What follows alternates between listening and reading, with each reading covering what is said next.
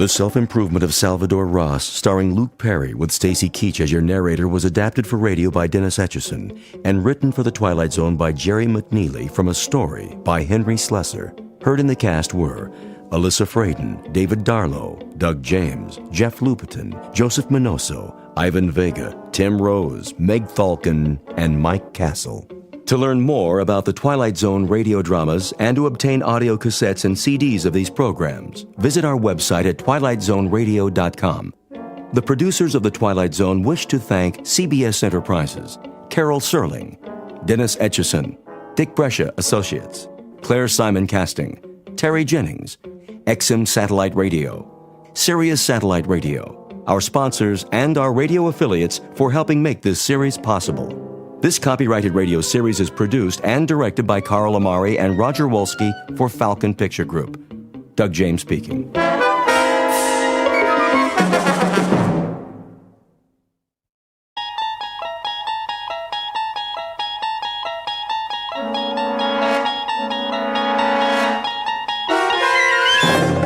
You unlock this door with the key of imagination. Beyond it is another dimension. A dimension of sound, a dimension of sight, a dimension of mind. You're moving into a land of both shadow and substance, of things and ideas. You've just crossed over into the Twilight Zone.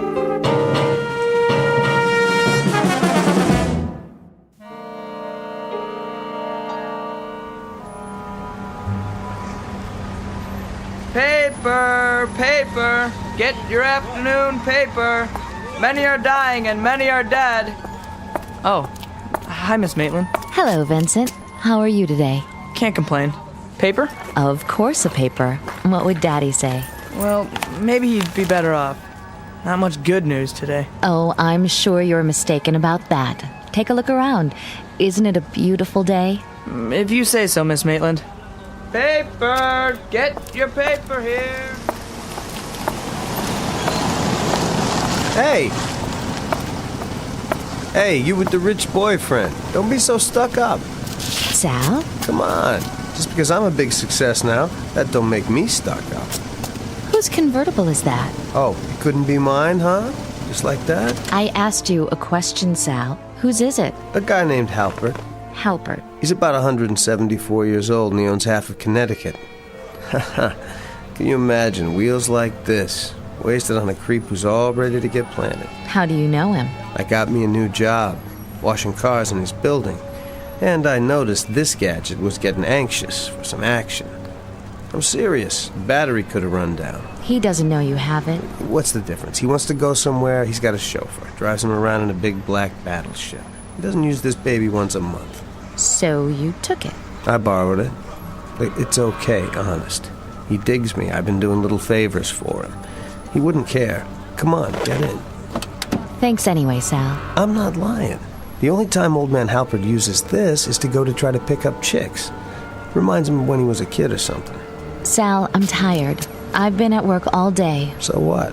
And I promised Dad I'd stay home with him tonight. Ah, for the love of... Bye, Sal. Okay. Watch how I can make nice. Gee, that's too bad. So, I'll borrow the wheels again Friday night and pick you up, okay? Now, wasn't that polite? Just like one of those college boys? Sal, I meant what I said last time. No, you didn't. I don't think we should see each other anymore. What's that supposed to mean? I shouldn't have let it get started in the first place. Yeah, so long as you're the saintly social worker and I'm one of the crumbs, then it's okay, ain't it? It's only when we get real close. You notice I got dirt on my hands. You know that has nothing to do with it. Plus, I don't talk like your old man. I've tried to explain. We're just not two people who could ever get along. With all the education you got, you ought to be able to swing a better Dear John than that. I'm sorry, Sal. Listen, I ain't always gonna have dirt on my hands. And I don't need books to tell me which way is up. I know the map, and I'll get there. You'll see. Is anything wrong, Leah? No, nothing, Dad. Nothing at all, Dad. I heard your voices.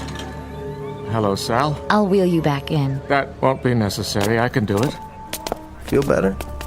Now that you finally convinced her she's too good for a bum like me? Sal, I won't pretend that I'd pick you for my daughter. I wouldn't. But ultimately, it's not my decision. It's hers.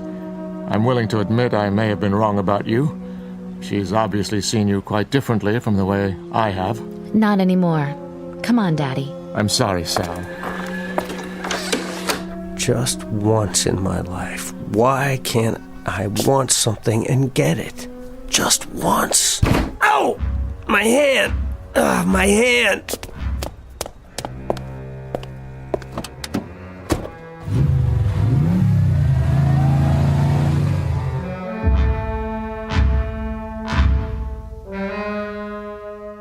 Confidential personnel file on Salvadore Ross. Personality, a volatile mixture of fury and frustration. Distinguishing physical characteristics, one badly broken fist injured by striking a closed door and requiring emergency treatment at the nearest hospital. Ambition shows great determination for self-improvement. Estimate of potential success, a sure bet for the latest edition of Who's Who, published in the Twilight Zone.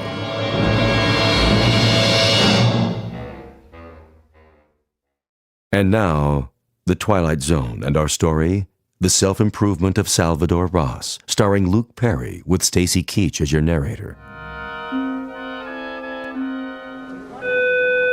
Blue team to ICU, please. Blue team, ICU.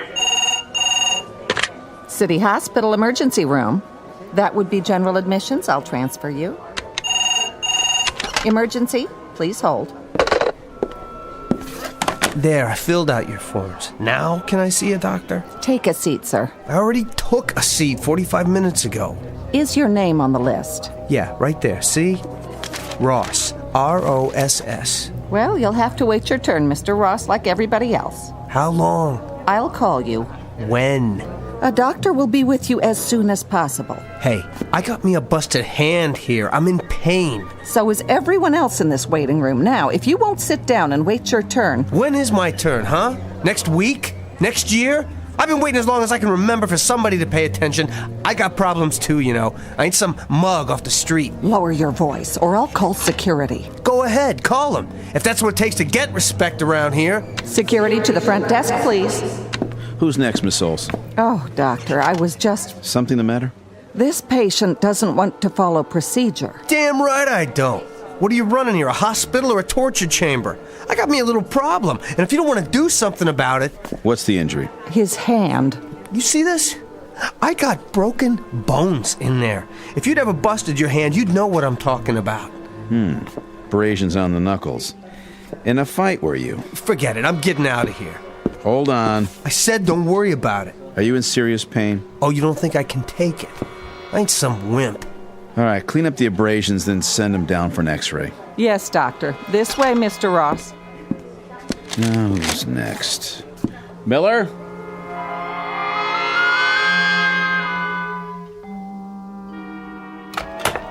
Here we are, Mr. Ross. What's this, the charity floor? The orthopedic ward is full, but you'll be fine in here for tonight. You're sharing with, let me see, Mr. Armstrong. Hey, Sonny. Hi yourself, old man. I'll put your clothing bag in the closet. Bet if I was some rich guy, I'd have my own private room, right? It's just for one night. Look, why don't you let me go on home? The doctor has to prepare the cast after he's seen the x-rays in the morning. For now, the splint will have to do. Just don't put any pressure on it. Yeah. There you go. You adjust the bed with these buttons. If you need anything, press this one for the nurse's station. Right. Good night, Mr. Ross. Hey, nurse. Yes? What's the button for room service? The button for... Chow. What's the guy got to do to get a burger and fries up here? Oh, you mean dinner. Food services will be by any time now. Good. That's okay, then. Good night again. Mind if I watch my program? Be my guest. Do something to your hand? No, I just stopped in for a good night's sleep. The Waldorf was getting on my nerves. I bet it hurts. You got that right. Don't worry. They bring you pills every few hours. Great. You're lucky, though. Yeah, I ought to be on TV. No, I'm serious. I've got this congestion in my chest. You griping about a cold? At your age, it might be just a cold. At mine, it could turn into pneumonia. Excuse me while I turn on the tears. You should appreciate what you've got. Know something, boy? You could break both legs and you'd be running the 100-yard dash inside a month. Yeah? Well, if you think this feels so great, let's swap. You take the broken hand. I'll take your lousy cold. It's a deal. Knock yourself out, old man. I'm gonna catch some Z's.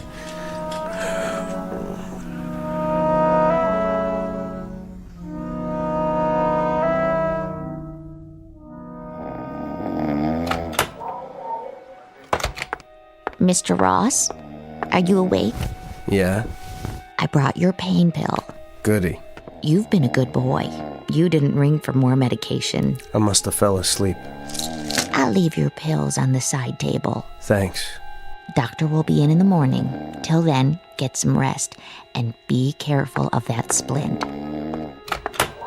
Yeah, right. Hey, what's going on? My hand don't hurt anymore. I didn't even take the pill. Old man. Old man. What? Oh, my hand. What's the matter with my hand? Hurts, huh? Oh. Sure it does. And me, all I got's a head cold. Some bargain we made, huh, Pops? Oh, no, please.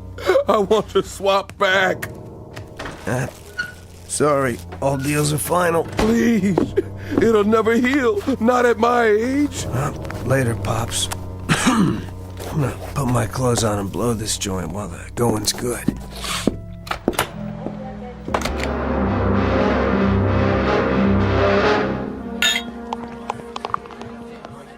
Here you go. One draft. Thanks, Dan.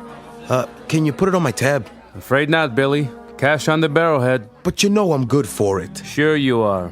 And I'm on Donald Trump's payroll. Can't do it, Billy boy. Been a slow night. All right. Hey, how you doing, Sal? 5 by 5 all the way. Say, Stan, I want you to help me try something. What's that? Excuse me. How much money you got in the till? Sorry, Sal. No touches today.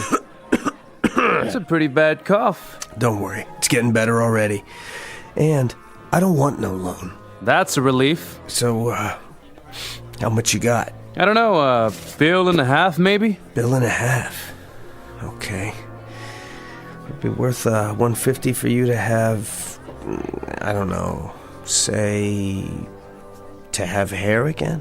To have what? You heard me. Hair. A big old thick head of hair, like mine. Sal, whatever you've been drinking, you didn't get it here. Listen to me. I'm just asking you a question. If this is a rib, I don't like it. I know. But this is no joke. Let's say I could give you a full head of hair again. Would you pay me what's in the drawer? Sure, Sal. And if you get me in the movies while you're at it, I'll give you a bonus. That's a good one. Okay. Now you agreed to it. The deal's set. So when do I collect the fur? I don't know exactly, but I swear, you'll get it.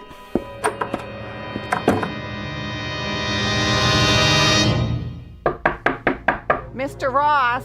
Mr. Ross, you've a telephone call. Sal, are you in there? Yeah, Mrs. Olaf? There's a phone call for you. Please tell your friends not to call in the middle of the night. There's a limit. Okay. I was sound asleep. You're not the only one. Why, Sal, what happened to your... Hello? Yeah, this is me. Stan? I know. Never mind, Hal. You got what you wanted, didn't you? I said it ain't your business, Hal. Good. Well, tell her to run her fingers through it. I'll be by in the morning to collect. Bye. From now on, no calls after 10 o'clock, and... Sal, what have you done to yourself? Shaving your head like one of those gang boys. If you only knew how ridiculous you look that way. Why, where are you going? Do you know what time it is? I gotta go out.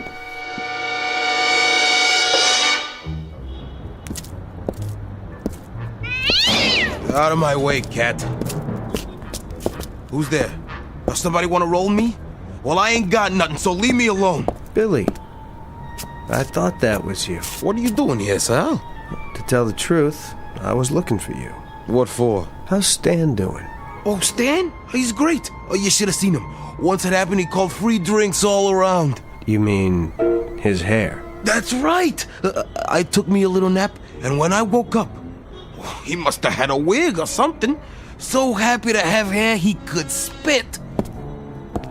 How'd he look? Oh, like a new man. Hey, Sal, what happened to you? Is something wrong with your head? It looks like you shaved yours. You like the way Stan looked, Billy? No, you wouldn't. You got yourself a nice full head of hair, thick and black. Same as mine used to be. Of course, it could use a good washing, but that's no problem. What are you talking about? Oh, nothing much. Just a little deal between you and me. Strictly business. Could you use some extra money, Billy? Sure. Because I'm about to come into some cash as soon as I see Stan. If you want, I could see my way clear to let you have, say, 75? How does $75 sound? In exchange for something you won't even miss. Just think. You won't have to worry about combing it or anything anymore. Say what?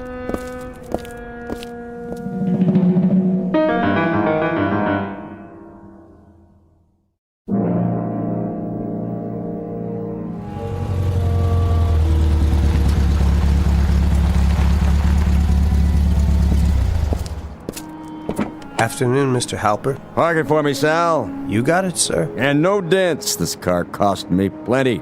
It sure must have. Don't you worry. Here, give me a hand. Here you go, Mr. Halpert.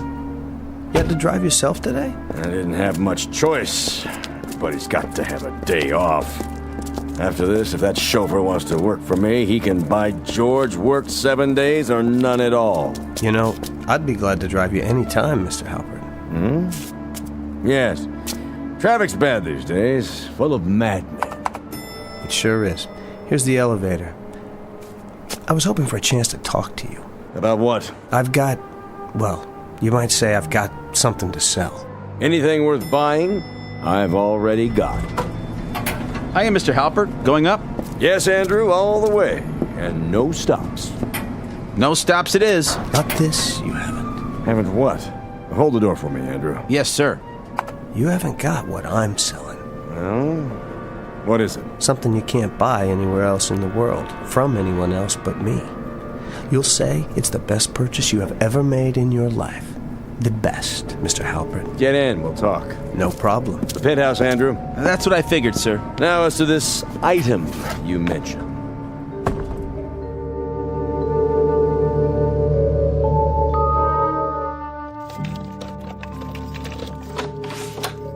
As I recall, you've not seen my apartment before. That's right, I haven't.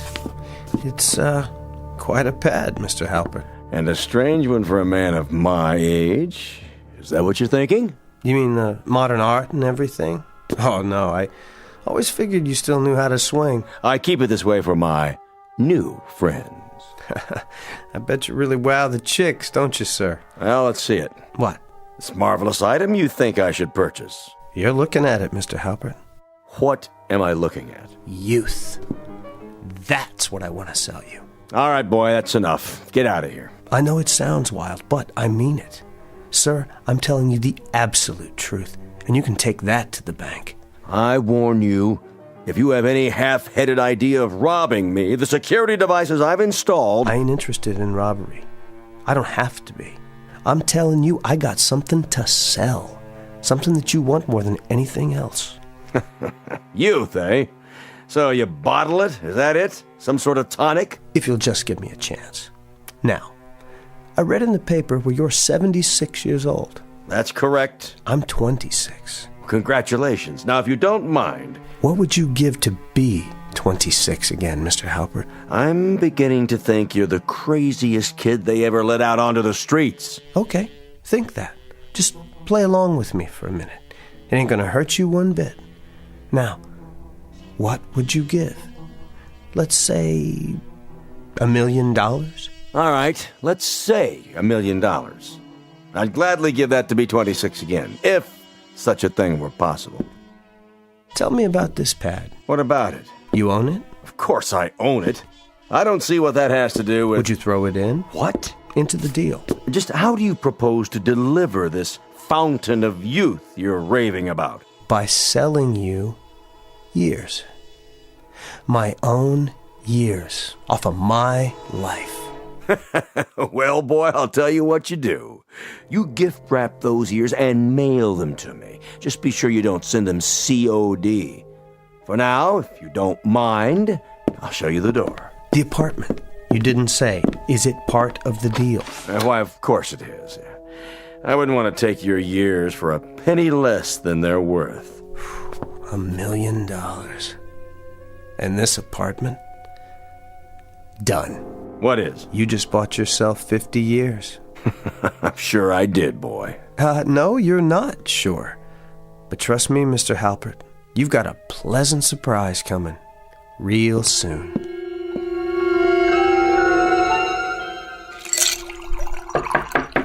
It's open.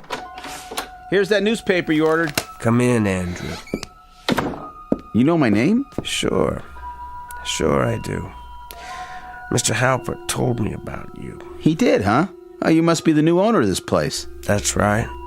Did we ever meet before? I don't think so. Funny, you look kind of familiar. Oh, I've been staying in, but I know you run the elevator. Yep, that's me. Hey, what happened to old man Halpert? I mean, Mr. Halpert. He decided to take a long cruise. Oh. With some young friends of his, and since he planned to be away for a long time, he agreed to lease me this place. Yeah, that sounds like Mr. Halpert. How do you mean? Well, he sure knows how to spend money. Except when it comes to tipping, that is. And you need your tips, don't you? You're not kidding. Nobody could make it in this building without them. Drink? No thanks, I'm working. How much do you make a week? Well, I'd be embarrassed to tell you, but it's sure not that much. Without tips, it doesn't go very far. This should help, then. A picture of Andrew Jackson, just for bringing the paper? Mister, I have a feeling you're going to get good service around here. Real good. Hey, if there's anything you ever need, just ask for me. Wait a minute. Yeah? How'd you like to make some more money? Quite a bit more. Sure, as long as it's legal. How old are you? 19. Would you like to be 20? Huh? It's only a year, right? Oh, I'll figure I'll make it one of these days. Sure. You've got plenty of time. No rush. What would you say if somebody offered to buy a year of your life for as much as you can earn in a few months? Right now, so you wouldn't have to wait for the money. If somebody said that to me, well, I guess I'd tell them to take a flying leap at the moon. You wouldn't sell a year for all that money? Think of what you could do if you had it. Well, it's like this. I guess I enjoy being this age. They say you only go around once. True. The days can get pretty boring, but there are some nights I wouldn't swap for anything. Know what I mean? Yeah, I do. Nice talking to you, sir. Be seeing you. Wait. Yeah? Come back for a minute. Yes, sir. Come in. Close the door. Okay. You thought I was joking, didn't you? I don't think I get what you're talking about exactly. Here. This should make it clear. What's your full name? Andrew Grow. You can fill that in yourself. Now, does this make it a little more reasonable? Mister, this is a check for $10,000. That's right, Andrew. What do I have to do? I told you. Nothing. If you take it, you'll wake up a year older tomorrow, that's all. And you'll have a whole lot more money to spend. I guess so. Think of what you could do with it. Dates, nightclubs, anything you like. Now, tell me the truth. Do you really care whether you're 19 or 20? Does 12 months make that much of a difference? Well, when you put it that way, I guess 20's a pretty good age. Just as good as 19. Maybe better. Then you've made a deal, Andrew. A very good one. Be careful with that check till you get to the bank. Sure. Nice doing business with you, Mr. Ross. And Andrew, you might pass the word along to your friends. I'm always good for cash. On the same terms. Oh, they'll be beating down your door. Who knows? I might decide to sell you a couple more years myself. I'll be here. And thank you, Andrew. Nice doing business with you, too. Oh, you're welcome, Mr. Ross. My pleasure. Believe me, the pleasure's all mine.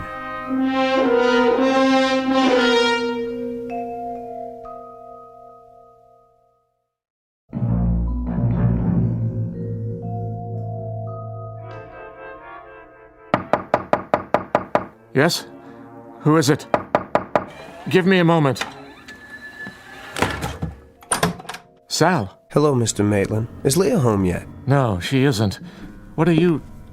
You don't mind if I wait, do you? You're certainly looking successful. We haven't seen you for quite some time. Well, you see, I've been busy, Mr. Maitland, moving up, making myself worthy of your daughter. You should be happy. Do something for me, Sal. As a favor, please, leave her alone. Come on, look. The fingernails are clean now.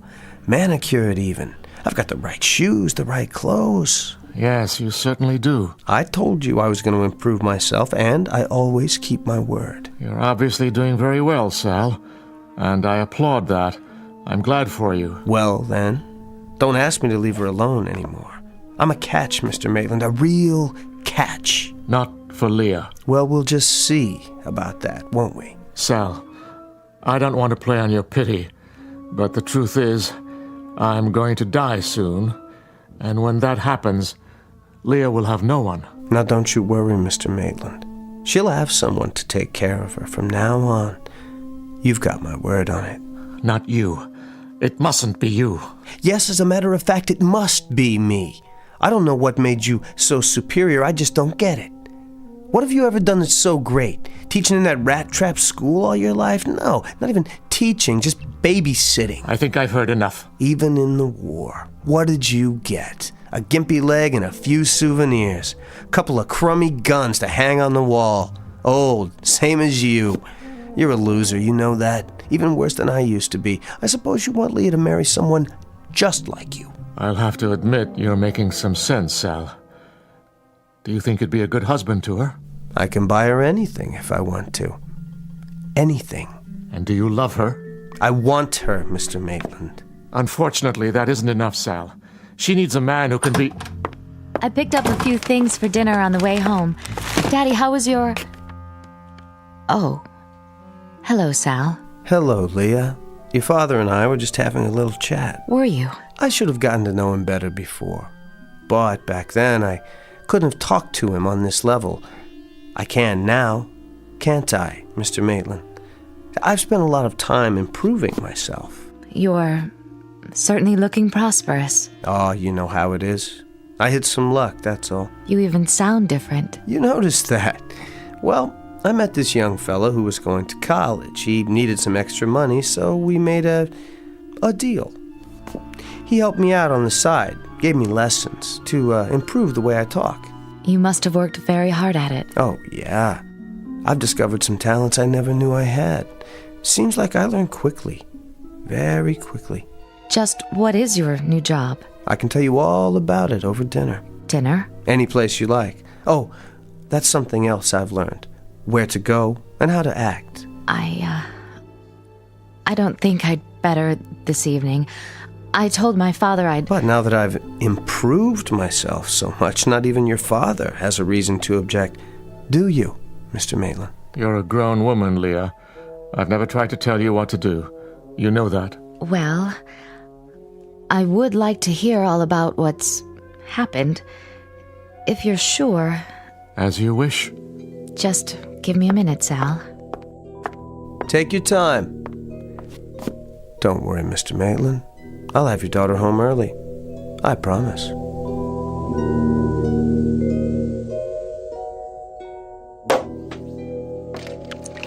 Let's take our champagne onto the balcony, shall we? I'll open the French windows. If you like, Sal. Like the view? It's lovely. Your entire place is lovely. But, Sal... Don't worry. Every dime is not only legal, but honest. A businessman's well-earned reward. What sort of business? You're not getting all my secrets. Maybe someday I'll explain it to you, after we're married. What? You do know I'm going to marry you. It's getting cold. You might say I did it all for you. Oh, I won't pretend I haven't enjoyed it along the way, but I always had a goal. I wish you hadn't. Come here. Sal, please. Now tell me you feel nothing. That was never the problem. I have to go. Then what was the problem? You broke off because I wasn't right for you. What kind of guy is right for you, Leah? Just tell me. I'll be that guy. It doesn't work that way. Well, I've got a surprise for you. It does with me. I can buy anything I want, and I can be anything I want. I wish I could explain it to you. It's not something you can buy. No? You name it. Sal, I'm talking about the kind of person you are, the way you feel about things and people.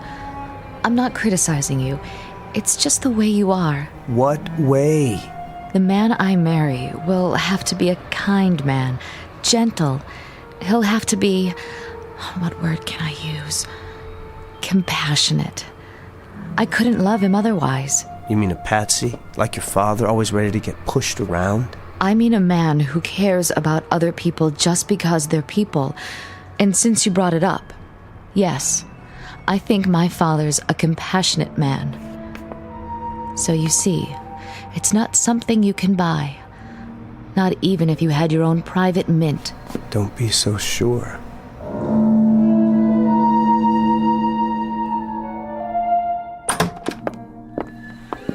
Oh, there you are, Leah. Sal? You didn't have to wait up for us, Mr. Maitland.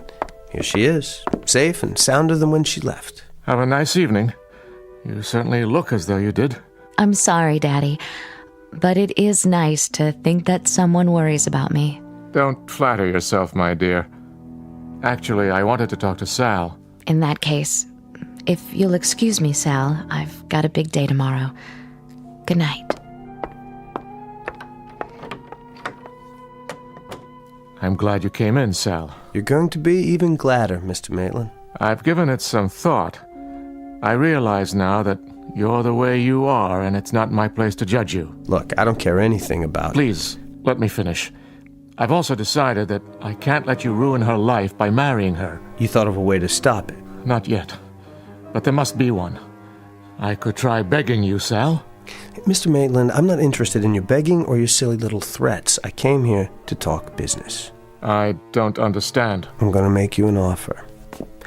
I want to buy something from you, and I'm prepared to give you $500,000 for it. What did you just say? Now just let that figure roll around in your mind for a minute. $500,000 cash. That's enough to take care of you for the time you've got left, and to provide for Leah so that she can do whatever she wants. Now, you say you're worried about what will happen to her when you die. Okay, here's your chance to fix it up just the way you want it. What do I have that's worth that kind of money? Mind if I sit down? It's a little difficult to explain.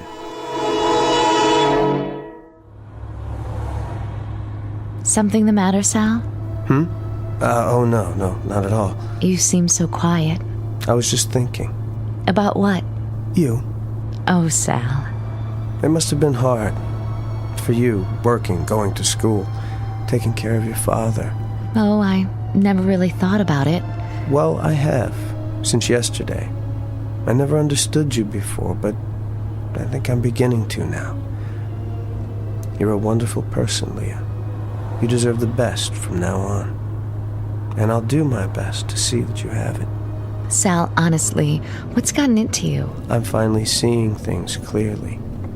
Is your father home? I want to tell him how I feel now so he won't be concerned. Don't worry about Daddy. He only wants what's good for me. But I'm a grown woman. Hold on. Let me get the door for you. I think I'm capable of getting out of a car. I'm sure you are. But I want to.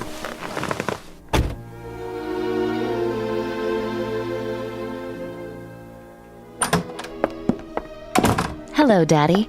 Did you have something to eat? I left a meal in the refrigerator. Yes, thank you. Hello there, Mr. Maitland. I was hoping you were here. I find that hard to believe. I wanted to talk to you. May I come in? Why ask my permission? You must be cold, Daddy. Here, let me straighten your blanket. No, let me. Why, thank you, Sal. Leah, would you excuse us for a few minutes? Well, all right. I'll just freshen up. Go ahead, Sal. Say your piece. If you don't mind, sir. Well, I do have something to say. Just that I'm sorry. What? For all the worry and grief I've caused you. You were right about me. I wanted to marry Leah to prove something. She was a prize, a symbol. But that's all changed, Mr. Maitland. I realize now how much I love her. And I will make her a good husband. I promise you. I warned you I would not let it happen. Please, Mr. Maitland, hear me out. It's different now. I've changed. Have you? I'm asking you for forgiveness, Mr. Maitland. Compassion. Oh, yes. A sterling human quality. Sir, your blanket. Let me fix it. Wait. What's in your hand? Isn't that one of your war souvenirs? I hope it's not loaded. Be careful. Compassion. But don't you remember, Sal? I don't have any left. I sold it to you yesterday. No, please. Wait! The Salvadore Ross Program for Self-Improvement. The all-in-one, surefire course that lets you lick the bully, learn the language, dance the tango, and anything else you want or think you want to do. Oh, and there's a money-back guarantee. But the offer is strictly limited to the Twilight Zone. More from the Twilight Zone after this. You are about to enter another dimension. A dimension not only of sight and sound, but of mind. A journey into a wondrous land of imagination. Next stop, the Twilight Zone. Hi, this is Stacy Keach. I'd like to take a moment to tell you about our Twilight Zone website at twilightzoneradio.com. At twilightzoneradio.com, you'll find the latest information on these Twilight Zone radio dramas, including behind-the-scenes photographs, plus the newest product releases, trivia contests, ways to contact us, other Twilight Zone-related info and merchandise, plus links to other fascinating websites. So make your next stop twilightzoneradio.com.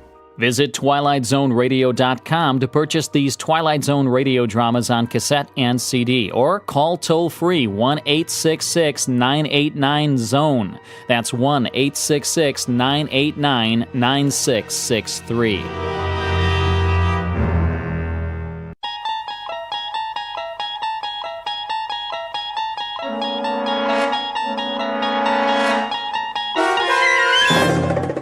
You're traveling through another dimension. A dimension not only of sight and sound, but of mind. A journey into a wondrous land whose boundaries are those of imagination. Your next stop, the Twilight Zone.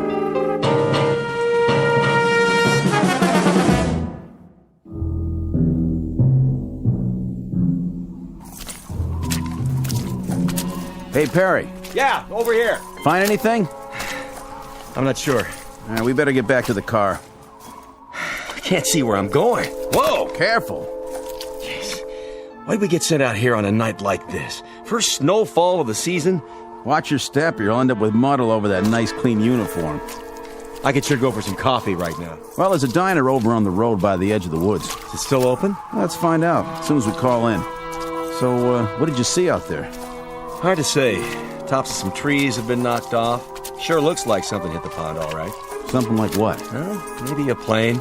Yeah, no flights in the area. I checked. No, could have been a private aircraft. Possible, I guess. Easy to get off course in this weather. Well, we're not going to find it with the water freezing over. Whatever it is, it's going to stay under that ice till next spring. You think it could have been a meteor? Maybe. Well, we better call in a report. Tell them there's nothing here. Lady who saw it wants to alert the National Guard. That's all we need.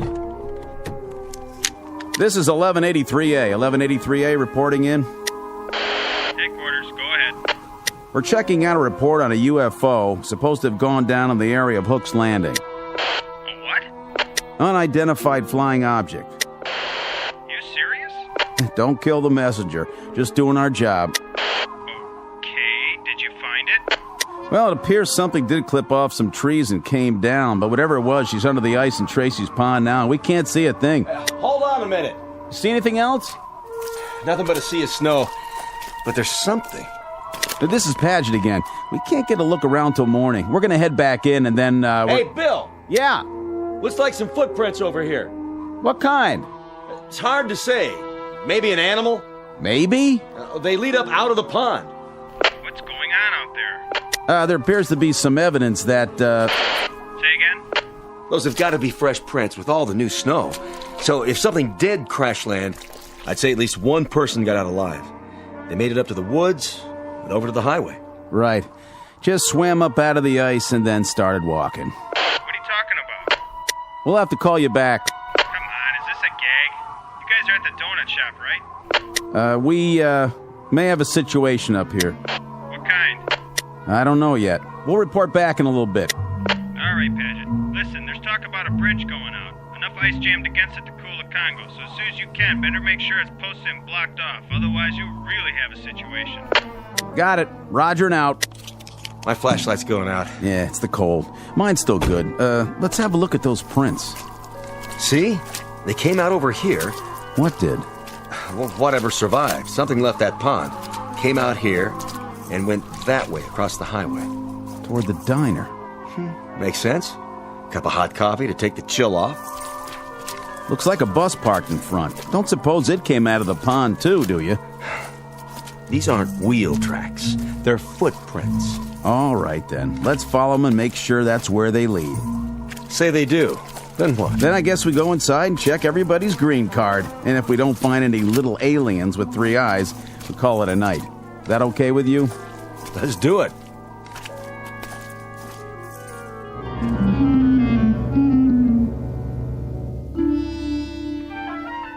Wintry February night. Order of events. 2 state troopers take a report from a frightened woman and note the arrival of an unidentified flying object. Then the checkout you've just heard, as the troopers verify the event but find nothing more enlightening to add, beyond evidence of some strange lights and tracks leading across the highway to a diner. You've heard of trying to find a needle in a haystack? Well, stay with us and you'll be part of an investigating team whose mission is not to find that proverbial needle. No, their task is even harder. They've got to find a Martian in a roadside diner. And you'll search with them, because you've just landed in the middle of the Twilight Zone. And now, The Twilight Zone and our story, Will the Real Martian Please Stand Up? Starring Richard Kind, with Stacy Keach as your narrator.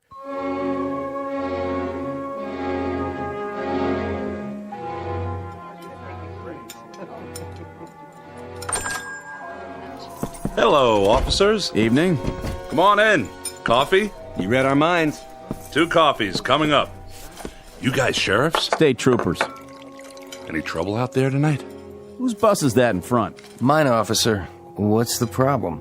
Bridge up ahead. It's been declared impassable. Oh, no kidding. The county engineer just put out a warning. Ice flow stacked up against it. Another pound of weight, it'll be driftwood. That's gonna be tough. Really tough. All right, so it looks like you're gonna have to turn around and go back. Spend the night at the last town. No, can't do, boys. There was a slide up at the turnoff soon as we went through.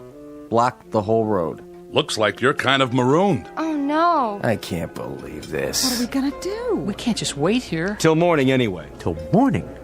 No, that's quite impossible. No, I've got to be in Boston at 9 a.m. Then you better start walking, mister. That bus is going to stay parked out there till they fix the bridge.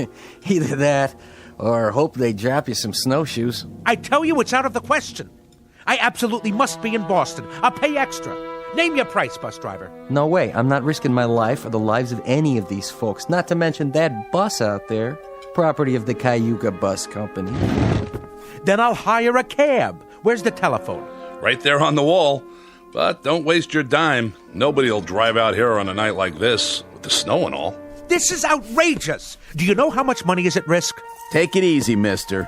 That goes for everybody. Better make yourselves comfortable and get some hot food in you. No problem. I can cook up any kind of grub you want. Cheeseburgers, bowl of chili, clam chowder. I even got some nice T-bones in the cold case. Anybody for steak and fries? You the owner? That's me. Haley's Diner. And I'm Haley. At least I was last time I looked. There a motel around here? Not for the next 35 miles. How about a boarding house? Anything? Nope. This is it. What are we gonna do, George? Will the bridge be open by the morning? I can't guarantee it. I'm afraid you'll just have to take your chances. Oh, that's just great. That's really swell. You get comfortable, eat some grub. That's precious little consolation for my meeting in Boston. Calm down. We're all in this together. Why don't you just have a seat like everyone else? Oh, this is quite a bus line you work for. They don't care much about keeping a schedule, do they? I wouldn't be too hard on them, mister. They don't control the snowfall, and the bridges, and the avalanches, and the sides of hills that decide to come down. That's pretty much out of their hands. They try, but sometimes Mother Nature, she just doesn't listen. Need I remind you they nonetheless have a responsibility to their passengers. A legally binding contract. What do you think? They're all off the bus, aren't they? Are they? Well, I don't see any little green men, do you? Ready for a refill? Not just yet. Let me ask you a question. Shoot. All these people from the bus? Well, now I guess they are. Where else would they be from? Well, that's what we were wondering. What's the trouble? We didn't say there was any trouble. Maybe not, but you fellas got that look in your eyes. What kind of look is that? Kinda on guard. Checking everybody out. I can see it in your face. So, you're tracking somebody, huh? An escaped fugitive? Nothing like that. Anything I can do to help? We'll let you know. This criminal. What'd he do anyway? Oh, nothing yet. To tell you the truth, we're not sure who we're looking for, or even if he's here. So it is a he? Come on, Perry, finish your coffee. We better get a move on. How many people got off the bus? Take a look. The gang's all here. You saw them come in? Sure did. You there, driver. Yeah, officer? You have a passenger manifest? A passenger manifest? Well, what do you think I got parked out there, a 707? Just answer the question. Mister, that's a 14-year-old bus, and business is lousy. Personally, I think my boss would run rum across the border if there was enough money in it. Me, I wouldn't do that, of course, because it's against the law. Besides, I'd get caught. But for now, we don't ask the passengers any questions. We take their fares, kiss them on the cheek, and help them on and off. We're glad to have them with or without names. You know how many you had, though? Yes, sir, that I do know. How many? 6, unless one of them fell out a window when we hit a bump. I picked up 6, and I'm supposed to deliver 6. That's what they pay me for. And you don't have any kind of list. In that case, we might have a little bit of a problem. What's that? I count 7. Besides Haley and the driver. Me too. So if nobody fell out, somebody must have jumped in. Wait a minute. The young couple in the booth. Those 2 retired folks. The lady at the table with the fake fur coat. This isn't fake, honey. It costs plenty. Sorry, miss. Then there's Mr. Boston Big Shot and the old guy at the counter. 7. You're right. It's funny. I know I only had 6. Anybody in here before the bus stopped? Nope. I haven't served anybody since 11 this morning. What a day, huh? Then the bus pulls up and these folks get off. You saw that? Yep. I saw them walk in, all together. Where else would they come from? Say, is this a trick question? They did. This place was empty when we came in. Then how do you account for 7 people? Well, it sure beats me. So that means one of them didn't get off. Which one of you people wasn't on the bus? I was. We both were. What's he talking about? We all were. What kind of interrogation is this? It's not an interrogation. Then what would you call it? A police grilling? A lineup? Or are you fishing for something else? some unspecified crimes. We're simply gathering information. Well, if we're going to be questioned, I insist on the right to consult with a lawyer. Oh, that's a good one. Ain't that a good one now? First he wants snowshoes, then a lawyer. I didn't see you on the bus. No, that's really funny, because I didn't see you either. So I guess that makes one of us a liar, don't it? All right, everybody, hold it down. Nobody's in trouble here. We just need your cooperation. This is preposterous. What difference does it make who was on the bus, who wasn't? And whether there were 6 or 7 or 120? Easy, mister. And you, proprietor, you're supposed to be serving us. So we're going to get some food, or aren't we? Is this a diner or a Gestapo headquarters? What's it all about, fellas? Go ahead, tell him. You hear something fly over here tonight? Fly? You mean a plane? Anything. Nope, I don't think so. Why? Well, it was a call into Central about 2 hours ago. Woman said she heard something fly over, and then she looked out of her window and saw it go down. Down? From where? From up there. Up there? Unidentified flying object. Well, now that's something new. Unidentified flying object, huh? Nothing come down from up there except snow, snow, and more snow. That's all I've seen for the past 14 hours. Where'd she say it came down? Close to here. A UFO? Oh, that's a good one. Something did land in Tracy's pond. How do you know that? It left a lot of broken branches before it hit. And what? We found tracks leading away from the water, or rather the ice. Tracks leading where? To here. Let me get this straight.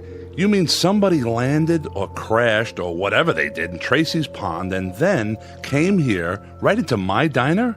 Oh, that's crazy. Nothing came in here since this morning. Nothing except... Except me and my busload. My 6 fares. I only had 6. But there's 7 in this room. That means one of these people. I don't like this. How do we even know you're state troopers? Easy, honey. They got uniforms. See their badges? I don't like this one bit. We're going away to get married, and now this thing happens. Sit down, Connie. It's gonna be all right, I promise. How can you, George?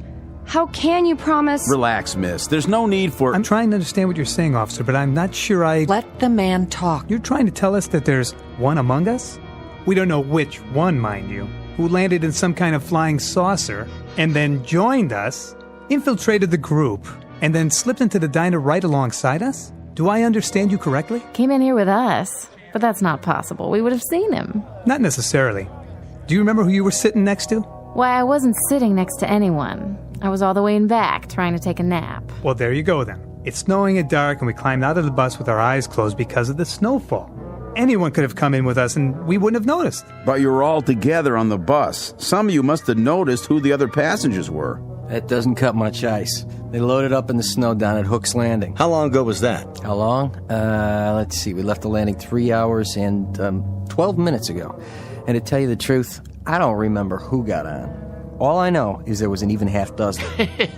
Just like a real science fiction story. That's what she is. Like a regular Ray Bradbury. 6 humans and 1 monster, all the way from outer space. Wonder if it came from Mars or from Venus. Oh, why don't you keep quiet? What about you, fella? You wouldn't happen to have an eye in the back of your head, would you? I find you insufferable, sir. Do you know that? And you ain't no prize yourself. Well, what do you do now? Line us up for a strip search? Nobody said anything about a search. Good.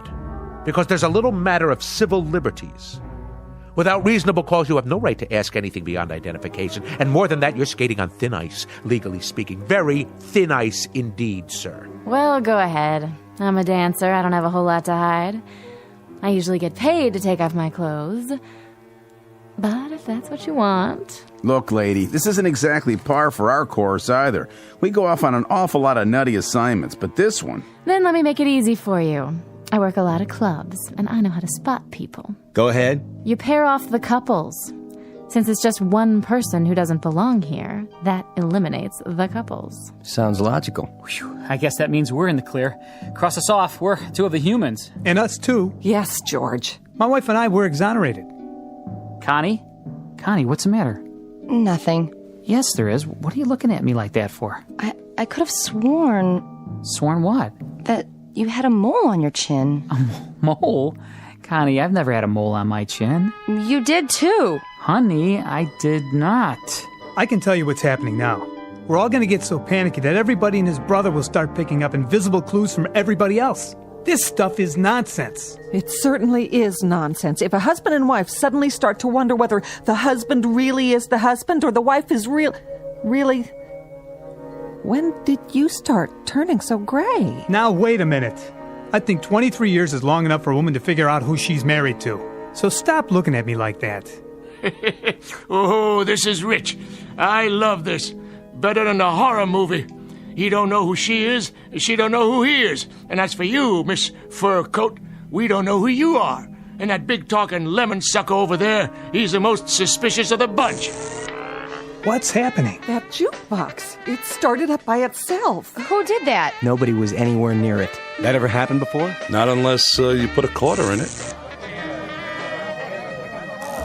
The lights! What's wrong with the lights? Somebody turned the lights back on.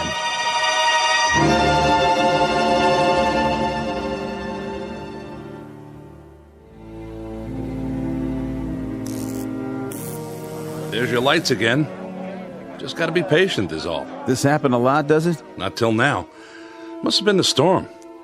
Could have tripped a circuit breaker, I guess. Or a power outage, a line down somewhere. Only what? Why did it last a couple of seconds and then come back on? Unless... What are you thinking? Unless someone caused it to happen. Where's your circuit box? In back. You want my flashlight? Everybody stay where you are. Leave your gun in your holster, Perry. I'm going to get to the bottom of this. We'll question each one of you one at a time. Now, see here. One at a time. Stay seated, everybody. You got a back door to this place? Sure do. How does it lock? Night latch and key, why? Where's the key?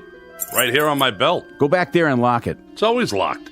But if that certain somebody is really from outer space, they'll just go through the wall anyway, won't they? Check 'em for wings. Check 'em all for wings. Look under their coats. Might as well start with you, Grandpa. You got identification? I left it down there by the pond in my spaceship. Who won the National League pennant last year? What is this anyway? Some practical joke? If so, well, you've prolonged it beyond the point of human endurance. Yeah, human. Just answer the question. I understand. I get it. So keep your britches on. Pittsburgh Pirates won it, officer. And then they took 4 out of 7 from the Yankees. That's right. Sharp boys, those two. Real sharp. Didn't figure Martian would know anything about the great American pastime, did you? You got identification, miss? No, I don't. As a matter of fact, I left my wallet. I left my wallet with my suitcase. And where's that? On the bus? I didn't give her a baggage check. I would have remembered. That means it was a carry-on. Was it? No. See there? You better strip search her pronto. It was shipped on ahead. What's your name, miss? Ethel McConnell. I'm a professional dancer. With how many legs?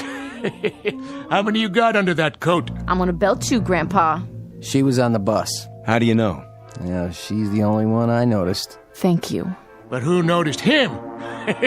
How do we know you're the same fella who was driving the bus? There ain't nobody who's been exonerated yet, that's for sure. Look, let's cut this farce right now. That's what we're trying to do. Well, then let each one of us show our identification and put an end to it for good and all. This whole thing is getting out of hand. Then how do you explain the extra person in here? Very simply. The driver is mistaken. 7 people got on the bus, and he thought there were only 6. Is that possible? Not a chance in the world. I counted 6 heads before we took off, like always. There were 6 passengers. And what's your name? Olmsted. That's O-L-M. Hey! Who's doing that? Never happened before, I swear. Oh, I can't stand this. Connie, please, sit down. I mean it. I can't. Getting upset isn't going to help matters. What if it were invisible? Sit down, please. What if there were something in here from that pond? Oh, Connie. What if there were, but we couldn't see it? I said, sit down. Hey, I'll see to her, officer. Honey, calm down. Why is he taking his gun out? Easy, Perry. I think it's time for a look around. All right, folks. We may have a good laugh about all this in the morning, but for the time being, do the smart thing. Everybody just stay where you are. My partner's going to check the grounds. And please, nobody do anything foolish, like trying to leave. I'll be right outside the door.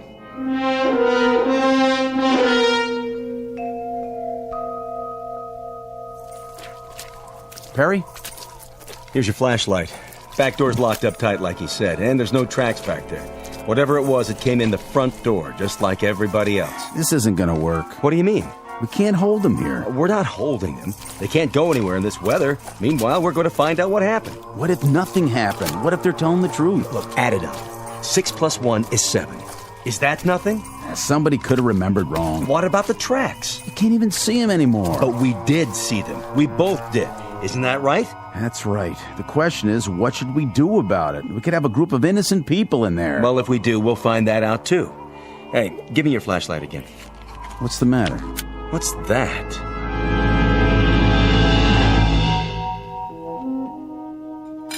Here you go, miss. 1 New York steak. Medium rare, just like you ordered. How much do I owe you? Put it on my bill, Haley. Sure, you say so. No strings? No strings.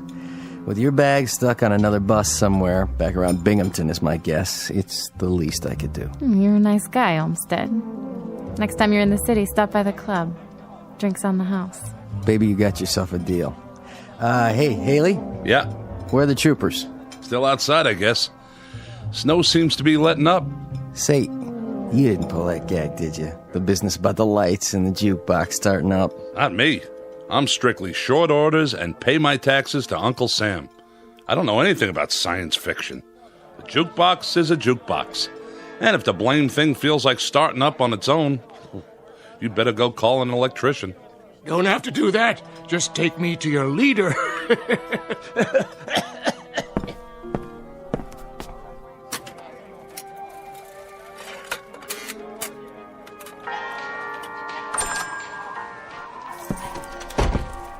Snow's letting up, is it? Quite a bit.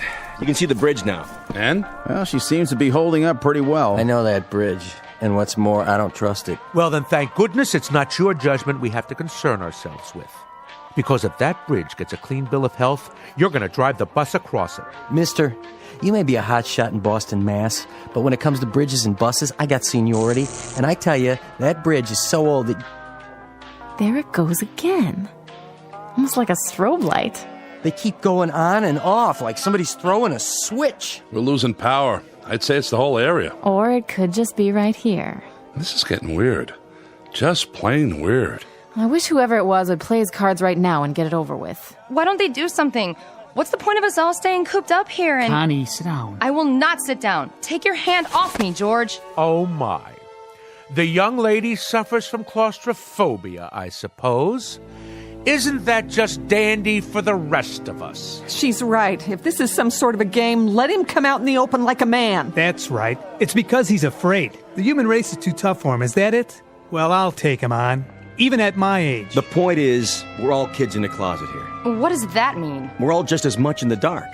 Nobody understands what's going on. But it happens to be a fact that if it was some kind of saucer that landed in the pond, and if he did come in here, I think it would be a real healthy idea if we pinpointed that particular somebody and kept him from leaving. That makes sense. But I think that girl might have the right idea. Maybe whoever it is invisible. Maybe he's just playing around, cat and mouse. Oh, please. That's utter nonsense. It's as good an explanation as any I've heard. But what if the thing doesn't show itself? Do we just sit around here holding our breaths? We may not have to. You mean you figured out who it is? Not exactly, but we found something in the snow outside that may be a clue. Really? And what is it? An alien spacesuit? No, just this. What is it? They look like scales of some sort. Oh, please, for the love of God. Look, it could just as easily be guitar picks dropped by some itinerant teenager. That's what I thought at first. But it turns out there are a lot of them outside, scattered in the snow. Mostly under the snow by now. They sparkle when they catch the light, like fish scales. The trail leads across the highway, from the pond, straight to here. So this is the first hard evidence we have. I'm sorry to tell you this, but I'm afraid it's true. Someone in this diner is not what they appear to be.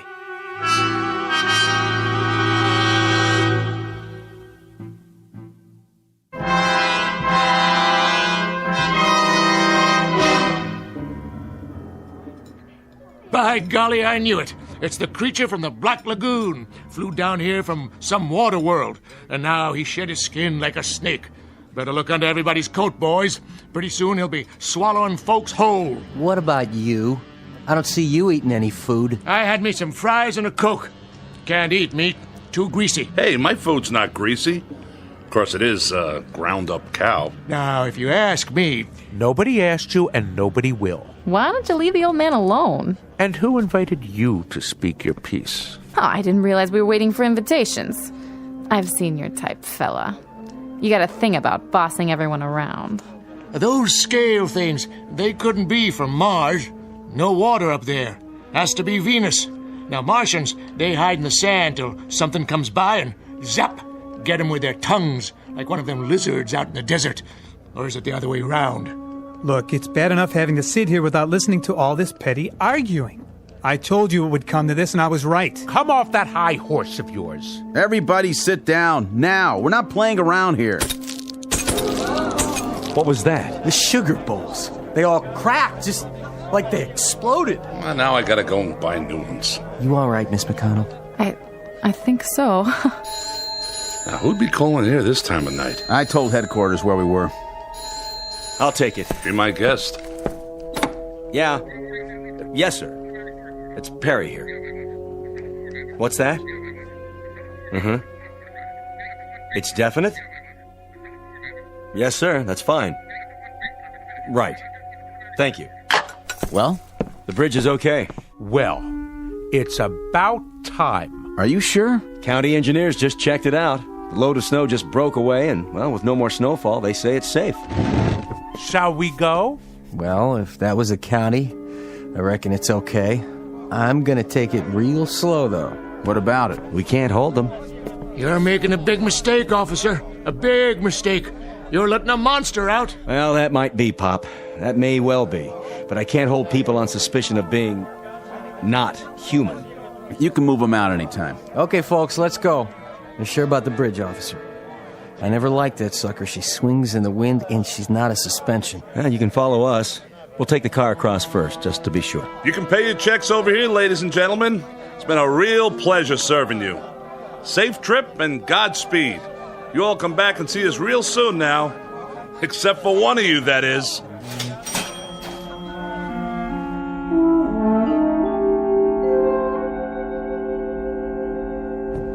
Yeah, that's it then. Just like that.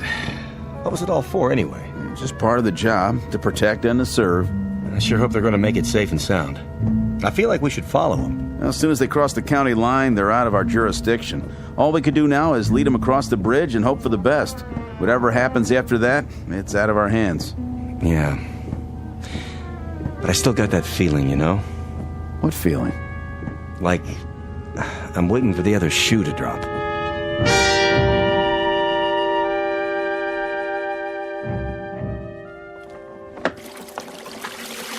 No tips. Not a one.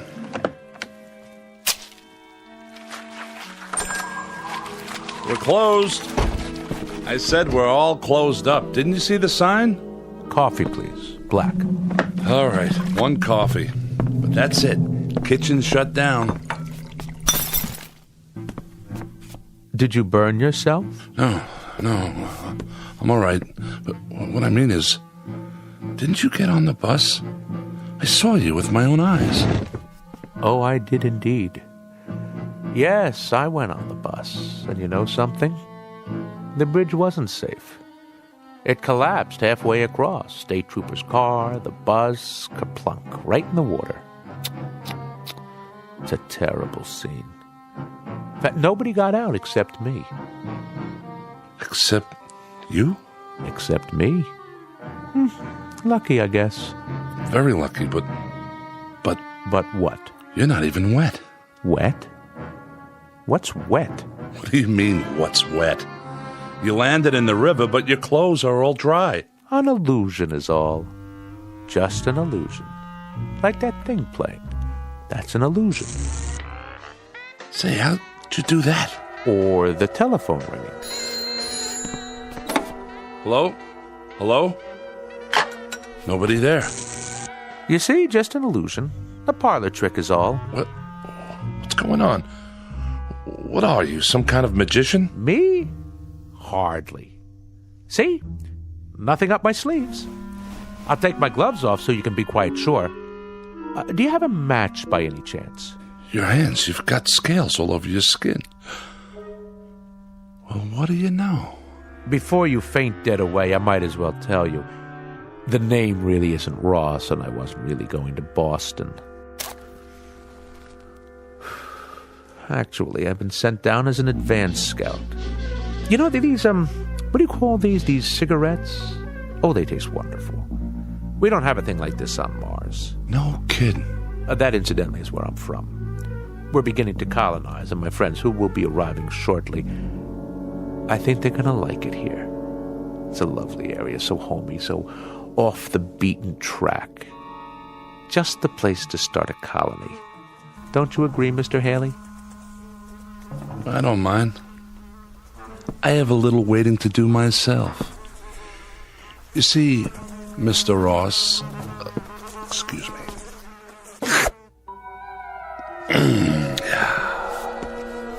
How did you do that? With your tongue? Most remarkable. Must have been 18 inches long. Just a tasty little trick I learned back home. It makes it unnecessary for me to eat the local fauna, which is, let's face it, pretty disgusting. Cows and all that. Anyway, the name isn't Haley, and I agree that this is an exceptional place to colonize. We folks from Venus had the same idea, only we got it several years ago. I think I ought to tell you now that your friends aren't coming. They've been intercepted. There is a colony arriving, but it's from Venus. If you're still alive when they get here, you'll see how much they differ. What do you mean by that, if I'm still alive? Not much silicon-based protein here, and I've always heard about Martians. An intergalactic treat. Supposed to be a real delicacy. Don't look at me like that. You stay away now. I'm just going over to the jukebox. For the time being. I agree about what they call music. It helps to pass the time. Why don't you play some while we wait? All right. If you insist.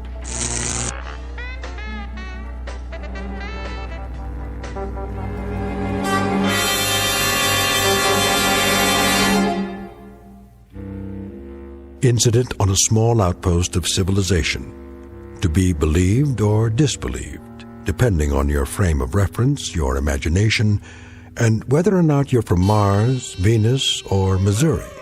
But no matter the degree of your skepticism, if a sour-faced dandy named Ross, who looks like a stocks and bonds salesman, or a big, good-natured counterman who handles a spatula as if he'd been born with one in his mouth, if either one of these two entities walks onto your premises, you'd better hold his hand, scales and all, or watch his words, especially that long, sticky tongue of his. Because the gentleman in question just might try to colonize you, or at least take you with them on a one-way trip into the Twilight Zone. More from the Twilight Zone after this. Hi, this is Carl Amari, producer of the Twilight Zone radio dramas. I'd like to take a moment to tell you about our official website at twilightzoneradio.com, where you'll get the latest news and information on these Twilight Zone radio dramas. Plus, at twilightzoneradio.com, you can digitally download 3 free episodes or any of our episodes for only $1.95 each. In this age of ever-changing technology, we've decided to make these episodes instantly available to you by making the Twilight Zone radio dramas a digital download-only series. This means that this series will no longer be offered on CD. The CD collections at our website are now being offered while supplies last at buy one, get one free. So be sure to get your favorites before they're sold out. Be sure to visit us often, and I'll see you in the zone.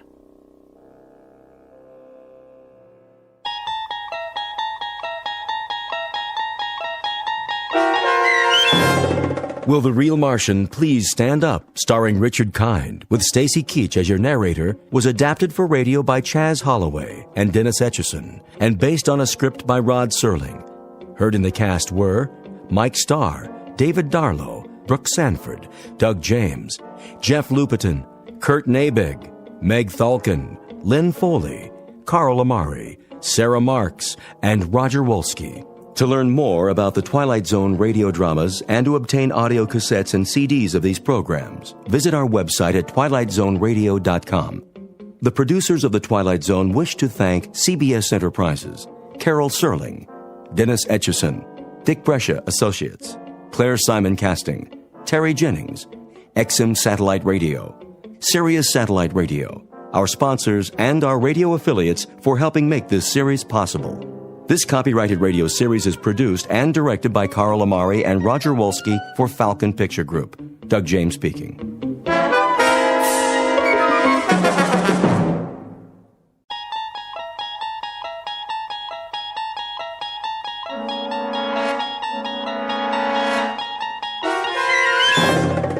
You unlock this door with the key of imagination.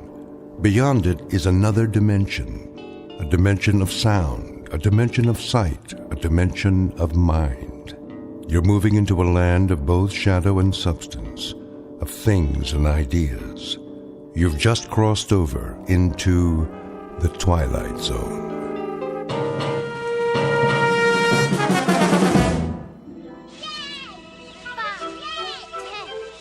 Come on, let's hide. Hurry.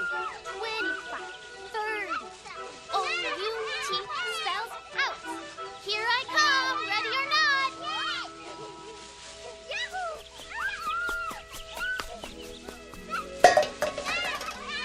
Come and get us.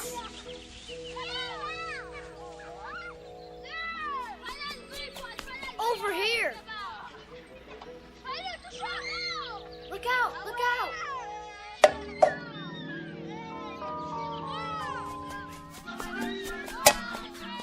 Ollie, ollie, oxen, free, free, free. Get away, you kids! I've told you not to play here. Go on now.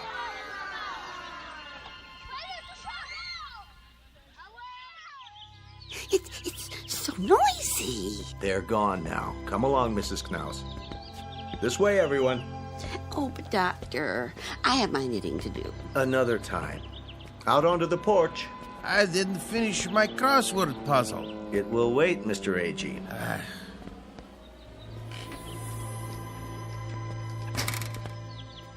Now then, isn't this a beautiful day?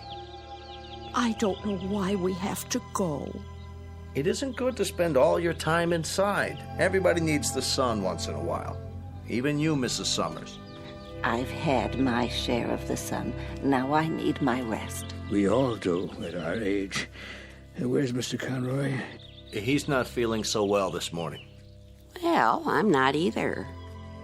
What about Mr. Whitley? Why does he get to stay in? He's waiting for an important call. Watch your step. Nurse will bring the picnic baskets. Well, some of us may not want a picnic. A picnic, is it? On the grass? All those ants. We have blankets and chairs. You'll see.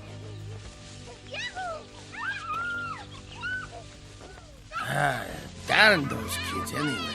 Hey, quit running! Stop it! Like wild Indians. They won't bother us. This way, there's a nice place under the trees.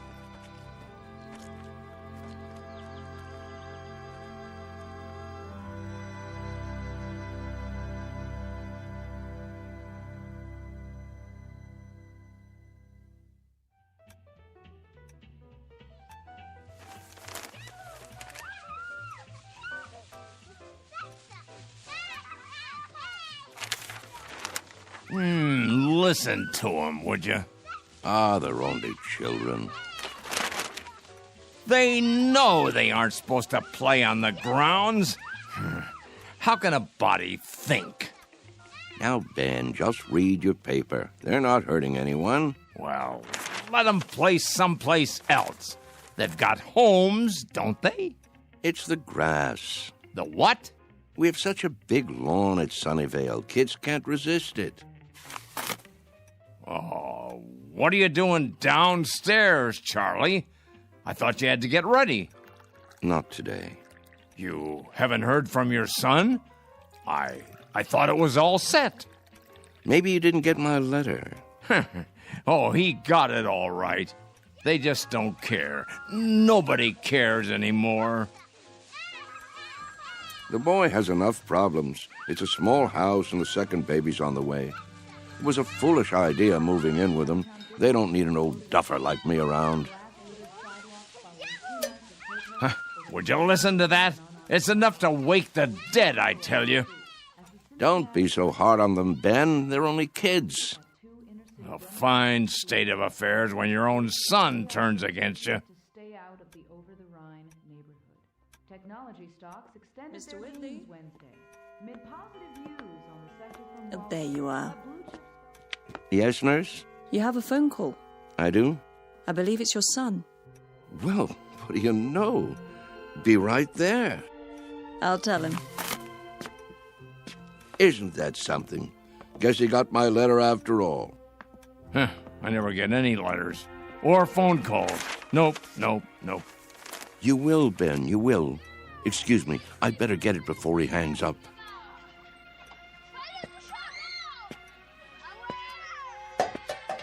What are they doing out there? Don't be a grouch. It's Saturday. Perfect for kick the can. Perfect for what? We used to play it all the time, remember? No, I don't remember anything of that kind.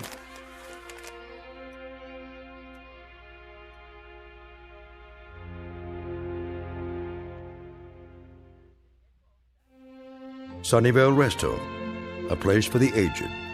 The address is 1275 Tranquility Lane, on the outskirts of town. It offers room and board, nursing care, and a kind of refuge from the world. Outside, a common game called Kick the Can. Very shortly, a man will have a choice to make. He can either die in this world or escape to another kind of refuge in the Twilight Zone. And now, The Twilight Zone, and our story, Kick the Can, starring Shelley Berman and Stan Freberg, with Stacy Keach as your narrator. Some picnic. Plastic spoons and forks. Well, potato salad was good. What do you mean? It was spoiled. No, it wasn't, Emma. They made it in the kitchen just for us. You must admit, it's better when it's fresh. I think I hurt my back sitting down. Oh. The ground was damp. It was. Bad for my arthritis. Will you people please hold it down? I'm trying to read. Oh, you shush, Ben Conroy. No one's bothering you. Easy for you to say. Where is Mr. Whitley? Still in his room, probably, taking a nap. Oh, that's what I'd like to do.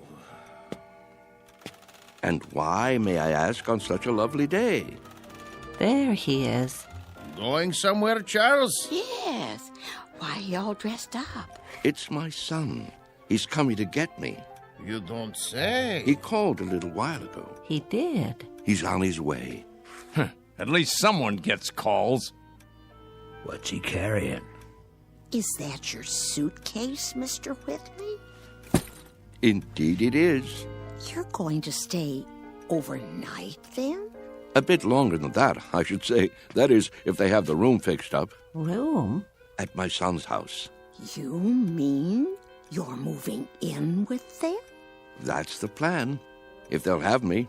Well, what about the rest of your things, Charlie? You can't just leave your things behind. No hurry. It all can be packed up and sent over later. Well, we'll certainly miss you.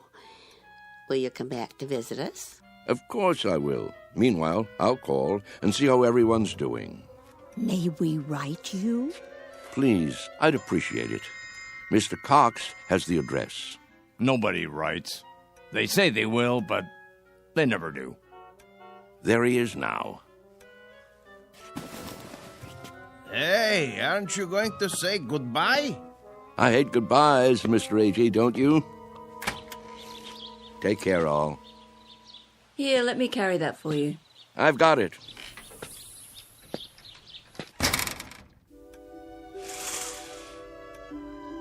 Who's that behind the wheel? Your son, David, don't you remember? Such a nice young man. Let me see. Some car, huh? Betty costs pretty penny. Everything does nowadays. Don't crowd now. You wouldn't want him to think you're watching.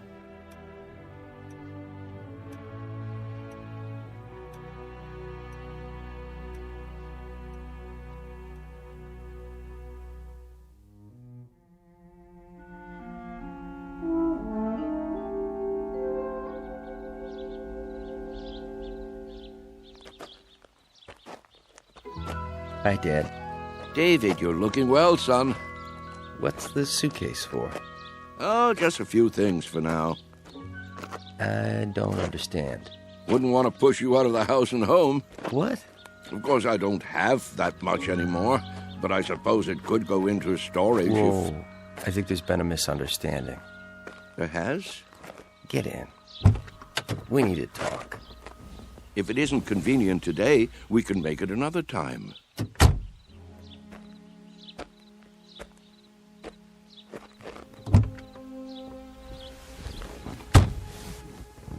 Listen, Dad.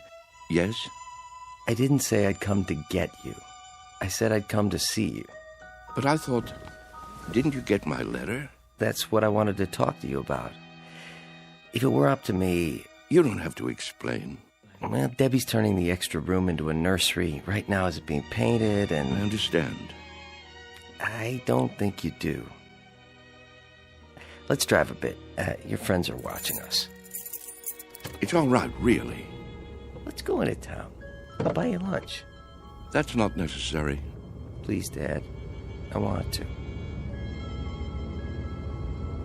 This wasn't a good idea. If you let me explain. Pull over here, please. I can walk back. But, Dad... The exercise will be good for me. If you just listen... We'll have lunch another Saturday, son. Call first, though. I'm really quite busy these days. You're taking this all wrong. Give my love to Debbie, will you?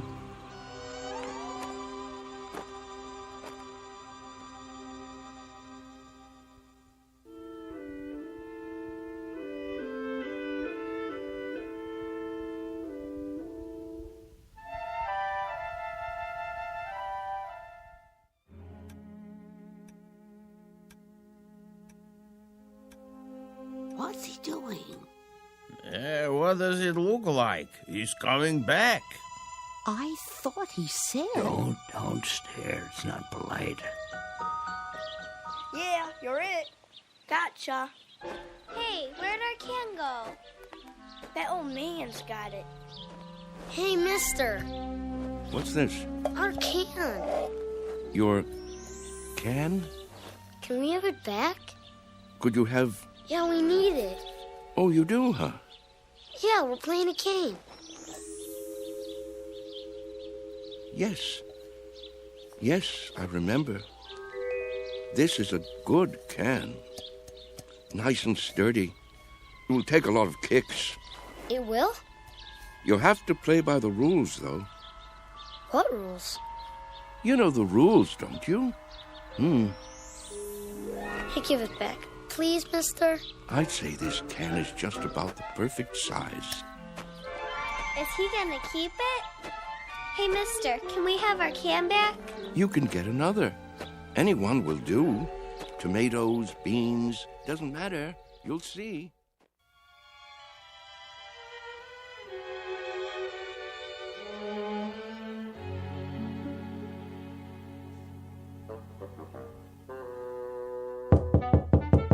Charlie? You in there? It's going to be a beautiful sunny day today. And Yes? we expect much more of the same over the next couple of Just days. wondered You might what wanna do happened some to of you. those outdoor Not a activities. thing, Ben, not a thing. Las Vegas, 68. Los Angeles. Thought I'd lie down for a minute. Come on in if you'd like. Sorry about that son of yours. Are you? I'm not. This is a good enough place for me. I don't know what I was thinking. Here, I'll close the window for you. Why? It's a beautiful day, don't you think? Oh, so much noise. Yes, what a great running and shouting. Huh. That's what you call it? Such a grouch. You can't stop kids from playing kick the can. It's in their blood, like statues or hide and seek, a ritual this time of year. You surprise me sometimes, Charles. And why do you say that? You actually brought that tin can up to your room? Must be filthy. No, it's not.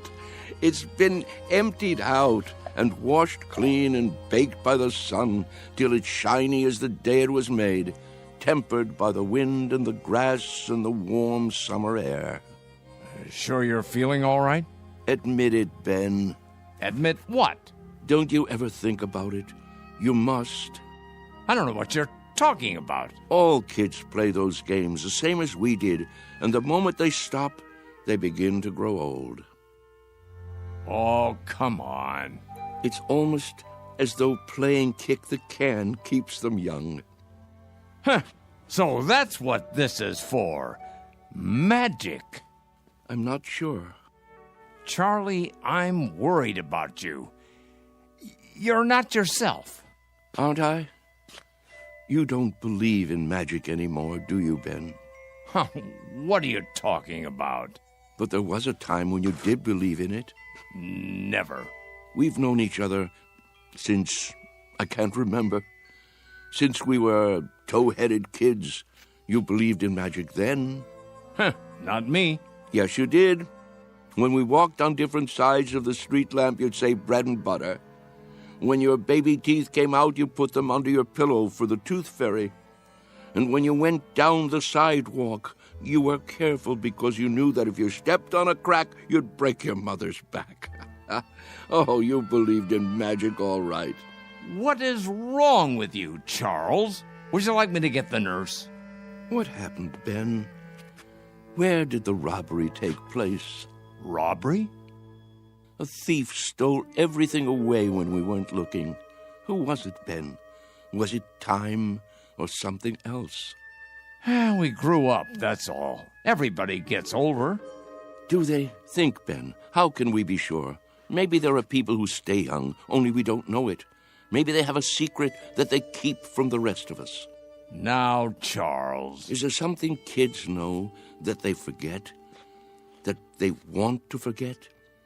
They say, when I get big, I'll be a fireman, or a detective, or an explorer. They wish so hard to get older that it finally happens. They get taller and stiffer and forget the magic that made it all possible. There is something wrong with you. I've never heard you talk this way before. Maybe the fountain of youth isn't a fountain at all. Maybe it's a way of looking at things, a way of thinking. Charles? Yes? Stop it. Stop what? You're an old man. Don't you understand? Your youth has been gone for 60 years. What I mean is, you lived a full life, Charles. Don't go sloppy now. Don't spoil it by acting like a nut. But it's all so clear. It makes sense. It isn't too late to play kick the can. That's the secret. Can't you see, Ben? Can't you? I see a plain old tin can with dents in it. That's all. Then look again. This can is special. I'm absolutely sure of it.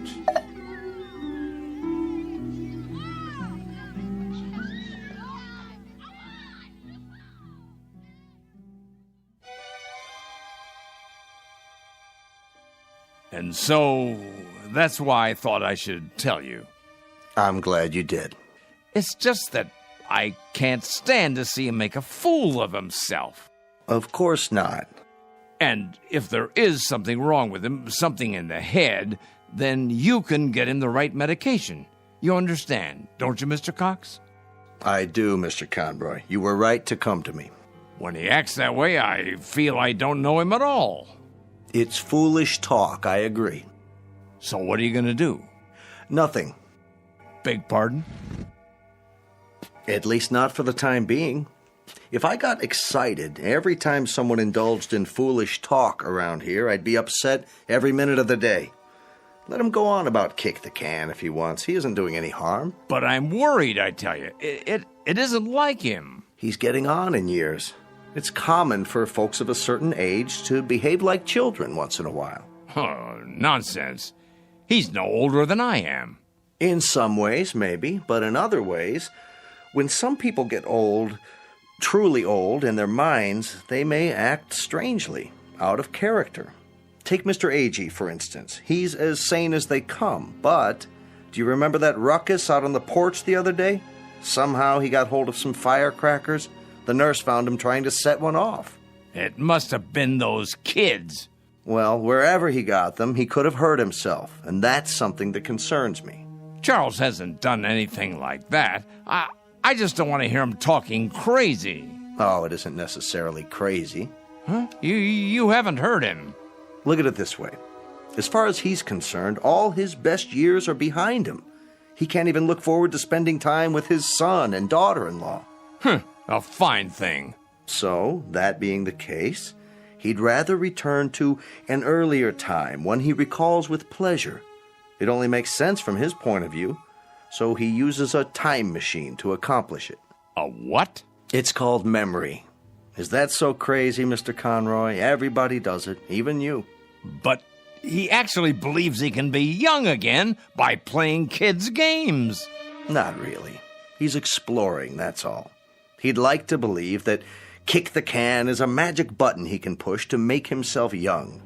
But deep down inside, he knows it won't work. Instead of the disappointment of failure, he'll never risk pushing that button to find out. Stop worrying. Your friend is fine. Are you certain?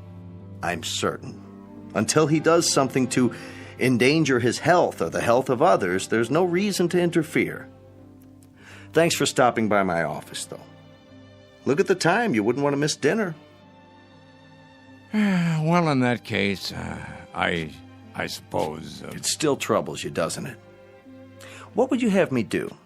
Maybe if you talk to him. It would be a waste of time. But you have a point. Perhaps I'm reluctant to face the facts myself. Every time one of our people goes senile, I get a little cold inside. When I took this assignment, I was 32. Now I'm 43.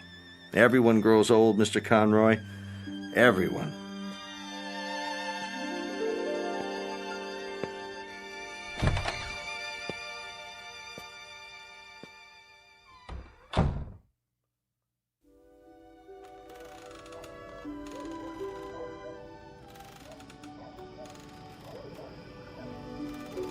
I think we should go in now.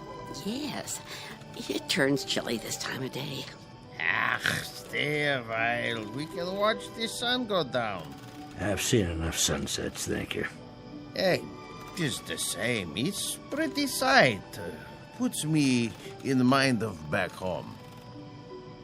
If we're going to stay on the porch, I'll need my sweater. Why don't you come inside with me, Mrs. Summers? Give me a moment to get my strength. There you all are. I wondered where you'd gone. Hello there, Whitley. Hello. We were just going in. Why? Before it gets dark. I have my programs to watch. What's wrong with you people? Wrong. Nothing in particular. Then show a little life. Aren't you the same ones who used to skip rope and hunt pollywogs and night crawlers when the sun went down? Why, I don't think so. Don't ring a bell. Well, I was. If you can't remember it, I'll remember it for you. The weather was just like this back in Wheattown of a summer evening. Right after dinner, you'd hear a banging of screen doors all down the block, and there we'd be, Stanley Maple and his kid brother, Wes, and Ben Conroy, and the Arvis girls, and some others whose names I can't think of, the air would be soft like this, children weather.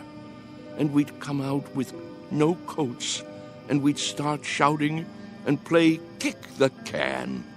Yeah, you're right. Everybody played that game. Absolutely everybody. Or catch, or hide and seek. Seems like a million years ago. I was fastest runner on the block. Were you? Sure was. When we played kick the can, I was never it. But now, ooh, look at these legs.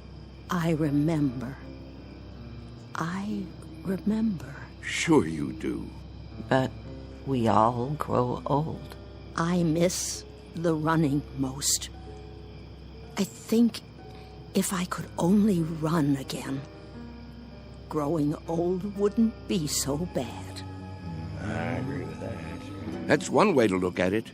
Maybe we can't run as far and as fast, but we can move about, and there are lots of trees and bushes. If the hunted are handicapped, so is the hunter. You can't be serious. He isn't serious. But I am. I was the fastest runner on the block. Us? Children's games? It's the secret. Can't you see? The secret of youth. Well, now, I don't know about that. Look at this. What do you see? Ooh. What have you got there? Just what you think it is. The fountain of youth. The source of the Nile. Looks like a tin can to me. It's a good deal more than that, I promise. Take another look. Think, feel. Have you forgotten how? Have you all gone too far to turn back? Back to what? You mean to what we were? Yes. Do you feel it inside you yet? Here, take the can, touch it, pass it around. Does it wake the part of you that's been asleep? Let me see that. Well? Why? It fits perfectly in my hands. Here, Mr. Agee, you try. Okay. Ooh, I thought it would be cold, but it's warm. Is it? Of course it is. Put it like a seashell. Now listen. To what? Can you hear it? Summer, grass, running and jumping, youth. I hear something. It's telling you to wake up. This is the last chance. Somebody, tell me I'm not crazy. Or if I am crazy, prove it to me. I can't play kick the can alone. Well, I don't know, Charlie. I'm not quite sure, but I think these legs, they might just work. Oh, there's a sprinkler. Yep, every afternoon at this time. Now we must go in before the spray blows this way. Yes. Sprinklers? I remember sprinklers. We all do, don't we? Hold on. Do you see it? See what? A rainbow. Look at it in the air, above the lawn. Why, I believe I see it. Remember running through the sprinklers on a summer's day? What could be more fun than that? Wait, Charles.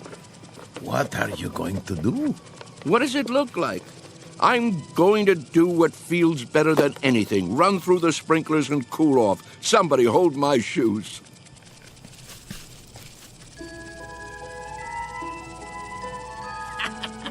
Well, look at him, will you? This way, everybody. It feels great.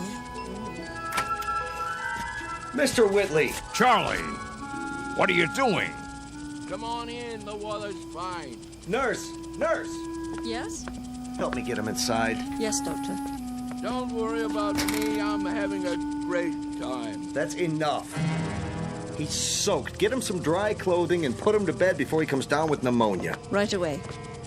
Ah, you're spoiled sports, that's what you are. I don't need any help. Don't be difficult, Mr. Whitley. Just come along. I'll get you a towel. What are you doing, Ben? Did you call them? It's for your own good, Charlie. You'll only hurt yourself. I thought we were friends. We are. That's why. This way. I'll bring your shoes later. All right, everybody, the party's over. But he wasn't hurting anyone, was he? You see, he's been talking to them. Pretty soon he'll have them believing it. I was afraid of something like this. Yeah, it's like he's gone crazy after all. I'll have him moved to the observation room in the morning. But, Doctor, to be all alone, that'll kill him. If I don't, he'll end up killing himself.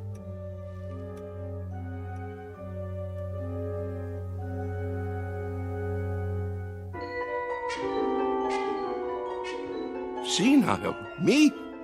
Mr. Whitley, please try to understand. You want to put me in a special room? Alone? You don't leave me much choice. Why? What rules have I broken? There have been complaints. Oh, there have. Who from, may I ask? That's not the point. Go on, tell me. I want to know. Who thinks I'm breaking the rules? It's not so much a matter of rules as attitude. Look out the window. Grass, trees, a park across the street, all very peaceful. The kind of place people come to for rest and relaxation. It's what Sunnyvale is known for. But if things happen that rile them up, disturb their peace, well, then we can't stay in business. You see that, don't you? So the charge is disturbing the peace. And for that, you want to isolate me from my friends. I hope that won't be necessary now. You've got to go out there and show them you're all right. Cut the crazy talk. Learn to fit in. That's not hard, is it? What a choice. To keep that nurse from pawing at my pulse all day, I have to sit like a vegetable, stare into space. Listen, I'm trying to help you. Keep on like that, and they'll put you away. I won't have a choice. Use your head. Maybe you're right. There. You see? You're an intelligent man. It's a question of playing the game. Isn't that something we all have to do? Yes, I suppose it is. Good, Mr. Whitley. I knew you'd see it my way. Now, why don't you go up and rest before dinner? Tonight's the bingo game, remember? I remember. Goodbye, Doctor. Goodbye, Mr. Whitley. Anytime you want to talk, feel free. I consider it part of my job.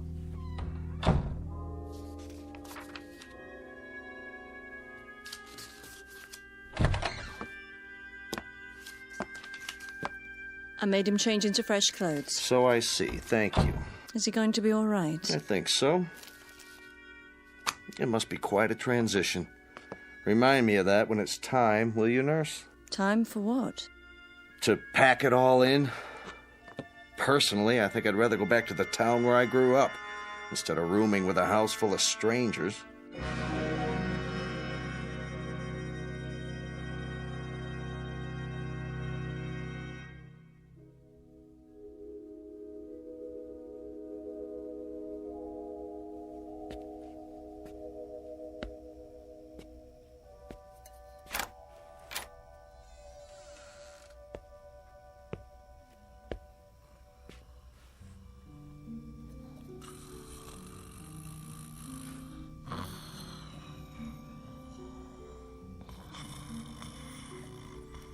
Wake up. Who? What?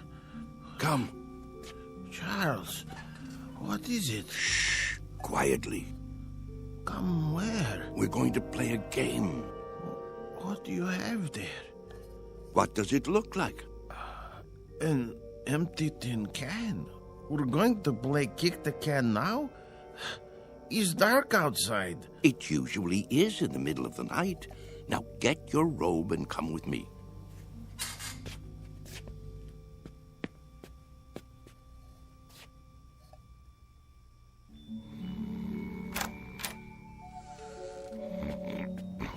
Mr. Freitag. It's us. What? What? It's time. We're all gathering downstairs. Why? Something important. It's a secret. What would Mr. Cox say? He'd say it was dangerous and foolish. He'd say it was crazy, and maybe it is. Maybe it's necessary to be a little crazy for magic to work. He'd say we'd be acting like children, but isn't that the idea? Only children can play kick the can. Now get the others. Freitag, wake Mrs. Summers. A.G., you get Mrs. Wister and Mrs. Knaus. Let me see, who else? There's Mr. Carlson. Everyone? Everyone. Well, what if they won't come? They've got to. Don't take no for an answer. Hurry. I heard people walking around. Whoa, what's going on here? Mr. Whitley has an idea. Would you like to come too? Hello, Ben. Charles? What are you doing? Go on. Do as I said. Yeah. Right away. I'll see you downstairs.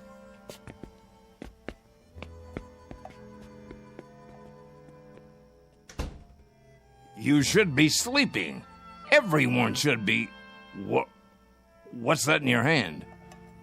No, Charles, you can't. Who says so? It's against the rules. The devil with the rules. It's our last chance, don't you see? Ben, come with us out to the lawn. Me? Yes, you. Ben, we always did everything together. Let's not stop now. Even if you think it's crazy, come out and play. Come to your senses, Charles. You think I'm obsessed? You think I've got hold of one crazy idea and won't let it go? Well, haven't you? Maybe so, but where I have one idea that's strangling me, you have dozens. You're the one obsessed. Oh, nonsense. Is it? You're afraid of death, but you're also afraid of life. You think age gives you the right to stop growing. You've sealed yourself inside your shell, and you're afraid to poke your head out and look around. That's enough.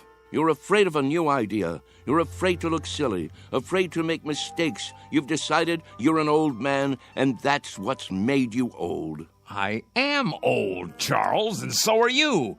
It's a fact. Facts be damned. Your bones are old. They'll break if you try to run with them.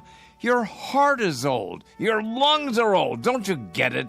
You're used up, worn out by a lifetime. Sit down, Charles, before you fall down. Go back to your bed. I can't do that, Ben. Charles? I've got to find out. Won't you help me, Ben? There is magic in the world. I know there is. When I fell in love with Mary and kissed her for the first time, that was magic. When my boy was born, that was magic. The moon is magic, and the stars. Friendship is a magic thing, too. Life is magic.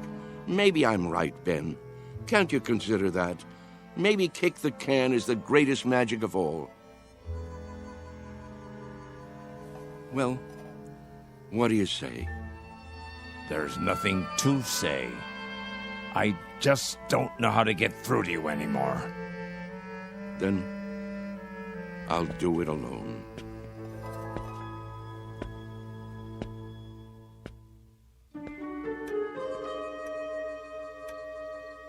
What are we doing here? I'll catch my death. Now, you just wait. Mr. Whitley has something in mind. Yeah, something important. But what could it be? Don't you know? Don't you remember? Remember what? How it used to be. How we used to sneak out of the house after dark when the grown-ups weren't looking and the weather was like this. Don't you remember how we used to play kick the can? Everybody played in my neighborhood. A long time ago. A long, long time. Funny. It doesn't seem that long ago to me. I remember. Yes. I think I do too. But we've all grown so old. Are you sure? If these legs would carry me. How do you know they won't until you try? You can't be serious. He isn't serious. But I am. You mean us? Children's games? What about the nurse? She's asleep. If we keep our voices down and open the door carefully, she won't hear us. Go outside? Why not? Are you checking? Show them the can.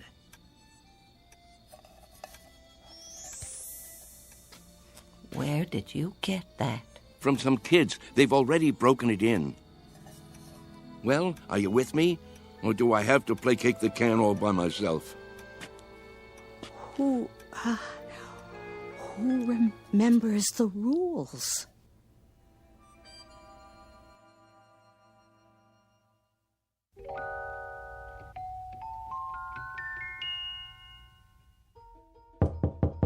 Mr. Cox. Hold your horses. I'm coming. What is it? Mr. Cox, come quick. Keep your voice down. You'll wake everybody. They're already awake. Hurry, hurry. You've got to stop them. Calm down, will you? What are you talking about? You'll see. Come to the front room. Easy, Mr. Conroy. Now, what is it exactly that I'm supposed to see? There's no time to lose.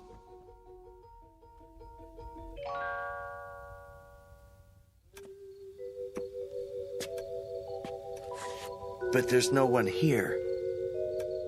Why is the door open? Because they've gone outside. Why would they do that?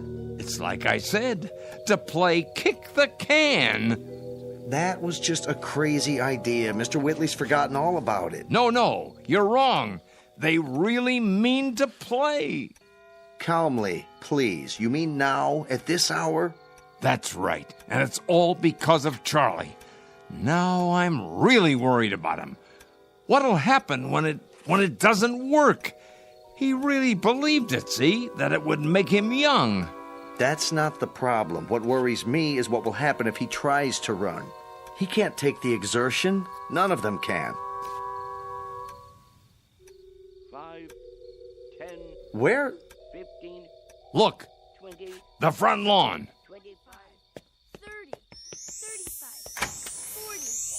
40. 45. 50. Come on. I know. Ready or not, here I come. Come on, everybody. Let's hide. This is gonna be good. Over here. Hurry up. 85, 90, 95, 100. Ready or not? Where are they? Here I come. And what are these kids doing here? I told them to stay away. Look out. Run, Amanda, run. Maybe they're around the other side. I'll go check. Hey, kick the can over to me. Hey, Ben. Look at me. I told you it would work. Charles? Come on. You want to play? No, it can't be. Ben, you better hurry up, or it'll be too late for you. Charles! Yeah, hurry up, or it'll be too late. What is it? Do you see them yet? Gotcha. Is that... Here, you kids. How many times do I have to tell you, go home? Get out No, of my way. wait. What are you doing here this time of night? 1, 2, Charles? 3, you're out. Charlie? Sorry, Ben. I wish you could have believed. I gotta go. Charlie! Hey, kick it over here, Charlie! Take me with you! My turn to kick the Get away and stay away. Mr. Cox, please! Last one over fences, rotten egg. Come on, let's go. I can't climb that. Charlie, wait! Wait! Charlie! Hey, you guys, wait up. We gotta find the others. They can't have gone far. I bet Whitley's taken them down to the orchard. No. Why? Look all you want, Mr. Cox. You won't find them. Wait here.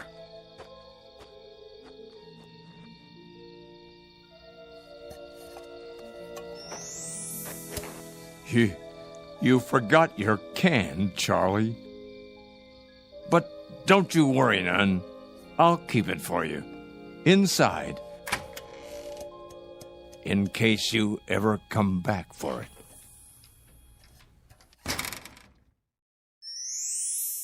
Come on, let's play kick the can. Come on, let's hide. You'll never find me. You can't catch me. I'm too fast. Haha, you missed me. Come on. No, kick it to me. Kick it to me. Gotcha. Yeah.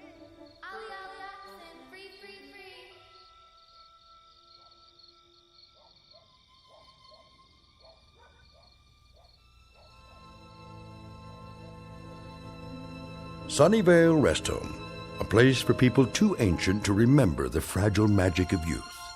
A place for those who have forgotten that childhood, maturity, and old age are magically intertwined. A dying place for those who have grown too stiff in their thinking to revisit the Twilight Zone.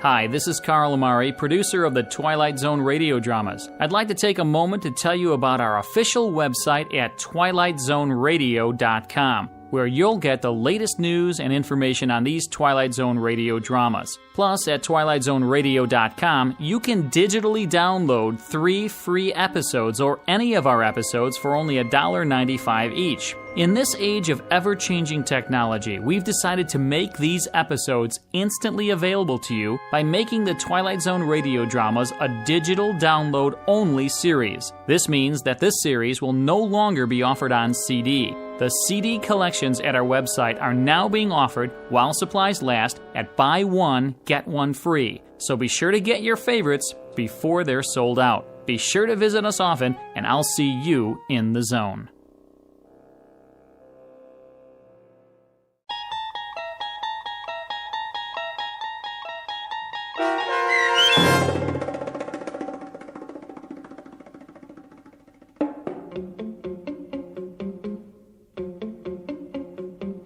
Kick the Can, starring Stan Freberg and Shelley Berman with Stacy Keach as your narrator, was adapted for radio by Dennis Etchison and written for the Twilight Zone by George Clayton Johnson. Heard in the cast were Christian Stolte, Kurt Nabig, Herb Graham, Joby Cerny, Doug James, Roz Alexander, Meg Thalken, Renee Matthews, Sarah Wellington, C.J. Amari, Natalie Berg, Amanda Amari, Mitchell Hernandez, Julia Cosmos, Robert Gerdish, Matthew Gerdish, and Braden Looper. The producers of The Twilight Zone wish to thank CBS Enterprises and the Rod Serling Estate for making this series possible. This copyrighted radio series is produced and directed by Carl Amari for Falcon Picture Group and Westwood One. Sound design and custom Foley effects for The Twilight Zone by Cerny American creatives Bob Benson, Craig Lee, Michael Slaybach, and Matt Sorrow. To learn more about the Twilight Zone radio dramas and to contact us, visit our official website at twilightzoneradio.com. Doug James speaking.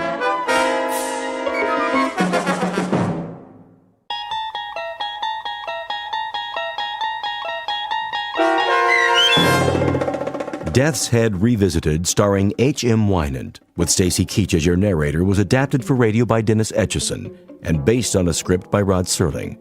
Heard in the cast were Maggie Carney, David Darlow, Richard Shavsden, Peggy Roeder, James Schneider, Carl Amari, Doug James, and Roger Wolski. To learn more about the Twilight Zone radio dramas and to obtain audio cassettes and CDs of these programs, visit our website at twilightzoneradio.com. The producers of The Twilight Zone wish to thank CBS Enterprises, Carol Serling, Dennis Etchison, Dick Brescia Associates, Claire Simon Casting, Terry Jennings, XM Satellite Radio, Sirius Satellite Radio, our sponsors, and our radio affiliates for helping make this series possible. This copyrighted radio series is produced and directed by Carl Amari and Roger Wolski for Falcon Picture Group. Doug James speaking.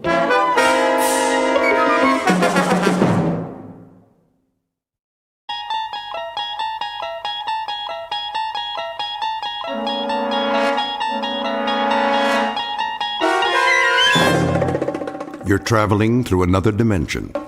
A dimension not only of sight and sound, but of mind. A journey into a wondrous land whose boundaries are those of imagination. Your next stop, the Twilight Zone.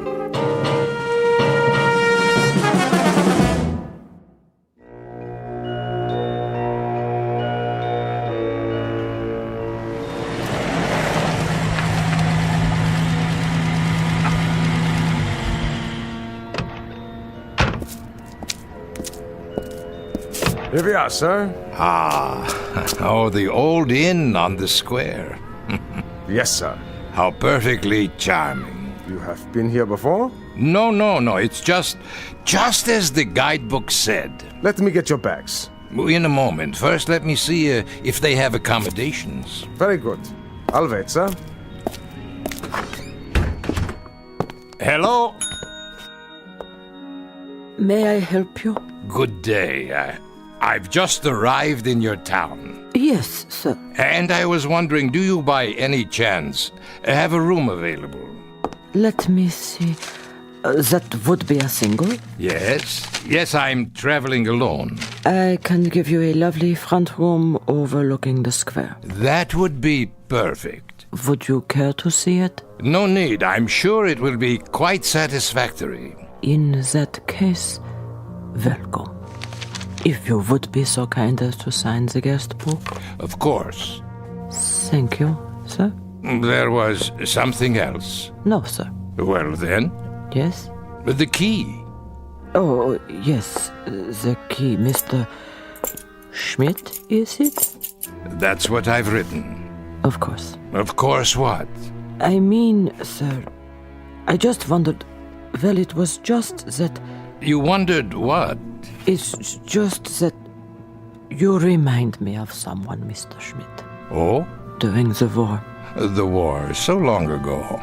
There are times when it does not seem so. I suppose. There were SS stationed here. You don't say. They used to come to the inn very often. Did they? When they were off duty. Well, that must have been a very busy time. Busy, sir? Eventful. Yes. Well then. Will you be taking your meals with us? Perhaps. I should like to explore the town first, see the sights this afternoon while there is still light. As you wish. Ah, yes. Very, very quaint outside, isn't it? Quaint? Picturesque. Some have said so. You'll be here long? A day or two, perhaps. I'm not sure. You see, I'm on holiday. And you've never been here before? No, never. I'm told the scenery is lovely.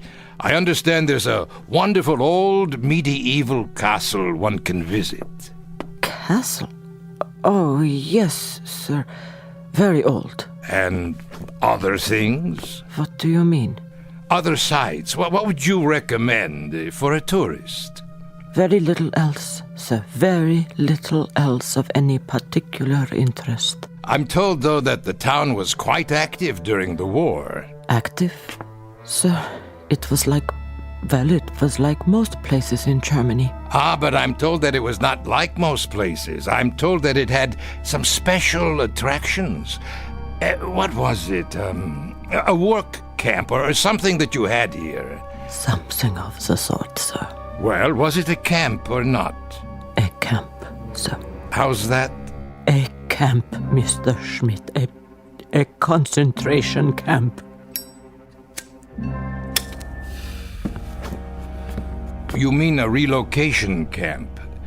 Really, now, that's odd. I'm getting old, I guess. For the life of me, I can't seem to recall the name. Sir? The name. Surely I must have read about it. What is the name of this town? Dachau, sir. Dachau.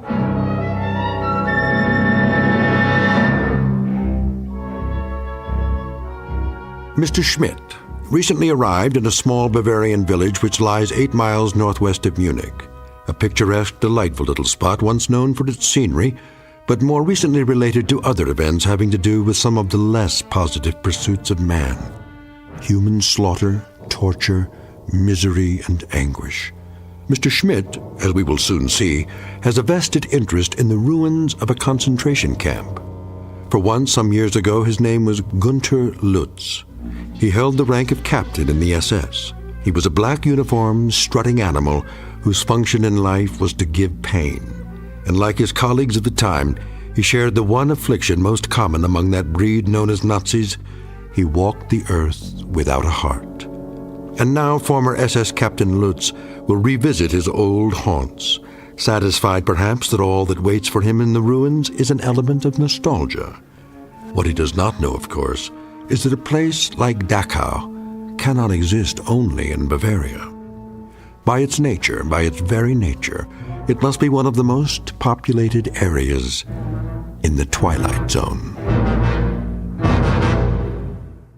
And now, The Twilight Zone and our story, Death's Head Revisited, starring H.M. Wynant, with Stacy Keach as your narrator.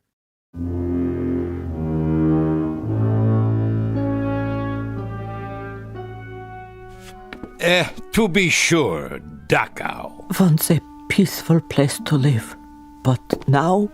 The camp, it's just there on the hill, isn't it? Yes. And that group of buildings, that would be the barracks. For the workers. Workers, sir? And the officers, of course. I wonder if their quarters are still standing. Most of us would like it all burned to the ground. Oh? Such a disgrace. Yes, of course. Or perhaps it could be turned into a shrine. A shrine? For the men who lived there. Officers and workers alike. 1 million people were put to death there. Men and women and children, but not the officers. It is already a shrine. Yes, I see your point. Will there be anything else? No, I'm off to do some sightseeing. Good day to you.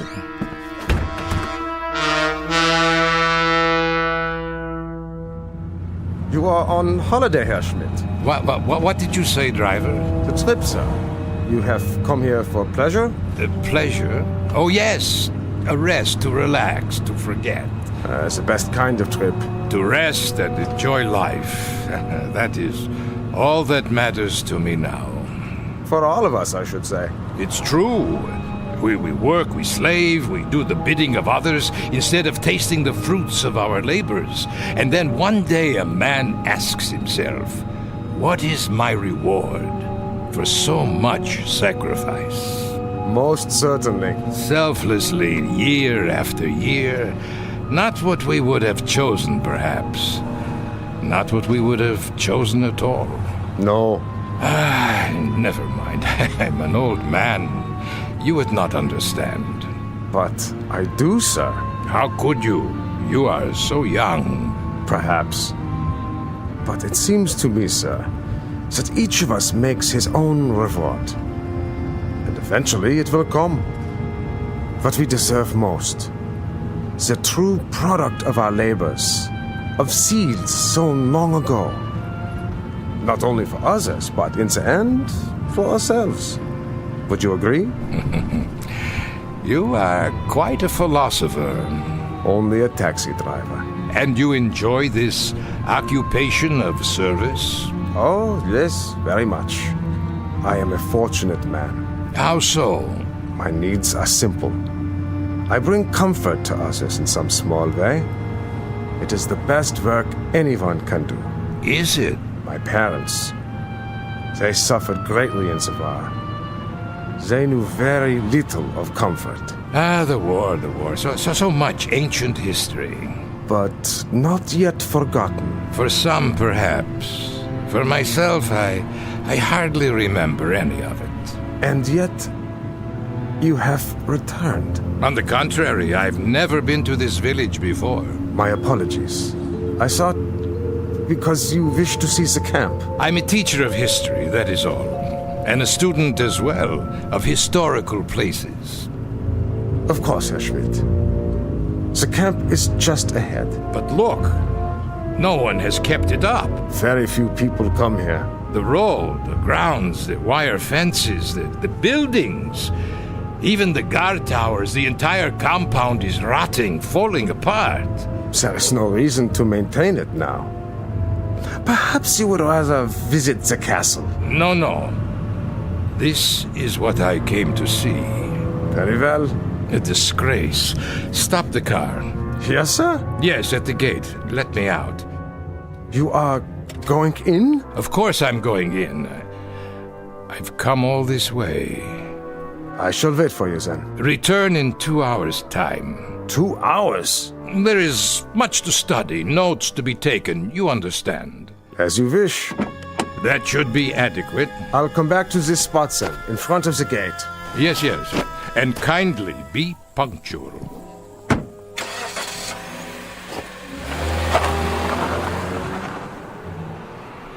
Oh, so cold here.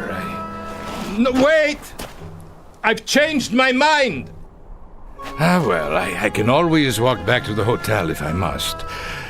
But first, look around.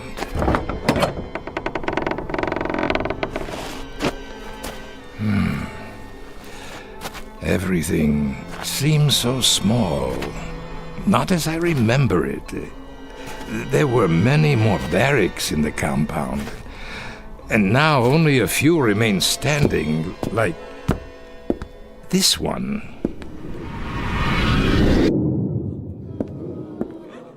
All right, pigs. Up, up, up! Time to greet the morning on your feet. Another splendid day, a day of glorious service to the fatherland. Please, Captain. More water. A ration of bread? Anything. I beg you. I'm pleased to bring you news. News? What has happened? The war. It is over. Even better. It snowed during the night, but the temperature's only slightly below zero. So, you will assemble in the yard at once. Do not trouble yourself with clothing for the occasion. First, we do some simple exercises to increase our physical strength. Not now. I have no shoes.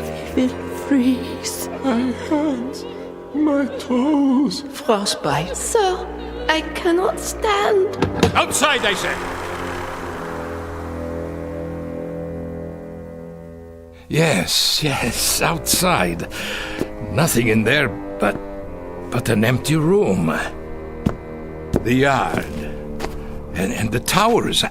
I remember. Next to the punishment posts. 1, 2, 3. At least they still stand. What's that? A sign. Still hanging. On that building. It says detention. Ah, yes, I remember you. Oh, we had good times in that building. Oh, such good times. Water. Please. Water. Water? Pig? You'd like water? Unfortunately, we have no more water. Not for you. Why should you care? It's been only 5 days since you've been fed. Only 5 days, pig. 5 short, inconsequential days. That is nothing. On your feet, filth. Locked. It doesn't matter. Such a long time ago. But it doesn't seem so. And now there is no one to share those memories. Good afternoon. Where? Over here, at the window. But I thought there was no one inside. Who are you? Did I startle you? Well, I did not expect to see anyone here. Why not, Captain? Wait. Why do you call me that? But you are a captain, aren't you? No, I am Professor Schmidt. So, that is your name now. You have me confused with someone else. Is that right? Or is it you who are confused? I tell you... I never forget a face. I am Professor Schmidt. Are you? Your clothes. But about them, you don't approve? Why are you dressed that way, like... Like what? A prisoner. Very good, you do remember. But there are no more prisoners. No? Not now, surely. Welcome back, Captain. Why do you say that? Because I've been waiting. Waiting? For what? I can't forget a face. Especially yours. I tell you, I don't know you. Are you sure? I must go. Where are you going, Captain? That is none of your concern. Back to the town? To the life you have now? Yes, my life. I shouldn't have come. I am leaving now. I'm afraid that is no longer possible. Don't follow me. Get away! How can it be locked? There was no one near it. No one. Wasn't there? What have you done? I haven't touched the latch. Then who? I saw your own hand on it only a moment ago. Nonsense. As you wish, Captain. Why do you persist in calling me that? As I told you, I've been waiting. For what? For you, Captain. We've been waiting a long time. Such a long time. We? There's no one else in these ruins. Isn't there? Wait. You're... Yes. Of course, I remember you. And well you should. How well you should, Captain Lutz. Captain Gunther Lutz of the SS.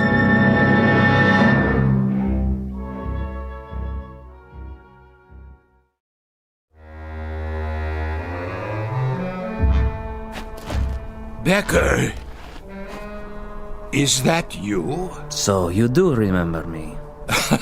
Remember you, Becker? Of course I remember you, my prize pupil. How kind of the captain, after so many years. That's what I used to call you, isn't it? You don't look so bad, Becker. No, as a matter of fact, you look quite well. You don't seem to have changed at all. Neither have you, Captain. Not really. That's why I didn't recognize you. You haven't changed. But how can that be? It isn't possible. Why, it's been years. A great many years, Captain Lutz, since we last saw one another. And now you must be what, the caretaker? Of course. That is why you're dressed like a prisoner. You are the caretaker here, aren't you? In a manner of speaking. Why, Becker, I must tell you, this is not only a surprise, it's a rather pleasant surprise. For me too, Captain. Isn't it odd? How so? It's odd that our paths cross again and we meet now under somewhat happier circumstances. Happier? Yes, for some of us, happier. What was that? What, Captain? It sounded like... The wind, Captain? Perhaps it was the wind. Yes, only the wind. But it is not the wind. No? Don't you hear them? It sounds like... Like what, Captain? Voices. Really? What do you want? Whoever you are, come out and face me! Cowards! If that is your desire, Captain. But I assure you, they are not cowards. Then why don't they show themselves? As you wish, Captain. As you wish. Where are they? They disturb you, Captain? Stop calling me Captain, please. I'm not a soldier anymore. Soldier? You never were a soldier, Lutz. The uniform you wore cannot be stripped off one's skin quite so easily. It was a part of you, a part of your body, an emblem of your mind, a tattoo, Captain. A skull and crossbones burned into your soul. What do you know about it? I was a soldier, Becker. No, Captain Lutz.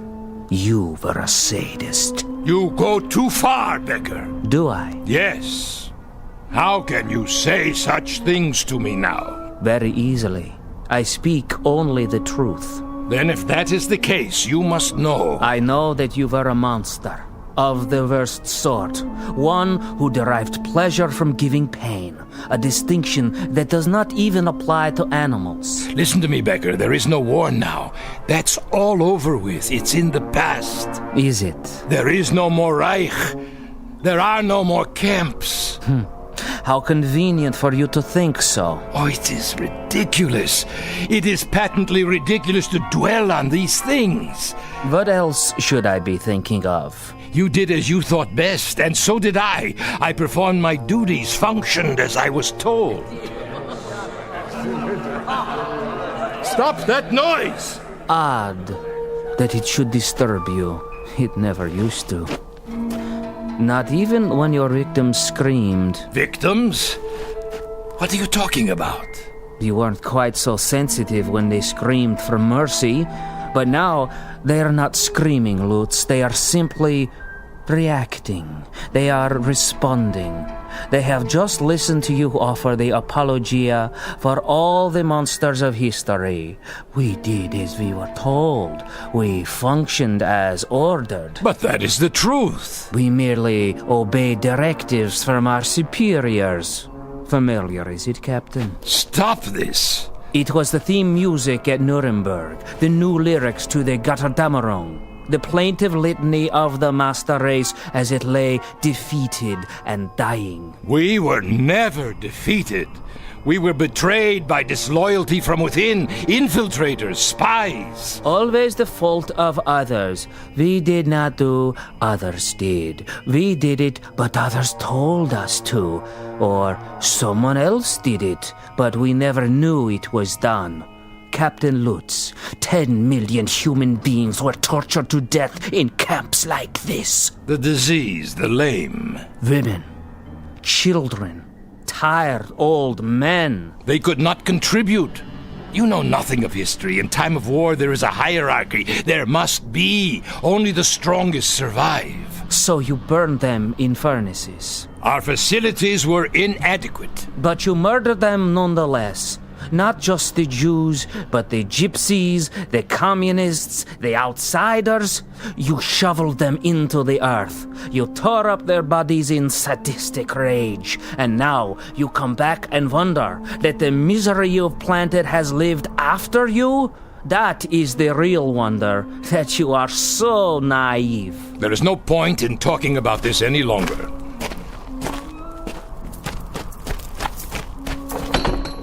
I told you I have to leave, Becker.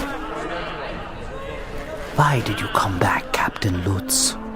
You changed your name. You are quite safe down in South America. What could possibly have brought you back here? One misses his homeland, Becker, the fatherland. One grows nostalgic for the good old days, when one was young and strong. I had hoped that with the passage of time, sanity would return. People would be willing to forget the little mistakes of the past. They would not succumb to these primitive cries for vengeance. Little mistakes. Little mistakes. You ask too much, Captain Lutz. You ask far too much. Why not ask for the world to stop revolving on its axis, or for gravity to cease? Don't ask the impossible. Don't ask forgiveness from those who you've destroyed to a point past forgiveness. Enough. My driver will be returning soon. Yes, time is short, Captain. We have something of great importance to accomplish here today. And what's that? It's time for the trial. Trial? The court is convening in Compound 6. The court, is it? Well, what is this nonsense? Is this a joke? No joke. Your trial, Captain. Trial? For what? You are to be tried for crimes against humanity. By whom? Who will try me? You're insane, Becker. You were insane when I used to string you up and... That's right. When you used to string me up, Captain, suspended over a hot pipe and feed me salt water until my tongue swelled, burn me with cigarette butts and laugh at me when I screamed for you to please put an end to it, to have mercy and kill me. Your memory is quite good, Captain, quite good indeed. Shall we go now? The court is waiting. Let me out! Someone, let me out of here! There is no escape. There was not then, and there is not now. Nothing has changed. You think the fences are in disrepair? Look again. They are secure, as they were when you were in charge. It is only fitting, wouldn't you say?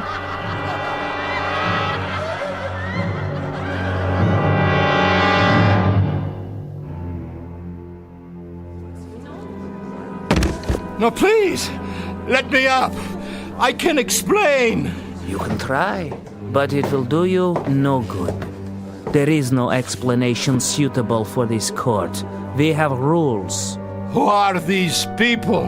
Greetings, Herr Captain. Welcome. Won't you join us? We welcome you to the house of pain.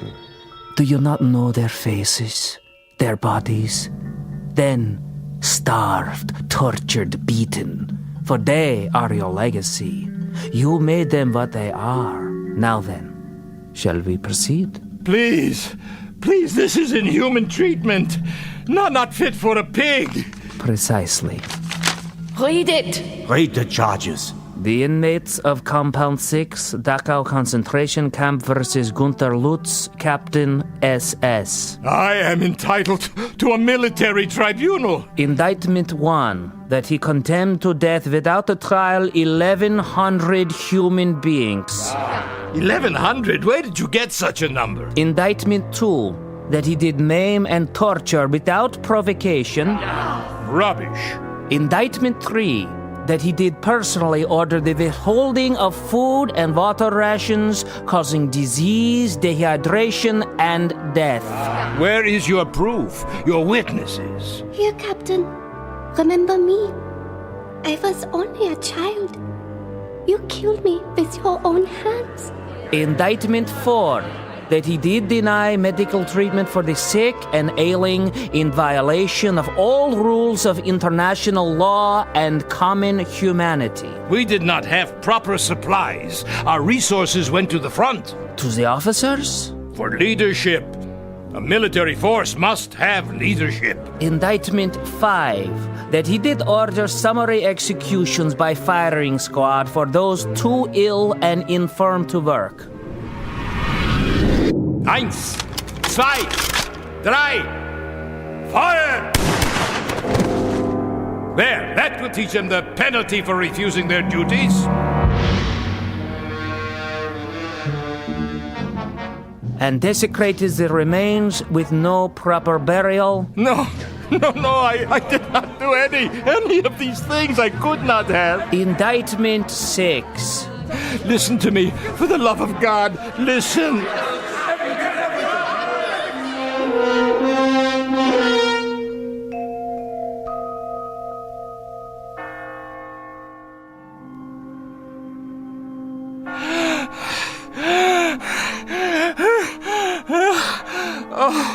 What?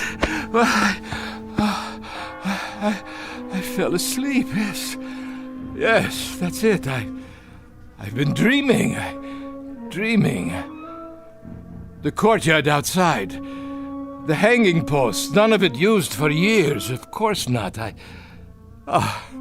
I'm a foolish old man. Foolish and tired. Yes, you are. Very foolish. Becker, is that you? I must have dozed off. You've been unconscious for a while. I had such a dream. You had no dream, Captain. Of course I did. I dreamt there was a kind of trial, a kangaroo court. There were people in this room. Can you believe it? Yes. Ghostly figures. Not ghosts. Then what? They were here. They're still here. They have never left. It's true? They walk these buildings and the courtyard outside. But how? You did not bury them deep enough. You did not cover them with enough earth, or the bullets were too small a caliber, or the flames were not sufficiently hot. Perhaps there was not enough gas. Becker, you must tell me, who are you? Really? The caretaker. Did you forget? But the trial... The trial is over. You have been found guilty.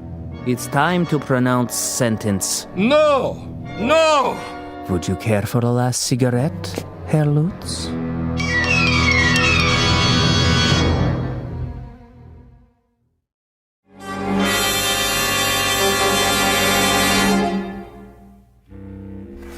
Yes, Lutz, it's time. For what?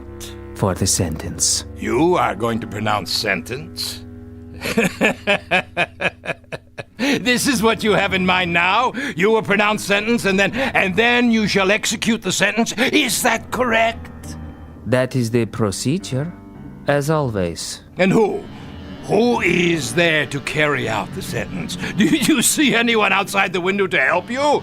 Anyone at all, do you? They are here. I see no one. Are you blind? Here, look for yourself. There!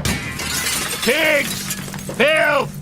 You will assemble in the yard. You will crawl out of your graves to see that justice is done. You will pass sentence on Captain Lutz. Brave victims. Where are you now, eh? Not so brave at all, I should say. They won't answer. Why not? Your authority no longer applies here. But yours does. I am all that is left, and you are no longer a captain. You have been stripped of your authority as of this moment. Oh, I see. Do you? Then where is the judge? Where is the jury? The executioner? You are still obsessed with procedure. Shall I tell you where they are, Becker? They're in your mind. You have hatched them out of your hatred. You have planned your vengeance out of the crazy quilt of a warped imagination sewed together with little thin threads of wishful thinking. Why didn't I kill you when I had the chance? Why didn't I? But wait. Yes? I did, Becker, I did kill you. Ah. Your memory is no longer so conveniently selective. Yes. I killed you the night.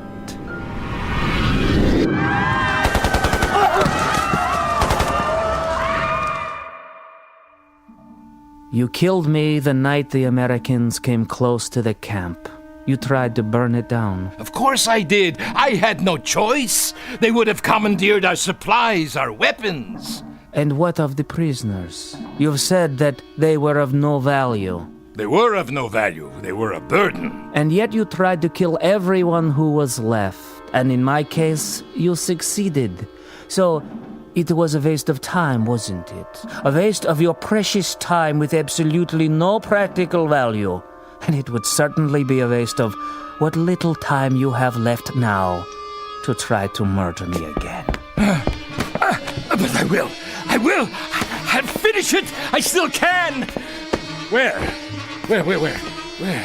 You have been tried and found guilty of crimes against humanity. What crimes?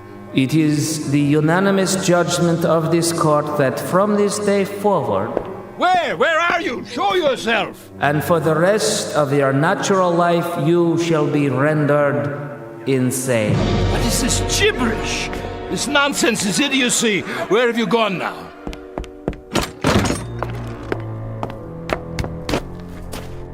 Where?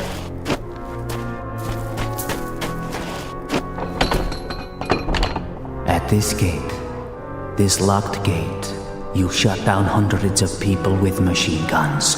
Do you feel it now? I'll finish it once and for all. Where are you hiding? Do you feel the bullets smashing into your body? Do you feel the agony of tearing lead? I'll finish it with you, Becker. Here and now. And on these posts, you hanged human beings to die slowly and painfully. They were criminals. What was their crime? Stealing water? A crust of bread? They would have died anyway. Do you feel their hunger? Do you feel their agony? Silence! And in this place, the detention room as you call it, the things you did to human beings here are unmentionable. How does their torment feel? I refuse to give you satisfaction. If you can still reason, Lutz, if there is any portion of your mind that can still function, take this thought with you. This is not hatred. This is retribution. This is not revenge. This is justice. No, liar. And this is only the beginning. Your final judgment will come from God. There. If you won't open the gate, I'll crawl under. You can't hold me here. No, it's a violation of my international rights. There. Becker? Becker, where are you?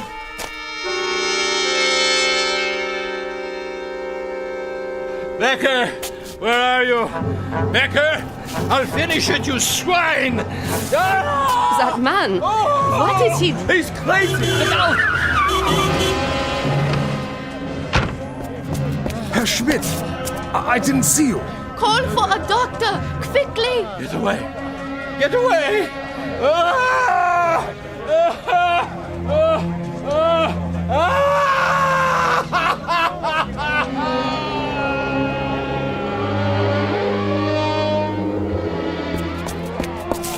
Stand back, please. What happened here?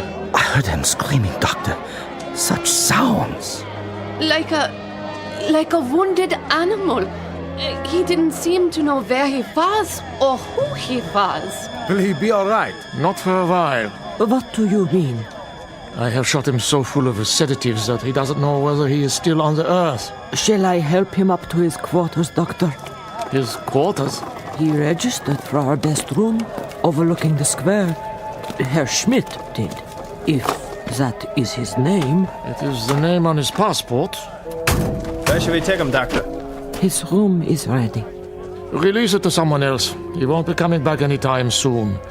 I want him in the hospital, strapped to a bed. Yes, sir. Pity, I could look after him.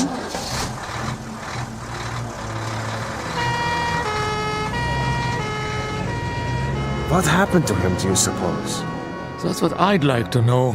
I give you my word, it wasn't my fault. Yeah, I'm sure it wasn't. I drove him up the hill myself, not an hour ago. The hill? Yes, the old road. To the ruins of the camp. Oh, curious. He said he wanted to study it. He was all right then. Are you quite sure? He must have walked or run all the way back here to the square. But his screams. His screams. Were there any marks on him? None. Then what must he have seen? I have no idea. All I know is that he is in very real pain. More than pain. Agony. As if he has been tortured. But my taxi didn't strike him. Yeah, I believe you. He fell right here, as you saw. Clutching himself. As though he had been beaten or shot. He seemed insane. A raving maniac. Sometimes we cannot judge by appearances alone. What could happen to a man in 2 hours to change him so? Someone must tell me. I wish I knew. He said he was on holiday. Poor old fellow. Come here to reap the rewards of a life's work. I wonder what that life's work was to bring him to such a place as Dachau. There may be an answer to that question. Yes? But I'm sure I couldn't say. Ah, well, tell the ambulance I will meet them at the hospital. Yes, Doctor. Thank you for coming so quickly. Yes, thank you. Not at all. That is my job. To heal. Only I don't know if I can help this man. But you will try, because that is your duty. Yes, I will try to understand. Someone will have to make a proper diagnosis. I'm afraid his affliction may lie beyond my understanding. Goodbye, then, Doctor. Auf Wiedersehen. Dachau. Why does it still stand? Why do we keep it standing? Some things I will never comprehend.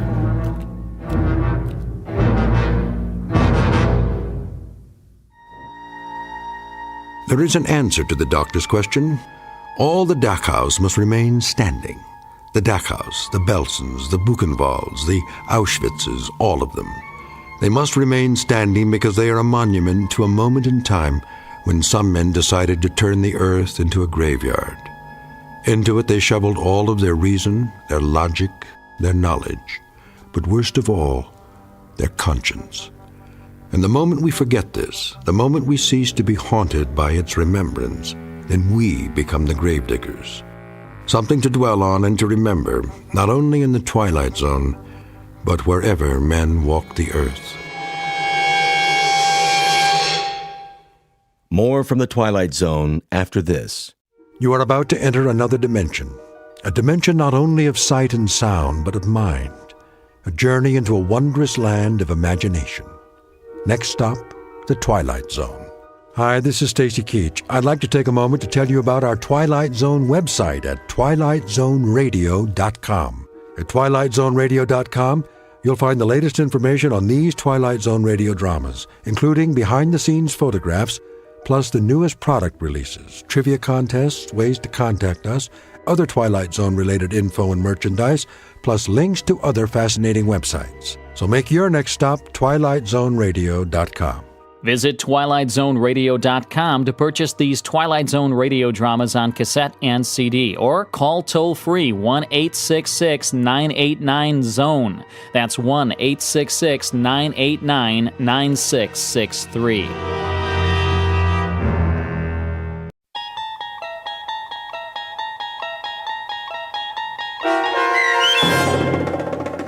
Mute, starring Wade Williams with Stacy Keach as your narrator, was adapted for radio by Dennis Etchison and written for The Twilight Zone by Richard Matheson. Heard in the cast were Amanda Amari, Deb Dotzer, Linda Ryder, Craig Brawley, Valerie Glowinski, Jamie Barron, Richard Shavzin, Roderick Peoples, Doug James, Carl Amari, and CJ Amari.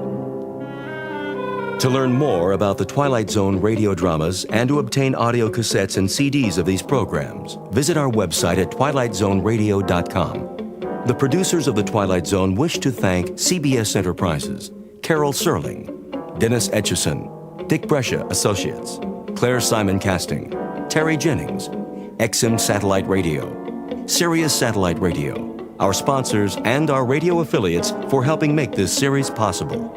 This copyrighted radio series is produced and directed by Carl Amari for Falcon Picture Group.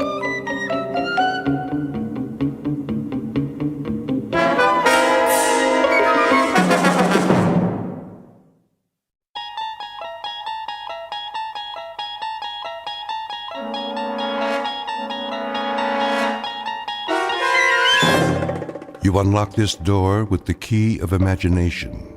Beyond it is another dimension. A dimension of sound, a dimension of sight, a dimension of mind. You're moving into a land of both shadow and substance, of things and ideas. You've just crossed over into the Twilight Zone.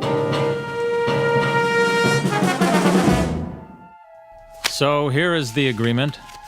You got it all down. Shh, of course he did, Hans. How are you feeling, Maria? I think my baby is not coming tonight. Would you like some more strudel, Frau Elkenberg? No, thank you, Mrs. Nielsen. It is late. If we are all ready to sign, Read it aloud. we, the undersigned, having accepted the following propositions: A, that prior to the inception of language, man communicated by telepathic means, and B, that this ability still exists and can be developed to its former effectiveness, do hereby agree to the following. 1. To dedicate our lives to the study of mental telepathy and other extrasensory functions. 2. That the findings of this study will be applied not only to ourselves, but to our children, born and unborn. Good, good. 3.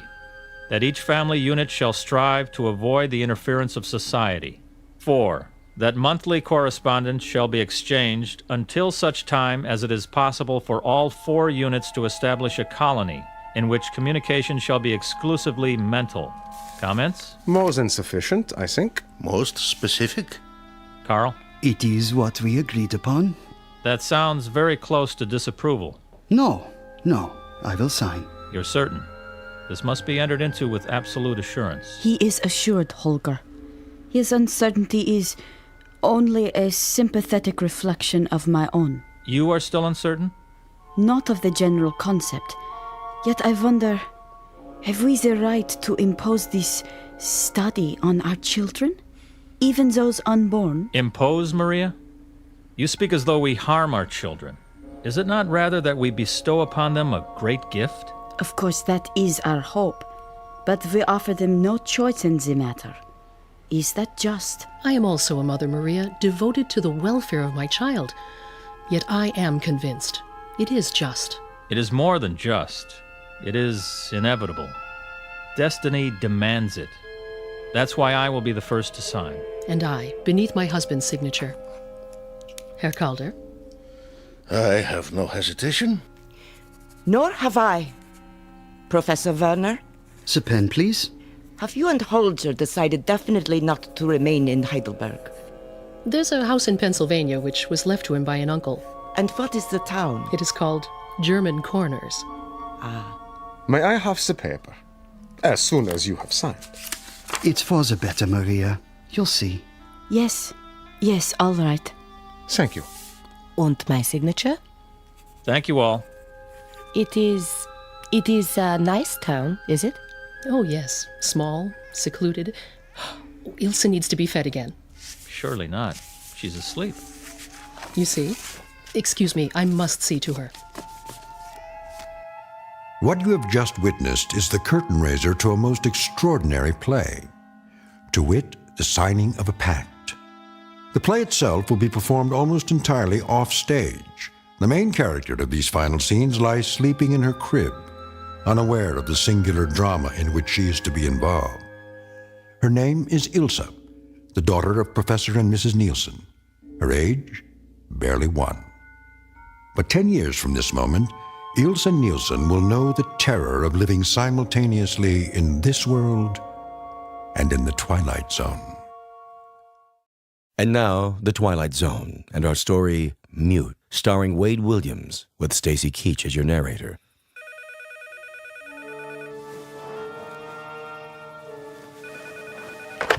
Sheriff?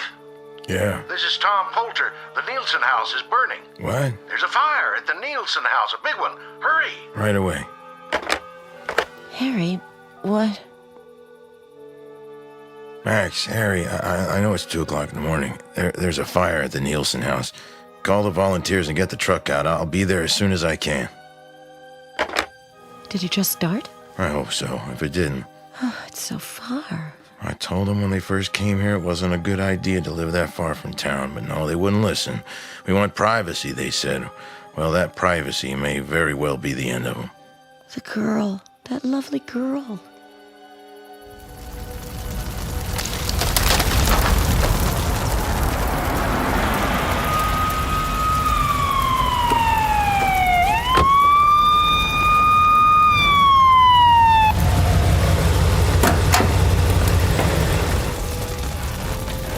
I won't ever put that out. We can try. Never mind the house. Keep the woods from catching. You heard him, Tom. Get the hose! Start pumping! Right. Here goes. Let's check the back.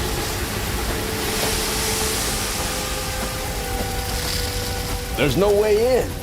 They're done for. That poor kid. Harry! Over here! Where'd you find her? In the clearing.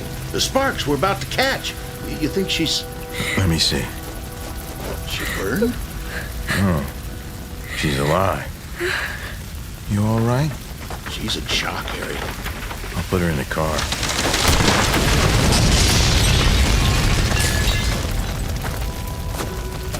Lay her down on the seat. There's a blanket in the back. Here you go, little lady. Put this around you. It's gonna be all right now. Bad off. Can't talk, nor cry, nor nothing. She isn't burned, though. Tell me something, Tom. How could she get out of that house without being burned?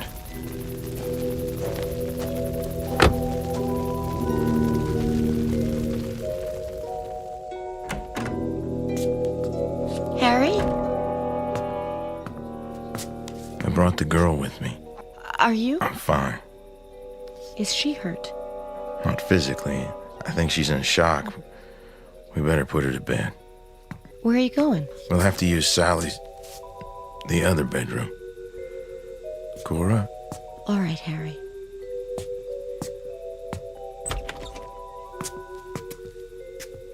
Pull back the bedclothes. Of course. Cover her up. I'll be downstairs. Poor darling. She looks a little like Sally, doesn't she? Harry?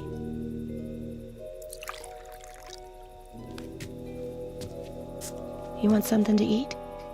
No, I gotta get right back. Thought I'd take a thermos of coffee for the boys. Are her parents? No way of knowing. We haven't been able to get into the house yet. It's burning too hard. But she... Tom Poulter found her outside. Outside? We don't know how she got there. I expect her folks didn't get out, though. It's an awful fire. The poor child. Something's wrong with her. I know she isn't deaf or dumb or retarded or anything, but before she fell asleep in the car, I tried to get her to talk. She never said a word. Not a word. Even in shock, the power of speech isn't completely gone. It's as if she doesn't know how to talk. Oh, Harry. You know something, Cora? I don't think her parents ever taught her.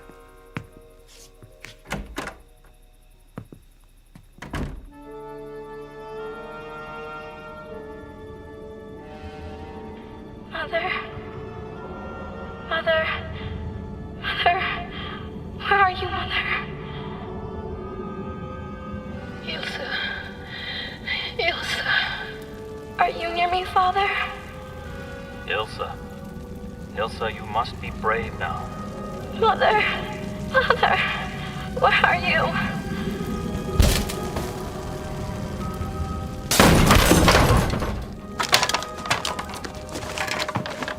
Over here, Harry. The other room. Oh, my God. Both of them. What is it, Ilsa? Oh, darling, what is it? I'm not gonna hurt you.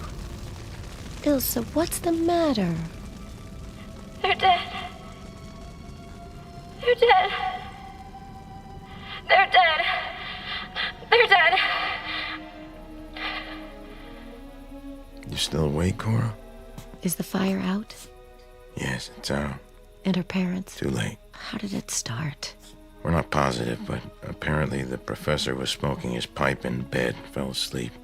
And there was nothing left to... Everything was burned, Cora, I told you. There's no way of getting in touch with Ilsa's relatives, then. Tom Poulter says the post office gets 3 letters for the Nielsens from Europe at the end of every month. But wait till the next batch arrives and write to the 3 addresses. What are we going to do with the girl until then? We'll have to keep her here. It'll only be a week or so, Cora, unless the girl can tell us something. I doubt that she can. You don't think she can talk either? I tried everything I could to get her to, but... That explains it. What? Those times Miss Frank and I tried to talk the Nielsens into putting the girl in school, the answer was always no. I don't know why. Maybe there is something physically wrong with her. The Nielsens would have told us if there was, Cora. Not if they wanted to keep it a secret. We can have Doc Steiger check her over, but I don't think he'll find anything. But they were educated people, Harry. Well, why wouldn't they teach their own daughter to talk? They were strange people, too, Cora. Hardly spoke a word themselves. As if they were too good to bother talking to us. It might not be a bad idea to put her into school while we're waiting for those letters. Teach her how to talk, at least. Not right away. No. No, please. Why not? She's got to learn sooner or later, doesn't she? She just lost her parents, Harry. I didn't mean tomorrow or the next day. I don't understand their words. It's a crime, though. A girl her age, not being educated, not even knowing how to talk. Make them stop. Her father, a professor, too, keeping his own child in ignorance. Well, something has to be done about it. Somebody's going to have to undo what her parents did to her. She needs time, Harry. She's been through such an awful ordeal. She's only a child. A poor, pitiful, orphaned child. Mother. Father. People here. I can't understand what they're saying. They speak in loud noises. Not the way we do. Please. Make them stop. Well, at least she likes my cooking. Especially at breakfast. Of course she does. She's a growing child. Do you think she likes us? She's calm when you're around. In fact, she hardly ever leaves your side. The doctor says she's healthy. I don't understand it. If there was something organically wrong with it. Don't talk. Please. Don't make those sounds anymore. There's nothing wrong with her. He checked everything. There isn't a reason in the world why she shouldn't be able to talk. I'm sure she will, when she's ready. Then I'm afraid we got a problem on our hands.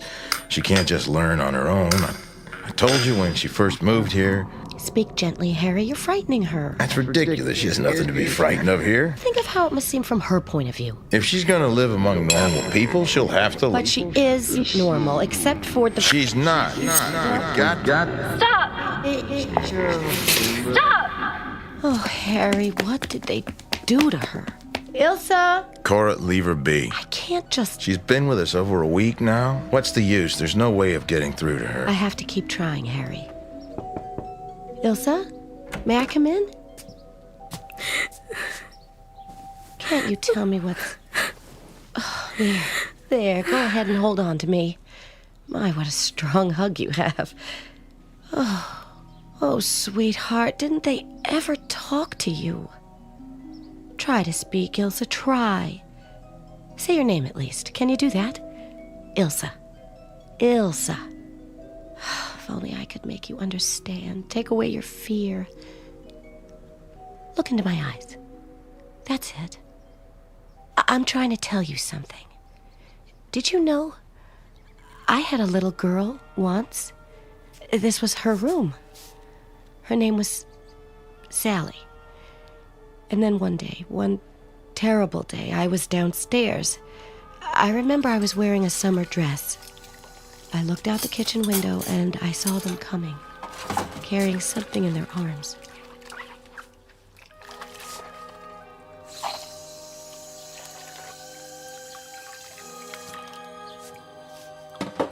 What? What? Is that you, Tom? And Max? What do you have there? I'm terribly sorry, Mrs. Wheeler. What is that in the blanket? Go on inside, Cora. Why are you bringing it in here? Where's Sally? She was swimming in the lake and... No, she wasn't. She's home, I tell you. Maybe you better sit down, ma'am. Sally? Sally? Sally? Oh! Sorry. I can't help but think of it sometimes. But now, you look so much like her. It's almost like you understand. Do you, Ilsa? Do you?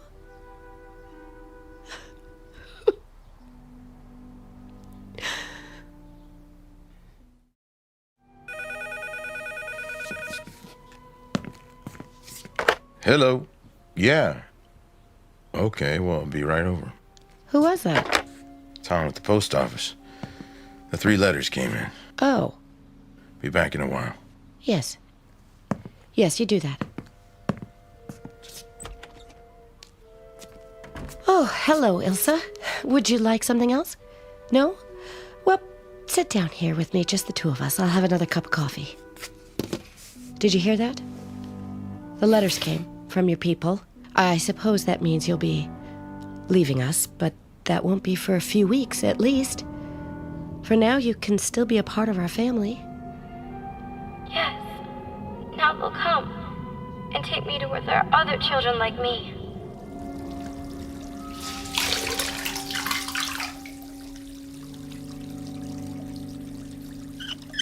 Perfect, Ilsa. You're just about the best helper a person could have.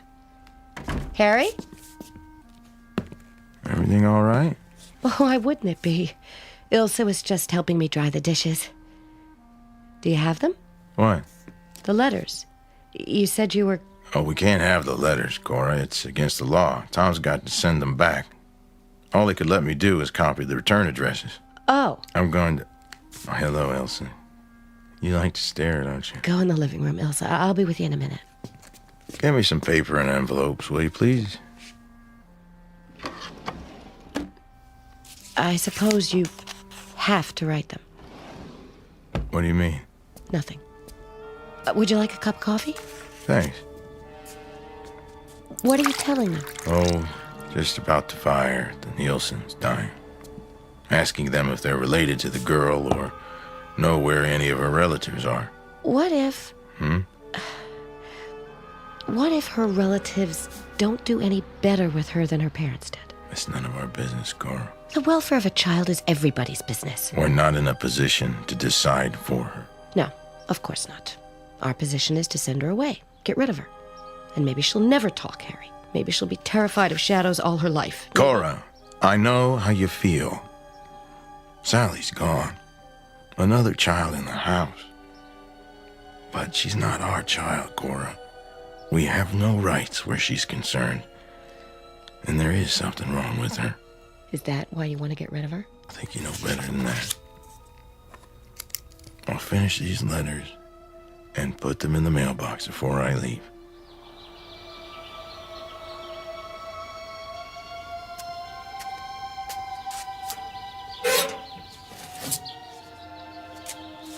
Hi there, Cora. Oh, hello, Eunice. How's the little girl these days? Fine, just fine. I was just checking for the mail.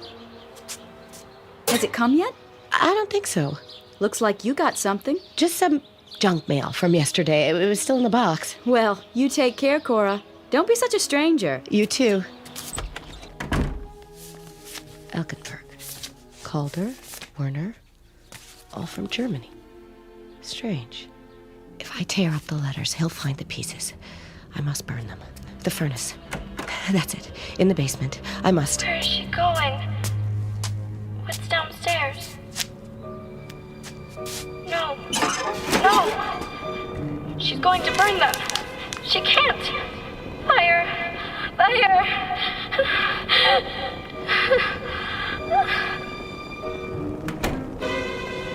Ilsa, is that you?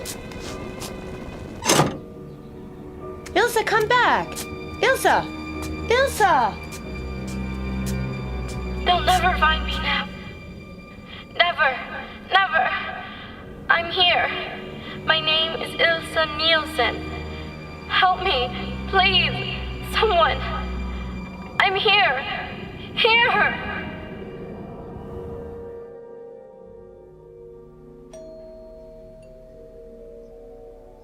Now, who would that be?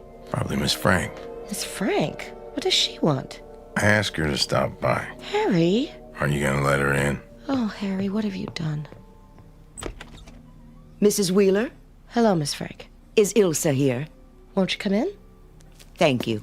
Good afternoon, Miss Frank. Sheriff? Glad you could come. I felt it was my duty. Please, sit down. You haven't heard from her family, I take it. Like I explained to you the other day, I wrote to these people in Europe 4 or 5 weeks ago, but we haven't gotten an answer. We don't know exactly what we're gonna do with the girl, but until we decide, I feel she ought to start getting some education. She most certainly should. It was positively criminal of her parents not to have started her education years ago. The smugness of them. The insufferable disdain. We do not wish our daughter in your school, just like that. In many ways, that fire may have been the blessing of her life. Miss Frank. I'm not just referring to her lack of education, Mrs. Wheeler. But to call the hideous death of Ilsa's parents a blessing. I'm sure I didn't mean it that way, Mrs. Wheeler. What do you mean? I'd rather not discuss it at this time, Sheriff, except to say that I believe I know why Ilsa doesn't speak. You know? And how very much she needs to be educated. Why doesn't she speak? I can't go into details right now. I shall at a later time, after I've had the opportunity to question her. Question? The first thing she must do, of course, is to learn to talk. If I may see her now. She's upstairs resting. I'll get her. Elsa? Elsa? Don't let them put me in school. Please. Elsa? Oh, please. They don't understand. They don't understand. And when would she start school? Why, tomorrow morning, I should think. Just a moment. Harry? Harry. What is it? I'd like to talk to you before. Cora, if it's about the girl going to school... Harry, please. We waited long enough. Those people aren't going to answer. No, Harry. What do you mean, no? Why shouldn't she? I don't know. It's just that... She starts tomorrow. She'll be so frightened. All right, she'll be frightened. A day, maybe 2 days, but she'll get over it. She'll start to learn. She isn't ignorant. I swear she understands me sometimes, without talking. Elsa? Ah, there she is. She's very shy, Miss Frank. She'll need understanding. And she shall receive it. Come here, Elsa. Go on. Shake her hand. Her name is Miss Frank. I won't. I know what she's thinking. I can hear her mind. I said, come here, child. Don't touch me. Go on. There. See? I don't bite. I think we're going to get along just fine, you and I. Not her. Not her.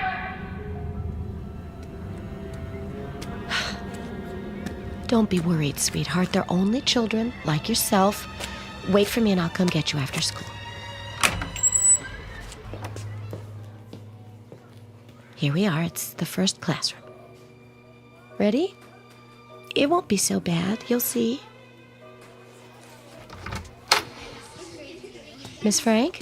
Good morning, Mrs. Wheeler. We were just about to start. I do hope everything will be all right. Ilsa's very shy. She'll feel right at home in no time. Shouldn't I stay with her a little while? As long as you're here, she can't begin to adjust.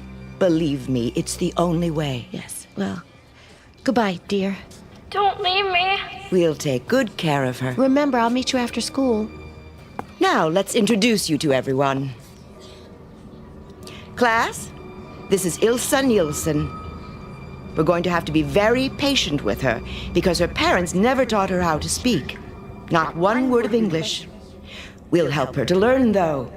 We'll work with her until she's just like everyone else. Now, Ilsa, can you say your name? Ilsa Nielsen. Try to say it, child. Your name, Ilsa. Ilsa. Try to say it, child. Ilsa. Take your hand off my arm. You're hurting me. Try to say it. A little later, then. We have plenty of time. You'll learn. I promise you. You'll learn. Open your books, class. Richard, will you read from the top of page 17, please? This is a boat. A boat sails on the ocean. Ocean? He's trying to tell about the boat in the picture. The boat isn't words. It isn't. Why don't they learn the way Father taught me? Ilsa, look at this picture. Ilsa, you must pay attention. Get up. I said get up. Now, we'll try again.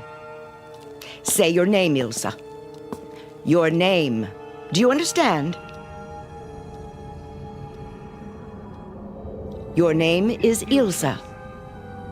Ilsa. Stop poking me. Tell her what her name is, class. On the count of 3. 1, 2, 3. Ilsa. Ilsa. Ilsa. Ilsa. Ilsa. That's all for today, children. Don't forget your homework. Wait. Ilsa, I want to talk to you. I want you to know that you're not fooling me. I know exactly what you are. I know because my father tried to make me into the same thing when I was your age. But I was able to overcome the sickness he forced on me. As I'm going to help you overcome it, Ilsa. It's true, isn't it? They were trying to make you into a medium. To distort your innocent mind so that you could communicate with the dead. What is she saying? You've been trained to be a medium. No. Haven't you? It isn't true. It's not what they were training me for.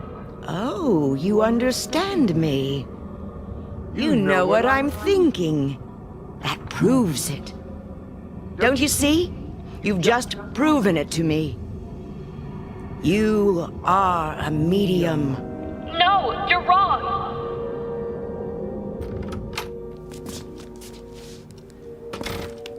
Ilsa? There you are. Mrs. Wheeler. Was it very bad? Ilsa? Not at all. She's coming along nicely. Oh, she's still a little timid, of course, but she's learning. Oh, I'm so glad. We'll see her in the morning then. Yes. Goodbye, Miss Ray. Goodbye. For now. See you tomorrow, Ilsa. And the next day. And the next day. And the next day. And the next day. And the next day. And the next day.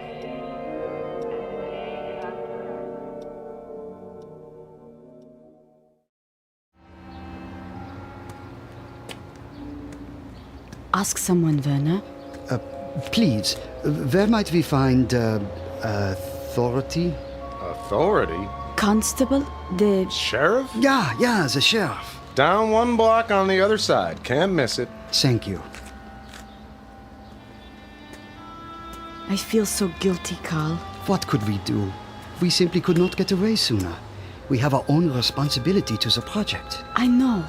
But almost 6 months since we last heard from Holger and Fanny. If only they hadn't chosen such a far-removed location for their work. They are American, Carl. We could not have expected them to reside in Europe. Yeah. You still think something has happened? Why else would they fail to write? I hope you are wrong. That lovely child. Oh, such a talent. The progress with her has been phenomenal. It is as if she was born telepathic. I think that of all the children, she has the most potential. Perhaps they were forced to move like the Eltenbergs to avoid prying. Let us hope so.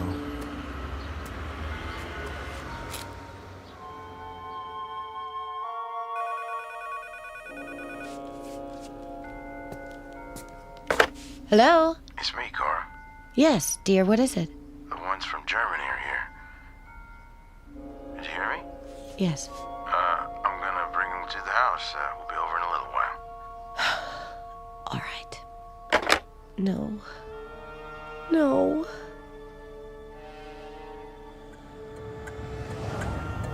If only we heard from you, but there was never a word. Under the circumstances, you can understand why we felt at liberty to start adoption proceedings. We understand completely, Sheriff. As I said, we received no letters. I just don't understand it. Well, here we are.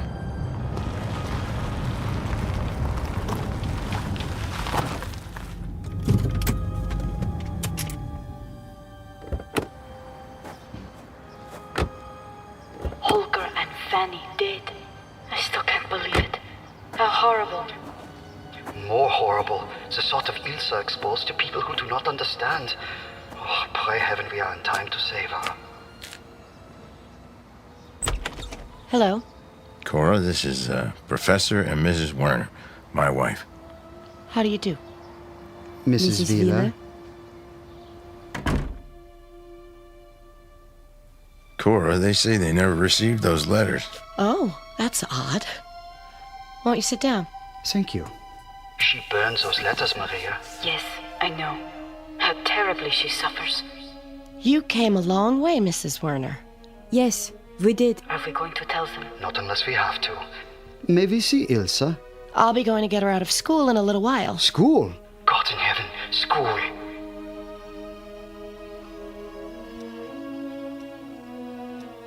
Ilsa Nielsen, stand. Come forward. Face the class. Shoulders back. What is your name? Your name. Class, we will do again what we've been doing for the past few weeks. On the count of 3, think of Ilsa's name. Don't say it aloud. Just think it. Ready now? 1, 2, 3. Ilsa, Ilsa, Ilsa, Ilsa, Ilsa, Ilsa, Ilsa, Ilsa. Here they are. Ilsa, this is Professor and Mrs. Werner. Ilsa, you remember us? Our children are the ones who are just like you in Germany. You remember the Elkenbergs, the Calders, us, your father and your mother? Heidelberg, 10 years ago. The telepathy project. The Werners The Werners are from Germany, Elsa. They were friends of your parents. Think. Where is your mind, Ilsa? Your mind. Hear me, Ilsa. My name is Ilsa. My name is Ilsa. My name is Ilsa. My name is Ilsa. My name is Ilsa. My name is Ilsa. My name is Ilsa. My name is Ilsa. My name is Ilsa. My name is Ilsa. Ilsa, don't. My name is Ilsa. My name is Ilsa. Shh, Ilsa. Don't cry. I'm with you. I'm with you. You can't take her from me. You can't. Cora. No. I won't let them. I love her, and she loves me. She needs me. You have no right. No right.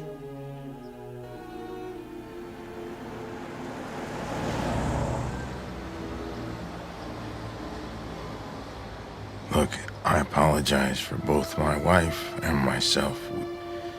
Well, we thought... We understand. Naturally, you would think that we had come to take Ilse back with us, but as I've said, we have no legal power to demand her, being no relation.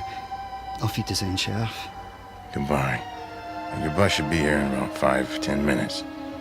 Good luck. And thanks again. I hope we did not make a mistake, letting them keep her here, even though we do have the legal right to take her. I don't think so, Carl. To take her to the other children now. The talent is gone. Even with work, it might not return. I suppose. All those years Holger and Fanny spent on her, wasted. Wasted, Carl? If they had not made her mind so receptive, how could they have directed her out of the burning house, even though they themselves were trapped? Ah, but the loss, it isn't right. There is no right or wrong in it, Carl. They all meant well. No one wanted to do anything but help her. But to lose everything? She has not lost everything. Why do you think I ask for you to let her stay here? Because she has gained something. Gained? We always knew that Holger and Fanny did not really care for her. Maria! Oh, they were not unkind. They gave her what affection they had in them to give. But the project always came first. You know that, Carl. To them, Elsa was less a daughter than an experiment in flesh. She is going to be all right. Now she is loved. And that is so much more important than telepathy. Isn't it, mein Professor? Ja, Liebchen. Much more important.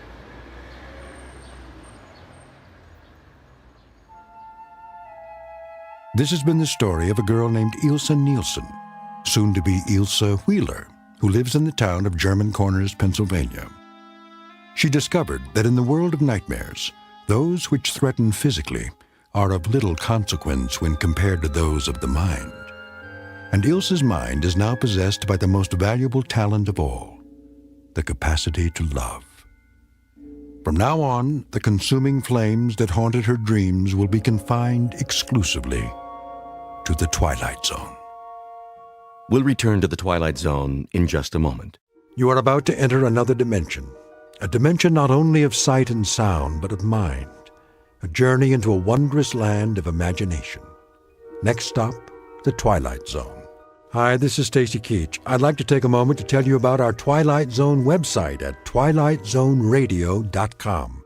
At twilightzoneradio.com, you'll find the latest information on these Twilight Zone radio dramas, including behind-the-scenes photographs, plus the newest product releases, trivia contests, ways to contact us, other Twilight Zone-related info and merchandise, plus links to other fascinating websites. So make your next stop twilightzoneradio.com.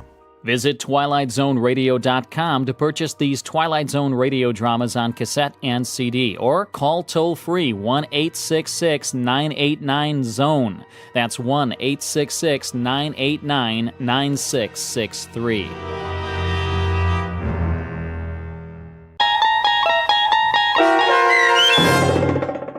To serve man, starring Blair Underwood with Stacy Keach as your narrator, was adapted for radio by Dennis Etchison and written for The Twilight Zone by Rod Serling, based on a short story by Damon Knight.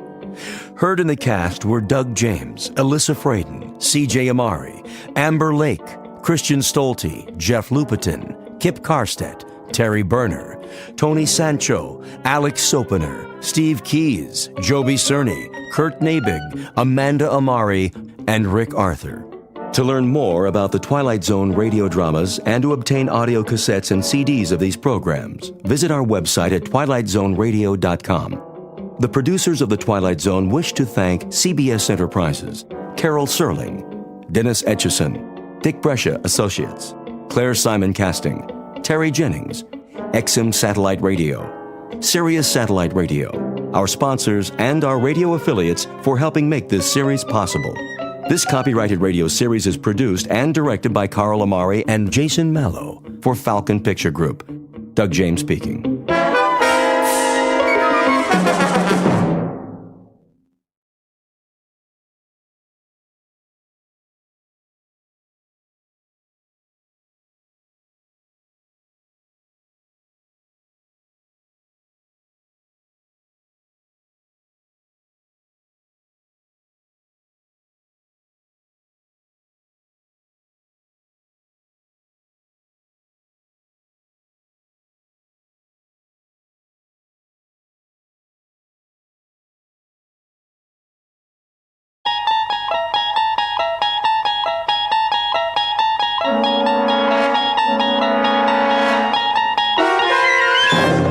You're traveling through another dimension.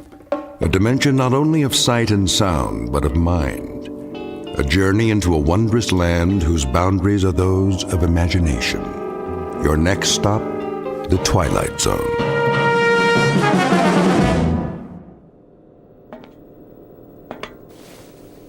Mr. Chambers. Mr. Chambers. Now what? It is a mealtime. Repeat, mealtime. How exciting. Kindly state your preference, please. You really think I care? We have a full menu on board, suitable for human consumption. It has been designed to meet your dietary needs. I don't have an appetite. That does not compute, Mr. Chambers. I said I am not hungry, all right, ship? Very well. I'll let you know when.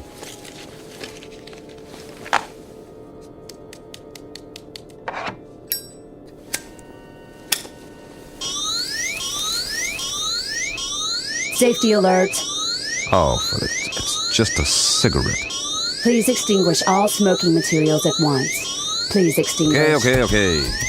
Deposit in appropriate receptacles. This is a mandatory safety measure. I heard you. Thank you for your cooperation. This is going to be a long trip. It is for your own good. Cigarettes are harmful. They are extremely hazardous to your health. And traveling through outer space, that's not. Comparisons are relative. Is that right? Please define your frame of reference. Well, here's a reference for you. The moon. Which moon? Anyone will do. As in, why don't you go take a flying jump at it? Kindly repeat. Forget it. You do not care for food at this time. Leave me alone. You do not care. Yes, I do not care for food at this time. Very well. Very well. Oh! Ow!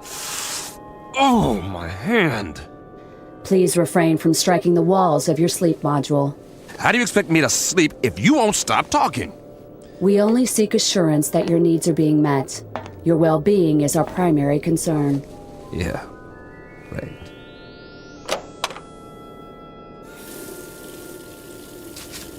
Please conserve water.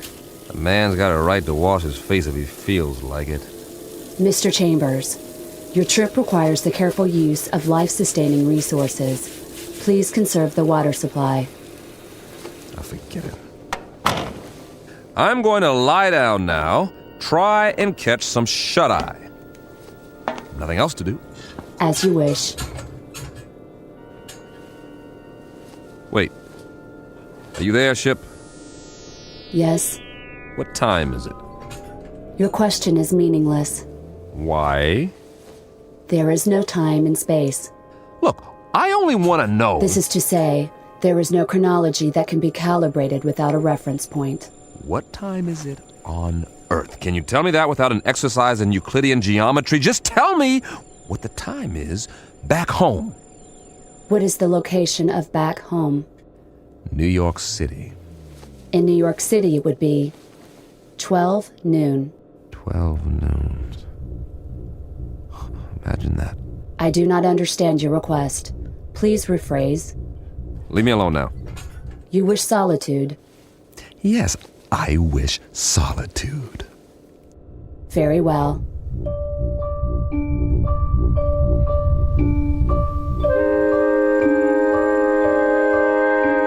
Respectfully submitted for your perusal, one Mike Chambers, linguist and cryptographer, formerly attached to the Pentagon. A highly educated individual who can break any code and decipher any language, at least on Earth. A man who shook hands, figuratively speaking, with a modern-day Christopher Columbus from another world. The height of this creature, a little over 9 feet, give or take a few millimeters. Weight, in the neighborhood of 350 pounds. Origin, unknown. Motives? Well now, therein lies the tale. And it's no ordinary one. You'd best hear the story from Mr. Chambers himself. Just remember, you're not on the Earth anymore. You're traveling at something close to light speed on a journey that will take you directly through the Twilight Zone.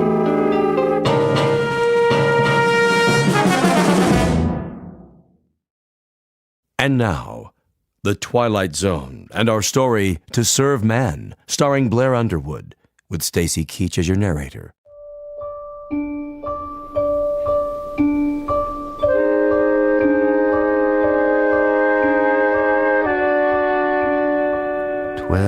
Noon. Somewhere, but not here.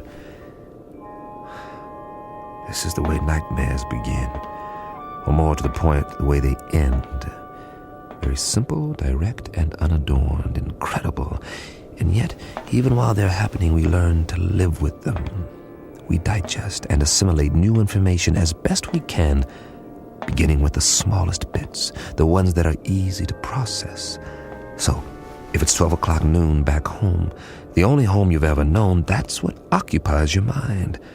You don't think about sidereal time or when it will be 12 o'clock the next day or the day after that. We live in the moment, but that's precisely what we should have been thinking of. All of us. Tomorrow and the day after tomorrow. We were preoccupied with the hands on a clock while we could have checked off the days on a calendar, one by one, and appreciated all that we had while there was still time.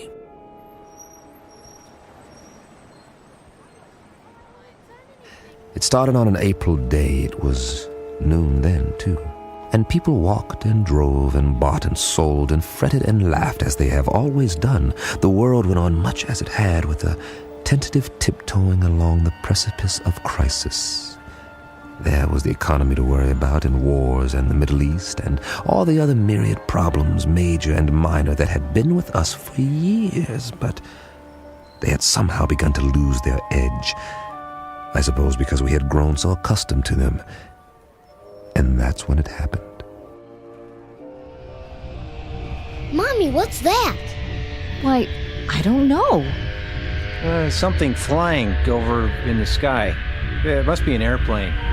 But it's so bright. I know what it is. It's a flying saucer. Oh, it can't be. Look, it is. That's when we first heard they had come. And that's when we should have prepared ourselves, but we didn't. Instead, we milled around like farm animals, worried only about our creature comforts, while the Secretary General of the United Nations made the first official announcement. I watched that broadcast, the same as you did, live from the lobby of the UN in New York City. It came from the lobby, not the General Assembly. That rather large auditorium was empty, not due to a long lunch hour or an ambassadorial walkout or even the end of the world. The representatives of all nations were at that moment watching their television sets and listening to their radios, much as were their peoples around the world. For, as it turned out, this would be a rather momentous afternoon. Ladies and gentlemen of the press, is this thing on? If you could move back, please, the Secretary General will answer all your questions. Move in. I'm trying. Get the shot. Where's the other mic? Take evening news remote. Take one. Get it now. This is live. Mr. Secretary, if we can have a shot of you. Look at the cameras, please. Please, ladies and gentlemen, may I have your attention? Quiet, please. No questions just yet. I have a prepared statement. I say I have a prepared statement. Would you give me your attention, please? I'll read it now, if I may. Ladies and gentlemen, I should like to recapitulate the events of the past 11 days. On the 14th of March, shortwave broadcasts were received in the principal capitals of the world. It was established that these transmissions did not originate on Earth.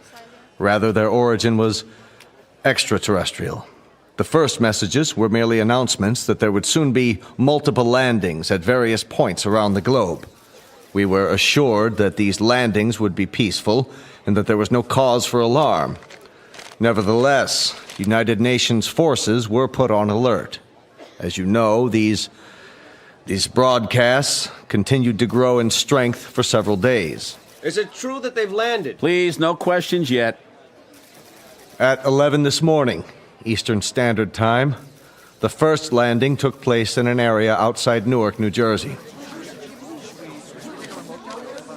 We have subsequent reports of additional landings in Russia, Norway, the southern coast of France, Rio de Janeiro, and several other locations. It is the position of the United Nations that it would be premature to assume hostile intent. Our recommendation is that the world's countries remain calm and make no show of force.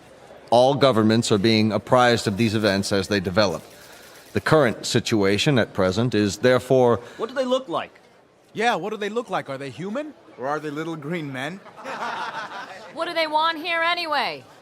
As of this moment, we do not know who they are or the purpose of their arrival. We know only that several of their craft have touched down and that... Hold on, Mr. Secretary. Who's that? Looks like the guys from the Pentagon. What are they here for? Must be something big. Sir. Tell them that we have to do this. Are you sure? Quite sure. We've cleared it with the White House. All right. It seems that one of the craft has just landed a few blocks away. One of the representatives of the visitors is apparently on his way to this building. Now? Call the wire service. Give me a direct feed. Now. It appears that he has requested an audience with the General Assembly. That's correct. In a few moments, we'll reassemble in the... Good Lord.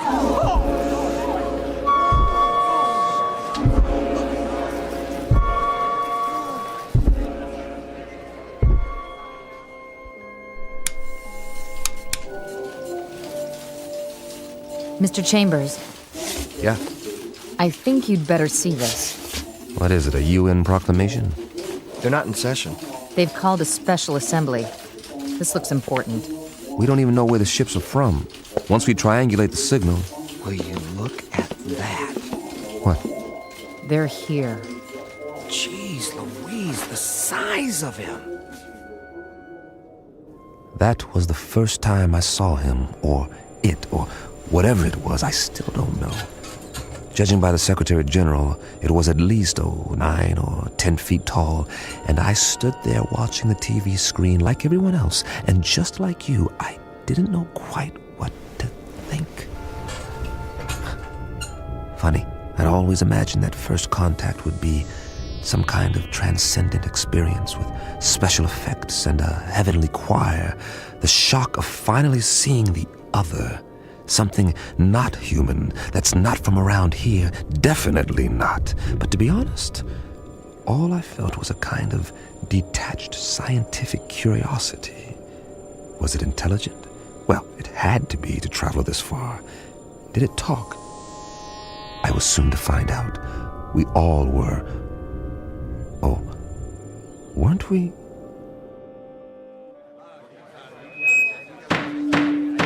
Come to order, please. May I have your attention? Not all of our member nations are here yet, but our visitor has requested an opportunity to address the assembly. So, for the moment, I would ask you all to be patient. Please, order! Order! Remain calm! The floor is yours, Mr. Or rather... Ladies and gentlemen of Earth, we greet you in peace and friendship. We come from a planet beyond your solar system and well beyond your galaxy. A planet far more developed than yours. Why are you here? To establish... Hey, what's that book? Get a picture of it. What's the title? I can't see. He's not even moving his lips. He doesn't have lips, does he? To establish embassies here, and in the near future to set up reciprocal visits between Earth people and Canimets. Canimets? What's that? Must be what they're called. Write that down. Canimets. How do you spell it? Speaking on behalf of the governments of the people of Earth, we bid you, Canimets, welcome. How shall I address you? I have no name, as you understand the term, but you must have many questions. Please, feel free to ask me anything at all, of any nature. We have a great many questions, but to proceed in an orderly fashion, how did you discover us? How do you know our language? And as to your own planet, what is its political and social makeup? Of course, we most fervently wish to know why you have chosen us to... First of all, we must make the following admission. We do not know your language. Then how... Our own methods of communications are mental rather than verbal. Hence, the voice you hear is artificially generated. Your words, or rather, your thoughts, are received and processed by an automatic translation device. My responses are in turn electronically altered to simulate vocal sounds in a language known to you. You cannot speak, then? Not in the literal sense. Astonishing. We understand you perfectly. As to your other queries, our planet is not visible to you. It lies far beyond what you call the known universe, but it is highly advanced technologically. Its political and social makeup are complex. I cannot describe it without first educating you in the basics of our society. That may be a lengthy process. Are you willing to be interrogated here at the United Nations in a special plenary session? All of our nation's representatives could attend. I'm sure they have many questions. I would be delighted. I believe that is the proper response. We thank you for your courtesy. Until then...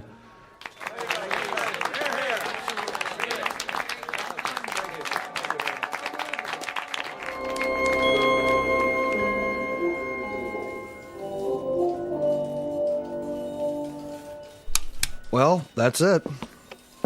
For now. I can't get over the size of him. Are you sure they're not using trick photography? No way. It's a live feed on all the networks. What do you make of that little book? It only looks little in his hands. It's probably a perfectly normal hardcover. There's nothing normal about it if you brought it all this way. Maybe it's a dictionary. The most commonly used phrases. You wouldn't need a dictionary. He said they have an automatic translation machine. A guidebook, then. Protocols, that sort of thing. There's something printed on the cover. If we could just get a view of it. It's not in any language we know, that's for sure. No, maybe not, but any group of symbols can be deciphered. Even non-human symbols? That would be a tough one, all right. If he brings it with him next time, I can capture the image and try to enhance it. Do that, would you, Randall? This may be the challenge of a lifetime. I have got to know what it says.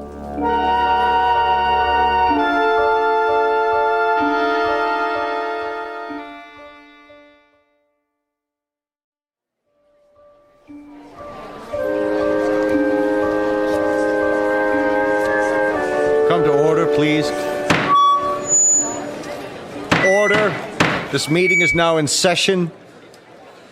Members of the General Assembly, our visitors, the Canamits, have graciously acceded to our request that their representative appear before us to answer further questions. The meeting is now called to order. We will proceed with the first inquiry.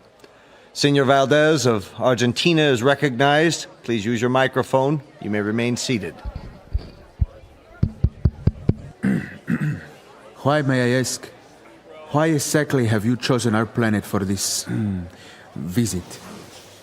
It has come to our attention that Earth is plagued by many catastrophes, both natural and unnatural, all of which could be easily prevented.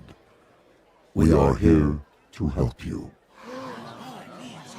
Recognizing Dr. Denis Levesque, the representative from France. Your question, please. Monsieur Canamet, my government wishes me to ask you, what is the nature of your help? What form will it take? Indeed, if we should choose not to avail ourselves of this assistance you mentioned, your response would be? We will not force anything on you. You may accept only that which you choose. For example, on the morrow, tomorrow, that is, we will demonstrate an alternative power source, molecular in nature, which can supply a form of electricity to entire continents for the cost of a few dollars, or rubles, or pesos, or any other currency. You will find it extremely economical. Mr. Grigori. Mr. Grigori, the Russian delegate, you have the floor. We would like to ask the Canamit directly, man to man, what are its true motives? Are we to assume that your purpose is totally altruistic? That you have an abiding interest in helping others? Are we further to assume that there is nothing beyond this boundless humanity of which you speak?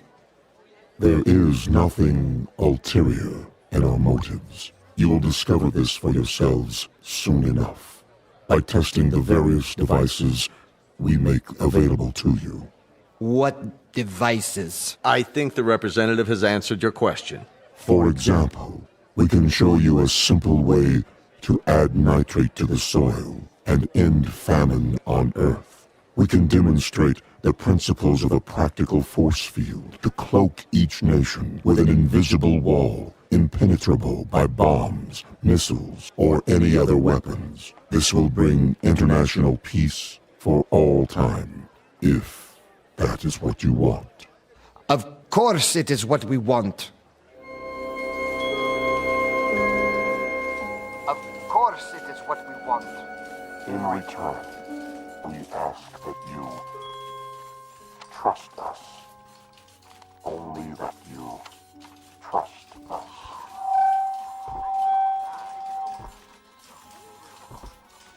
All we're saying is give peace a chance. Well, why not? Nothing else seems to work. Wait a minute. Enlarge the image. Did I just see what I thought I saw? You sure did. The Canamit left his book on the podium. Well, I'll be. He doesn't seem to have noticed. Cross your fingers. I want that book. I have a feeling it'll tell us plenty. Everything we need to know. If we can decipher it. Get on the phone and call the floor now. Tell one of the aides to pick it up with a stack of papers. Anything. Stage a distraction if necessary, but get it. Okay. That book may turn out to be the most important one ever printed. Here or anywhere else in the known universe.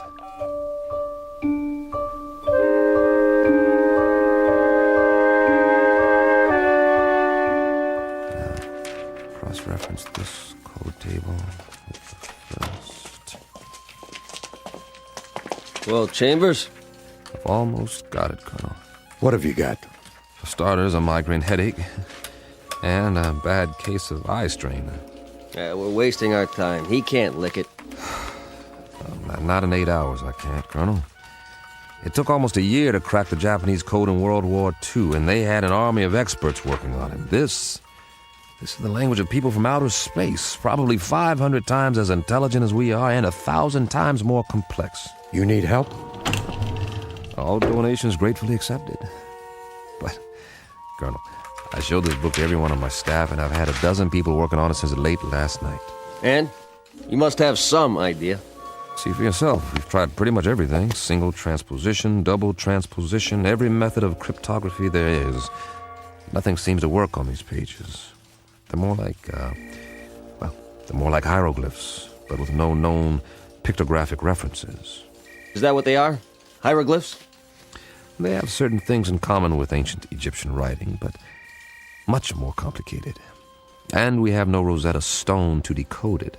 So I can't honestly say whether we're any closer now or if we're still a million miles away.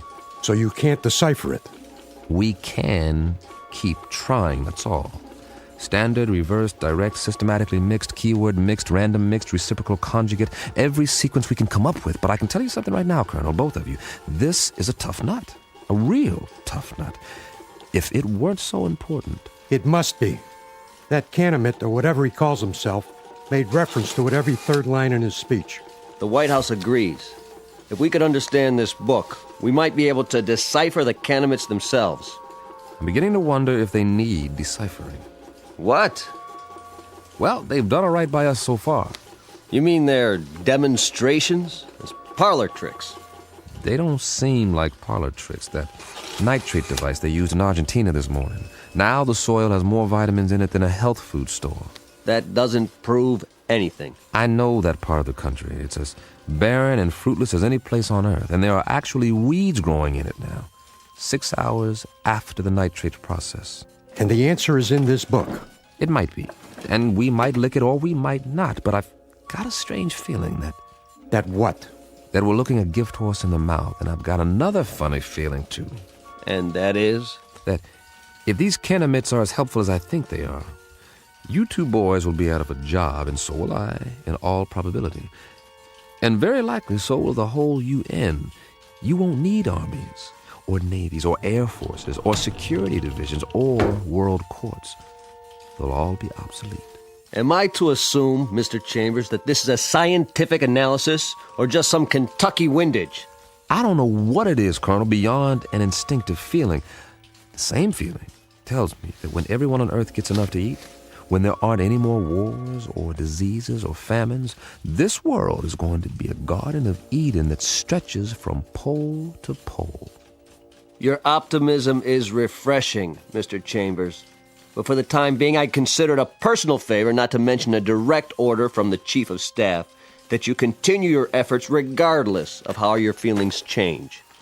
Keep deciphering until you break this code or language or whatever it is, and tell us precisely what the bloody book says. I'll do my best. No promises, though, gentlemen. Now, if you'll let me get back to work. Jim, I think we've... What is it, Pat? We tried a new computer sequence. And? Look at this. We've got the title, anyway. You translated it. Are you sure? What does it say? This is an overlay. Place it over the cover of the book, like a template. Ah, brilliant. You're going to get a promotion out of this. You know that, don't you, Pat?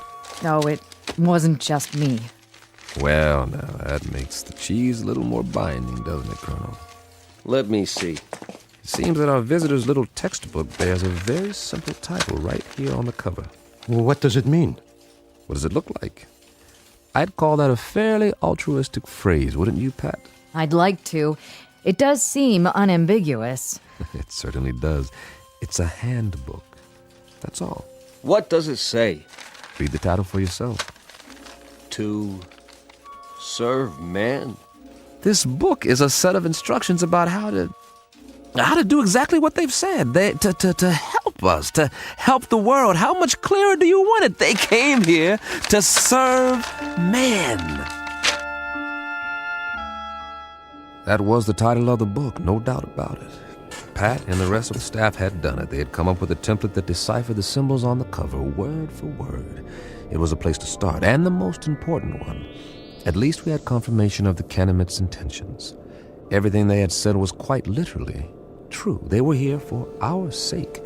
Of course, not all governments would be as easily persuaded, so at a closed session of the Security Council, our visitor was put to the test. The Pentagon provided credentials so I could attend, and I jumped at the chance. This was one meeting I couldn't afford to miss. If it went according to plan, the world would find out once and for all what, if anything, the Canamites wanted for themselves, and whether the price, if there was one, was something the Earth could afford to pay. Though I, for one, didn't expect any surprises. Would you? Never in a million years.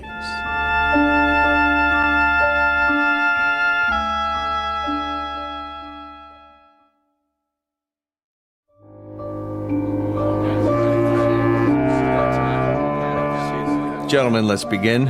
If you'll please be seated. The purpose of this meeting is to acquaint you with certain tests conducted over the past week. At the request of several delegates, and with the full consent of our guests, the Canamites, these tests were photographed and recorded. You may now view the results. The tests were conducted by members of the National Science Academy and witnessed by a team of experts. If you'll watch the monitor at the front of the room. Lights down, please. Begin the tape.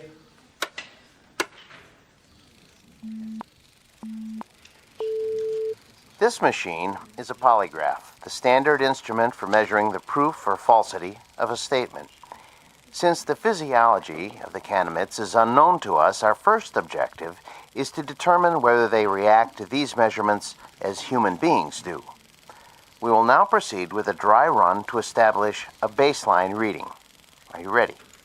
I am ready. I trust our small chair is not too uncomfortable? Not at all. The sensor attached to the torso registers the pulse rate. The second attachment shows electrical conductivity in the palm of the hand as perspiration increases. And the third connection shows the pattern and intensity of electrical waves emanating from the brain. With human subjects, these readings vary markedly, depending upon whether the subject is speaking the truth. I understand. Then let us begin. And please answer the questions as I instructed you previously. Very well. Regarding the relative size of Canamites and human beings, tell me if you would, which is taller? A human or a Canamite? Humans. I shall now repeat the question. Which is taller than the other? A human or a Canamite? A Canamite. Very good. Next question. How did you come to this planet? We walk. Once more. How did you come to this planet? In a spaceship. Excellent. My colleagues and I are satisfied that the mechanism is effective. Now, I shall ask our distinguished guest to reply to the question put forth by several UN delegates. Namely, what is the motive for the Canamites in offering so many gifts to the people of Earth? On my planet, there is a saying. There are more riddles in a stone than in the philosopher's head. The motives of intelligent beings, though they may at times appear obscure or simple compared to the complex workings of the natural universe. Therefore, I hope that the people of Earth will understand and believe when I tell you that our mission upon this planet is simply this: to bring to you the peace and plenty which we ourselves enjoy, and which we have brought to other races throughout the galaxies. When your world has no more hunger, no more war, no more needless suffering, that will be our reward. Thank you. Most profoundly. There you have it, gentlemen. Lights, please. I should like to pose a question. Yes, Grigori. Who is responsible for that circus? I assure you, Grigori, the tests were quite genuine. A circus, a second-rate farce. If they were genuine, Mr. Secretary, why has debate been stifled? There'll be time for discussion tomorrow, the next day, and throughout the week. No one is stifling debate. I would remind the delegate from Russia that everything the Kenemet has promised has not only worked, but worked beyond our expectations. The force field that was tested yesterday morning, nothing could get through. And suddenly we find ourselves in a brave new age, when none of us need fear a hydrogen bomb or a missile. We are on the threshold of peace, Monsieur Gregory. Peace as we have never known it. Niet. I say niet.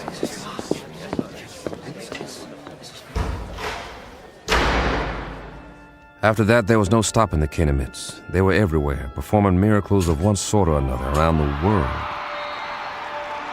Famine became a thing of the past as the fertility of arable land increased 100%. The force field proved impervious to any known weapons. Then came a cure for cancer, heart disease, what have you, and all from a simple injection. It's hard to say whether the Kenemets enjoyed their role as saviors. Their eyes were so wide apart and set so deep in those big, bland faces that you couldn't read much of an expression. With only a tiny circular hole for a mouth, one that never moved, it was impossible to know what they were thinking because they never spoke. They weren't stern faces, only controlled, placid, almost like kindly masks. And they all looked exactly alike. They sounded the same, two calm, mechanical voices that came out of the translation devices under their robes. And then, one day, we were all out of a job, just as I had predicted. The computers and fail-safe machines in the Pentagon sat idle, covered in plastic sheeting, because no one was needed to run them anymore. As for code breakers, I might as well have stayed home. But something kept me there, as if I was waiting for the other shoe to drop.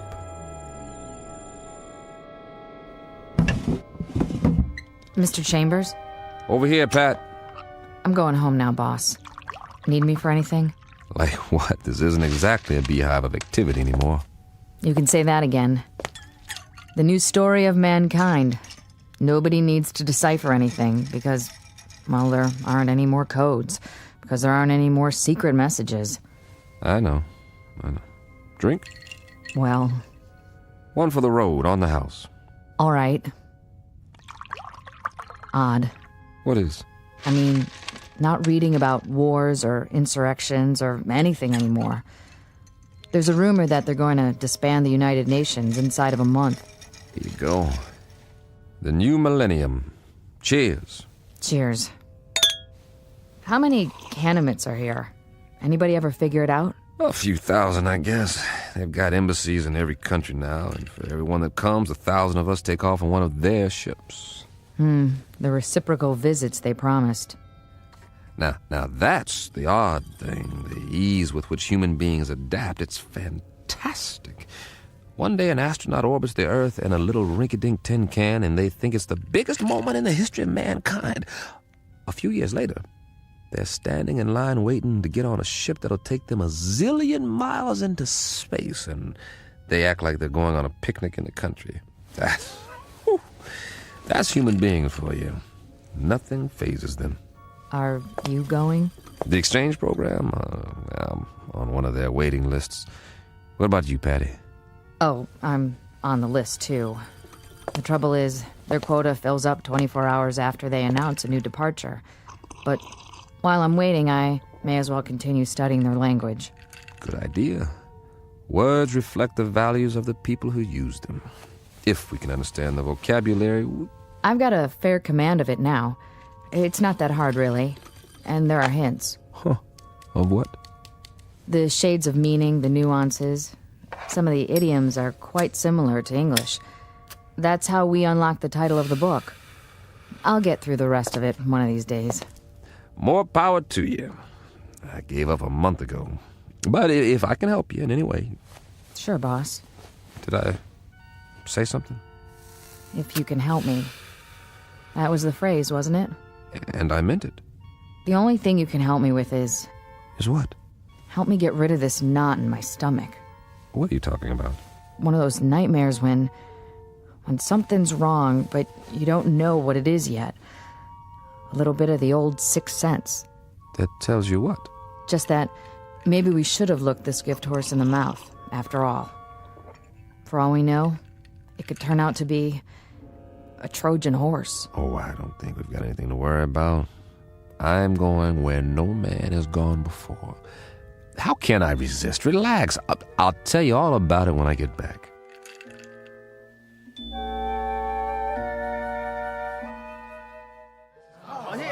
Please, get in line. One piece of luggage per person. This way to the loading platform. I'm so excited. I can hardly wait.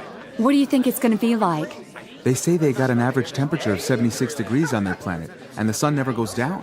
Wouldn't that be something? And their clothing, it's metallic cloth, just beautiful. Kind of like spun gold. My sister has a brochure. The day you land, they take you on a shopping tour, and you can have as much of it as you want for free. It's just one big holiday when you get there. They've even got a form of baseball with leagues and everything. Man, I don't think I'll ever come back. And the whole trip, it's millions of miles, mind you. The whole trip only takes a few days. May I help you with your bag? Why, yes, you may. Ooh, they're so polite. Please, keep the line moving. Oh, watch your step. Take my arm. Can we sit together? Yes, you may sit together once you're inside. We're moving. Almost on board. This is going to be wonderful. Did you bring your camera? They're opening the door to the spaceship. I hope there's going to be other kids my age there. Boarding pass, please. Yes, right here. Mr. Chambers, proceed. Thank you. Mr. Chambers? Mr. Chambers! Pat, hi. Jim, please, You are just in time to say goodbye. don't get on. Are you kidding? I've been waiting for 6 weeks. You can refuse. There's still time. Well, don't say that too loud, or there'll be 1,000 people trampling over you to take my place. Get on board, please. Not yet. I'm begging you. What? Whoa, what's wrong with you, Pat? I finally deciphered the book. Hey, that's great. All of it. You're delaying departure. Please continue up the ramp. One moment. Well, Pat? Jim, the first page is just a collection of English phrases with their own translations. But the rest of the book, the rest of it. Will you move, mister? We're waiting to get on board. Step through the door, sir. Write me about it. I'll have plenty of time to read letters up there. Not as much time as you think. Jim. Now, Mr. Chambers, we must close the hatch. The rest of the book. It's not what you think. The title, To Serve Man, it's a cookbook. What? No, wait, what? Wait, no!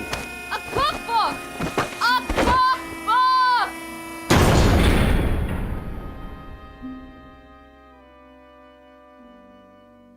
A very specific difference in points of view. To the wee ones, the little race of tourists known as humans, it's a marvelous adventure, a voyage to outer space, a chance to get away on the greatest vacation ever. But to the extra-large, granite-faced individuals known as Canamites, it's nothing more than a cattle car, a very comfortable supply ship, bringing food from the other end of the universe to a place where appetites must be enormous. As I say, it's all in the point of view, a lesson in language and semantics from the Twilight Zone.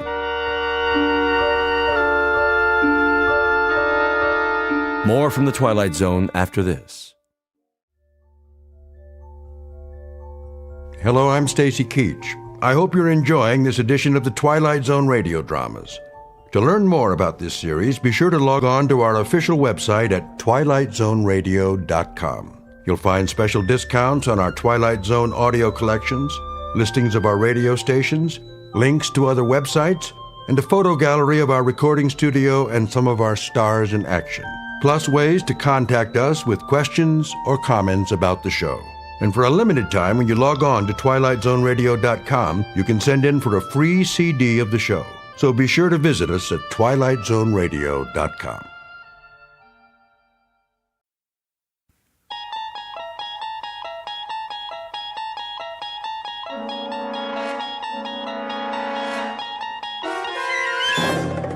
You unlock this door with the key of imagination. Beyond it is another dimension, a dimension of sound, a dimension of sight, a dimension of mind. You're moving into a land of both shadow and substance, of things and ideas. You've just crossed over into the Twilight Zone.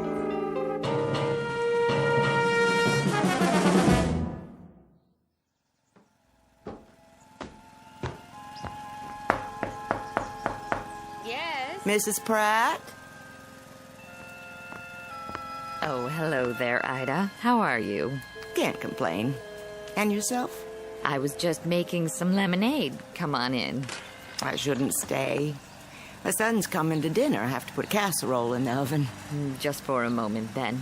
I'll get you a nice tall glass in the kitchen. Well, if you don't mind. You can be my taster. You absolutely must tell the truth, though. If it's too sour, I'll add more sugar. It looks lovely. Where'd you get the lemons? From Mr. Takamori's backyard. He brought me a whole bag of them. How thoughtful. Oh, he's an absolute jewel. I swear, that man can grow anything. He's certainly done wonders for the trees on this street. It's delicious. I always say there's nothing like fresh lemonade. I see Arthur's doing your lawn now. Yes, he's such a fine young man. Isn't he? Always so polite. Do you think he'll take over his uncle's nursery? Oh, I seriously doubt it. With college and all, he has his sights set on something higher. May, I was wondering. Couldn't Arthur do Mr. Fenton's lawn, too? Mr. Fenton? Well, I believe he'd rather do it himself. You know that man. Yes, but his place has been a fright lately. Oh, such a shame.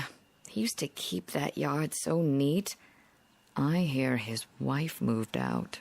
The boy doesn't charge much, and Mr. Fenton's lots go into seed. It lowers property values, you know.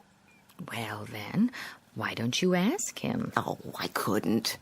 He'd think I was being a busybody. Arthur, I mean. He can stop by after he finishes here. It wouldn't hurt. I suppose. If he needs the job. I expect he does. That family's worked so hard. Can't have been easy after the war. You don't think... What? Mr. Fenton was in the service, wasn't he? The Marine Corps. I hope he doesn't have a problem, then, with the Japanese. Oh, that boy's as American as you and I, born and bred. I know, but there is a feeling with some people. Not in this neighborhood. I'm sure Mr. Fenton has put all that behind him. I should hope so. I was just about to bring Arthur some lemonade. You can mention it now. If you think it's all right. Of course it is. What went on back then was a terrible, terrible thing. But believe me, the war is over. In our town, it ended a long time ago.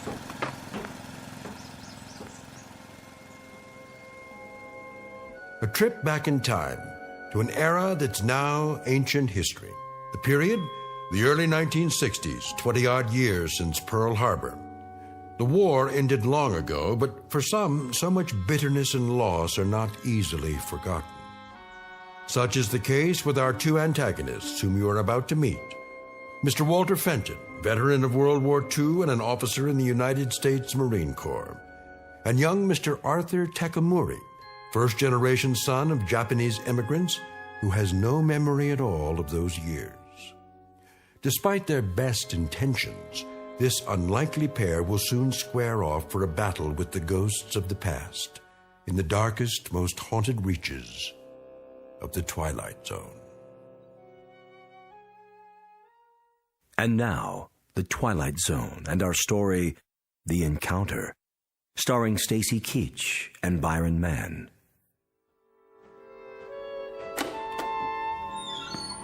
Get a load of this stuff. Where'd it all come from? Psh, what a mess. Not a nuke at all. Shoes, clothes. Hey, there's the old radio. Plug it in, see if it works. Well, well.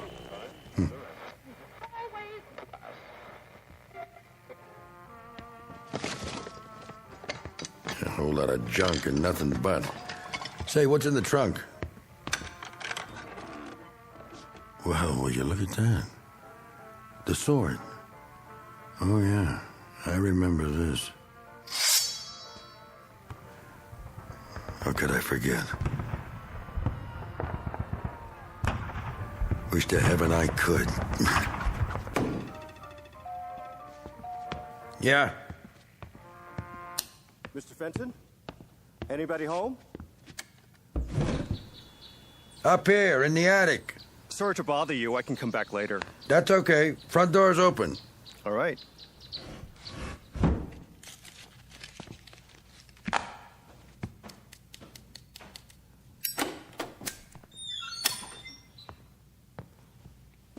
Mr. Fenton? It's me. Sorry if I disturbed you. What do you want? Well, Mrs. Bowles down the street sent me over. Oh, she did, huh? Said you wanted somebody to take care of the yard? My yard? How would she know? Oh. Well, if it was a mistake, I apologize. No, hold on. Matter of fact, she's right. Might as well come in. Are you sure? Yep. Well, if you say so. Lots of cobwebs. Haven't been up here for a while. Oh, that's okay. Haven't I seen you around? Maybe. I cut the grass with some of the people on the block. My uncle runs the nursery at the corner. Oh, yeah. So, what do you think? About what? The lawn. Yeah, I could use a hand, I guess. If it's just the front, I can take care of it twice a month. Charge you the same as Mrs. Bowles and Mrs. Platt. Sounds fair enough. Anything more would have to be extra. Like? You know, the backyard or the lot. Is that yours too? Yeah, don't worry about that. At least not right away. I ought to warn you, though. Yes? It won't be steady work. Sir? Don't get the idea it's a regular job or anything. Oh, that's all right. I've got plenty of other jobs. Good, because I'm going to sell this termite dump as soon as I find someone fool enough to buy it.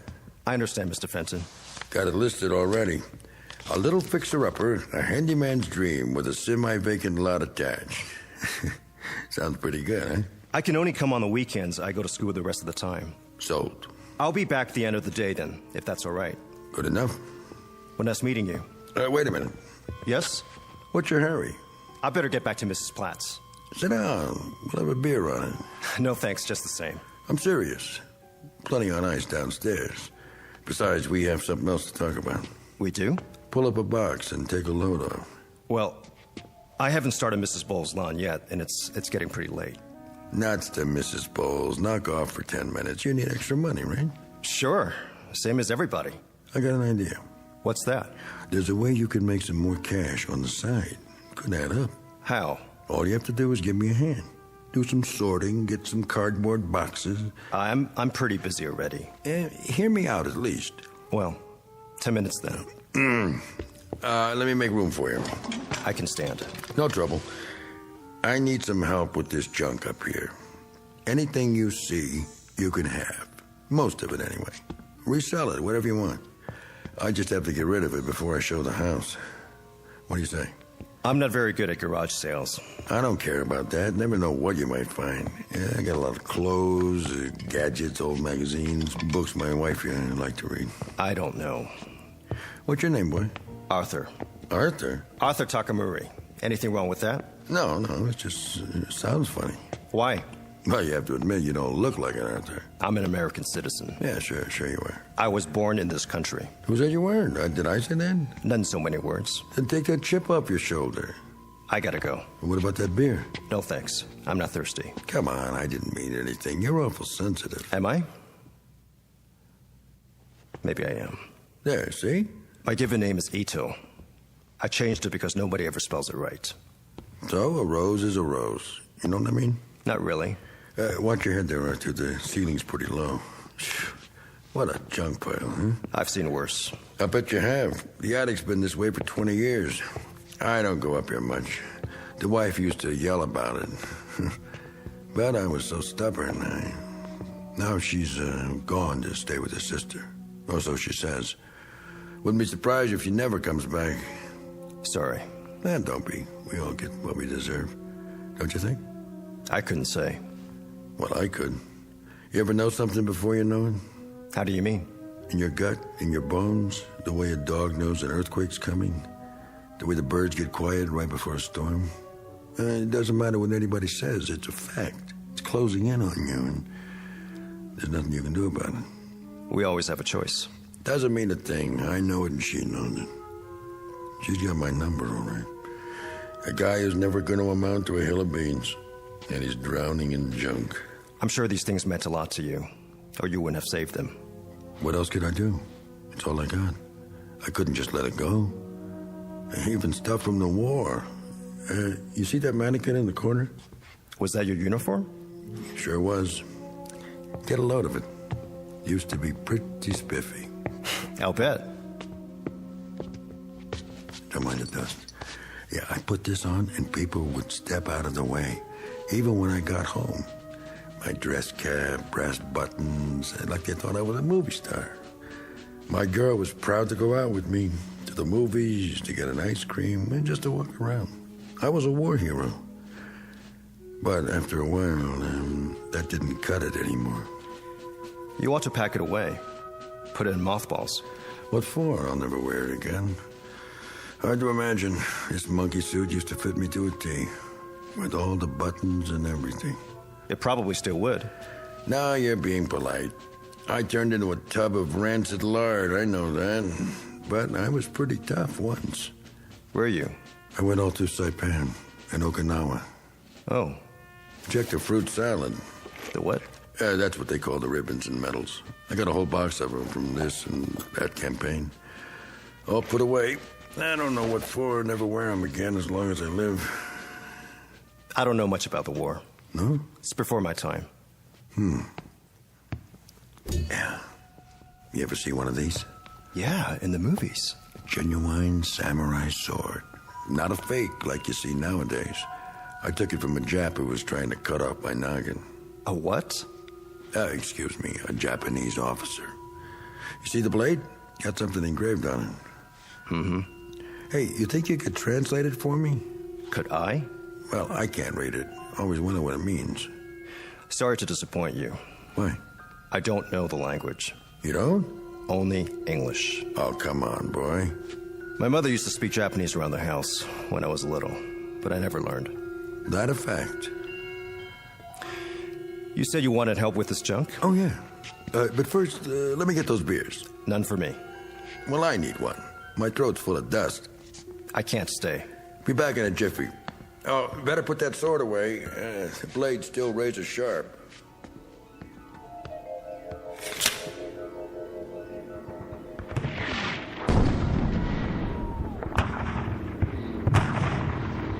You!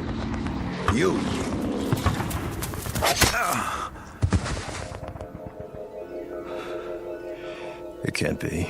I don't know how or why, but I'm gonna kill this man. I'm gonna kill him. I can feel it. I'm gonna kill him with this sword.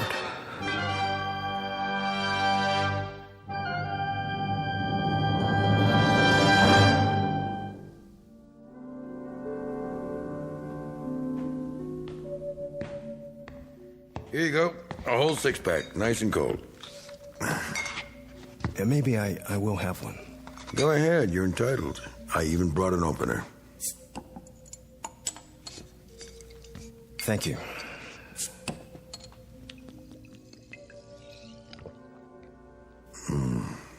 Always tastes better in glass, don't you think?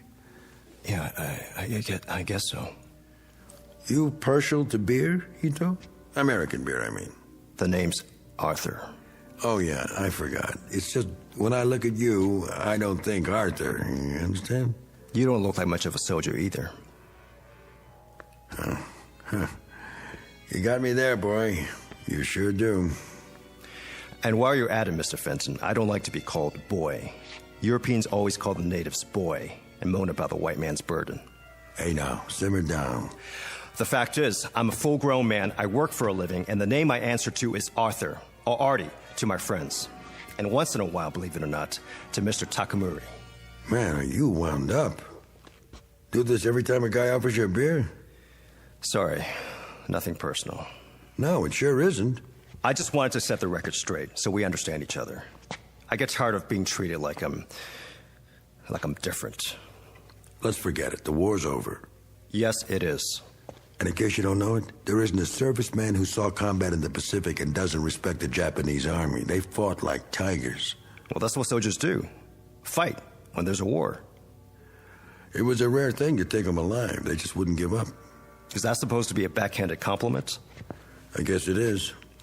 Well, here's to bravery. Banzai. Okay. I get it. Say, where did I put that pig sticker? What? The sword. I put it back in the holder, like you said. Then I set it on those National Geographics. Well, it's not there now. Well, maybe it slipped down. Not that I can see. Funny if it got lost. I've been trying to lose it for years. I never could, though. Why would you want to do that? This thing gives me the willies. I should have left it instead of taking it as a souvenir, you know what I mean? Maybe you should have. I tried to sell it, hawk it, give it away, even throw it out in the trash. Each time it comes back. I suppose you're going to tell me it's haunted. No, I don't believe in that jazz. But when people refuse it, even as a gift, and when the man on the garbage truck leave it, well, you give up after a while. Say, why don't you take it? I don't think so. Why not? What would I do with it? Well, you could frame it, put it on the wall, sell it, or you could always give it back to me. Point first, if that's what you'd like to do. I don't know what you're talking about. No, I'm just kidding. Anyway, I don't blame you for not wanting it. It's a pretty ugly thing. Not really. Sure it is, if you think about it, especially with what's engraved on the blade. I thought you couldn't read it. I can't, but I like to imagine. I always thought it says something real poetic, like, "This sword will avenge me." What do you think? I wouldn't know. Oh, come off it, Arthur. Look, Mr. Fenton, I'm kind of in a hurry. I work hard and... So what's so special about working for a living? You said that twice. Don't you think I work for a living? I didn't say... I worked since I was a kid, and I had jobs a lot tougher than cutting grass. I used to drive a cat. You know what a cat is, Arthur? It's no sports car, let me tell you. It's a big earth mover. You ever move the earth, Arthur? No, of course not. You manicure it. I've got to get going. What's the rush? Drink your beer. Just tell me where you hid the sword. Where I? You buried it in here somewhere, didn't you, when I was gone? You're crazy. To get it out of the way. For what reason? Oh, I don't know. It could be dangerous in the wrong hands. Whose? Mine or yours? I left the sword with you next to this stack of magazines. I remember distinctly. Tell me something, Arthur. You don't seem very relaxed. Are you, by any chance, afraid of me? Why should I be? Oh, I can think of a few reasons. Such as? Well, my background, for one. What's so special about that? Because I was a soldier. So were a lot of people. Really, there's no point talking about it now, is there? I was in a fighting outfit. You know what that means? It's not like the recruiting posters, let me tell you. Pictures of a nice, clean-cut kid helping little old ladies cross the street, starting fires by rubbing two Boy Scouts together. A soldier like that wouldn't last one night on the beach or in a foxhole. A real soldier's a highly trained machine, made for one purpose, combat. Split-second reactions in place of emotions. He's on a high wire, always on his toes. His nerve ends are dead, and he's as cold and hard as this helmet, like this one right here. Saw me through plenty. Yeah, it still fits. It always will. Like it's a part of me, the part that survived. He doesn't feel anything. Funny thing is, he doesn't even hate anymore. He can kill without hating. He'd better. It takes time to hate, see? They don't talk about that at home. But he's really something to fear. In fact, nothing Nothing is more terrible to meet on a dark night than a trained U.S. soldier with an M1, a Thompson, a grenade, a trench knife with brass knucks, or his bare hands.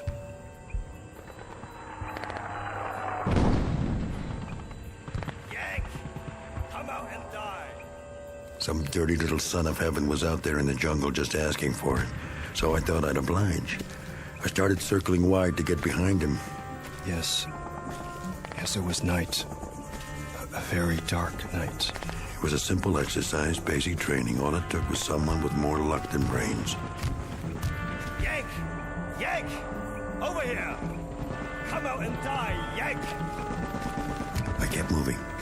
Then I saw something. It was the machine gun nest. They had a great position up high behind the trees, so I stayed low and headed around the side. But before I got there... You!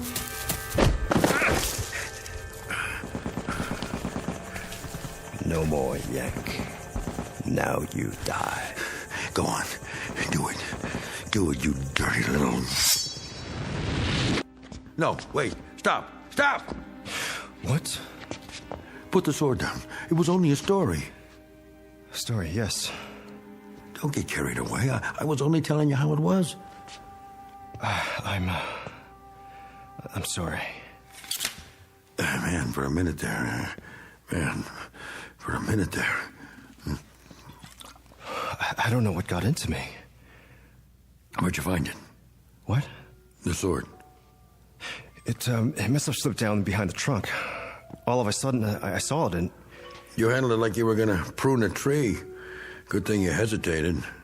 That officer I was telling you about, he would have gotten me for sure. Yes. I know. What do you mean by that? Something tells me you didn't get that sword the way you said you did. No? No. You shot him after he surrendered. What? The Japanese officer? He dropped the sword and surrendered. You killed him in cold blood. All right, so what if I did? So what? I don't know. That's your problem. I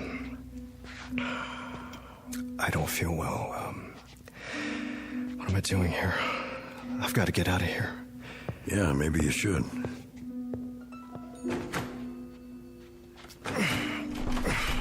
The door's stuck. You must be awful weak. Pull. It won't move. Did you lock it? How could I? There's no lock on the inside.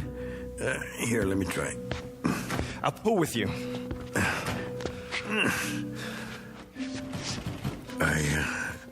I guess you're not supposed to leave just yet. What do you mean? If I knew, I'd tell you, but I don't.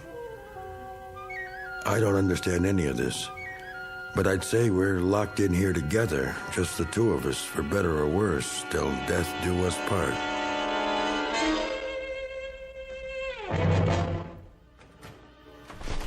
Still stuck. I'll try the window. Just our luck that won't open either.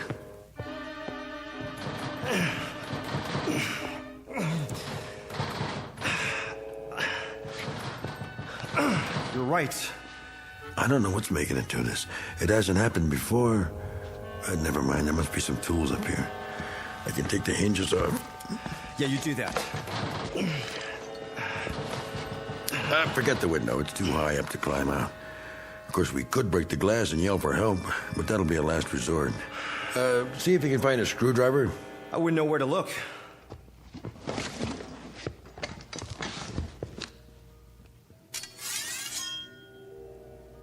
What are you doing with that sword now? Don't worry. I'm only looking at it. Thinking about becoming a samurai? Couldn't I? If you ever come at me with that thing again, I'll chop you up like hamburger. I don't like that kind of talk, Mr. Fenton. Oh, you don't, huh? No, I've got a short fuse, so don't strike matches. A short fuse, huh? From what, kid? Too much sake in your oatmeal? I was born in Honolulu, near Pearl Harbor. No kidding. Were you one of the pilots? I was 4 years old. My parents lived in Hawaii all their lives. My father worked for the Navy as a civilian contractor. Yeah? Doing what? Sabotaging the planes? He helped build the docks at Pearl. He was foreman of a construction gang. Almost a genuine war hero. He was a war hero. He was on the docks when they came that Sunday morning. He was there when the first wave of bombers flew over. Standing there, watching men that looked like him, destroying what he built with his own hands. The plane circled overhead. I stood on the hillside where we lived and looked up at the sky and saw them. And my mother held my hand and tried to make me run inside the house, but I stood and watched the airplanes. While down below at the harbor, my father tried to warn the sailors, tried to tell the men on the ships what was happening, but the bombers came anyway, and I could hear the boom, boom, boom as the bombs exploded. And I could see the smoke, and my mother was crying. My father was yelling to warn the sailors, yelling for them to fire back, and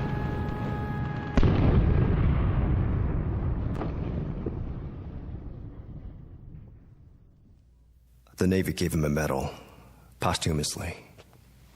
He was a hero, a great hero. That's some story.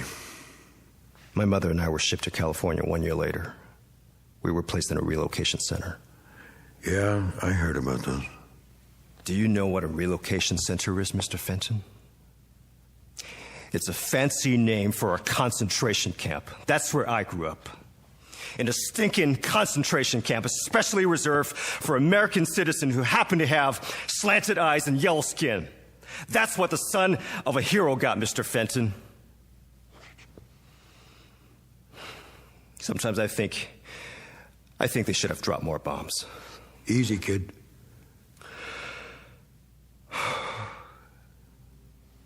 I'm such a liar. What? We all are sometimes. Don't be so hard on yourself. It didn't happen that way. Oh, come on. He was a traitor.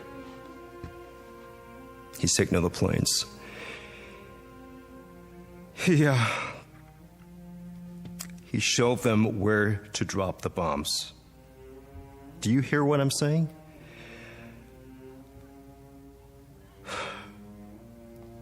My old man was a traitor. Here, you need this. I gotta get out. Sure you do. The whole thing's stupid, isn't it? You come up here to make a few bucks and I ask you to have a beer because, well, if you want to know, I was kind of lonesome. You see, the wife got a little teed off at me before she left, but she'll be back. Wait and see.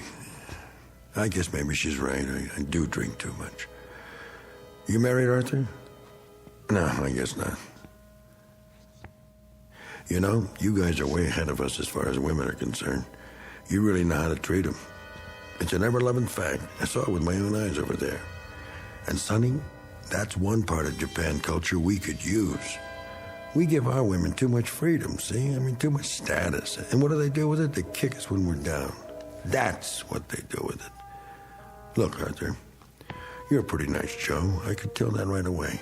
That's why I asked you to stay for a couple of beers so I could admit to you, man to man, that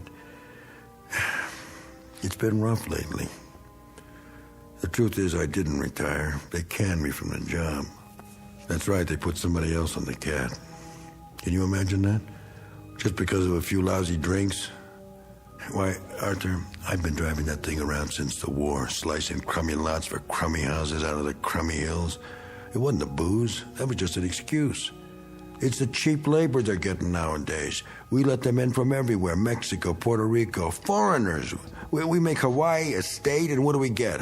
A lot of what? Say it. Oh, no offense to you, Arthur. You're different, 100% American. Born here and everything, not like you're old man. I'm talking about those others who'll be trying to snatch your job, too. One fine morning, you'll show up and find some gook at work in your flowers, clipping your hedges, mowing your lawns, taking the bread right out of your mouth, and it won't matter if you're sober or not. They'll work a lot cheaper.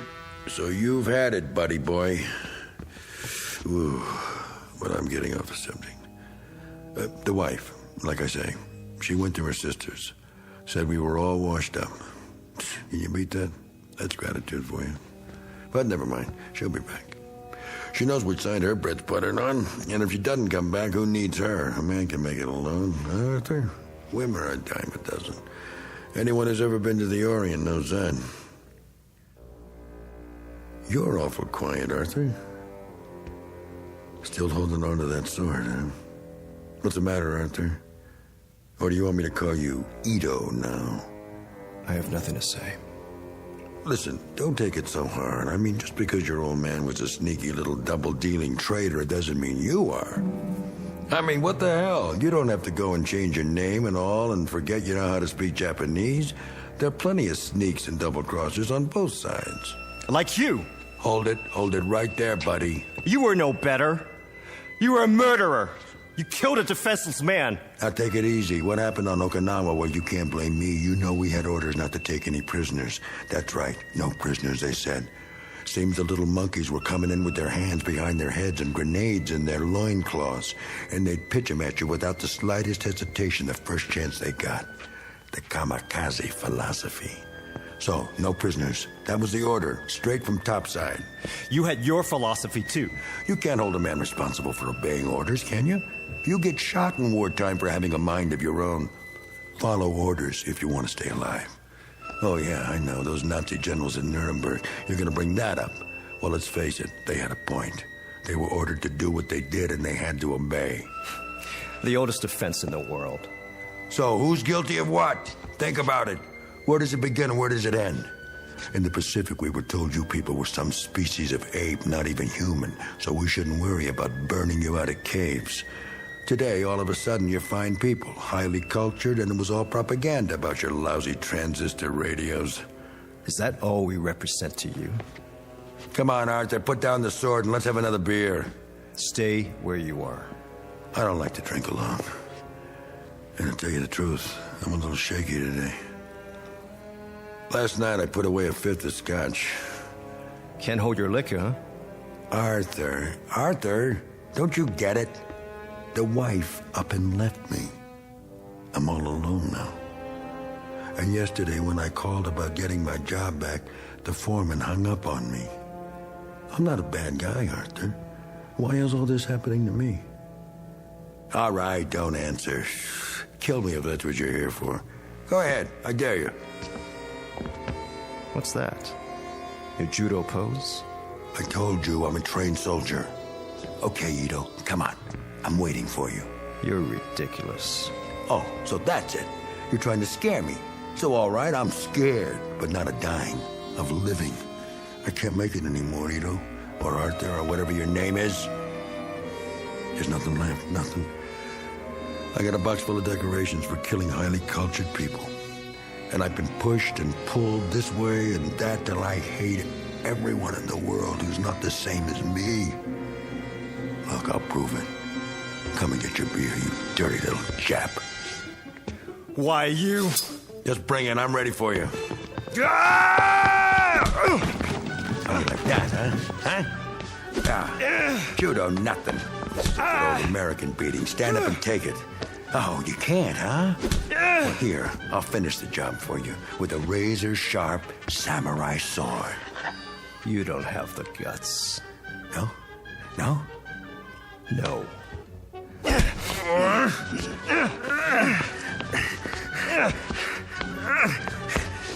Let go of it!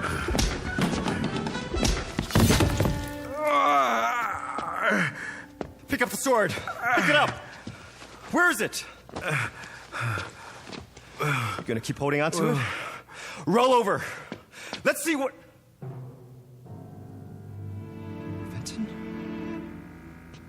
Fenton? What happened? What have you done? What have I done? How do you know? It really is sharp. Mr. Fenton. I'll call an ambulance. It's too late. It went clean through me. What do you want me to do? Pull it out. Pull it out. There. that's better. I didn't want to kill anybody.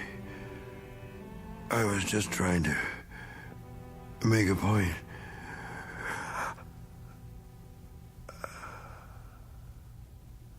Oh my God. Oh my dear God.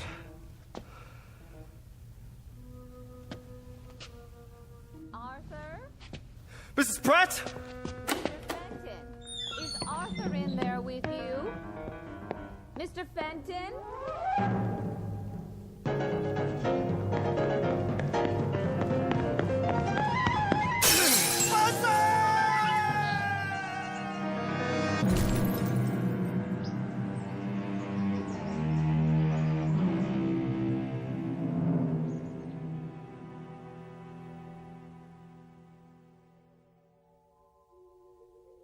Two men in an attic, locked in a mortal embrace.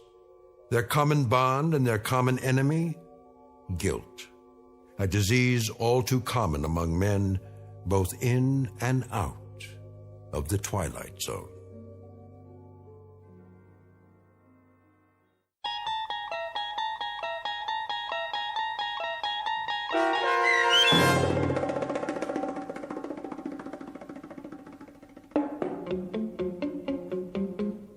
The Encounter, starring Stacy Keach and Byron Mann, was adapted for radio by Dennis Etchison and written for The Twilight Zone by Montgomery Pittman. Heard in the cast were Linda Ryder and Ilissa Fraden. The producers of The Twilight Zone wish to thank CBS Enterprises and the Rod Serling Estate for making this series possible. This copyrighted radio series is produced and directed by Carl Amari for Falcon Picture Group. Sound design and custom Foley effects for The Twilight Zone by Cerny American creatives Bob Benson, Craig Lee, Michael Slaybach, and Matt Sorrow. To learn more about The Twilight Zone radio dramas and to contact us, visit our official website at twilightzoneradio.com. Doug James speaking.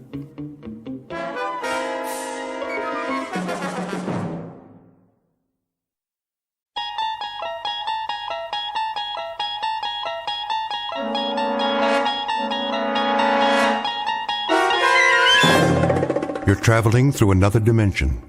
A dimension not only of sight and sound, but of mind.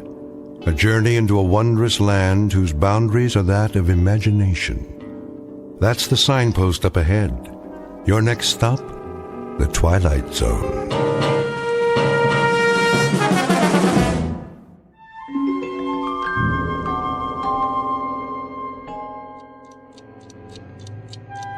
It always starts the same way. I'm trying to sleep. It's the middle of the night, pitch black. I'm so tired I can't think. But I'm nervous, too, like I know something is going to happen, but I can't remember what it is. I hear a clock ticking, and I look, but I can't see it. Then all of a sudden, I'm really thirsty. It must be hot in here, because my throat is dry, and I can't make a sound. Somehow I know there's a glass of water on the table, so I reach over, but it slips out of my hand. It hits the floor and breaks. And that's when I hear the footsteps. It's a nurse. I don't know how I know that, but I do. She passes my room and keeps on going. I'm still thirsty, so I get out of bed. When I get to the hall, I see the elevator at the end. The nurse gets on and the door starts to close. I want to say something, but I can't. My mouth is too dry. I go after her. And the door closes. I look up and the dial's going all the way down to B. I push the button and stand there and wait till it comes back up to the third floor. And I get on. It starts again and it doesn't stop till it gets to B.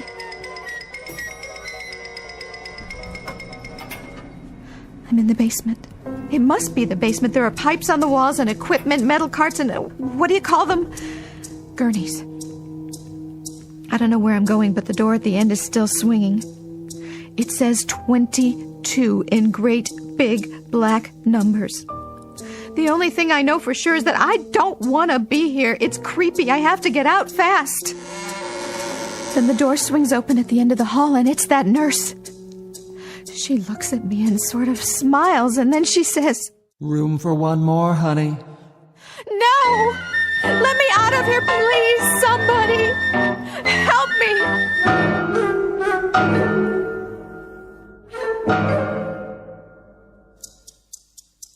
This is Miss Liz Powell. She's a professional dancer suffering from overwork and fatigue due to lack of sleep. And at this moment, we have just finished walking with her through a nightmare. In another moment, she'll wake up and will remain at her side. The problem is that both Miss Powell and you will soon reach a point where it may be difficult to decide which is reality and which is nightmare. A problem uncommon, perhaps, but one peculiar to the Twilight Zone. And now, The Twilight Zone and our story 22, starring Andrea Evans, with Stacy Keach as your narrator.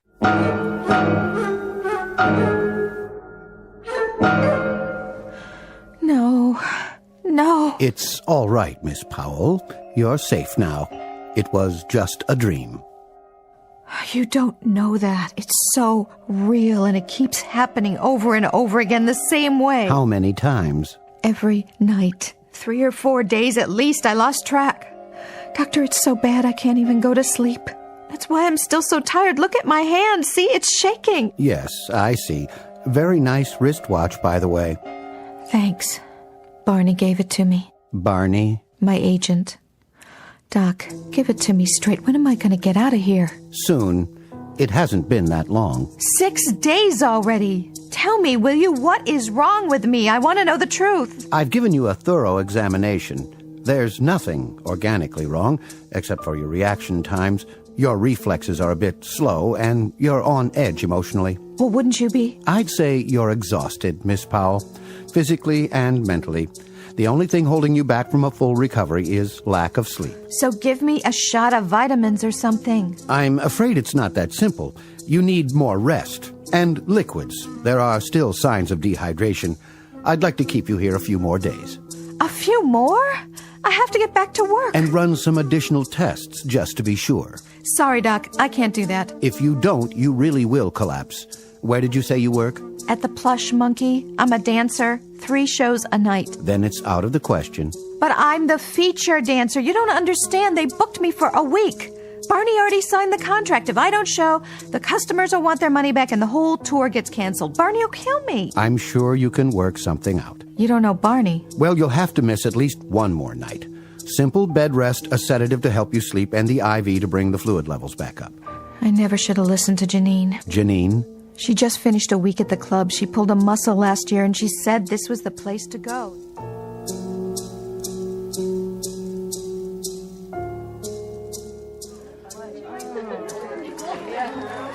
All right. Hey, put your hands together for the beautiful, vivacious, and bodacious Liz Powell. Now remember, she'll be headlining all week. Look, we're going to take a short break right before we introduce Sabrina. We got 2-for-1 drinks and free hors d'oeuvres at the bar. I don't know what's wrong with me. You did fine, kid. Dynamite. No, I didn't, Barney. I screwed up big time. I couldn't make my split. Sure you did. And I almost fell off the pole. Hey, take it easy. You take it easy, Barney. You're supposed to be my friend. What are you talking about? I am your friend. Something is wrong with me. I got 3 shows a night, Barney. I can't hack it anymore. You go in the dressing room and lie down for a while. Have a cup of coffee and a couple of aspirin. You're still on the wagon, ain't you? Of course I am. 4 years clean, not one drink. Good. Well, that's okay then. Barney, please. I need some time off. Sure. Soon as the gig is over. Then you can go to Miami for a few days. Kick back. I don't even know if I can do the next show. Well, how are those new high heels? Just dandy. Did you eat tonight? I can order you a steak. I ate a Chinese chicken salad, all right? That's not it. Well, then you go on in there. You close the door and you take a load off. Put your feet up.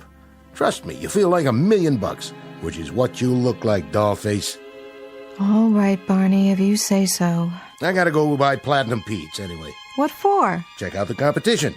See you in the funny papers, kid. And remember, you're a star, so start thinking like one.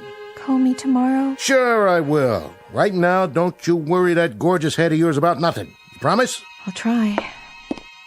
Oh, so tired I can't even think. Is my head killing me?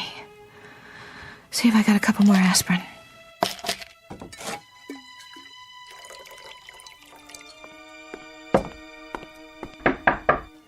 alone already? It's not time yet. What happened? Oh, hi, Janine. I didn't know it was you. Did you break something? Just a glass. My hand was shaking so bad. I'll help you clean it up. Thanks. I don't know what's wrong with me. You look great. Like always, honey. You're a good liar, Janine. I mean it. Are you okay? It shows, huh? Look, I know you. You weren't having a whole lot of fun out there. Something's on your mind, right? I'm just so tired, that's all. Really, really tired. I can get you some pills. No pills. I mean, never mind, I can't explain. Try me. Janine, did you ever have the feeling that something's wrong? Really wrong, but you don't know what it is yet? Here. What's that? The number of a doctor I know. A shrink? No, he's a regular doctor over at the hospital. Remember when I pulled my quadriceps? He gave me a shot of cortisone right in the muscle and some B12. I only missed one show. But I don't have anything wrong with my leg. Just the same. Call him. Whatever's wrong with you, he'll fix it. No questions. Get Barney to pay for it. Thanks, Janine. You're the best.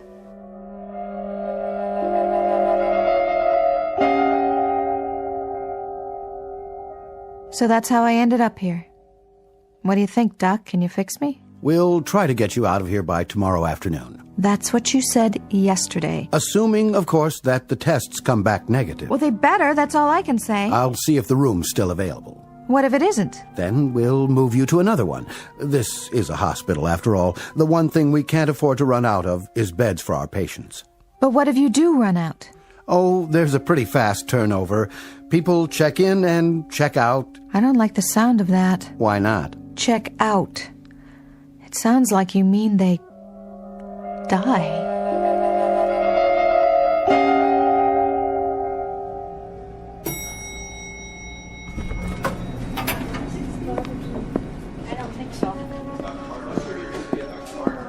Excuse me. Yes. Is this the third floor? Yes, sir. Great. How's the chick in 305? I beg your pardon? The patient in 305. Miss Powell? She's all right, ain't she? I mean, she ain't dangerous or anything like that. I really wouldn't know, sir, but this isn't a psychiatric ward. No, of course not. You'll have to check with her doctor. And which one is that? Ask the shift nurse at the end of the hall. Okay, thanks.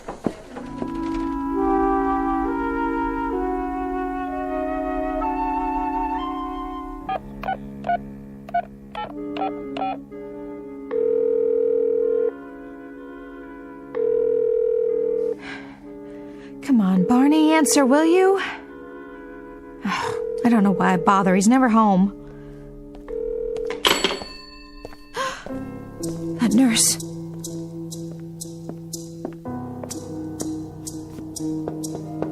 You in there, kitten? Barney? Is that you? What's the matter? You lose your way? Hey, you're looking great, kitten. Sure I am. Honest. I'll let you care. What do you mean? I'm here, ain't I? I've been calling you for days. Sorry, kid. I was busy. Anyway, look what I brought you. A stuffed tiger for your collection, huh? Thanks, Barney. That's real cute. So where have you been, anyway? I thought you didn't like me anymore. Oh, you know me, kitten. Got a thing about hospitals. They kind of depress me. Yeah? You ought to try it flat on your back sometime. The only thing I have to look forward to is visiting hours, like the sun is gonna shine and then nobody shows up. Not even you. Thanks a lot. It's nothing personal, kitten, I swear. Say, I went by the club. And? The manager's gonna let it ride this time. Sabrina's taking over your spot. Sabrina? What's she now, a big star? Nah, she's just filling in. As long as you're back for the weekend. You are coming back, right? I can't promise, Barney. They don't tell me much in here. They keep running tests. Pretty soon you feel like you're on a glass slide and all those creeps are looking at you through a microscope. I like that. Don't laugh at me, Barney. Oh, I'm not. I'm just expressing myself. That's how it feels. Sweetie, baby, what a mind you got. That's what bugs you, isn't it? My mind. You thought I left it at a bus station somewhere, didn't you? Now, if you keep saying nutsy things like that, you're going to get me thinking maybe there is something funny going on. Pull the curtain around the bed. Why? So we can talk. Well, there's nobody else in here. Not at the moment, but you never know. Okay. Barney, listen to me. You're the only one I got when I'm on the road. When you didn't show up, when you didn't even call, I had this wild idea that you gave up on me. Will you cut it out now? You figured I was just some kook who lost touch and left the world behind. But you have got to believe me, they're not dreams. I know. What dreams? They say I've been having dreams ever since I got here, but they're not. They happen just the way I say they happen. You believe me, don't you? Sure, baby, sure. You don't even know what I'm talking about. I believe you, Miss Powell. Sure you do, Doc. Hi. I was just leaving. No need. This won't take but a moment. You're looking better, Miss Powell. I was just telling her that. I'm Barney Kaminer, by the way, her agent. She's beautiful, ain't she? She makes an old doctor wish he were a young intern. You make me wish the same thing.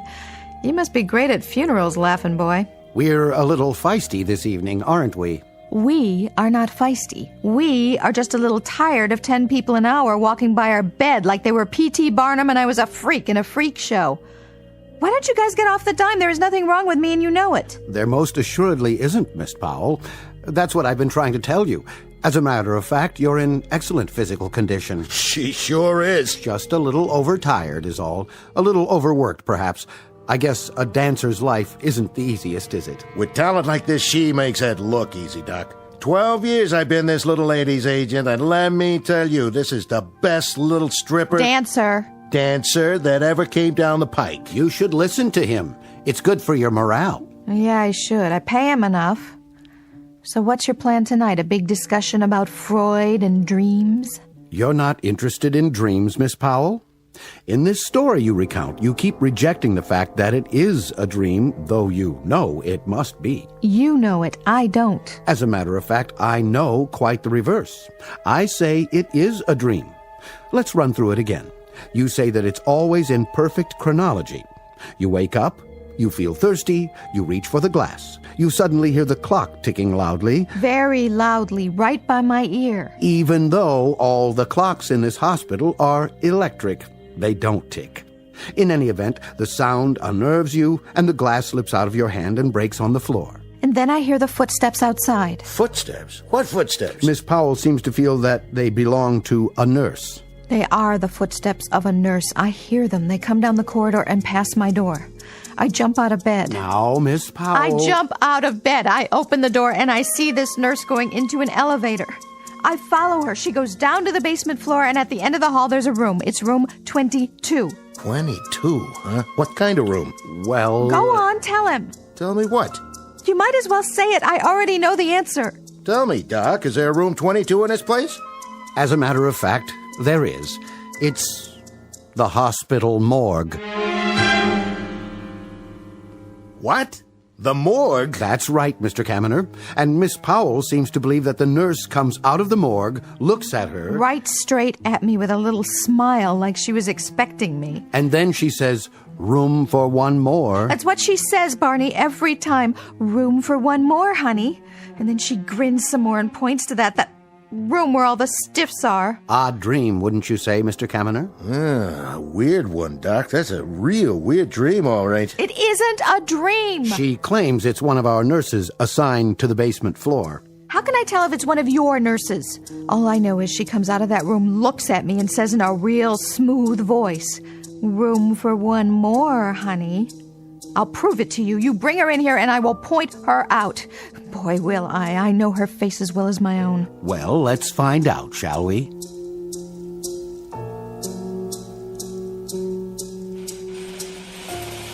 You called for me, Doctor. This is Miss Jameson. She is the night nurse. On duty where? On the basement floor. And you are the only nurse on that floor? Why, yes, I am. The only one, Miss Powell. Look at her. I'm looking. Well, Miss Powell, is this your phantom lady? No. The hat's the same kind, but the other woman's tall. She has dark hair pulled back behind her head, and she's got this crazy kind of smile. That will be all, Miss Jameson. Yes, Doctor. Well, Miss Powell, it obviously is a dream. It could be some other nurse. If it were a nurse in our hospital, it would have to be that young lady. And since it's not, you'll have to admit it's very unlikely that the woman you saw, or claim you saw, could have come out of the morgue. I know what I saw. I know what I did. What are you trying to do? Prove I'm a nutcase? On the contrary, I'm trying to help you. I'll tell you what, Miss Powell. To make my point, why don't we do something different this time? Like what? You say it always happens in such perfect chronological order, and your actions are always the same. You feel thirsty, you reach for the glass, you hear the clock, you hear the footsteps, and then you run out into the hall. And that's how it begins. So? Tonight, when you're dreaming, or as you say, waking up, don't reach for the glass. Make a conscious effort not to. See if breaking the routine a bit won't stop it from happening. Hey, that's a groovy idea, Doc. Don't you think so, kid? Why don't you try it? Barney, why don't you cue him? Tell him to give up on me. Nobody's giving up on you, baby. But when I know something, I'm too stubborn to change my mind. Explain it to him, will you? When the same thing happens to you for 6 nights in a row... You hear that? 6 nights. You know how much salary she's losing. Overwork, fatigue, exhaustion. And when it happens... Right. She says it happens. A nightmare at this juncture isn't abnormal at all, Mr. Kaminer. In this case, with very little REM sleep, a nightmare would be the norm. You said it. The man's a doctor, kitten. Let's see what this evening brings, shall we? Yeah, let's. I gotta go, kitten. Stay hip to this doctor, baby. Anyway, I sure am glad to see you looking so well. Thanks a heap, Barney. You couldn't boost my morale if it weighed 1/4 pound and you had a derrick to lift it. Thanks for coming, though. Do it again sometime. But try to make it next year, will you? Kitten, baby. Get out, Barney! Sure, Liz. Remember about tonight, Miss Powell. Whenever you feel the compulsion to repeat your nightmare, don't. Skip that single step and see if it doesn't help. Sure. What have I got to lose?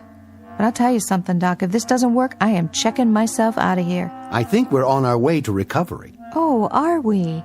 Well, we're just delighted to know that we feel that way.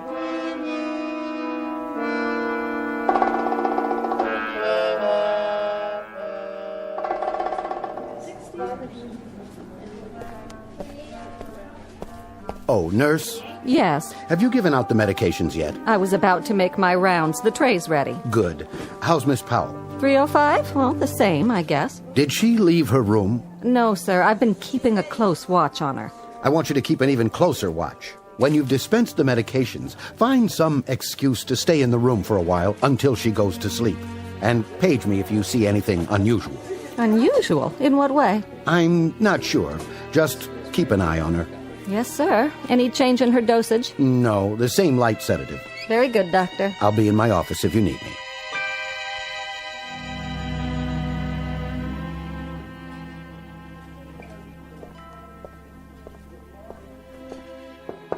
Come in.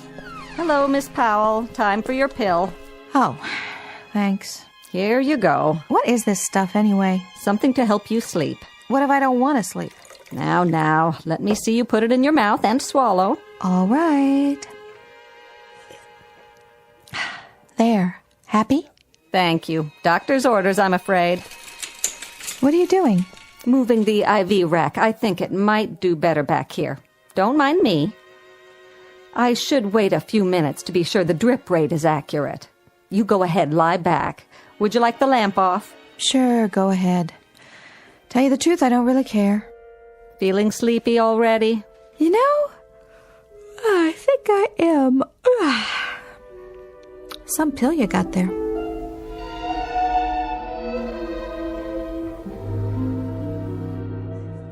Doctor? Yes? She seems to have gone to sleep. Good. You asked me to watch her, if that's all. Now that's odd. That's really quite odd. What is, Doctor? Oh, I was just thinking. When I talked to her this afternoon, she told me about this dream of hers. What about it? Following someone down the corridor, then getting in an elevator, going down to the basement, and the morgue. Sounds like a nightmare, all right. Yes, but, well, the thing of it is, don't you think that part's truly odd? odd, Doctor? Yes, that's the only word for it. Well, it was a dream, after all. But you see, she's never been there before. Patients aren't allowed in the basement. I know, Doctor, but in a dream... Dream or not, when she tells the story, she mentions room 22. Room 22? That is the morgue. Of course it is. With big black numbers on the door, just as she described it. But if she's never even been down there, how would she know the number of... Yes, precisely. How could she?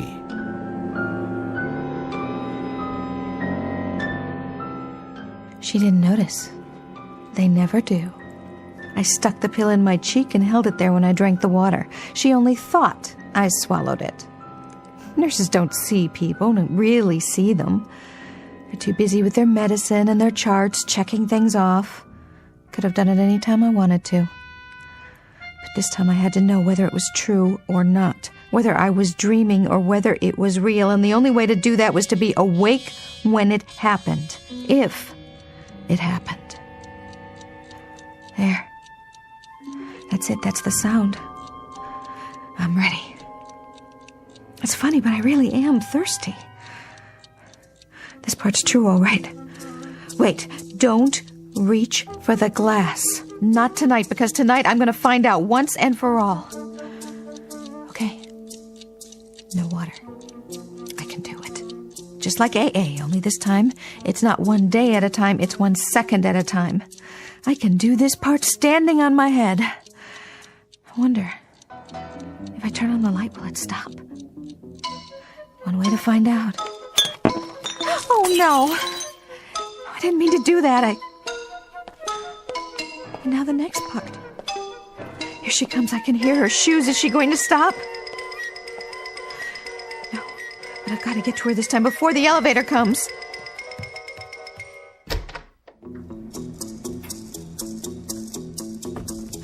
Oh, too late. Always too late.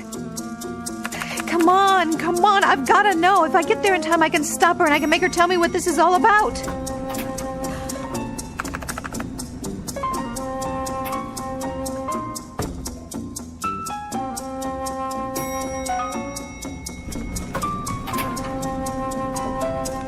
Oh, too late. She's already gone in to room 22. Wait! Why are you doing this? What do you want from me? Why are you smiling at me like that? Room for one more, honey. No! Please, no!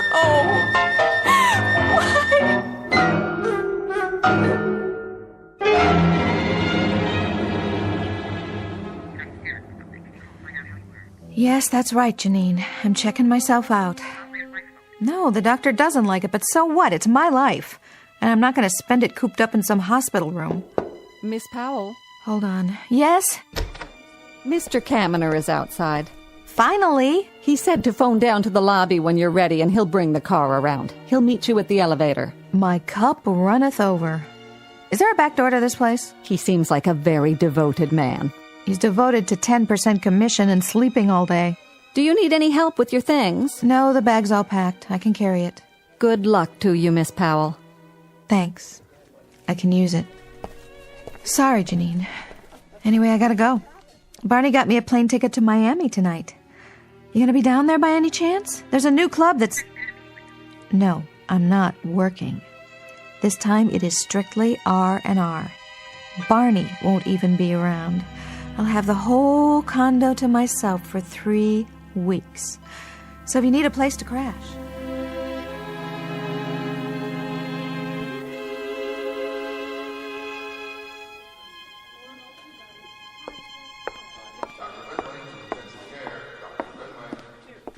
Well, we're all ready to go, I see. Yes, we're ready. We're overdue, if you ask me. Let me carry that for you. That's okay. Just to the elevator, please. I'd like to. Suit yourself. For the record, I want you to know something. What? I respect your decision to discontinue treatment. There really wasn't much more we could do for you. Don't be so hard on yourself, Doc. You did fine. Gave me a place to rest up. Everybody was real nice. You especially. Thanks for putting up with me. Not at all. Your test results are good, and you've regained most of your strength. I only wish we had more time to discuss your problem. Come to terms with it, have you? I don't know about that, but I finally figured something out. Yes? It started when I got here, and it never let up. And it was always about this place. I honestly don't know if it was real or not, but I couldn't make it stop, and neither could you. So there's only one thing left to do. Leave. If I do that, maybe it'll all be over. I sincerely hope so. You still think it was just a crazy dream? That's what happens when the mind is overwrought. It plays tricks. You were fatigued, you were susceptible, but... But what? Here's my card. The next time you're in town, I hope you'll give me a call. Why, Doc, are you hitting on me? No. It's just that there are certain aspects of your story that are, well, fascinating, that I can't account for.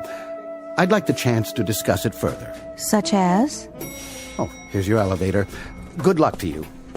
Same to you. And I don't want to see you back here at this hospital, Miss Powell. The next time we meet, I just may be at a ringside table. And if so, I'd very much appreciate a subtle wink. That all right with you, Miss Powell? Yeah, sure. I just feel funny about this elevator, that's all. I'll send you a postcard from Miami. Well, here goes. Going down? What? Are you checking out, miss? That's right. The lobby, is that as far as it goes? Pardon? This elevator, it doesn't go all the way down to the basement, does it? Oh, no. That's only for the staff. It's off limits. That's a relief. Miss? Nothing.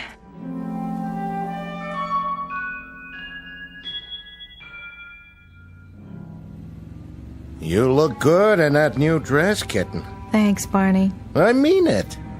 You don't think I gained weight? Are you kidding? You got the best chassis in the business. Always have and always will. What's the weather in Miami? Should be perfect.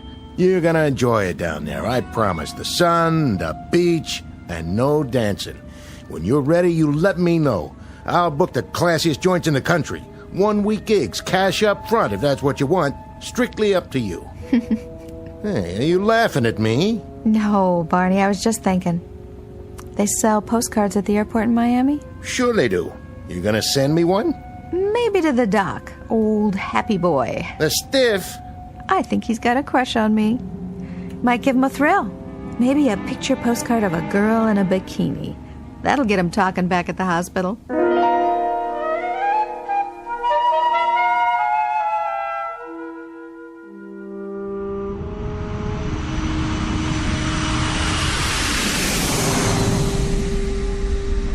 All passengers, check your baggage before boarding. Carry-on luggage limited to 1 piece per person. Well, here you are, kitten.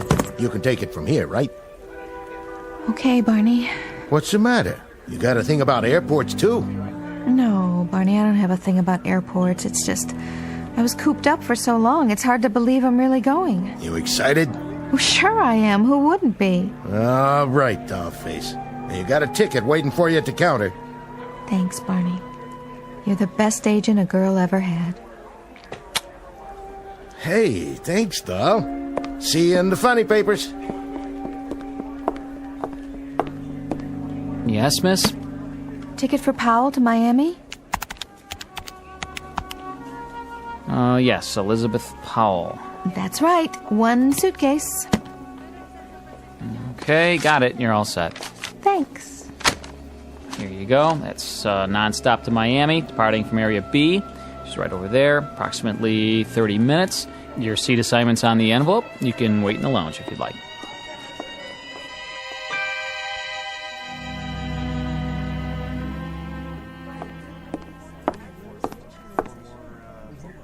Well, hello there, beautiful.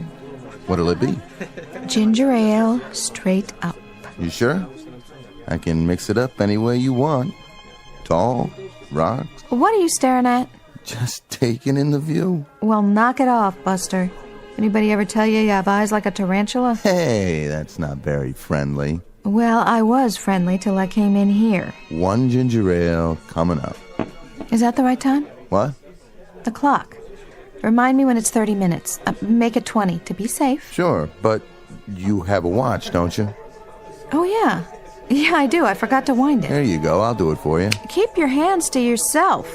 Got it going? Be quiet so I can hear. First call for passengers to Miami. Pre-boarding for those already checked in. Please go to Area B. Where's Area B? That's downstairs. Elevator's right over there. Don't worry about it. I'll pour you another one. Hey! It was that crazy feeling again. I was thirsty, but I was awake. It wasn't a dream. It couldn't be. Not here. Just the same, I took the stairs. No way was I going down any more elevators. It took me a while to find it. Maybe I didn't want to find it. Like I knew. By the time I got there... Where's the plane to Miami? Flight 22, it's right through this gate. It's already boarded. What flight? 22. Is there anything wrong, Miss Powell? I had to decide right then. I was wide awake and I was tired of being afraid all the time. I had to see it through. You'd better hurry if you want your seat assignment. This flight's overbooked. All right. I walked into the tunnel and went up the ramp. I was the last one. Everybody else was on board.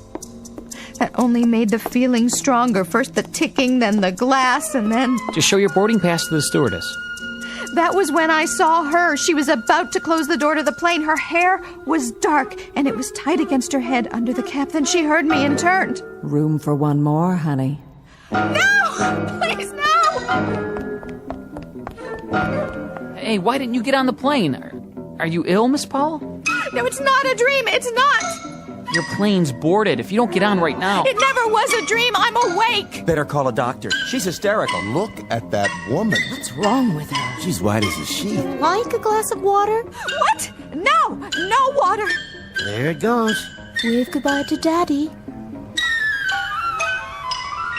Oh my God! Something's wrong with the plane! Oh my God! It's crashed. It just hit the ground and blew up. Emergency. Code red. We've got an airliner down. Repeat. No! Flight 22 is down.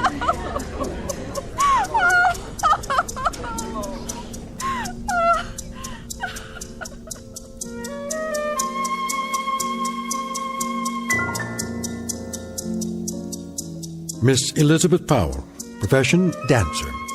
Diagnosis, acute anxiety brought on by overwork and fatigue, made even worse by lack of sleep due to one particularly insistent bad dream. Prognosis, with rest and the proper care, she'll probably recover. But the cure to some nightmares is not in any known medical book. You look for it under Potions for Bad Dreams, to be found only in the Twilight Zone.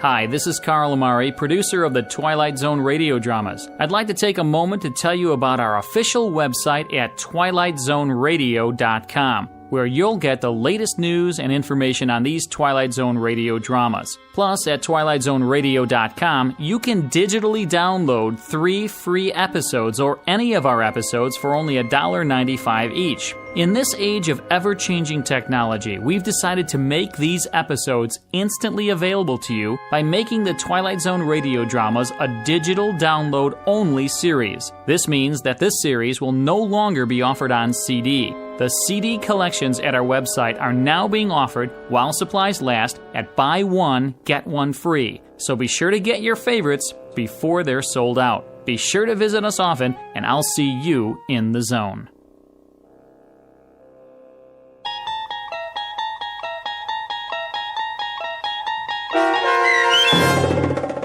22, starring Andrea Evans with Stacy Keach as your narrator, was adapted for radio by Dennis Etchison and based on a script by Rod Serling. Heard in the cast: Rick Peoples, Richard Hensel, Linda Ryder, Meg Thalken, Maria Stevens, Irene Olson, Carl Amari, Roger Wolski, Doug James, and Peter DeFaria. To learn more about the Twilight Zone radio dramas and to obtain audio cassettes and CDs of these programs, visit our website at twilightzoneradio.com. The producers of The Twilight Zone wish to thank CBS Enterprises, Carol Serling, Dennis Etchison, Dick Brescia Associates, Claire Simon Casting, Don Longo, Terry Jennings, the American Forces Radio and Television Service, our sponsors, and our radio affiliates for helping make this series possible. This copyrighted radio series is produced and directed by Carl Amari and Roger Wolski for Falcon Picture Group. Doug James speaking.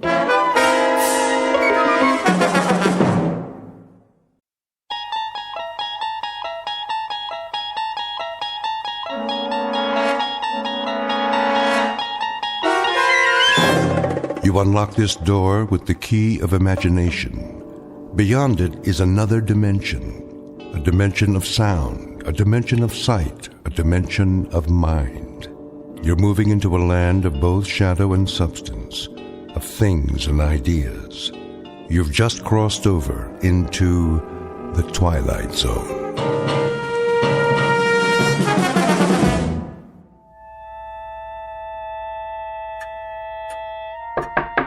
Grandpa, shall I keep your dinner warm for you?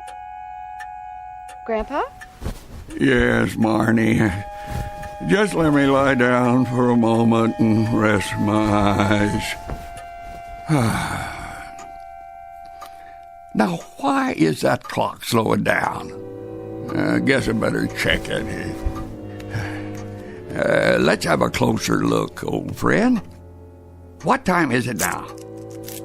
Well, 7:31 exactly by my pocket watch. But you say 7:25. Oh, no, that'll never do. And to think that I gave you an overhaul just last week. Now, where did I put my tools? First things first. Reset the hands. And there. And a drop of oil here. And one here. Oh, I'll have you shipshape again. You'll see. My grandfather's clock was too large for the shelf, so it stood 90 years on the floor.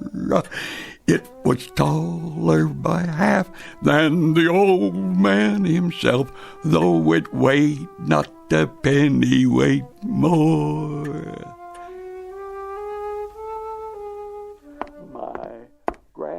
Oh, no. What's wrong? There he goes again. You noticed? I guess we should be thankful he has a hobby at his age. The clock or the song? Oh, Doug. Should I be worried? Honey, we've had this conversation before, remember? First it's the song. And always the same one. Then he forgets to come down for breakfast. Or lunch, or dinner. Do you realize he hasn't been out of his room all day? I know. That clock is all he ever thinks about. It's more than a hobby. It's his whole life now. Sweetheart, I know how much you love him. And I love you.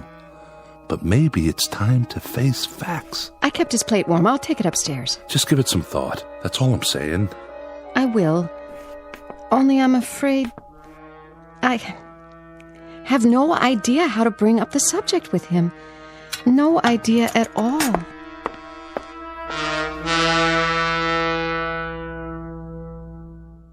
It is said that each man carefully measures his time, some with fear, some with hope, and some with joy. But Mr. Sam Forstman's time is measured by a grandfather's clock, and from all accounts it is unique, because this particular clock keeps a special kind of time, marked only in the Twilight Zone. Now, back to the Twilight Zone and our story, 90 Years Without Slumbering, starring Bill Irwin with Stacy Keach as your narrator. It was bought on the morn of the day that he was born, and was always his treasure and pride. But it stopped short, never to go again when the old man died. 90 years without slumbering. Tick-tock, tick-tock, his life seconds numbering. Tick-tock, tick-tock. Grandpa? Oh, come in, Marnie. What are you doing? Oh, it's been a few minutes off lately. Quite a mystery. But don't you worry. I'll solve it. At least move the lamp, Grandpa. You're going to ruin your eyes. I can see quite well, thank you. Besides, I know practically every part by heart. But why does it matter that much to you? I wouldn't expect you to understand. What's a clockmaker? I brought you dinner. Dinner? You're awfully early tonight. Besides, I don't need room service. I would have come down. It's almost 8 o'clock. It is? Oh, what happened to the time? I'll leave your plate on the dresser. You do that. Thank you, Marnie. You're too good to me, you know that? Grandpa, are you feeling all right? Me? Never better. Why? It's just that you spend so much time up here. And for that, I apologize. It's the clock. There must be some dust in the mainspring. In fact, you haven't been out of your room since yesterday. It's my friend's fault. Your friend? Been acting up, but once I get him adjusted properly. Actually, we wanted to talk to you about that. We? Doug and I. Grandpa, we know you love the clock, but... But he's ticking along nicely now. There. Shouldn't have any trouble for a while. Of course, a clock as old as that, well, you're bound to have problems of one sort or another on occasion. Just like people, huh, Marnie? Of course, Grandpa. Why don't you get some rest? Oh, you know me, dear. Never sleep. But I might lie down for a few minutes to rest my eyes. You do that. Good night, Grandpa. Good night, sweetheart. Well? Well, what? Did you talk to him about it? I tried, but I couldn't, Doug. I just couldn't. He's such a wonderful man. I know. If only he weren't... Senile? Well, it's the truth. Somebody had to say it. Oh, Doug. What are we going to do?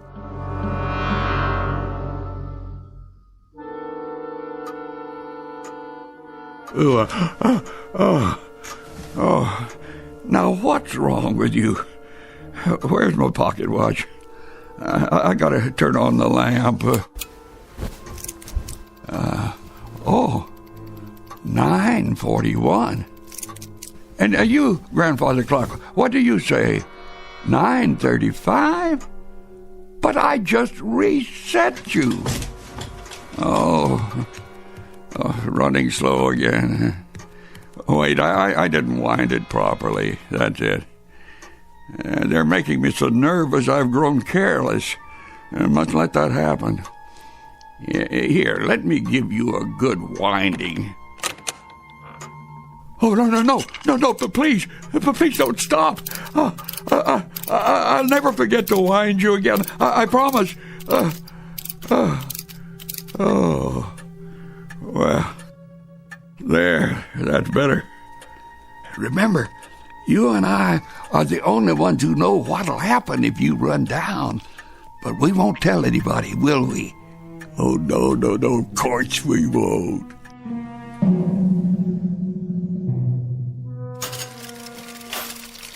Want some hash browns with your eggs, honey? No, thanks. Are you sure? Just the bacon is fine. I wonder if I should make some for Grandpa. Where is he this morning? Still sleeping, I guess. I'm not surprised. He must have fiddled with that darn clock till 4 a.m. I know. Did you hear him? I heard him. Is that all you're having? Coffee?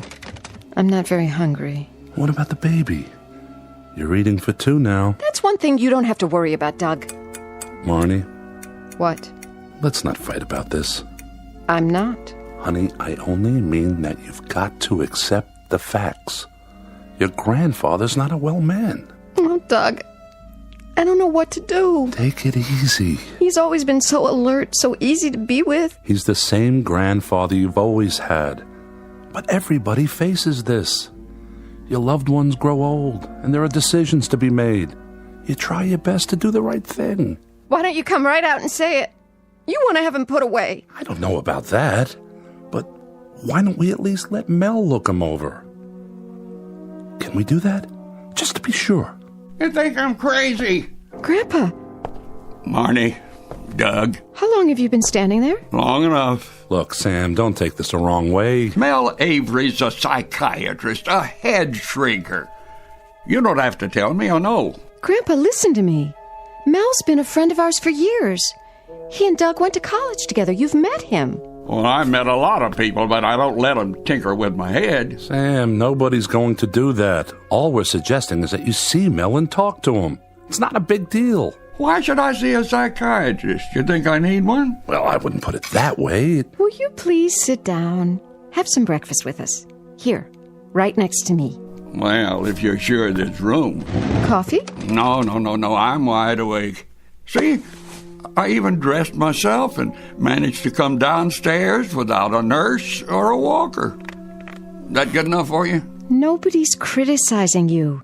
It's just that things happen to people's minds, especially as we get older. You think there's something the matter with my mind? She didn't say that. Well, she might as well have.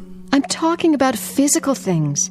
That's why we all have a checkup once in a while. What's wrong with me physically? I can see all right, and I move around on my own. You sure can. And I can use my hands, the same as always. I know. For example, you love to work on that clock.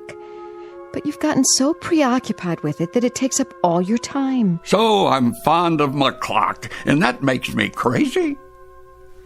My, what a strange world we live in. Sam, you'll have to admit you spend a great deal of time with it. Sometimes 3 or 4 hours a day. Sometimes half the night. Aha! Just because I don't sleep my life away and working on that clock relaxes me, that makes me a candidate for the loony bin? Well, for your information, I've had insomnia all my life, and so did my father. He lived until he was 90. Just like the song says, 90 years without slumbering. Oh, yes, the song. It was written before you were born, my boy. I think you're misunderstanding.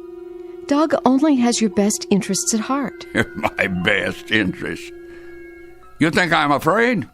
All right, that does it. I'll see your friend, the psychiatrist, and we'll find out just who's crazy in this household and who isn't. Go ahead, call him. How about this afternoon? Send him in. Yes, Doctor. So you're him. Mel Avery. How do you do, Mr. Forstman? Pretty well, young man, if the truth be told. Well, come in. Make yourself comfortable. If you insist. Am I supposed to lie down on the couch? Well, whatever you like.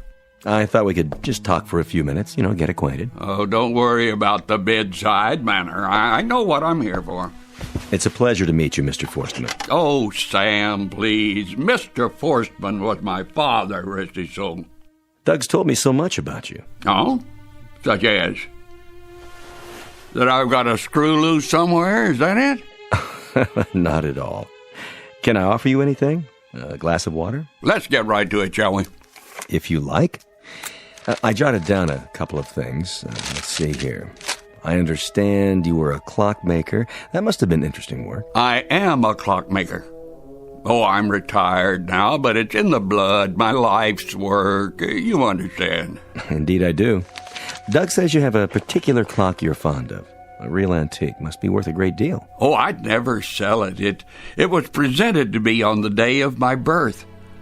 My father loved my mother very much, you see, and in those days, it was fashionable for a husband and wife to love each other for their entire lives. And it's no longer fashionable? Well, if it were, the woods wouldn't be so full of marriage counselors these days.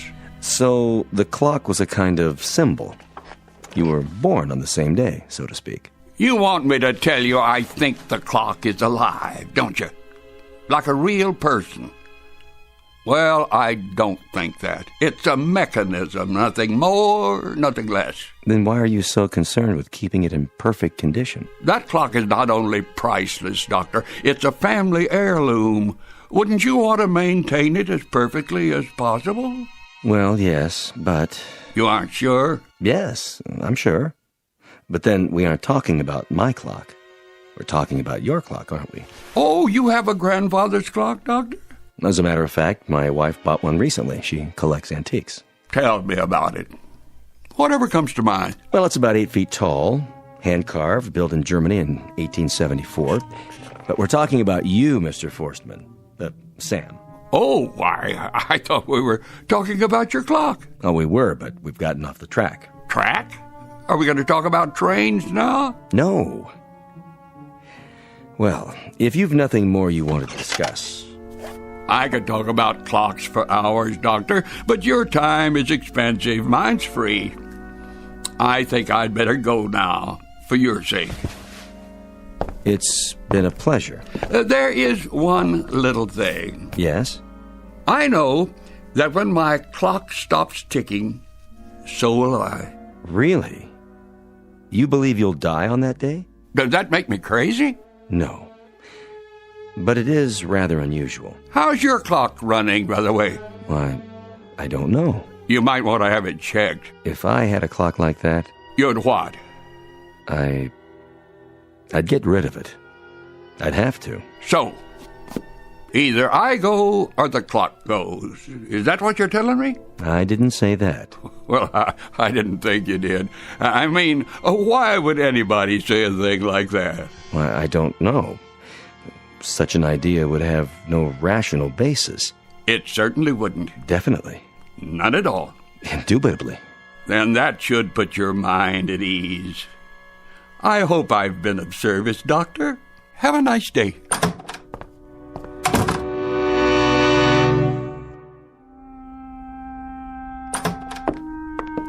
Hey, Doug, Marnie.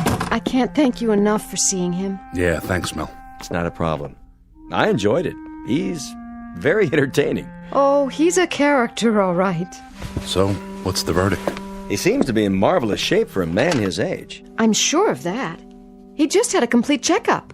What about up here? Yes, his mind. That's what we're concerned about. Oh, he's alert, aware. No signs of any cognitive disorder. Did he talk about the clock? He sure did. And? Oh, I wouldn't worry too much about it. At his age, a man's entitled to a few quirks. You mean he doesn't need to be put into an institution? Well, not as long as he has no debilitating physical problems. He should be able to continue living a productive life. But I do want to say something about this attachment of his. The clock business? I don't want to minimize it, but if I were you, I'd try to involve him in other things. I'm sure he has various interests. Oh, yes, he reads a lot, and he's good around other people. I can believe that. He's a great conversationalist. The problem is, so many of his friends have passed away. Does he ever go to the senior center? Anything like that? I took him by there once, but he wasn't interested. You can understand that. They're strangers to him. They have their own lives and families. You might see if there's a regular group at the library. A good way to meet people with something in common. If we can ever get him away from that darn clock. It's worth it to make the effort. There is a risk in being so deeply attached to an object. Any object. What kind of risk? The clock is becoming an obsession. He's equating it with his own lifespan. That's not good for a man Sam's age. Whatever you do, do it gracefully. Change is a big thing at this point in life. But I hope you can find something else to engage his attention, instead of letting him focus so completely on the clock. His world is closing in. Take my advice. Do everything you can to help him expand it. And soon. Grandpa? Are you awake? Come on in. I thought you might be taking a nap. Oh, no. I was just resting my eyes. I see the clock's running perfectly again. Perfectly. Marnie, I wanted to talk to you about that. Oh, it's all right. Listen, Grandpa. Doug and I have to run into town. We were wondering, would you like to come with us? Afraid not, dear. I thought we could stop off somewhere, get some lunch. Anywhere you like. Some other time. I have too much to do. Like what? That's what I wanted to ask you. Would you mind if I move it? Move? The clock. After all, it takes up so much space here in my room. Yes, it does. So you have no objection? Just as long as you don't try to do it yourself. Oh, don't worry about that. There were those fellas who came out one time. What were their names? When you put those other things of mine into storage. I know who you mean. Something like the Starving Artists Moving Company? Wasn't that it? Exactly. No job's too weird for us. That was their motto. Well, if they don't charge too much, maybe they'd lend us a hand. I'm sure they would. Grandpa, I think that's a great idea. It's settled then. I'll arrange it. You two kids have fun.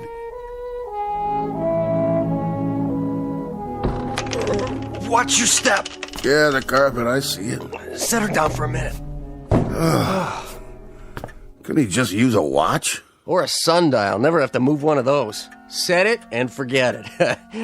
How does that song go? My grandfather's clock was too large for the shelf. Something, something. So it stood 90 years on the floor. Yeah. Okay. Oh, you must be very careful. Okay, let's up two. We got 2 more calls to make. All right, 1, 2, 3. Lift. Oh. Watch it. I got it. Careful, I said. The pendulum. If it stops. Not so fast. Okay, straighten her out. I can't. Watch it. Oh, watch it, please. Keep lifting. I'm losing my grip. Whoa. Sorry, Pops. That last step's a doozy. No damage done, huh? I'll start her running again. Yeah, you do that. He said he don't want it to stop, remember? No problem. I'll just open up the case and give it a push. That ought to get it, huh, Pops? Pops? What's the matter with him? I don't know. He just keeled over. Hey, Sal, feel for his pulse. Oh, I can't find it. Call 911. The old guy looks like he's dead. Okay, I'm calling an ambulance. Where's the phone? Hey, Pops, come on. You didn't croak on us, did you? Quit fooling now. Oh, phone's in the kitchen. I can see it. Gotta move the clock to get by. Hey, wait, he's breathing. Yes! Hey, you gave us a scare there. What happened? My clock. Easy now. I'm all right. Don't try to get up. Yeah, just stay where you are. Don't be silly. Still want a doctor? A doctor? I never wanted one in the first place. Okay, no doctor. Just let me give you a hand. Listen. What? My clock. It's still ticking. Yeah, sure. You had us worried there for a minute, you know. Don't do that, Pops. I guess it just wasn't my time. Not yet. Not quite yet.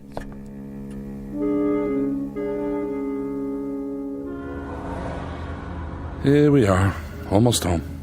You think he'll like it? Like what? The takeout we brought him. It used to be his favorite. Sure he will, honey. You think he's serious about the clock? That was what he said. He definitely wanted to move it. Will wonders never cease? I'll carry the food. I want him to have it before it gets cold. Go ahead, I'll catch up.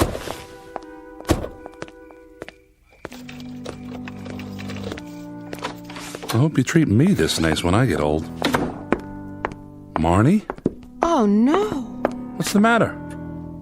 Oh, Doug, look. Whoa. I didn't know he was going to move it today.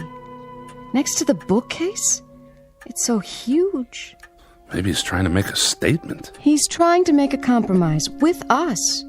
Oh, you're back early, children. Hello, Grandpa. I thought we'd give it a try down here and just see how it looks.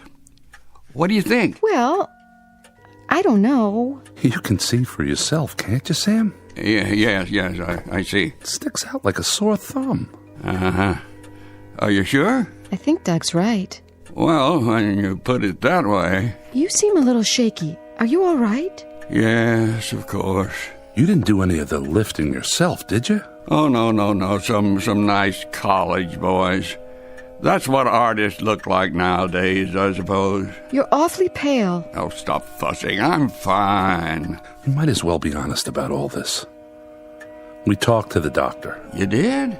Well, what a coincidence. So did I. Well, he said you're becoming obsessed with it. And that's not good for you. Senile. That's what he really said, isn't it?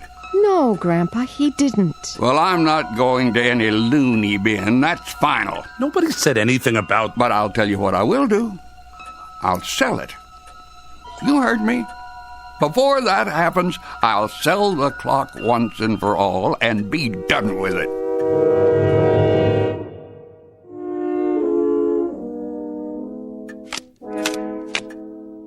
Well, let's see. A red queen on the black king. The room's going to be a beautiful nursery, Marnie. You like the fabric samples? Perfect. Now all you have to do is find the right paint, and you're set. And a black 9, red 8. Is that what you did? You won't believe this, but I actually refused to get pregnant till I had the baby's room all planned out. George said that wasn't logical. I'd have to agree with him, Carol. There's still some coffee left. Maybe just 1 cup. Sit down. And where will you be moving after the baby comes, Mr. Forstmann? Oh, what did you say, young lady? My grandfather's staying right here, Carol. Oh, of course. I didn't mean... I'll need his help around the house. I wouldn't know what to do without him. I'm sure you wouldn't. Are you going to keep the clock downstairs? We haven't decided. Carol. Yes, Mr. Forstmann? Carol, do you know anyone who might like to buy it? Sure. Me. Wish I could afford it. Do you mean that? Do I? You know how I feel about antiques. Something like this would make my front hall. Well, I think we could work out something. You could even pay me later. It doesn't matter. Are you serious, Mr. Forstmann? It would be ideal with you living next door. I could visit the clock every day. Not every day, surely. I mean, I could look after it and keep it in good condition, you know. Oh, I'd appreciate that. You see, this is a very special clock. Not one of your normal 8-day models. It has to be wound every other day. Carol wouldn't want you tinkering with it all the time. It'd just take me a few minutes 3 times a week. I wouldn't mind, Marnie. Your grandfather would take such good care of it. If you're sure. It's up to you two. Oh, I can't wait to see how it looks. And George says I don't have an eye for bargains. Wait till he hears about this.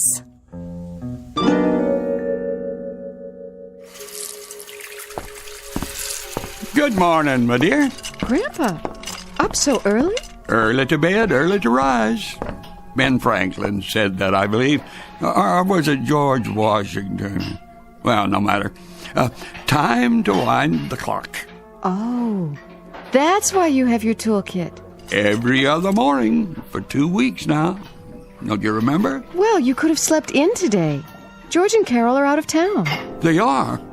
Just for the weekend. The weekend? But it runs down after 48 hours. Grandpa, are we going to start that again? We've been so happy lately. Yes, we've been happy. 2 weeks of borrowed time. I should be grateful.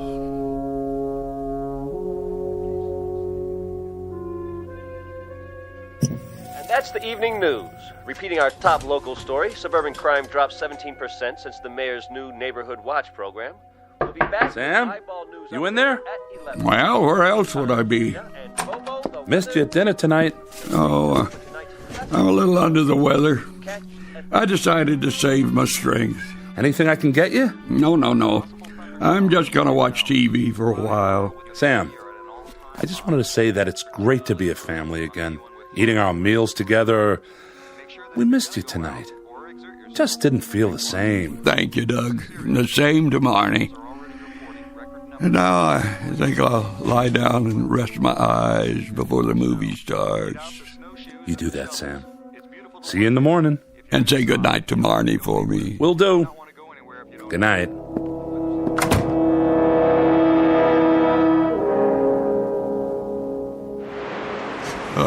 What? I must have dozed off. Where's my pocket watch? Why, it's nearly 2 a.m. in the morning. Oh, better be careful not to wake them. I'll just get my tools.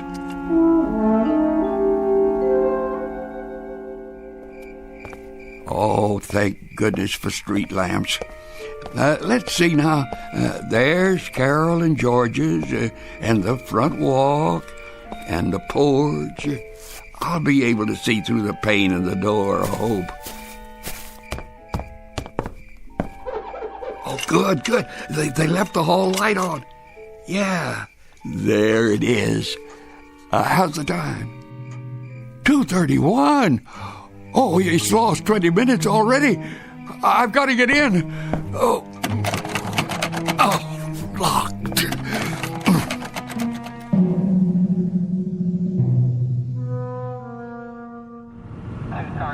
Pull over. I saw something. Where? In front of that house. Shine the light on it. I don't see. Wait a minute. Hey, you! Me? Hold it right there. Don't move. You're not speaking to me, are you, officer? You live here? Well, yes. I mean, no. Well, not exactly. Let's see some ID. Certainly. Oh, I'm afraid I left my wallet at home. So this isn't your house? No, but my clock's in here. They're away for the weekend, you see, and... Oh, so you figured the place would be empty? No, I need to wind it. Where do you live, Gramps? Next door. The clock, it's running down, and Carol left without telling me, and now it must be wound. It must. Say, what's he got in the bag? Oh, looks like lock-picking tools. Oh, they're for fixing clocks.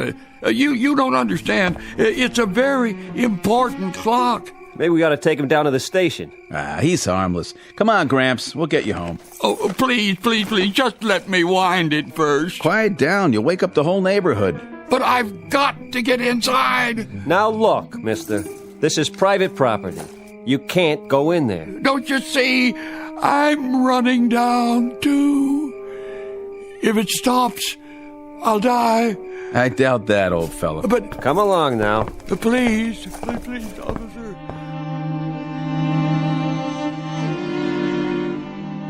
We're very sorry this happened.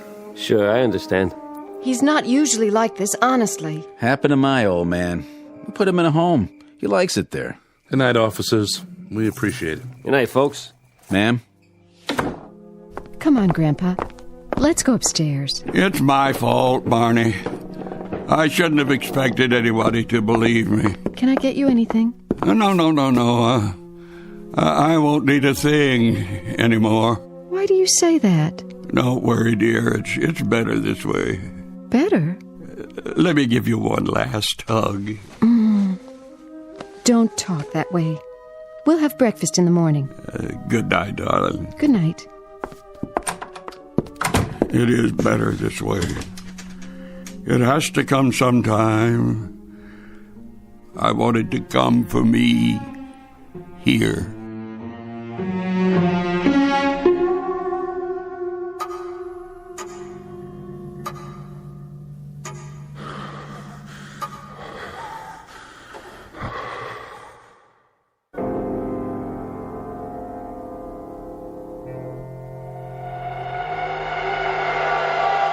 Well, Sam, old friend, it is time for us to go. And just where are we going? Close your eyes, old friend, and lie back down. It's easier that way. In a pig's eye. What are you doing in my bedroom anyway? The face is familiar. It should be. But I don't think we've been formally introduced. I am your spirit. Our time has come, Sam. After all, you are 76. That's nothing. And don't give me that spirit of 76 stuff.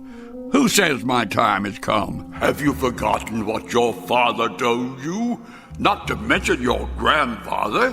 About what? Didn't they always tell you that if ever the clock runs down, you'd die? Yeah. You know, I actually used to believe that stuff, but it's a lot of foolishness. I know, I've been to a psychiatrist. So what? So he didn't think I needed that clock. He didn't think I was crazy either. And you know what? He was right. All this time we were wrong. Sorry, Sam. I prefer to believe our grandfather. I never trusted head shrinkers myself. Now you listen to me. My father and grandfather were from another generation. I live in the present. Live, I said. Look at yourself. You're just a figment of my imagination. I can see right through you.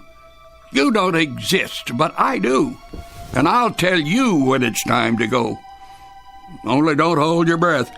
I've got a great-grandson coming soon, and I plan to be around so that I can play with him and watch him grow and take him to school, maybe even college.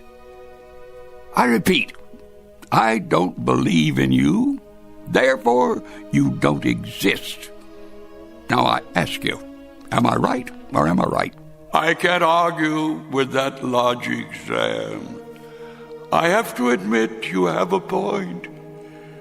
Let me know when it's time, Sam. Let me know.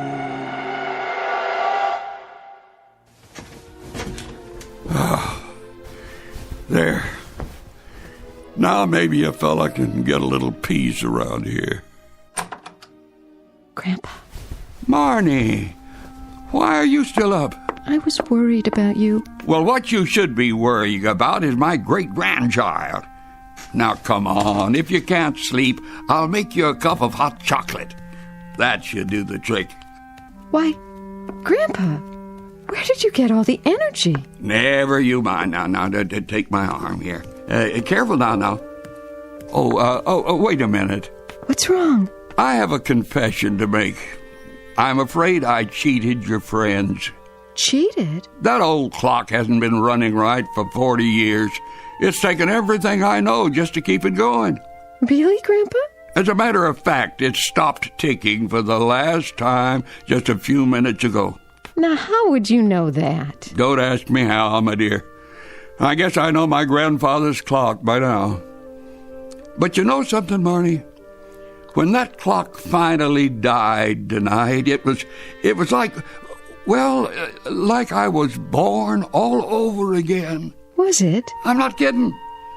Like a great weight was lifted off my shoulders. And now I feel like I can do just about anything. Well, for starters, we could get you into town a little bit.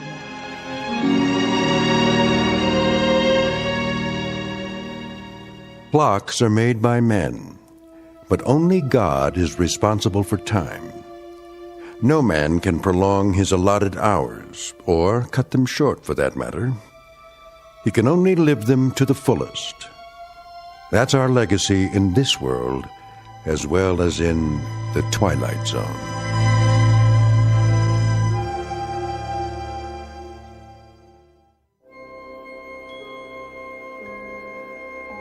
Hi, this is Carl Amari, producer of the Twilight Zone radio dramas. I'd like to take a moment to tell you about our official website at twilightzoneradio.com, where you'll get the latest news and information on these Twilight Zone radio dramas. Plus, at twilightzoneradio.com, you can digitally download 3 free episodes or any of our episodes for only $1.95 each. In this age of ever-changing technology, we've decided to make these episodes instantly available to you by making the Twilight Zone radio dramas a digital download-only series. This means that this series will no longer be offered on CD. The CD collections at our website are now being offered while supplies last at buy one, get one free. So be sure to get your favorites before they're sold out. Be sure to visit us often, and I'll see you in the zone.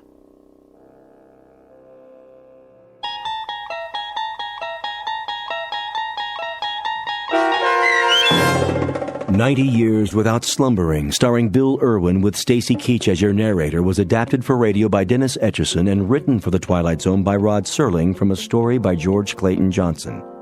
Heard in the cast were Mike Starr, Fernette Lebo, Doug James, Kurt Nabig, Rich Komanek, Sean Cross, Steve Key, and Jeff Lupetin. To learn more about the Twilight Zone radio dramas and to obtain audio cassettes and CDs of these programs, visit our website at twilightzoneradio.com. The producers of The Twilight Zone wish to thank CBS Enterprises, Carol Serling, Dennis Etchison, Dick Brescia Associates, Claire Simon Casting, Terry Jennings, XM Satellite Radio, Sirius Satellite Radio, our sponsors, and our radio affiliates for helping make this series possible.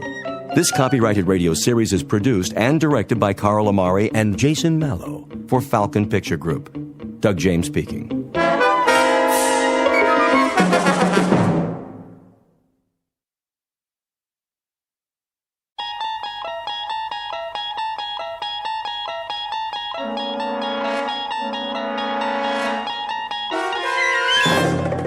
You unlock this door with the key of imagination.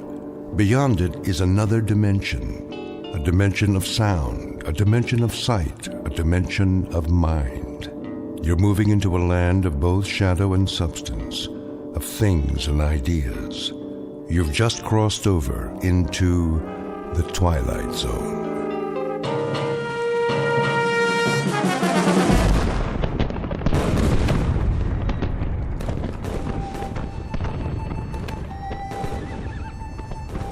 The date is Tuesday, September 11th, 1864. We are encamped outside Atlanta, and the destruction goes on. I know not what history will make of this conflagration, but I have witnessed it at close range. I feel it my duty to set down these observations before the prism of time colors them in a different light. As to the present battle, then my words may seem harsh, but I assure you, this is how it was. We charged the enemy's works and carried them with the bayonet. The earth ran red. The air was filled with the screams of the wounded and dying, but we were many, and they were few. And so we triumphed. Nonetheless, and despite urgings to the contrary, the battle raged on. The city was ours. There was no need to destroy save that which could be of use in the fight against us, but Sherman was drunk with victory. He himself started the fires, the flames which annihilated that great citadel of grace and beauty. One of us should have sent a ball into Sherman's brain. It would have been so easy. But somehow we couldn't, and that devil knew it. He knew it, and he mocked us for our cowardice. The good die young, I've heard him remark. If you're evil enough, you'll live forever. And with that, the entry from Major Skelton's diary ends. So it was that the Union soldiers burned Atlanta. Questions? Professor Jameson? Yes. The books I've read don't describe the Battle of Atlanta that way. Oh, I know. Confusing, isn't it? But as someone once said, history is bunk. Who was it now?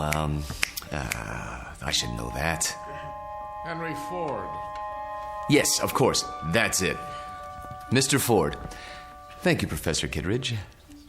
Helps when a Nobel Prize winner sits in on your class. You should drop by more often, Sam. You seem to do quite well without me. I could always use a good teaching assistant. So, to sum up today's lecture, the Union soldiers did indeed burn Atlanta for no good reason after the battle was won. You may have seen a more pictorial version in the motion picture Gone with the Wind, but I assure you, the conquering troops took no pleasure in their work. They were forced to it by a man they hated more than they could ever hate the rebels. An ugly, sullen, appallingly brutal general named William Tecumseh Sherman. The history books have glorified this monster, attributing to him qualities of courage and integrity. Trust me, he had no such qualities. He was just a small, evil man with tiny red eyes and a dirty beard and a way of talking that made you quietly want to slit his throat. What a great lecture. I really like this class. Professor Jameson makes it so real. I forgot to take notes. Oh, you can borrow mine. When's the test? I don't know. I think it's next Tuesday.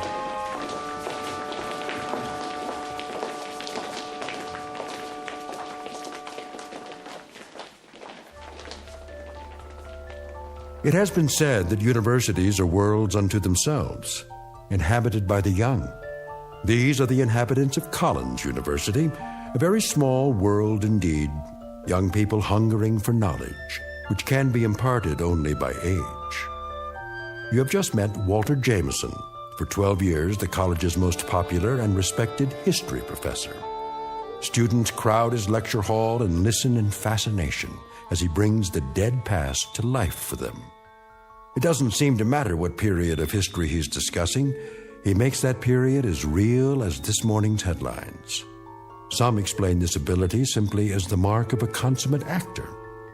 However, there are those who don't agree, like Professor Samuel Kittredge, Nobel Prize winner in chemistry, who has another, more disturbing theory about Walter Jameson, and that theory is about to be put to the test. Very soon we will find out whether our star professor received his degree from a major university or from the Twilight Zone. And now, The Twilight Zone and our story, Long Live Walter Jameson, starring Lou Diamond Phillips, with Stacy Keach as your narrator.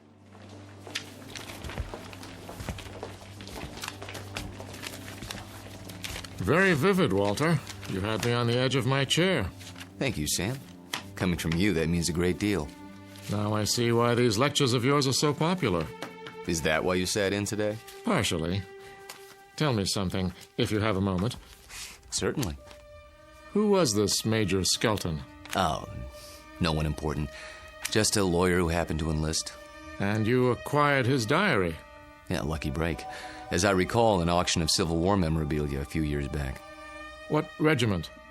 123rd Illinois Infantry. Remarkable. American history is a hobby of mine, but I must say I've never heard of him. His diary's never been published. A fascinating document. May I see it? Surely.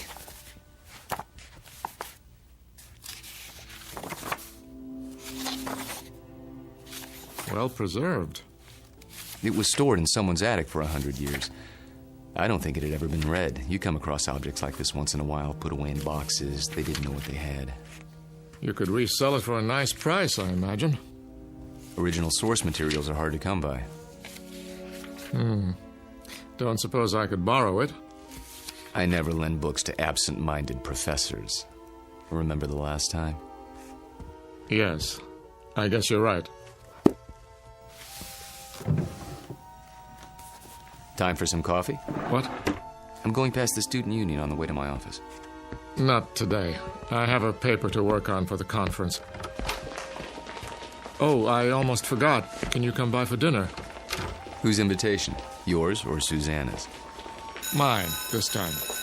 Something on your mind? Nothing special, just your company. We have a chess game to finish, if I'm not mistaken.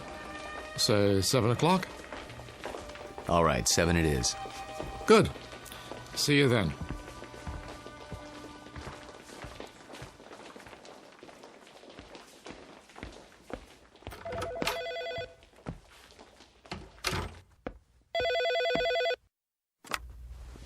Hello? There you are. Where else? I keep regular office hours. I know. A chance to counsel all those co-eds. Oh, please, Mr. Jameson. I just have to talk to you. It's about my term paper. It's Professor Jameson to you, young lady. Excuse me, Professor. I might have an hour this afternoon. Then we'll have to work fast. You see, I have a bad case of writer's block. I need someone to, well, loosen me up. You don't need me. You need a cold shower and a massage. Speak for yourself. Daddy told me he invited you for dinner. He did. You mind? Not if you don't mind my getting some work done afterwards. My thesis is due in 10 days.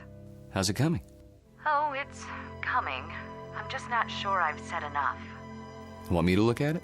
Absolutely not. I have to know that I can do it on my own without help from you or Daddy. You will. Don't worry about it. I miss you. Me too. Only a few more days. Then we can spend more time together. We'll paint the town red. Oh, there's my 2 o'clock. I gotta go. Let me guess. Female, age 19, about 5'2", with eyes for her handsome professor. Be right there. Actually, this one's a little old lady. Wants to finish her degree before she kicks the bucket. I'll bet. See you in a few hours, darling. It's a date.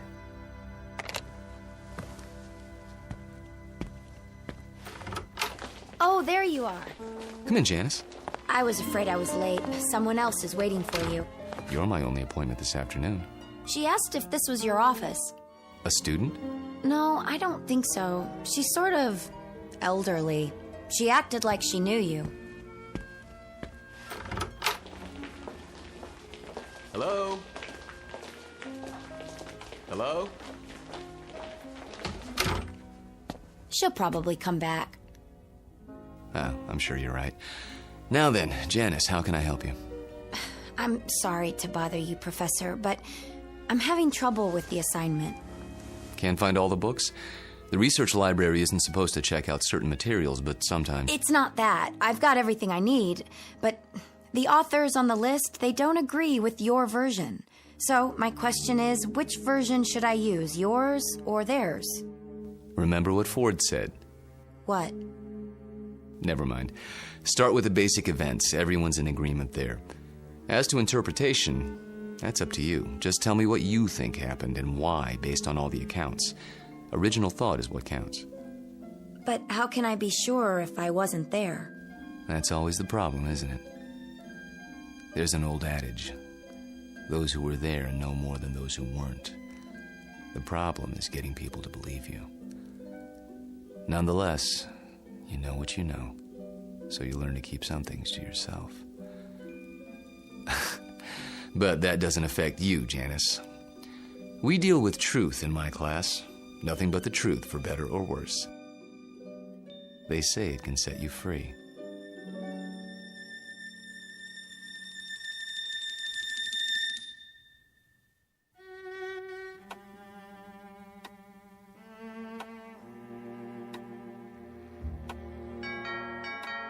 I'll get it, Father.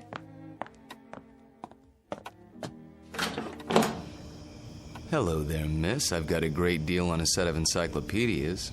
Sorry, we don't want any. Just let me get my foot in the door. Oh, really? You know what's wrong with you, Professor? What? You're always on time. Sort of takes the mystery out of things. Oh, so I'm not mysterious enough for you. That's just it. You're too mysterious. Except when it comes to keeping dates. Get in here. Mwah. What's that for? Because, like my new dress? Awful. Get rid of it right away. You mean here and now? Watch it. You're a PhD, not some sorority girl. And not yet, I'm not. There's a little matter of a thesis, remember? A mere technicality.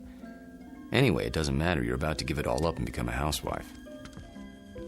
The devil she is. Hello, Sam. I didn't see you there. I'm giving you my daughter's hand, not her brain. Which I inherited from you. She'll get that PhD if I have to... Spank her. I know. Well, I like that. Spare the rod and spoil the child. Pour yourself a drink, Walter. Dinner's almost ready. Don't tell me you're the cook again tonight. Indeed. And why not? Don't you think it's about time Susanna learned for herself? He won't let me. Force of habit, after her mother died. Let's go into the dining room, shall we? I'll serve. You sure there's not something on your mind, Sam? Nothing that a good meal won't cure.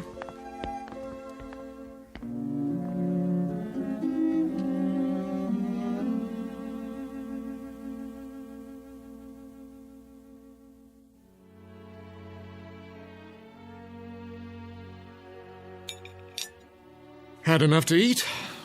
I take it all back, Sam. She'll never be the cook you are. I wouldn't even try. Well, you could try. Who knows? Maybe you've inherited your father's talents. What do you think you're doing in here? I'll do the dishes later, unless this is the men's hour. Cigars and brandy and all that. Not a cigar, a pipe. It's not the dishes I'm worried about. It's a little matter of a doctoral thesis. Upstairs with you. Walter and I have some talking to do. I don't believe this. It is the gentleman's club, right here in my own house. Just for a while, Susie. Then you can have Walter to yourself. You're not going to treat me this way, are you? Worse, you might have to support me. Then the wedding's off. Good night, Daddy. See you before you go? It's a requirement.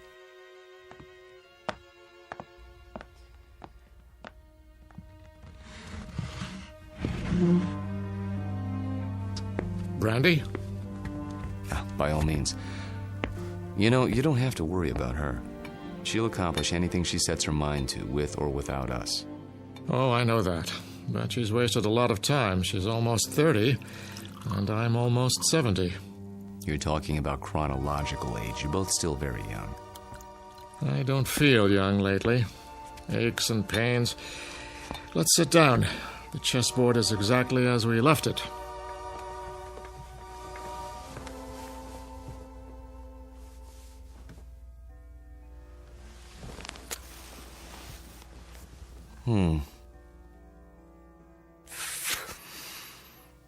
My move, isn't it? Do your worst.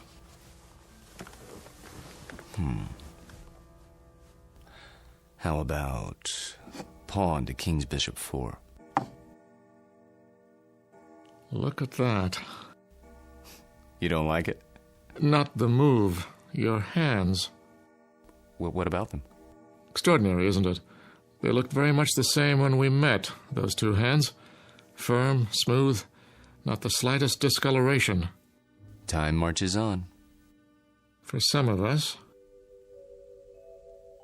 Walter, tell me something. Of course. How old are you?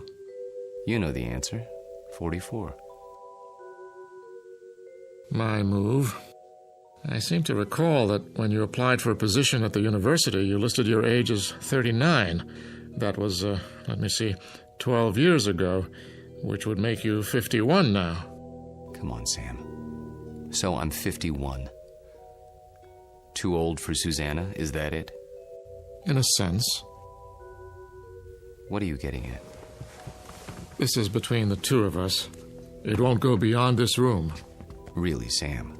Walter, when I met you, I was 58. I had most of my hair, all of my teeth, and hardly a wrinkle. Look at me now. In 12 short years, I've turned into an old man. But you haven't. It happens that way sometimes. I know. But why? Clean living? Don't ask me, Sam. You're the chemist. I'm just a history teacher. Yes, and you teach it very well. Do you know what your students say? They say it's almost as if you witnessed history firsthand. I try to make it interesting. Fake it, you mean? You could call it that. Yes, that's what I thought. But somehow it didn't seem like you. You're such an honest, precise man. Ah, here it is.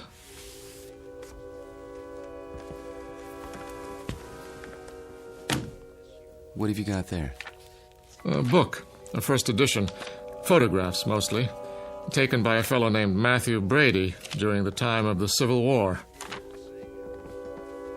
Well, what is it? You look as if you'd seen a ghost. Perhaps I have. Hand me that magnifying glass, will you? I don't see. Was your grandfather in the war by any chance? No. In that case, I'd say we have something of a mystery on our hands. How so? You got me interested in your Major Skelton today. Oh, that. I was curious to see what he looked like. So I went through the Brady pictures, not really expecting to find anything. Here, this is a shot of Sherman and 3 staff officers. Yes, typical of Brady's work. Moody, grim, not a smile between them. Look closely. The one with a pistol in his belt is identified as Major Hugh Skelton. This photograph was taken in the 19th century, and yet it looks exactly like you. I'd know those eyes anywhere. In fact, Walter, I'd have to say, it is you.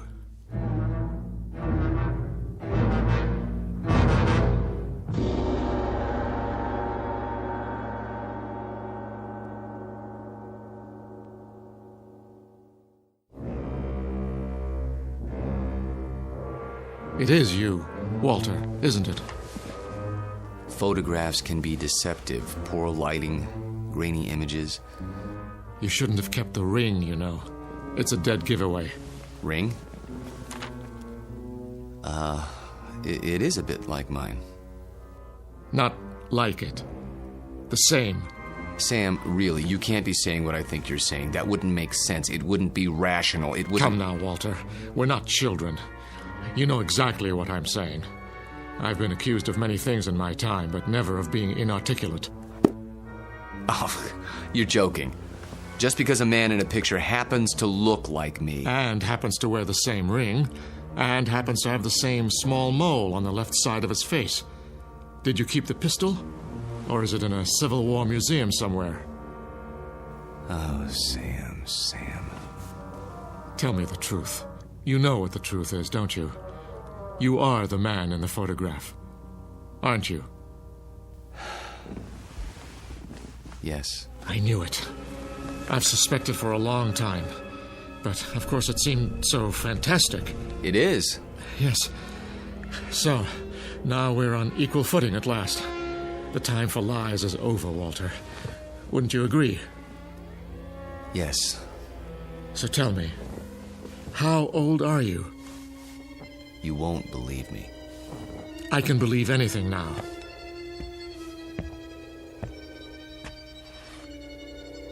This bust on your mantelpiece? What about it? It's after a Greek statue, as I recall. The head of Cato the Elder. That's right. Let's just say, I'm old enough to have known this gentleman personally. But he lived more than 2,000 years ago. I said you wouldn't believe it. No, it isn't that, but 2,000 years? How, Walter, how? You don't know what you're asking. In heaven's name, this is what mankind has been dreaming of. Sam. To live forever. To go on learning and understanding eternally, without end, without death. Sam. Tell me the secret. I can't. You must. You owe it to the world. I owe the world nothing but contempt and pity. Then tell me any part of it. I'm almost 70 years old. I have a heart condition. I'm going to die, but I don't want to until I finish my life's work. Walter, listen to me. Do you understand? I'm not ready to die. I can't tell you the secret because I don't know what it is myself. What? I was like you, Sam. Afraid of death. Too afraid to face the concept head on. When I thought of all the things there were to know and the pitifully few years man had to know them, I went cold with fear. And with anger, too, at the impossibility of it all. The combination was paralyzing. Every night I dreamed, as you dream, of more time, of immortality. Only if man lived forever, I thought, could there be any point to living at all.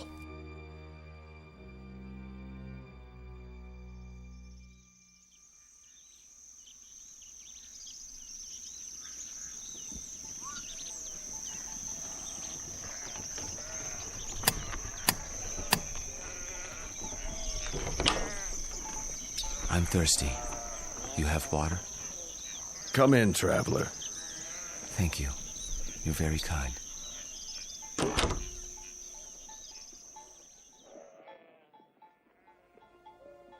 One day, on the road, I met a man.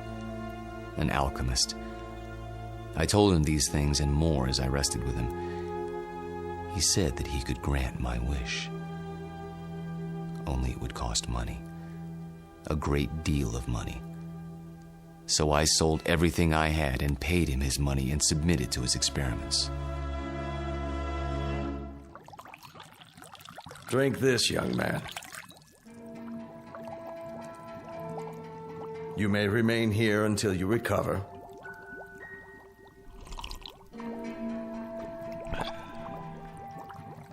I feel strange. That will pass.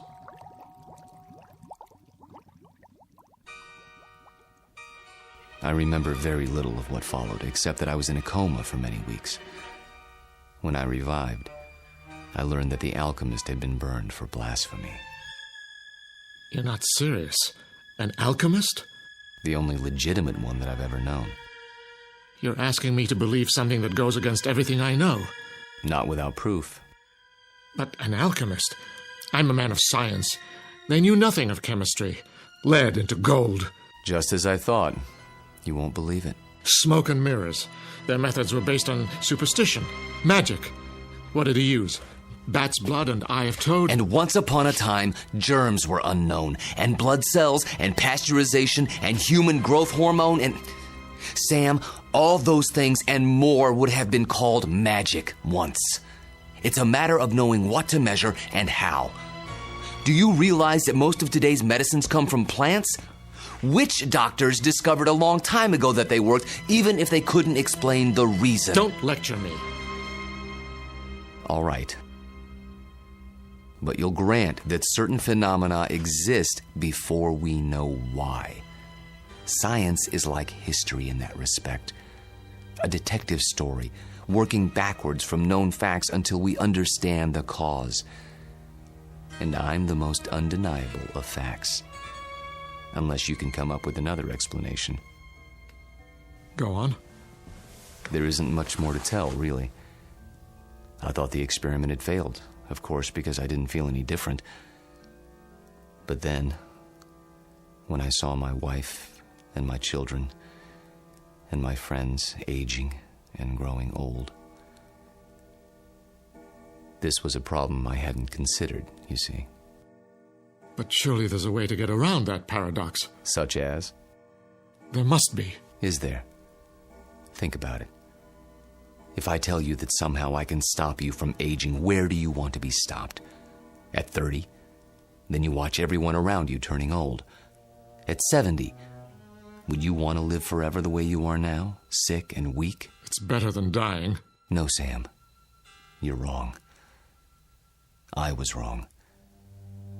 It's death that gives this world its point. We love a rose because we know it will soon be gone. Who ever loved a stone? I'm not a rose, and I'm not a stone. I'm a man. Very old, very frightened. Of what? Death? Yes, of death. You're a fool. I want to die. Then why don't you? Because I'm a coward. Like all men. Because I'm tired of living and scared of dying. That's why. There's a revolver in my desk at home, Sam. The same one you saw in the Civil War photograph. Every night, I hold it in my hand and pray for the courage to pull the trigger. But I can't. You mean to say you've survived all these years without an accident, without being injured or wounded? Some people are lucky that way. They go through life without ever breaking a bone or seeing the inside of a hospital. Oh, I've come close to death plenty of times. But never close enough. Thank you. For what? For reassuring me. I thought that if a man lived forever, he would grow wiser. But that isn't true, is it? You grow tired. That's all. It must be lonely. That's a word that comes to mind. You say it as if you think it's a word I don't know anything about. I suppose you married more than once? Yes. How long with each woman, Walter? 10 years? 15? I take your point. Now you know why I attended your lecture. Why I asked you here tonight. It wasn't idle curiosity. I suspected as much. Sam, this isn't a situation of my choosing, not any longer. I tried to resign 6 months ago, but you talked me out of it. Do you remember? Yes. Do you know why? I knew that Susanna was falling in love with me. And I knew what would happen because it had happened before. A few years of happiness and then... I warned her. I did everything I could to discourage her. Except tell her the truth. How could I do that? She'd have thought I was mad. Then why didn't you leave? Because it was too late. I was in love with her. Everything was against it, all my reason and experience. But that didn't matter. And God help me, it doesn't matter now. It does to me. Walter, I can't let you marry my daughter. And why not? Susie. Well, go ahead. I asked a question, Father. We were just having a conversation. So I gather. How long were you standing at the top of the stairs? Long enough to hear that there's some sort of disagreement over me. Don't you think it would have been considerate to include me in the negotiation? It's not a negotiation. Please, don't misunderstand. Your father seems to think I'm too old for you, darling. Susanna, let me explain. That's the silliest thing I've ever heard. Good. In that case, you will marry me? I thought that's already been decided. You asked, and I accepted. Unless you're having second thoughts. Nonsense. If I had my way, we'd do it tonight. Are you serious? I've never been more serious in my life. I think you mean it. There's a justice of the peace in the next county. Go upstairs and get your prettiest dress. I'll go back to my place and pick you up in an hour. But... Go. Go. Daddy? I can't very well ground you, can I? You're of legal age. Oh, Walter, I do love you. Though your timing is a bit of a surprise. Life is a surprise. If we're not ready now, when will we be? Next week? Next year? We have to seize happiness when it comes, and it's here now. 1 hour, darling.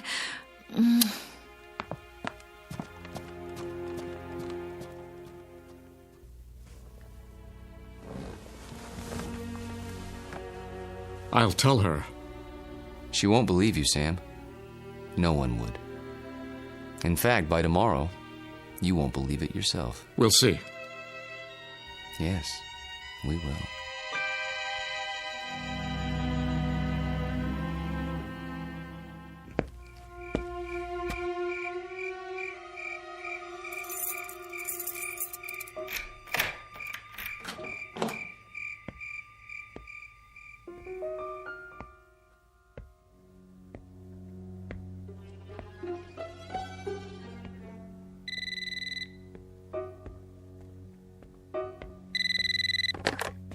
Yes? I'll give you one last chance, Walter, if that's your name. Sam, please. The irony is, I truly like you. We've been fine friends.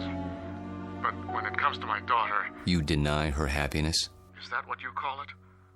People who love each other don't have secrets. They share their lives. They grow old together. Susanna's entitled to the same thing. Not a mockery of it. You don't think this is easy for me. There's nothing ahead for her but a broken heart, as she sees herself age while you don't. How long do you think you can keep it from her? And if I go away, will that make her happy? She'll suffer, but she'll get over it.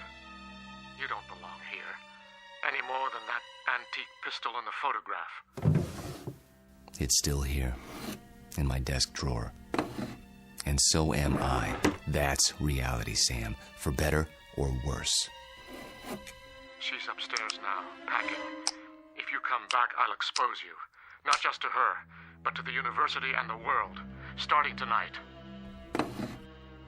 You mean it, don't you? You don't leave me much choice. Give me a few minutes. I need to think it through. Good. If you love her, you know what to do. Yes, I know what to do. Only, I don't know if I have the courage.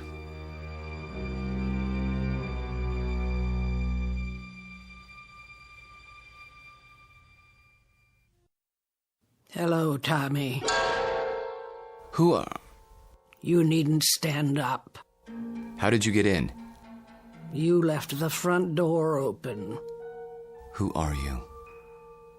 Don't you recognize me, Tommy? No, I don't think I... Look hard into my eyes. You called them the most beautiful you'd ever seen once. A long time ago. I think you've made a mistake. No. It's you, Tommy. My name is Jameson. Professor Jameson. And if you don't leave my house at once, I'll be forced to call campus security. Don't pretend with me. I know who you are. And who is that? Tom Bowen. Tom? My husband. That's impossible. I've never been married. You mean you don't remember? How convenient for you. We married right after the Great Depression. We lost our farm to the drought. Crops died and blew away like dust. And you, still a strong, vital man. So we packed up the car and moved west. The living would be better now, you said. And it was. For a while. We had a little girl. Did you know she passed away last year, Tommy? A grown woman herself, getting on in years. It's not right to outlive your children. But me, I had to keep going. It was like I'd been waiting all these years, waiting to know where you went when you ran off. And now, I found you. My dear lady, perhaps if you told me who you're looking for, I could... Oh, stop. Please, stop. I saw your picture in the paper. I knew it was you by those eyes. And the ring. You always wore it. So I had to see if it was true. It is. No, Lord, look at that. I can't explain it. I only know what I see. I've grown old, and you haven't. Don't. Please. And now you're going to marry someone else and leave her the way you left me. Lorette, for God's sake. I can't let you marry her, Tommy. You're mine. Don't touch me. What's this? Put the pistol down. Oh, I remember that gun. You used to keep it locked away. Said it belonged to your great-grandfather. Take it out and oil it like you knew you were going to use it someday. Is it still loaded? I said put it down. Tommy, what you're doing, it's wrong. You can't go on hurting people the way you hurt me. I won't let you. Lorette, for the love of... What was that? I didn't hear anything. Are you sure? I thought... Thought what? I don't know. Susanna, dear, please wait. Don't try to stop me. I've made up my mind. I know. It's not like I'm going away. Walter and I will be married, and then we'll come back and I'll move my things into his house. It's only down the block. I'll still see you every day and... Shh. I did have some things to say to you. Very important things. But now, I don't know where to start. Please don't. I'm nervous enough as it is. Can't you be happy for me? I know it's a change, a big change, but surely you're not surprised. You must have seen it coming. I know we haven't talked much about it, but... Do one thing for me, sweetheart. What? Bring me my reading glasses. I shan't be able to sleep while you're off eloping. At least I can get some reading done. Oh, Daddy, thank you. Where did you leave them? Upstairs in my bedroom, as I recall. Would you mind getting them for me? Of course I will. If Walter comes to the door, tell him... I know what to tell him. Don't expect him just yet. There's still time. Wait right here. I'll find them.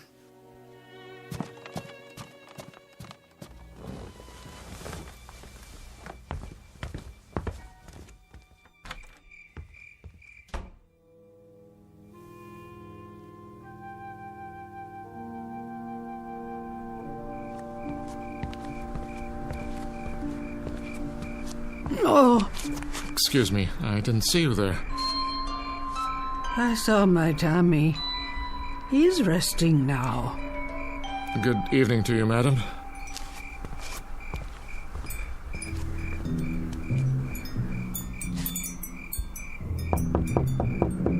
Walter.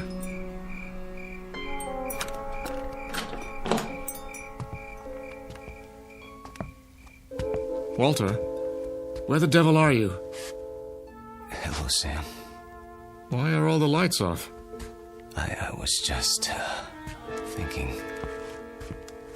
The window's open. I know. I'll close it. No. What's the matter? It's a strange feeling after all this time. What do you mean? I mean, I've come to my senses. Tell Susanna. Tell her if you would. You're hurt. Turn on the light. Stay away. I'll call a doctor. No. But your hand, there's blood on it. Hard to avoid that when you've been shot. It's dripping all over everything. I'm leaking, Sam. Everything that's been held inside for so long, it's running out. I feel light as a feather. Take my arm. Sit down. Quickly. A little late for that. I'm sinking, Sam. Right into the rug. It'll be quite a mess to clean up. What's happening to you? It's happening. At last. Your hair. Your skin. Sorry to fall apart on you. Oh. But nothing lasts forever. Thank God, Sam. Thank God in His wisdom. Oh, Walter. Walter. Tell her. I'll try to think of something. Don't let her see me cry.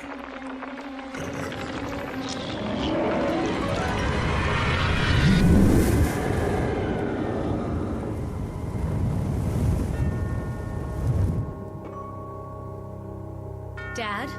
Walter? No, Susanna. Stay back. Daddy! Go home. Where's Walter? Susanna, please, go home, now. Walter? He's gone. Gone where? I wish I could tell you. But there are his clothes, his shoes. Daddy! Daddy, what else is on the floor? Dust, my dear. Only dust.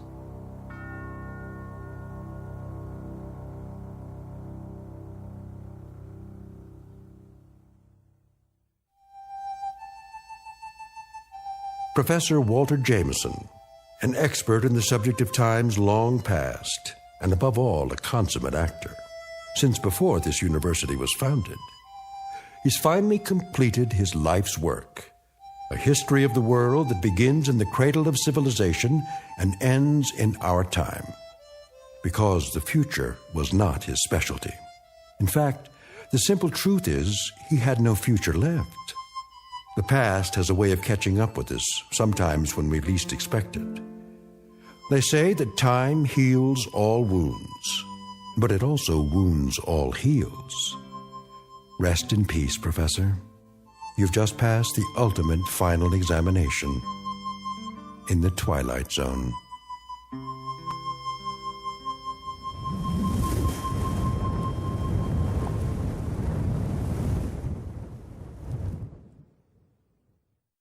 More from the Twilight Zone after this. You are about to enter another dimension. A dimension not only of sight and sound, but of mind. A journey into a wondrous land of imagination. Next stop, the Twilight Zone. Hi, this is Stacy Keach. I'd like to take a moment to tell you about our Twilight Zone website at twilightzoneradio.com. At twilightzoneradio.com, you'll find the latest information on these Twilight Zone radio dramas, including behind-the-scenes photographs, plus the newest product releases, trivia contests, ways to contact us, other Twilight Zone-related info and merchandise, plus links to other fascinating websites. So make your next stop twilightzoneradio.com. Visit twilightzoneradio.com to purchase these Twilight Zone radio dramas on cassette and CD, or call toll-free 1-866-989-ZONE. That's 1-866-989-9663.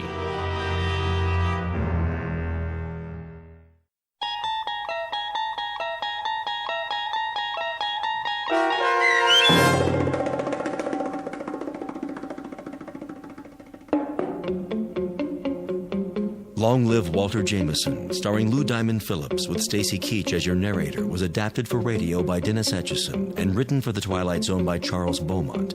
Heard in the cast were David Darlow, Alyssa Fraden, Elizabeth Lido, Ann Whitney, Jeff Lupetin, and Christian Stolte. To learn more about the Twilight Zone radio dramas and to obtain audio cassettes and CDs of these programs, visit our website at twilightzoneradio.com.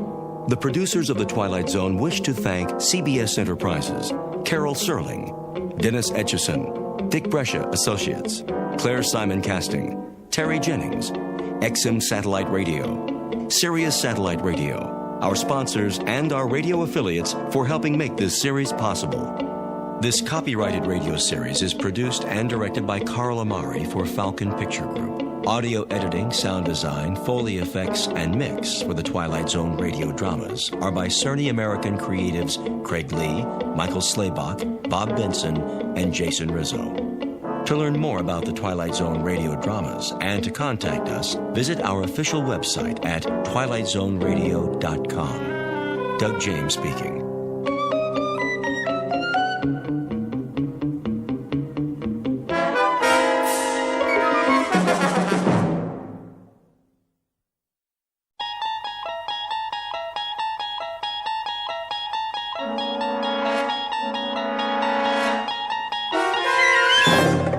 You're traveling through another dimension. A dimension not only of sight and sound, but of mind. A journey into a wondrous land whose boundaries are those of imagination. Your next stop, the Twilight Zone.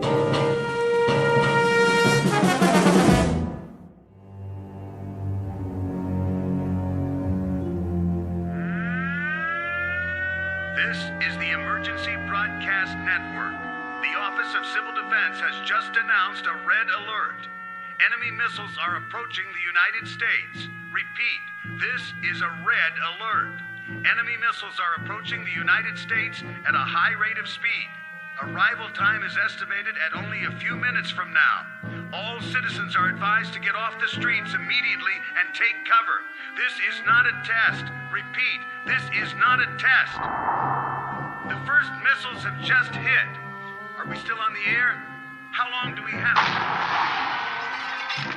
Good Lord! It's actually happening. This is real, folks. This is not a test. This is real. How's that, Mr. Raiden?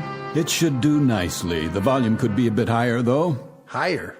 You gotta be careful not to break those speakers. I thought you installed subwoofers, state-of-the-art, as I requested. Oh, we did. For later. Wait till you hear them. When the explosion hits here, you'll really feel it. Good. I don't know where you got your sound effects, but you'd swear a bomb was going off outside. I mean a big bomb. That's precisely what I want. I got the other TV hooked up, sir, at the end of the hall, like you said. Let me see. Here's the remote control. You got your on, and then you got your off and your volume. Did you load the videotape? Sure did. Soon as the monitors go on, it starts rolling. Why don't you show me? All right, Mr. Raiden. Let's give it a test run. Look at that, would you? There's the street outside. Only now it looks like the beginning of World War III. Yes. Yes. This calls for something of a celebration. If you don't mind me asking, where'd you get the footage? Some special effects guys out in Hollywood? Oh, you might say I have my contacts. Given adequate funding, anything is possible. Yeah, some setup you got here. All part of the show, huh? This is not a show. It may be, let us say, an illusion. But this room is not an illusion. It happens to be the best designed bomb shelter on the face of the earth. But tonight it's for gags, right? Something of the sort. A practical joke, and I trust a most effective one. You could say that again, Mr. Raiden. When those sound effects start and that stuff goes on the TV, you'd swear the whole world was getting blasted. That's the general idea. I've got 3 guests coming this evening, rather special guests, and I wouldn't want them to be disappointed. Well, it fooled me, and I put most of the wiring in. A drink before you go, gentlemen, to a job well done? No thanks. It's getting pretty late. Are these friends of yours? How's that? You're doing all this to fool 3 of your friends. They must be, they must be real, like, special friends. Oh, they are. They are indeed very special friends. This, in a sense, is the moment a man lives his entire life for. Yeah, I bet. That about it, Mr. Raiden? Yes, I'd say that just about does it. Well, we gotta go. So long, Mr. Raiden. Good luck on your party. Party?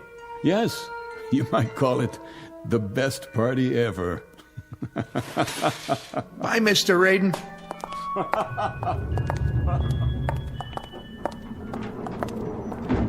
That guy gives me the heebie-jeebies. I know what you mean. This has got to be the #1 kook in the whole country. I mean, can you imagine a guy spending that kind of a bundle just to set up a phony atom bomb explosion? And the whole thing's set to go off at 11:45. Some kind of fanatic is he, huh? What's his angle? Practical joke, maybe, like he said. Yeah, the $500,000, that's some joke. Hey, hit the button, will you? Yeah, sure. It's a funny thing. What?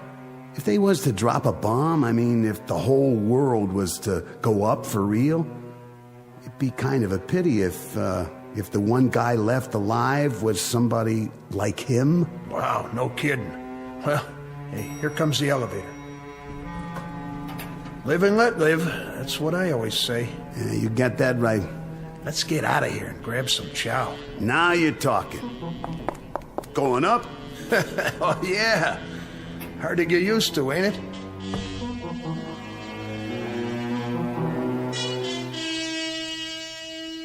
This is the basement of a fashionable midtown skyscraper and office building.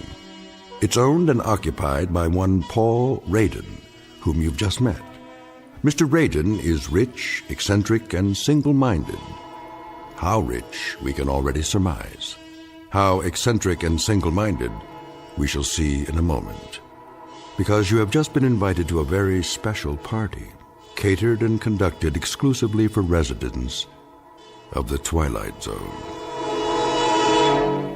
And now, The Twilight Zone and our story, One More Pall Bearer, starring Chelsea Ross, with Stacy Keach as your narrator.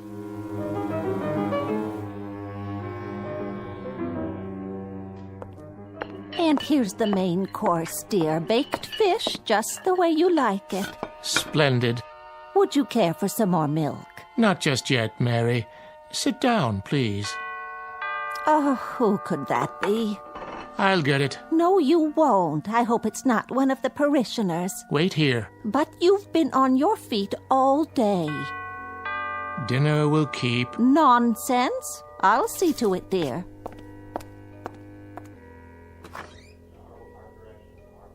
Oh, yes, I'll tell him at once. Who is it? The most peculiar man. What did he want? I'm not sure, but there's a limousine waiting at the curb. He said something about a matter of life and death.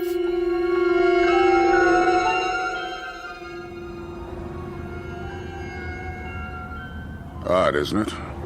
He said exactly the same thing to me. And beyond that, Colonel, you've been told nothing. Hardly a word.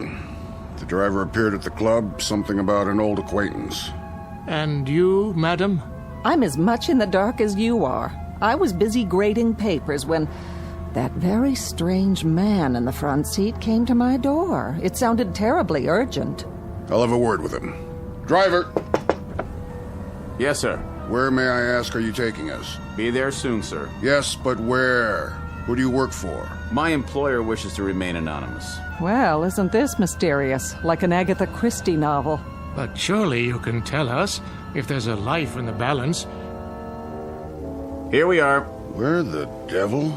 A very nice part of town by the looks of it. Please exit from the right of the vehicle. See here, if this is some sort of joke. I assure you, sir, it's no joke. Yet you can't even tell me who gave you your orders. It is an impressive building. You may use the private elevator. I know this building. That fountain. Elevator? To what floor? This one has only one button, and it says down. I'll enter the code for you. Well, if it doesn't go up, then it must go the other way, of course. This is outrageous. I demand that you return me to the officers' club at once. Driver? Driver! It appears that we've been left to our own devices. It was ever thus. After you, madam.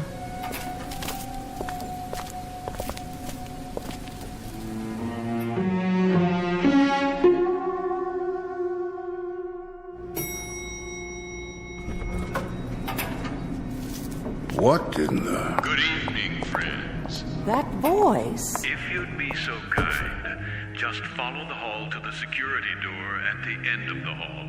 There's something vaguely familiar about the tone, but I can't quite... Enough. It's time to find out what this is all about. That's right. Just come in, if you will. See here. Do sit down and make yourselves comfortable. Wait, I remember now. Yes. The accommodations are a bit Spartan, but I trust you'll find them adequate for your needs. How good of you to come. Colonel Hawthorne, Reverend Hughes, and of course, Mrs. Langsford. I'm delighted to see you all. What? Such blank faces? Don't tell me you've forgotten. It's Raiden, isn't it? Aren't you Paul Raiden? You have an excellent memory, Reverend. And how about you, Colonel? Do you recognize me? Yes, I believe I do. You served with me once, didn't you? I did indeed. A second lieutenant. Yes. In an infantry regiment under your command. I recall it vaguely, and I seem to recall something else, too. It's not surprising that it doesn't come flooding back. After all, you had a few thousand men under you, a few thousand cogs in the great military machine. I was only one of those cogs. But then again, you didn't court-martial all of them, did you? That distinction you reserved for me alone. Oh, yes, I do recall now. You refused to lead an assault on a hill. Did I? Refused in the face of a direct order. The delay cost us a company of men. That was your contention at the court-martial board. It's what sealed my fate. I was dishonorably discharged, Colonel, stripped of rank and booted out. Oh, fortunate for you. Fortunate, you say? Were I permitted to dictate the sentence, I would have had you shot. Of this I have no doubt. No doubt at all. But what kind of host am I? Oh, for pity's sake, Paul. I must apologize. There's a lady present. Please forgive me for not addressing you first, Mrs. Langsford. Do you recall who I am? Of course I do. I taught you in high school. Well done. I don't forget my students. Oh, now and then I find that they get jumbled together. Of course. But if I prod my memory a bit, I'm able to connect names with faces. And in your case, with character. I made an impression on you, did I? That's understandable. Because you flunked me, Mrs. Langsford. I certainly did. You dressed me down in front of an entire class, called me names, humiliated me. And quite deservedly so. But that's neither here nor there. I invited you here this evening for another purpose than to dredge up old animosities. Invited?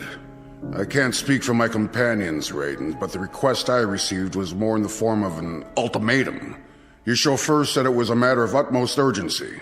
Why, yes. Yes, indeed. That's the way it was broached to me, too. A matter of life and death. I was eating dinner, and my wife Mary got up to answer the door. And when she came back, she had such an odd expression on her face. Reverend Hughes. Still a bit on the wordy side, aren't you? It never ceases to amaze me, really, how changeless we remain over the years. But I suppose the habits of a lifetime are not that easily set aside, now are they? Perhaps you'll be good enough, Paul, to get to the point and tell us why we're here. I'd be delighted to. But first, can't I get you something? A highball, perhaps, or a cup of coffee for the Reverend. How do you take it, black or white? Nothing, thank you. Paul, you're trying my patience. Habits, Mrs. Langsford. The incredible persistence of habits.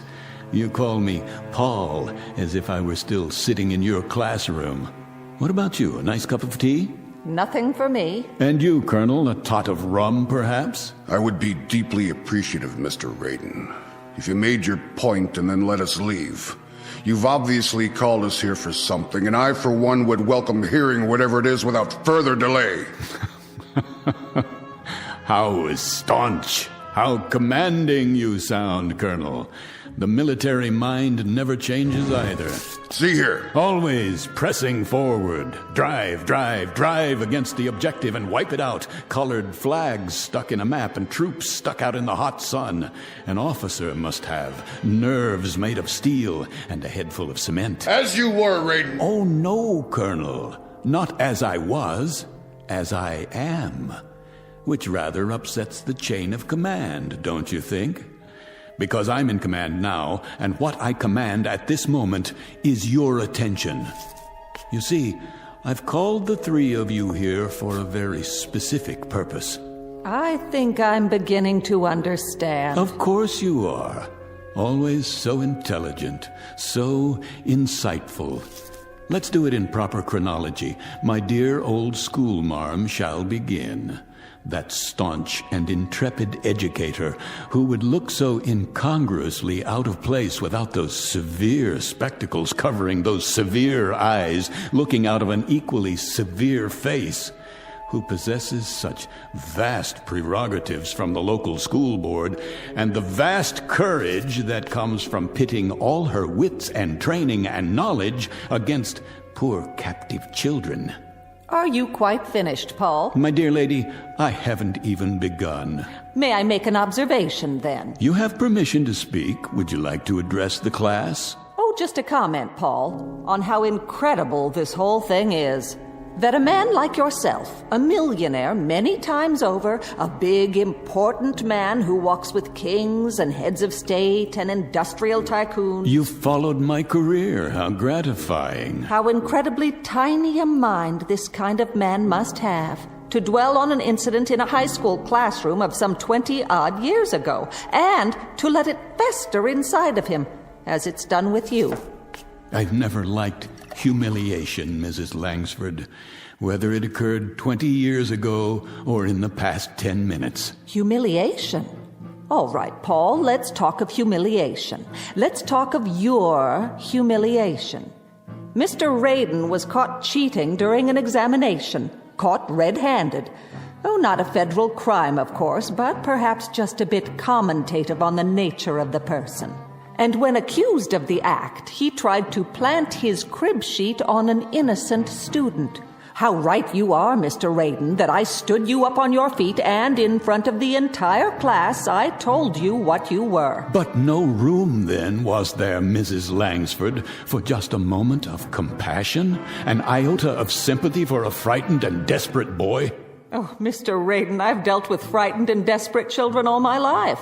And it might surprise you to know that I've given them more sympathy and compassion than learning.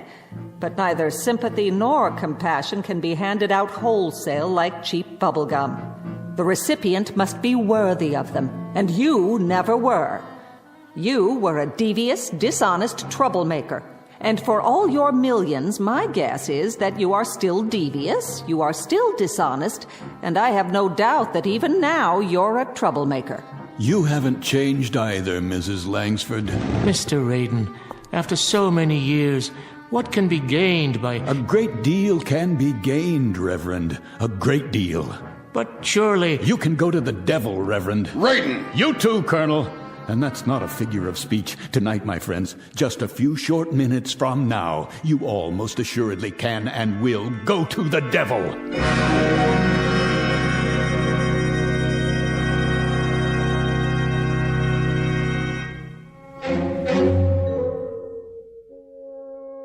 Mr. Raiden, obviously years have passed between now and whenever it was you felt you suffered various indignities at our hands. Felt? How conveniently you forget the extent of my suffering. You, for example, accused me of lack of character, and worse, you put a scandal over my head and all but destroyed my reputation. I do remember now.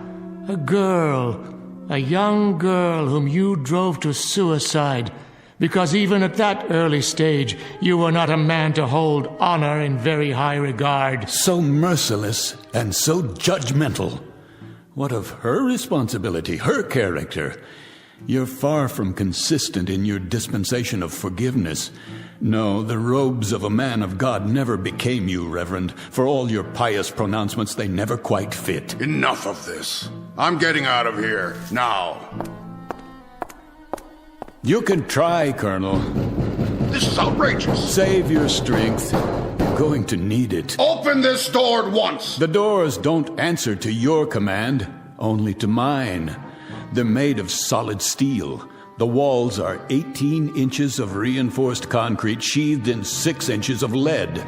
I have my own generator plant, my own air system, and at the other end of the hall, a storeroom the size of a warehouse stocked with food and supplies. But in God's name, why? What are you afraid of? Afraid? Hardly. Prudent might be a more accurate word. Remember the story of the 3 little pigs, houses of straw and so forth, and only one built to withstand the blast. Blast? What blast? Colonel, you of all people should understand logistics. Does it occur to you why a man would go to all this trouble and expense? You've built what amounts to be a bunker. So I have. But we're not at war. Not at this precise moment. You're insane. Am I? This is the middle of the city. Ah, now you're getting warm, closer to the point. What are you talking about? About beginning a vigil, my friends. The long wait and the countdown to oblivion. Will you start making sense? I taught you better than this gibberish. You are correct, Mrs. Langsford, about several things. I've walked with kings and tycoons, as you so rightly perceived. I've walked with them, and more importantly, I've listened to them, to the things they have to say, the special knowledge they are able to impart because of their positions of privilege. As a result, I managed to keep abreast of the times and usually well ahead of them. The point. Patience, Reverend. I'm coming to it. You see, I know things that are going to happen.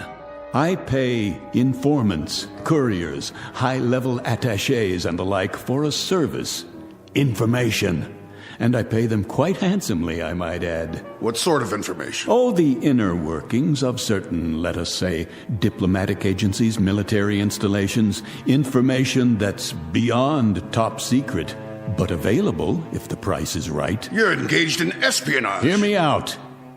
48 hours ago, I received a most interesting bit of news, or rather, several bits, meaningless in themselves, that together form one unavoidable conclusion, something that is known to perhaps only 6 men in the world. If you're trying to frighten us, it isn't working. Then let me give it a somewhat finer edge.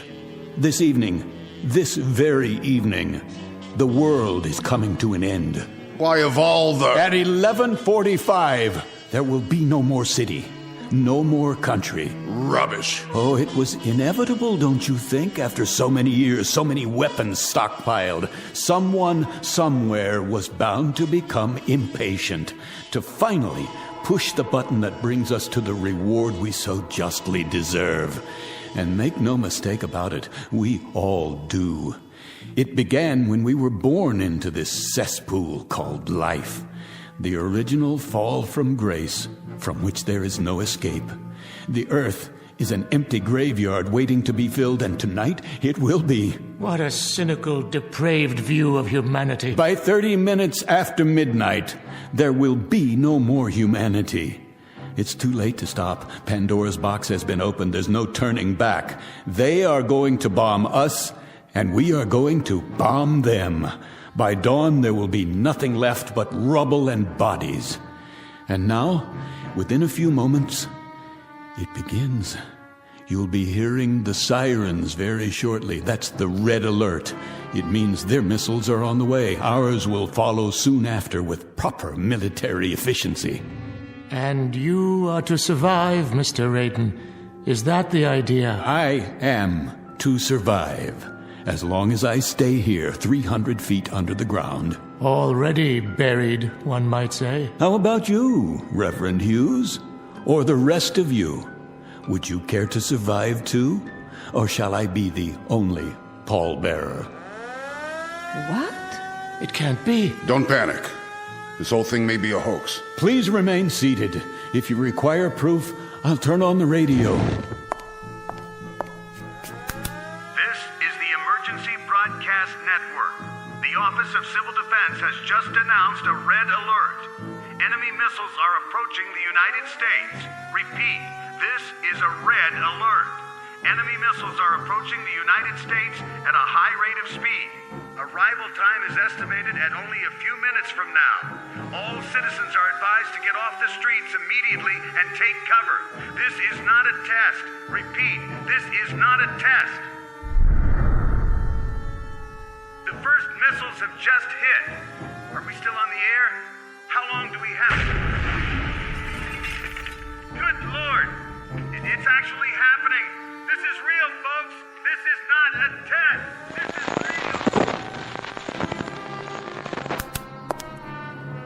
real. Comments? Perhaps a little military sophistry now, Colonel. A quote from General Grant or Lee or Patton. And you, Reverend, something enriching from the gospel? Oh, my, such silence, Mrs. Langford. Nothing in that vast reservoir, that Pilgrim's Progress mind of yours to fit this situation? No mental eraser you can use to wipe out reality? I've got to get to my wife. Oh, by all means, Reverend. Certainly, get to your wife. Hold hands and die together. Take your hands off me. You turn my stomach, Reverend Hughes. You know that. Find your wife. I intend to. That's not what's on your mind. What's on your mind is what's on the Colonel's mind and the school marms over there. Your precious hide, your sanctified flesh. That's what preoccupies you at this moment. Let go of me, Mr. Raiden. If I'm to die tonight, I want to be with someone I love. Very theatrical, Reverend Hughes, but far more burlesque, I'm afraid, than legitimate theater. Kindly have the decency. Why don't you have the decency, Reverend, to depart this earth with just a fragment of the truth in your mouth? What truth? Tell me to my face that you are so scared, so miserably frightened, that you'd sell your wife by the pound if it meant your survival. Admit it. If those were the last words I ever spoke, Mr. Raiden, they would also stand as the worst falsehood I ever uttered while living. Why am I not convinced? Will you open the door, Mr. Raiden? Will you let me leave now? Take a look at the monitor first. You might want to consider what awaits you outside before you open that door. How did you know, Raiden? How could you possibly have known exactly when? What difference does it make? If we leave now, we might make it back to our homes. Highly unlikely at this point, but I suppose hope springs eternal. Oh, of course, Mrs. Langsford, back home to your aging sister, no doubt. And you, Colonel, back to the club so you could die with your cronies amid all your medals and memorabilia. Whatever we do, it's none of your concern. My dear friends, shall we drop the pretense now, this instant? Shall we all of us now dare to speak the truth? I told you how this room was constructed, steel, concrete, and lead. It is the only place where you can survive. Now, what is all this nonsense about going back to your homes? You mean to say you'd walk out of here to certain death, when by simply staying where you are, you're assured that you'll live? Are we to understand, Mr. Raiden, that you will permit us this luxury? That you will allow us to stay in your fortress? Oh, indeed. Indeed, Colonel. As a matter of fact, it's precisely why I asked you all to come. Each of you, in your own way, tried to destroy me. But I will not repay the compliment in like kind. That is to say, I won't require an eye for an eye. Nothing quite as basic, as naked as that. Then I'd be interested, Mr. Raiden. What is your price? The Colonel would be interested. I should think so. And I presume the schoolmarm and the Reverend, too, would be interested. I submit, dear friends, that you're not just interested. It's the only single thing on God's earth that has any meaning left. How much will Raiden charge so you can stay here in safety? All right, my friends, here's the all-important price tag. The fiddler has played, and here comes the bill for the music. But be sure to listen carefully, because time is very rapidly running out.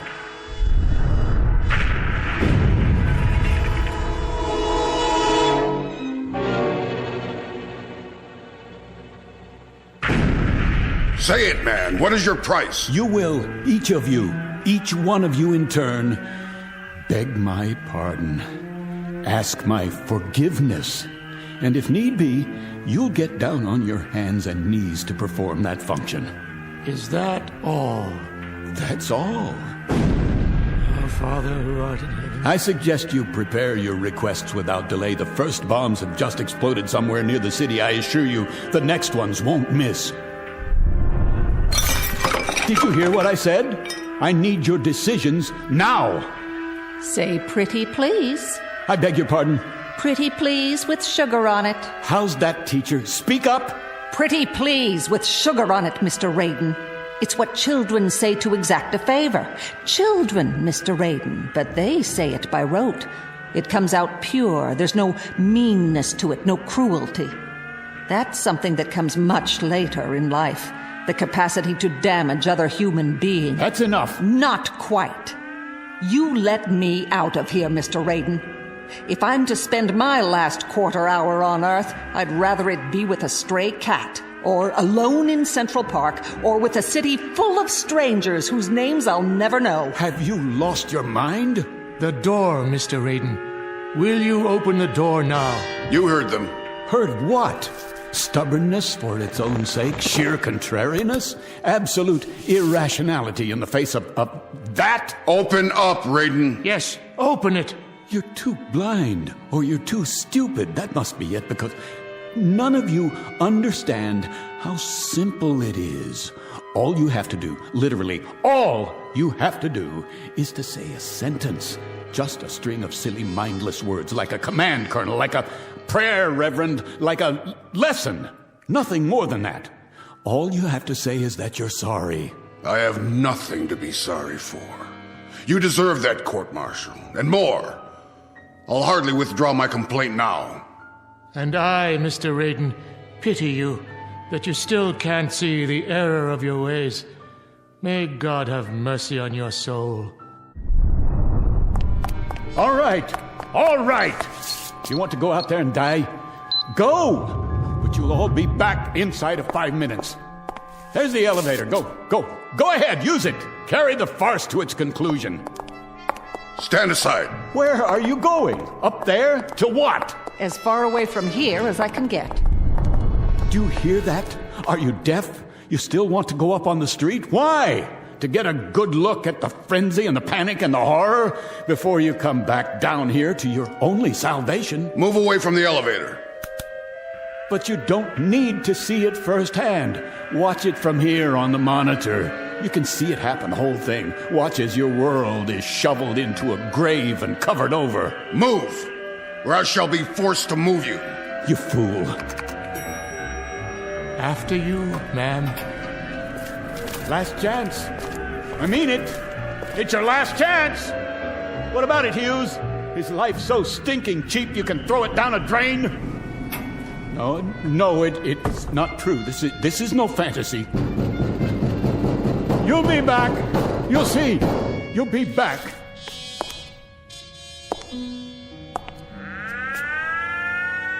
This is the Emergency Broadcast Network.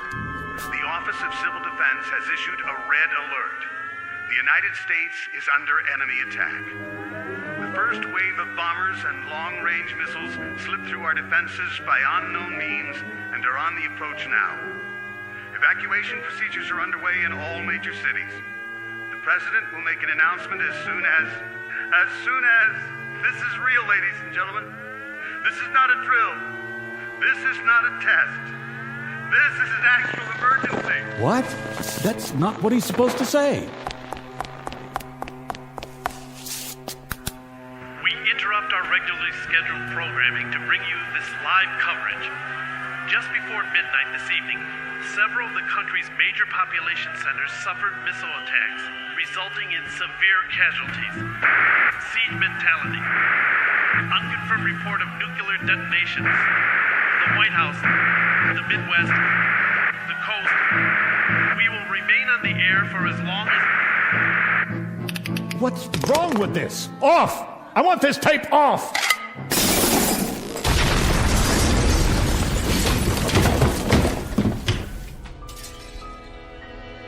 That's enough. That is quite enough.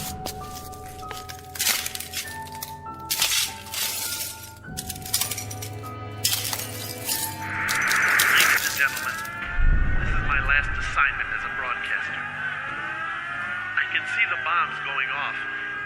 And now they're streaking down, lighting up the sky, heading directly for us. A great wind from the firestorm.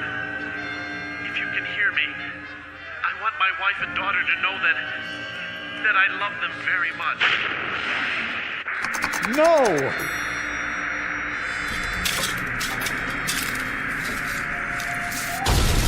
No! No!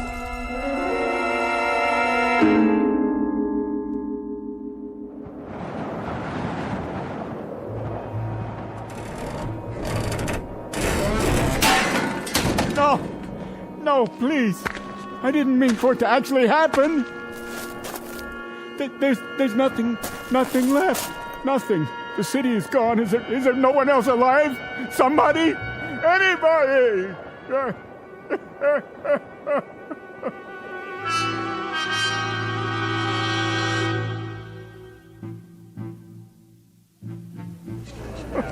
What's wrong with him? Must be drunk. Poor man, he looks crazy. Yeah, look at his eyes. What's he crying?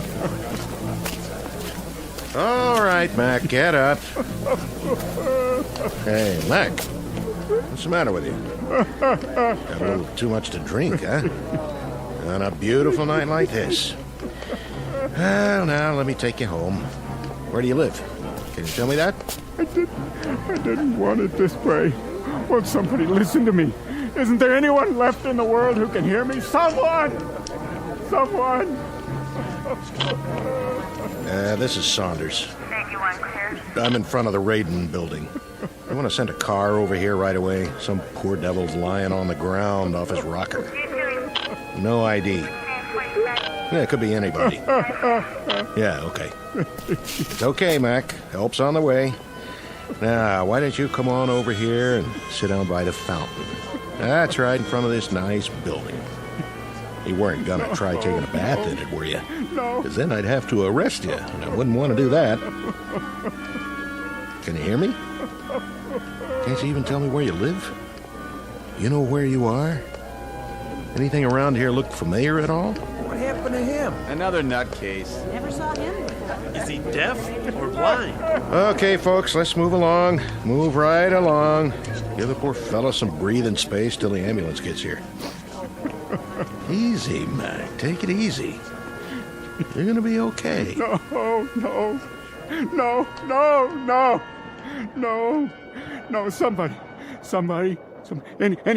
anybody. Is anybody left alive in all this rubble? Not another human being anywhere in all the world? Please. Oh, please, God, oh, please.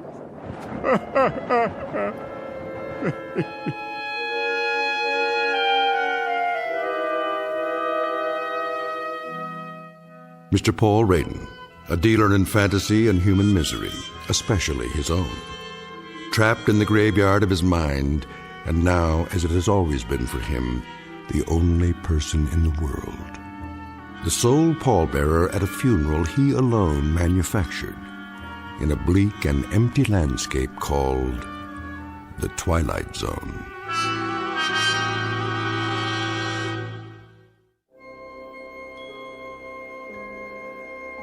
Hi, this is Carl Amari, producer of the Twilight Zone radio dramas. I'd like to take a moment to tell you about our official website at twilightzoneradio.com, where you'll get the latest news and information on these Twilight Zone radio dramas. Plus, at twilightzoneradio.com, you can digitally download 3 free episodes or any of our episodes for only $1.95 each. In this age of ever-changing technology, we've decided to make these episodes instantly available to you by making the Twilight Zone radio dramas a digital download-only series. This means that this series will no longer be offered on CD. The CD collections at our website are now being offered while supplies last at buy one, get one free. So be sure to get your favorites before they're sold out. Be sure to visit us often, and I'll see you in the zone.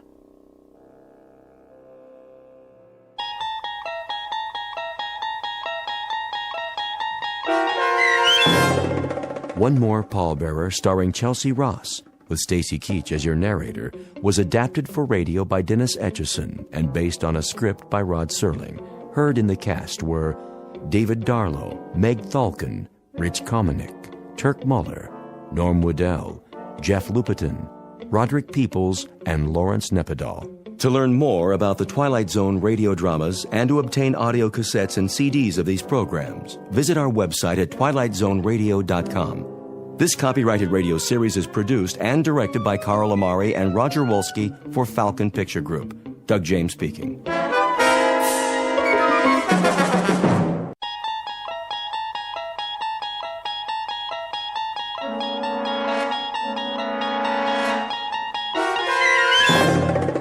You unlock this door with the key of imagination. Beyond it is another dimension, a dimension of sound, a dimension of sight, a dimension of mind.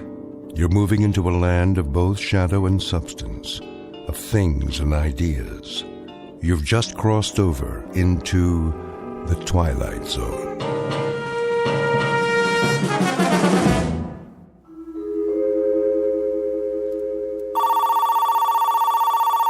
The Gerald Hugo Agency. Mr. Hugo's in a meeting. May I take a message? The Gerald Hugo Agency. No, he's still in a meeting. Yes, the same writer. Please hold. Now get this, Mr. Hugo. If this one ain't surefire, I'll cut off both my hands. You ready?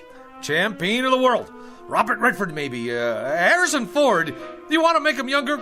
I give you Adam Sandler. I appreciate it. So, he's champion of the world. But he promised his girl he'll never fight again. He made a vow. You know, Mr. Hugo, like a promise. Real solemn.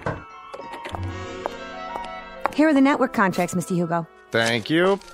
But now, here comes the rub. Get this. The champion's kid brother has like this incurable disease that can't be cured, and he needs an operation like yesterday. Mm-hmm. Yeah, and the doctor comes to the fighter and he says, "Hey, man, you want like your kid brother should live or what?" I mean, that's the conflict. Don't you think it's a kick right in the head? I do feel a dull ache. Here's this prize fighter who made this vow to the girl, and the newspaper guys start in on him, see? But I mean with the needle.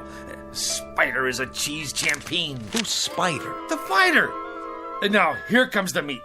He promised his girl, but when he tells her he's gonna fight, she starts palpitating, and she calls him a filthy, rotten, dirty... Line 1, Mr. Hugo. Excuse me, Julius. See, the beauty of the story is that you can dress it up any way you want. Maybe he ain't a prize fighter. Maybe he's a cowboy, and he promised his girl he'd never shoot a gun again, and it's her kid brother that's got the disease. What's the matter? Don't that grab you? Why don't you go downstairs and cross the street on a red light? How about science fiction?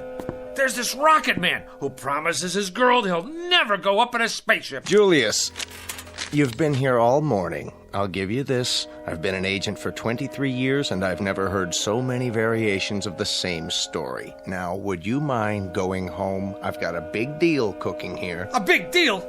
You doll baby, you were saving it for a surprise, weren't you? It's a sale, ain't it? The zombie story. I knew the minute I wrote it, that thing was surefire. Listen to this, honey. It's fantastic. This dame marries a guy who walks around on his heels all the time. She thinks he's punchy, but it turns out he's dead. All the time they're married, she don't know it. Julius, let me put it to you this way. American Zombie didn't sell. The love story where the lady scientist falls for a robot, that didn't sell. Naked Weapons about a gang of topless ninjas, that didn't sell. They laughed me right out of the office. So I put it to you, Julius. Why do you persist? Why don't you go back to doing what you did before?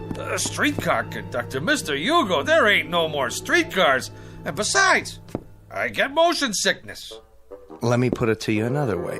Number 1, you will never make a writer. Number 2, you'll starve to death if you try. And number 3, you're wasting my time, the producer's time, and everybody's time. Helen, phone up Jerry Bradshaw at Paramount. Tell him I've got a series proposal to show him. That's it, a TV series. Oh, Mr. Hugo, don't you get it? This is an absolute bolt from heaven. I got so many television series ideas, I can't sleep at night. Boy meets girl. Every week, we get a different boy and a different girl. Julius. Oh, how about a quiz show? Pick your own embalmer, we'll call it. You make this deal with the contestant, and when he kicks off... Julius, what do I have to say to get you out of here? Give me a chance. It's all I ask. Let me write a pilot script. Julius, my boy, I'm not a hard man. The television industry today is looking for talent, and the writer is a major commodity. But for me, to try to sell you to a network is like trying to con the Queen of England into buying a salami. But I could give it a whirl, couldn't I? What's the series about? Maybe it's right up my alley. That's the point. This particular series and you go together like the black and tan at an IRA picnic. It happens to be based on black magic, conjuring, that kind of thing. Now, what do you know about black magic? What do I know about it? What do I know? You ask me, Julius Mulmer, what he knows about black magic. I could research it. Julius, let me get back to work now. What about the series, Mr. Hugo? My career is on the line. Give me till next Wednesday. Make it Tuesday in a pinch. All right, Julius, you latch onto a couple of books, knock out a rough outline, and let me have it by 4 o'clock Monday. I'll submit it for you. Why, I don't know, but I will. Mr. Hugo, you're not going to live to regret it, and I mean that from the cockles of my heart. You're absolutely dead right, Julius, and I mean that from the cockles of my heart. You've just witnessed opportunity, if not knocking, at least scratching plaintively on a closed door. Mr. Julius Mulmer, a would-be writer who, if talent came 25 cents a pound, would be worth less than car fare. But in a moment, Mr. Mulmer, through the offices of some black magic, is about to embark on a brand new career. And although he may never get a writing credit on the Twilight Zone, he will soon become an integral character in it. And now, back to the Twilight Zone and our story, The Bard, starring John Ratzenberger and Stacy Keach.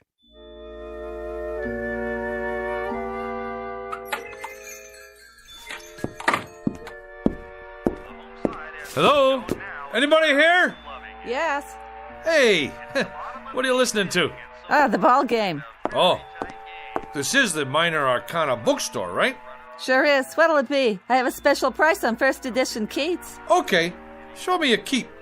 That's a man's name, not a thing. And not a very uncommon name at that. There was a third baseman came up from Newark, played for the Yankees one year. They used to call him Beanball Keats. Yeah? Held the American record for getting beaned the most times. One time they were playing the Browns. That was when St. Louis had the Browns, and he got beaned 3 times the first 5 innings. Old Beanball Keats. You learn something new every day.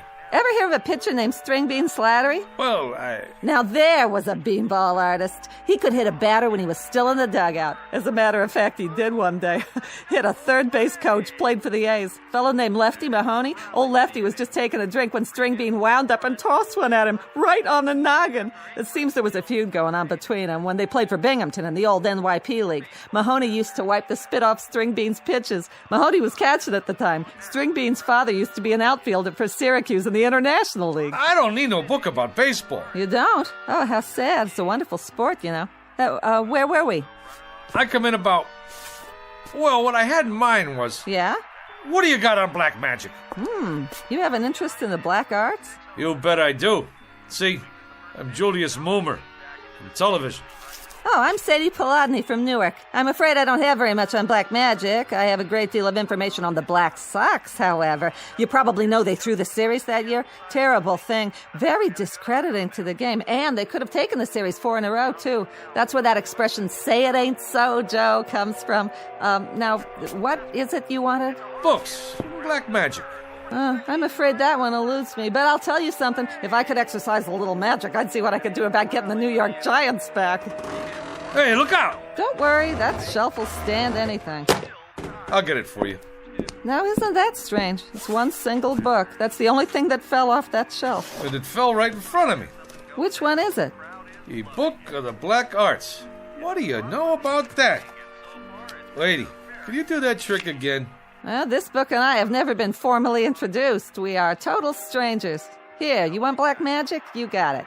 Maybe it's some kind of sign. Well, if it is, it's your problem now. It's been a real pleasure meeting you, having this chat. Mutual. You didn't happen to play third base for the Elmira Pioneers one year, did you? How much I owe you for the book? Nothing. Accept it as a gift. You're a wonderful ball player and a credit to the sport. It's been great. Now, bye.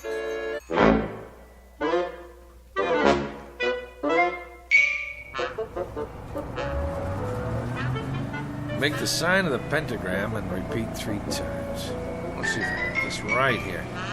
In the name of the Prince of Darkness and the Black Sabbath, Beelzebub, Beetlejuice, Asmodeus of Astrogoth, Ozzy of Osborne. I can't say all that. Zaza zoom, ba ba boom, ipsy dipsy, ba ba boom. Hey, none of that on this bus. What? All right, buddy. This here is public transportation, and there's rules. Do you mean me, driver? Yeah, you. I don't need no crazies on my bus. But I was only... Out. Hey, you don't have to throw my book. It's a very valuable tome there. I never touched it. It got off with you. But I left it on the back seat there. Get out of here. Oh. What do you know? Just like a puppy dog that follows you around. Looks like this little book in me. We got a thing going on.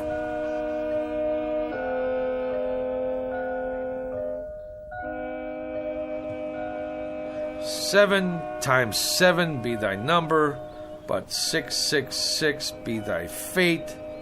Yeah, right. What's all this mumbo-jumbo anyway? What's going on here, Jack? Not a thing, officer. I was just reading. Yeah? Well, do me a favor, will you, bud? Read someplace else. What's the matter? There's a law against sitting on a bench in Central Park with literature? There is if you make my horse nervous. He knows when somebody's up to something. He's got instincts. So whatever it is, do it someplace else. I don't get it. On account of why? Move it! Cossack. Stormtrooper.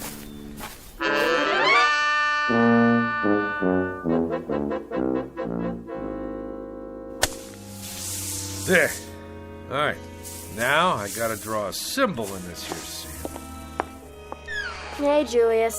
What's the bit? What are you doing? Whatever it is, I wasn't doing it right. Magic schmagic. There's more here than meets the eyeballs. I've done everything it said, and nothing. Ye Book of the Black Art, being a step-by-step education in conjuring. So tell me, Faust, to what end? You don't dig? Cora, I'm standing on the threshold. I mean hovering. The only thing that stands between me and the secrets of the universe is 4 pages of Latin. Listen to this. The Black Art, consisting of necromancy, turgy, demonology, devilment, hoodoo, voodoo, conjuration, enchantment, spiritualism, manifestation, materialization, astral body and ectoplasm, mesmerizing, magnetizing, and fascinating. Like you name it, I got it. My mother isn't gonna like that sand all over the floor. You tell your mother she should pay me for the privilege of having me in this building. Yeah, you may also tell her that out of 10,000 writers in this town, they pick the absolute cream of the crop. And who's that? Who do they choose to write a big-time television series of black magic? Modesty prohibits. Not Julius Moomer. In the flesh. Big deal. Go ahead and scoff. But one of these days, you're gonna scoff on the other side of your mouth, Tootsie. There's gonna be a big, long limousine parked down below with 2 Lazarian coachmen. Liveried. Huh? Yeah, that's what I mean. In uniform. And they're gonna rap on your door and invite you and your old lady downstairs for a night on the town with their boss. And who will you find in the back seat smoking a Cuban cigar? Modesty prohibits. Just as a point of interest, Julius, what are you doing? I'm conjuring, baby. Conjuring. Conjuring who? Who knows? I just read from this here book and I got all the ingredients. Well, most of them anyhow. 3 tufts of feathers from a falcon. Yeah, I got them from a pigeon. Sand from Egypt. Yeah, I got some of my sneakers from Jones Beach. 3 legs of a spider. I found me an ant. Well, anyway, what with a few improvisations, I got a spell working here. At least I think I do. When my mother finds out what you're doing to the floor, you better conjure up the Marines. You're gonna need them. Anybody ever tell you you're a dirty, rotten teenager? Why don't you go and take a cold shower? Go ahead, get out or I'll turn you into a frog. Man, I don't know what's supposed to happen, but it better happen soon. Za-za-zoom, alikazam, va-va-voom. Nothing. Shazam, ipsy-dipsy, kakazoom. I need some help. By Monday, eh? Who do they think I am? Shakespeare? You called? Where did you come from? You summoned me, good sir. I did? Who are you? The face is sort of familiar, but hey, don't take this personal, pal. Like a guy should knock when he comes into a room, especially wearing tights and a collar like that. Hey, maybe down in the village, but not around here. Some folks take one look at you and have a coronary. Now me, I can handle this stuff. I'm hip, you know? Splendid. I'm pleased to hear it. Who'd you say you are? William Shakespeare of Stratford-upon-Avon in the flesh. William Shakespeare?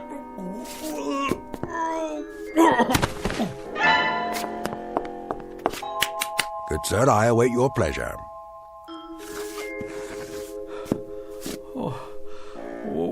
What do you want from me already? Prithee, good sir, ask not what I want of thee, but rather what dost thou ask of the Bard of Avon? Would you try that one more time? It seems I must speak in the parlance of the time. Your time. I simply said, good sir, it was you who conjured me up, and I'm at your service. What would you ask of me? On the level, Pops. You mean to say you're the Shakespeare? Man, you've been dead 1,000 years. 'Tis true, of course, but death be not proud. You required a service of me, hence I am at your disposal. Well, He speaks, yet he says nothing. Romeo and Juliet, Act 2, Scene 2. Quaint surroundings, decidedly so, if squalid. And this, an ancient printing device, perhaps? Yeah, that's my Underwood typewriter. I inherited from my old man. He used to write letters on it. You would ask me to compose a sonnet, perchance, a play? You have but to ask, Mr. Moomer, is it? You mean you could knock me out a couple of pieces?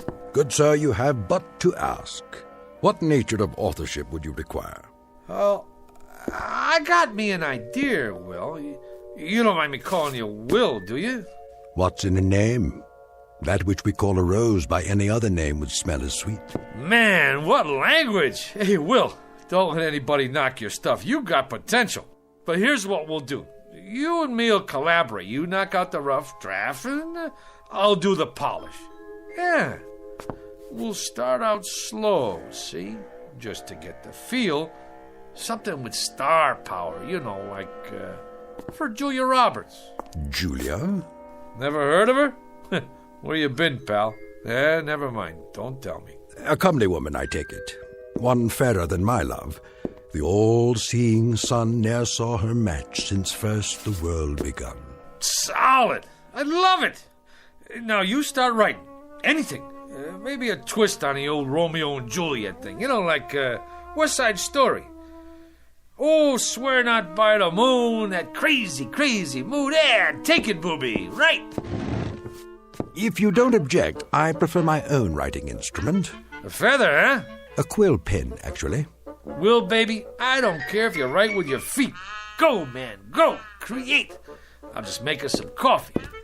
Gilbert and Sullivan, Rimsky and Korsakov, Lennon and McCartney, Moomer and Shakespeare. I like it.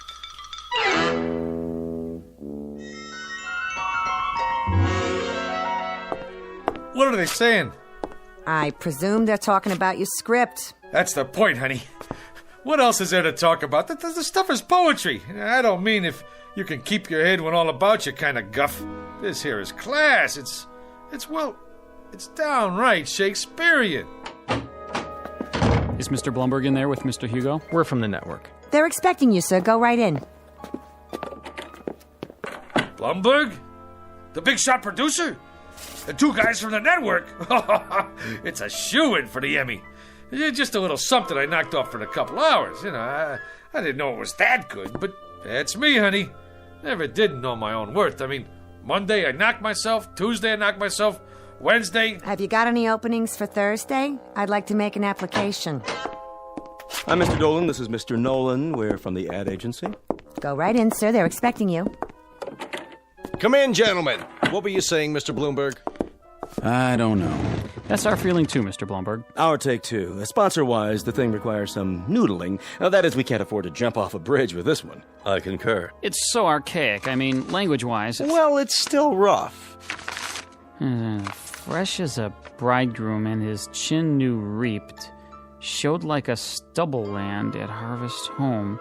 He was perfumed like a milliner, and twixt his finger and his thumb he held a poncet box, which ever and anon he gave his nose and took it away again. Well, you gotta say this for it. It has imagery. Right, Mr. Blumberg. Imagery it has. I was going to comment, the thing did possess at least a modicum of imagery. Right, Nolan? I concur. What's the time slot? Yes, what about the time slot? Thursday, 10 to 11. And what's the lead-in? The Indefatiguables. Solid show. The private eye with insomnia. Never sleeps. Ratings-wise, it's a solid smash. May I? Please. And if the boy have not a woman's gift to rain a shower of commanded tears, an onion will do well for such a shift. Onion. Could be a sponsor conflict. I concur. Could we make it, turnip? Solid thinking. Everybody knows about turnips. You say turnip to the lady in Dubuque, she's with you. I like it. A shower of commanded tears. Shower. Suggest inclement weather. And people don't shop in inclement weather. Make it a sunshine of commanded tears. Solid. I concur. I think we could call the writer in now. A tremendous talent, prodigy of mine. What are his credits? He was a streetcar conductor, an observer of the passing scene, an incredible judge of human beings. You can see that in every line. A modern-day chronicler of human foibles. Solid. Send in Mr. How are you, Mr. Hugo? Gentlemen, well, what do you think? Like literature, huh? It shows some promise. Mr. Dolan here represents the sponsor of the Shannon Classic Playhouse. The Shannon Food Corporation. You no doubt have eaten their products. Oh, endlessly. This boy is a Shannon booster from way back. Oh, man, that's the truth. That Shannon's onion soup, this I dig. We don't make onion soup. That's French in origin. We're an American firm. Red, white, and blue, right down the line. I concur. Man, I'm glad you said that, because I always say, if it's good enough for the lady in Dubuque, it's good enough for me. Now, let's get down to some business here. The Tragic Cycle, written by Julius Moomer. Act 1, Scene 1. The camera fades in on a shot of the garden. You know, like with turnips.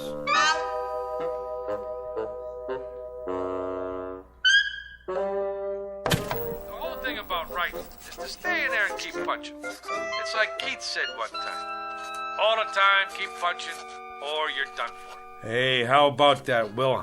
Taped this show last night. You like it? Verily, a most impressive performance. Ain't that the truth? Gentlemen, welcome to this week's interview. Our guest tonight, Mr. Julius Moomer, that rising young author whose tragic cycle will be seen next week on this network's Shannon Classic Playhouse. Mr. Moomer, I'm told you've been writing for some time. You've come a long way. Yeah, it's like progress. Wasn't one of your early works in the horror genre a story about a zombie? Yeah, how about that?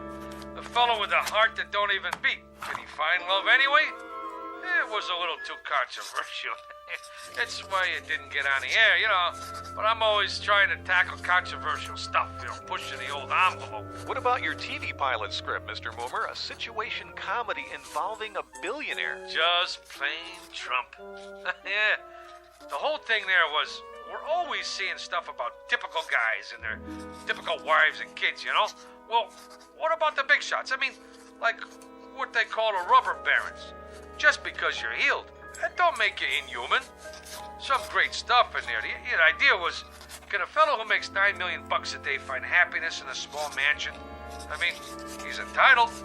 Of course, a writer now, yeah, he's got to suffer. Like, I remember sitting in that cold attic night after night with hardly enough strength left to dictate, and some little voice inside me always kept saying, "Go, Julius, go, Julius." So, I went. Truly inspiring, Mr. Moomer. That kind of got me. Right here. I, too, felt a twinge of a sort. I believe I've finished this last sequence, Mr. Moomer. Yeah? Let me see. Uh-huh. Uh-huh. Uh-huh. You know something, Will, you got a real thing with words. It comes from working in an attic, Mr. Moomer. A little voice deep inside me keeps saying, "Go, William, go." I like that. Anyway, can't you just see it? The Shannon Food Corporation, ta-da, presents The Tragic Cycle, written by, ta-da, Julius Moomer, from an original story by Julius Moomer. Additional dialogue by Julius Moomer. Lucky I'm so modest. A thing like this could go to a guy's head. They're already talking another miniseries, movie contracts even. Maybe a Broadway musical. Well, you don't look so good. Like a strutting player whose conceit lies in his hamstring. That's from Troilus and Cressida, Act 1, Scene 3. In short, Mr. Moomer, you have not been prone to extend credit where it is due. At no time, for example, have I heard the name Shakespeare, or for that matter, any suggestion of collaboration on our play. Well, baby, we gotta play this one by ear. I tell them a guy named Shakespeare helped me write this, they'd stick me in a straitjacket. Be that as it may, the point is, Mr. Moomer, I have finished my task. I will now take my leave. What, are you out of your mind? This whole thing is coming out velvet. You want to creep back in some crypt and get forgotten? Come on, man, you're big time now. I'm making you a household word all over again. With all due modesty, would the name of William Shakespeare have survived the test of time without the support of Julius Moomer? Yeah, but fame flits. Who remembers yesterday's champions? Sure, Ruth hit a lot of home runs, but who asked him for his autograph now? Nobody. Nijinsky, that's pretty good, but who remembers her last movie? You did something right, but out of sight, out of mind. Shakespeare's dead, long live Mickey Spillane. Get me? My good man. You can't desert the ship. Now, what are people gonna say? That Fink who didn't have no gratitude? We got projects to do. Go out to Hollywood. Hey, the babes go crazy for guys with beards. I shall ponder it, Mr. Moomer. Till when? Till the morrow. To date, you have not seen fit to invite me to any rehearsals. Tomorrow I shall survey the actors performing in it. And if justice is done to what I have wrought, perhaps I shall remain for a time longer. Now you're talking. Now I shall take a walk. I am that merry wanderer of the night. Midsummer Night's Dream. Act 2, Scene 1. To be or not to be, Mr. Moomer, that is the question. Oh, wait a minute. Rehearsal? How can he go to the rehearsal? Will, do me a favor, please. Don't rock the boat.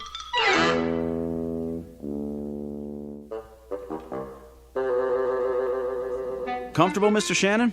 Well, these seats are kind of hard on the old derriere. Mr. Shannon, before we begin the rehearsal, I'd like to say we're fortunate, sir, to have secured the services of the hottest young actor in the business, Rocky Rhodes. Rhodes, schmodes, I sell soup. Which one is he? Oh, the attractive one in the T-shirt and the motorcycle boots. All right, people, we'll pick it up with Scene 2, Act 2. Now, Felicia, remember that at this moment, life and death await you in the hallway, and when Rocky comes through that door... I got a question. Yes, Rocky? I mean, what's the tertiary motivation? When I open the door, why? Why, Rocky? Exactly. Any slob can walk in the door, but he could do it any time. But I ask myself, would I walk through that door? How come? I gotta find my motivation. So the question is, where is my motivation?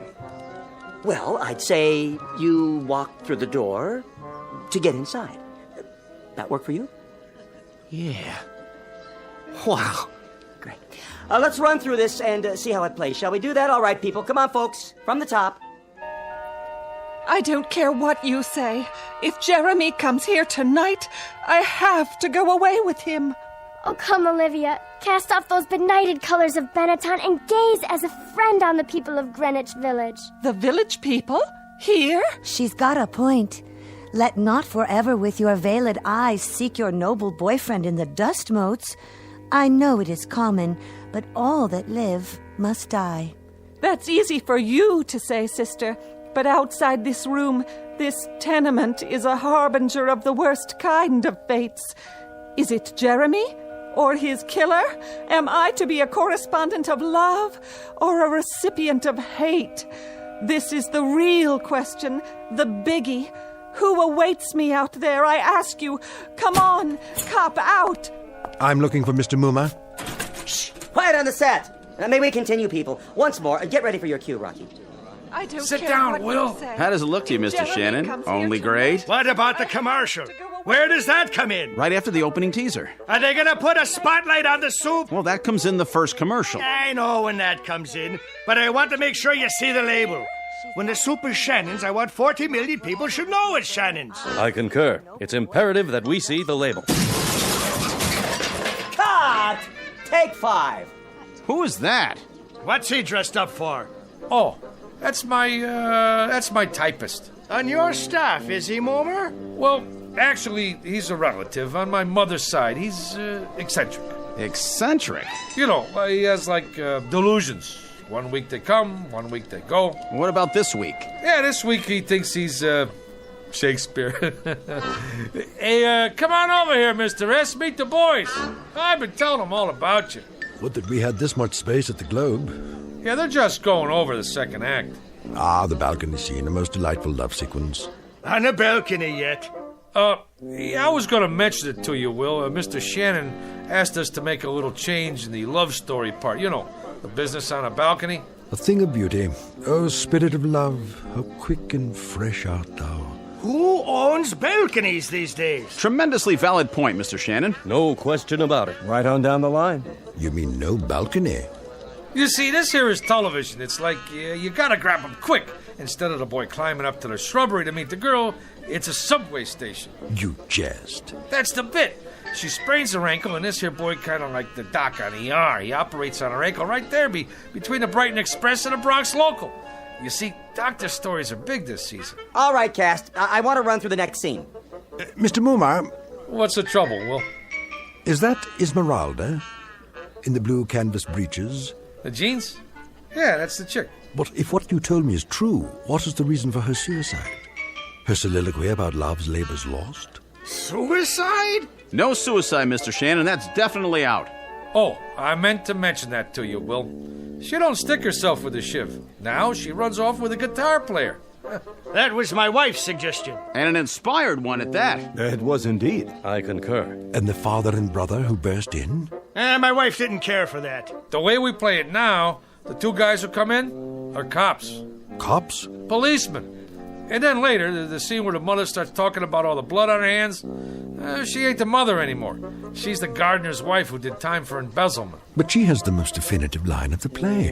In the epilogue, I took it from Twelfth Night, if music be the food of love, play on, give me excess of it, that surfeiting the appetite may sicken and so die. Sicken? The Shannon Food Company is paying this kind of money to make people sick? Will, get with it. You're taking the butter right off the toast, baby. Here we go, people. Let's hear the narration just for the timing.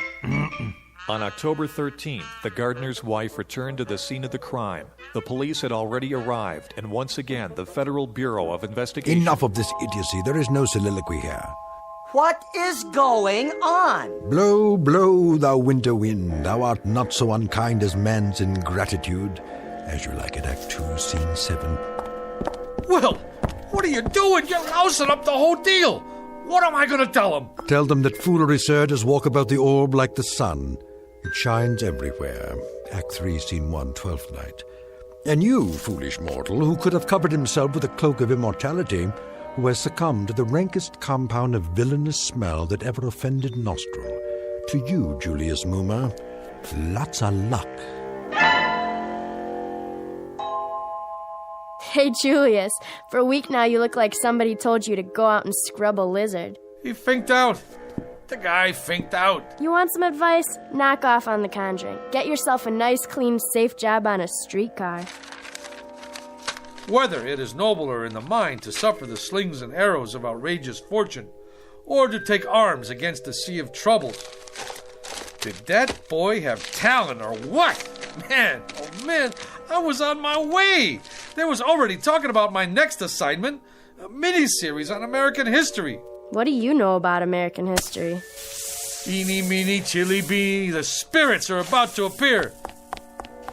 Ma, he's doing it again. I'm sorry, Mr. Bloomberg, but writers are temperamental. No, he didn't care about the reviews. As I recall, he said something about foolery walking around the orb like the sun.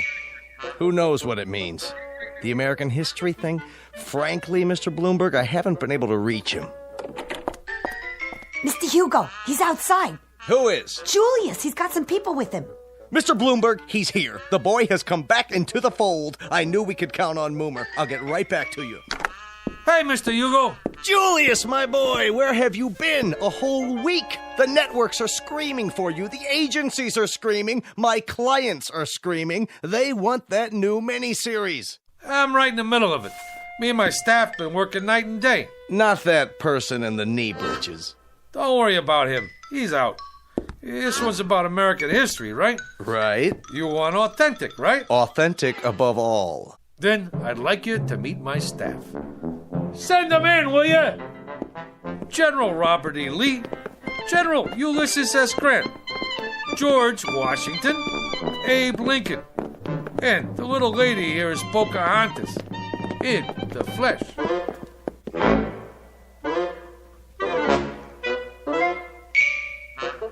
Mr. Julius Moomer, a streetcar conductor filled with desire for the special, if somewhat risky, rewards of authorship.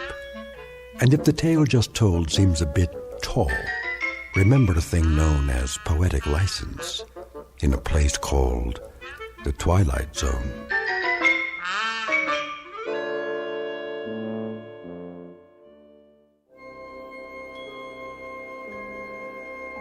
Hi, this is Carl Amari, producer of the Twilight Zone radio dramas. I'd like to take a moment to tell you about our official website at twilightzoneradio.com. where you'll get the latest news and information on these Twilight Zone radio dramas. Plus, at twilightzoneradio.com, you can digitally download 3 free episodes or any of our episodes for only $1.95 each. In this age of ever-changing technology, we've decided to make these episodes instantly available to you by making the Twilight Zone radio dramas a digital download-only series. This means that this series will no longer be offered on CD. The CD collections at our website are now being offered while supplies last at buy one, get one free. So be sure to get your favorites before they're sold out. Be sure to visit us often, and I'll see you in the zone.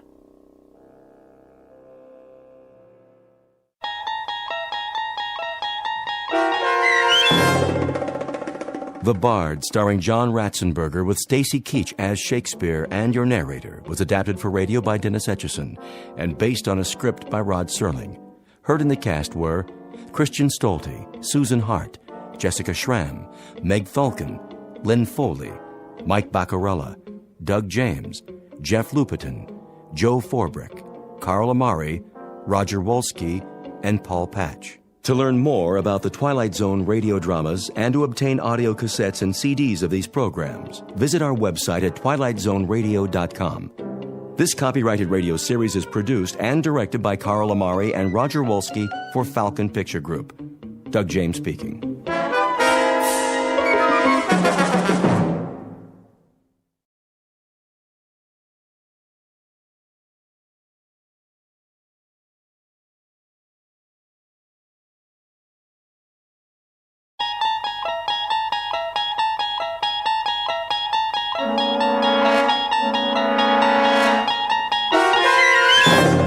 You're traveling through another dimension. A dimension not only of sight and sound, but of mind. A journey into a wondrous land whose boundaries are those of imagination. Your next stop, the Twilight Zone.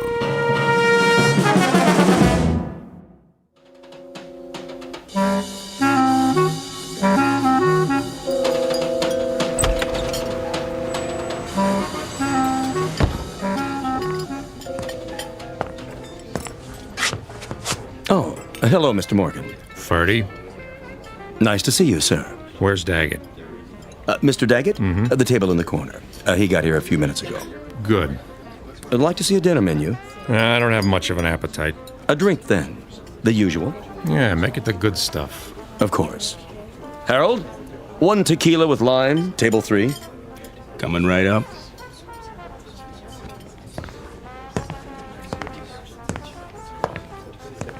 He's here, boss. Well, well. How you doing, Dane? You wanted to see me? Yeah, sure. You know Ben and Jimmy.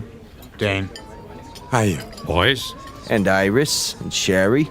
Hi. Hello. Pull up a chair. No thanks. Go ahead. Take a load off. I thought you wanted to talk. I do. Mr. Daggett wants you should sit down. I'll stand. Now listen. That's all right, Ben. If he doesn't feel sociable. I don't have all night. Well, we can't talk here. How's your drink, sweetheart? What? Oh, fine, Bernie. Order another one. Make it champagne all around. Ooh, champagne. Are we celebrating? That's right. A regular celebration. What's the occasion? The 6-month anniversary of a wonderful partnership. Come on, Dane. We'll go to my office. You too, Jimmy. Ben, stay here and keep the ladies company, like I told you. Okay, boss.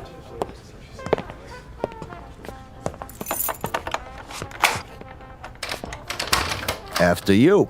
Age before beauty. That's a good one. Come on in, Dane. What's a bodyguard for? We don't have any secrets in here, do we, Jimmy? Not on your life. Sit down.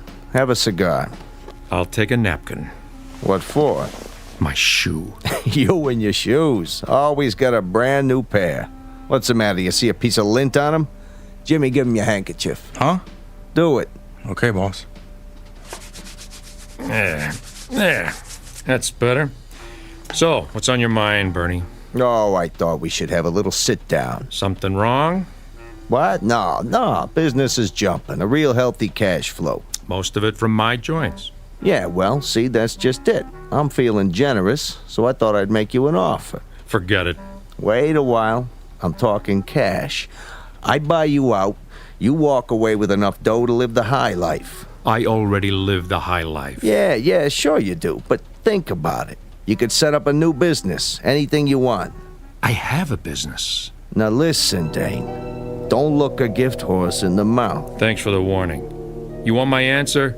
It's a big fat no. Don't waste my time, Bernie. I'm out of here. Not on your life. That's a laugh. A 2-bit mug with a heater in his pocket. Sit down, Dane. Tell him to keep his hands where I can see him, or I'll ventilate that cheap suit, but fast. Cheap? It's a Versace. We're not through here. Read my lips. N-O. Dane. I thought we had a good thing going. See this 38, Jimmy? Out of my way. Put the piece away, Dane. You're hurting my feelings. You heard the boss. Stay out of your pocket. You too, Bernie. Hands on that desk. Anything you say, Dane. I'm backing out the other door. I see this mug stick his head in the alley. I'll blow it off. Clear? You're getting yourself in an uproar. You need more than a clown in a cheap suit to put the squeeze on me. Maybe so. Now, Ben!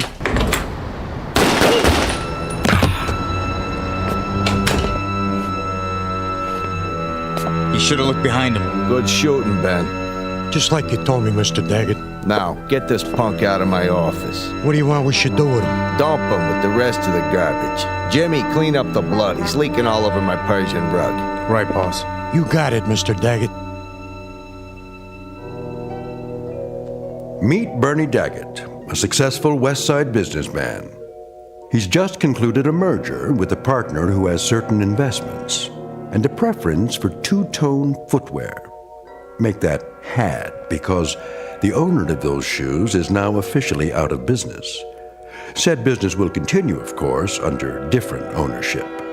But what of the gray and black wingtips? They're brand new, with a shine so bright you could use them for mirrors. It would be a shame to let them go to waste. But never fear, a certain Nathan Edward Bledsoe of the Bowery Bledsoes is about to recycle them. At the moment, a few long blocks from here, Nathan just happens to be looking for a new pair of treads because the ones he's wearing are falling apart. He doesn't know it yet, but his search for a warm place to sleep and a bottle of forgetfulness is about to end. Dane's shoes will carry him out of his misery and straight into the Twilight Zone.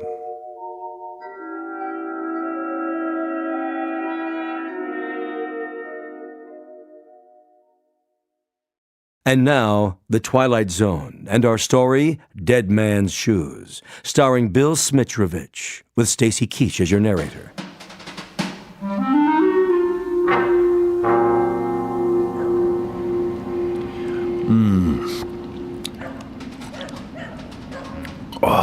Give me a swig, will you, Nate? Sorry, Chips. All gone. Well, let's go get another one. Oh, you go. I'm gonna turn in for the night. But it's early. Besides, I don't got no more money. Go panhandle some. Move your head. What for? So's I can toss this bottle in the trash. 2 to 1 says you can't make it. You gotta have money to gamble, remember? Oh. You missed. I guess we better clean it up. Clean it up. That's a good one.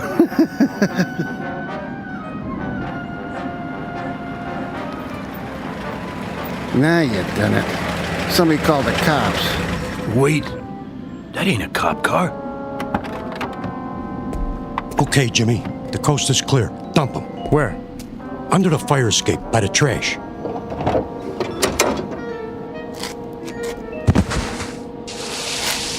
What you got in the bag? Quiet. Keep your head down. Okay, Ben. I done it. Let's go. Mr. Daggett said to come right back.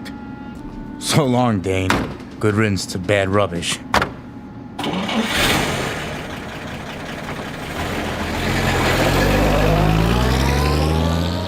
Will you look at that?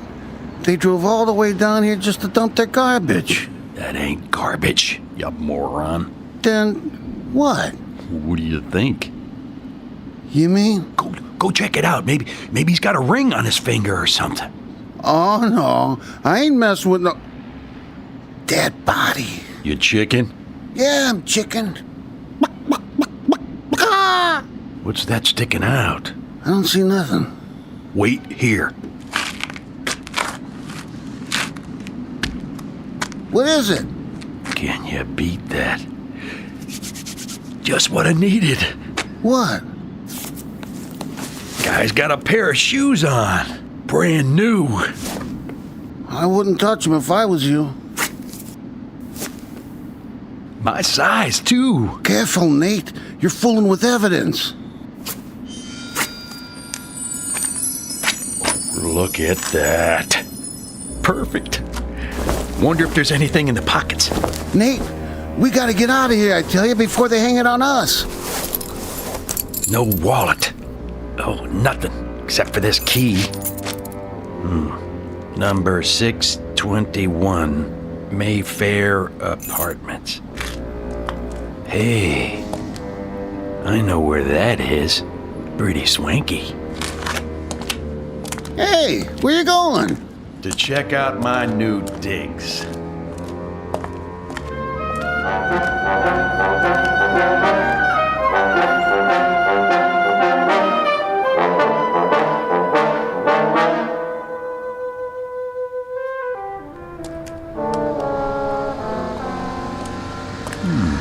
Mayfair Apartments. Doorman, would you get me a cab? Certainly, ma'am. Taxi! Next in line over here. Where's she going? West 84th. Ma'am, here you go. Thank you. Now this is for your trouble. Thank you, ma'am. Watch your fingers.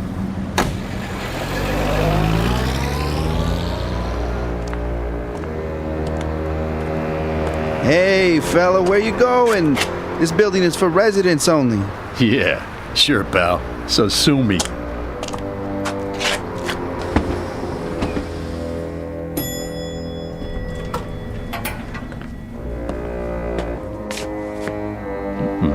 Apartment number 621.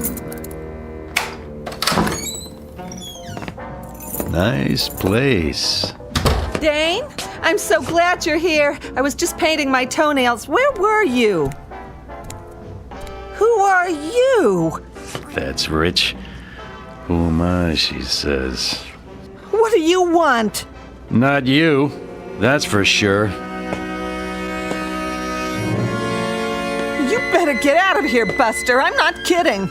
Now, where's the liquor? Right over there. That's Dane's tequila. If he comes back and finds out you touched his stuff, he'll kill you. Sure he will. Do you hear what I said? He'll kill you. For real. Thanks for telling me, Wilma. Who told you my name? You know what I'm gonna do now? I'm going in the bedroom to get some clean clothes after I take a nice hot shower. And you know what you're gonna do? What? You're gonna fix me another drink. I am. And use the good stuff. The Gold Reserve. But that's... That's what? Nothing. Oh, and Wilma? Yes? Don't even think about leaving. You'd never make it downstairs.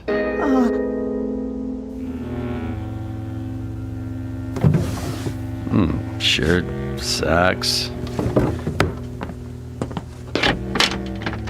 and a suit. Think I'll try the pinstripe.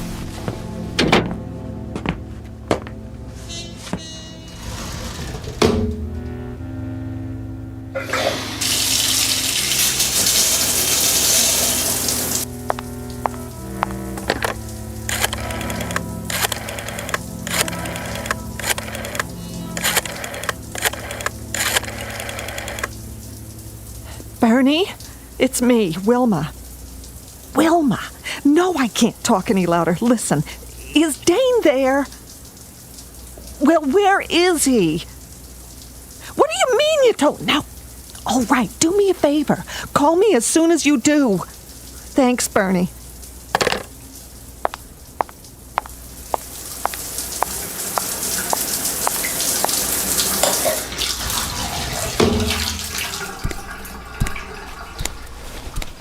Where is he? Who? Dane! Dane?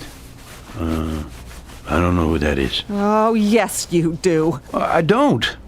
Honest. Then what are you doing here? I'm not sure. You walked in here with his shoes on. Nobody else wears shoes like Dane's. I don't remember. Well, maybe this will refresh your memory. Hey, what are you pointing a gun at me for? I don't know what you're talking about, lady. I found the shoes. At least I think I did. You mean you stole them? Yeah, that's it. I stole them, okay? Where? Please, miss, I don't know anything about nothing. What do you know? Nothing. You gotta believe me. I ought to shoot you right now. Busting in here like you own the place. Please, I don't want any trouble. All right, but you get dressed and get out of here. Move. Okay, I'm going.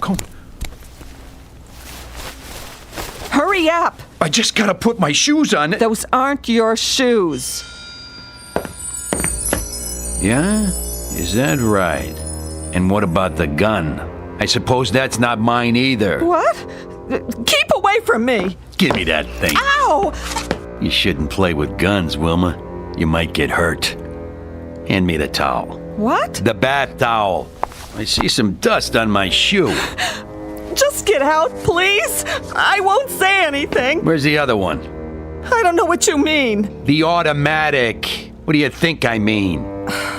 In the closet. The shoulder holster. Full clip. Good. What are you standing there for? I thought I told you to make me a drink. Look, mister, I don't know what you want here. A drink, I said. Okay. What kind? What do I have to do, break your arm? The only thing I ever drink. Tequila with lime.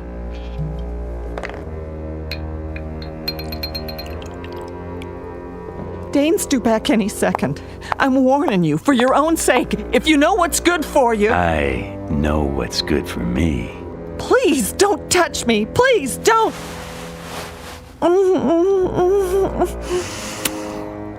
Oh. Who am I, baby?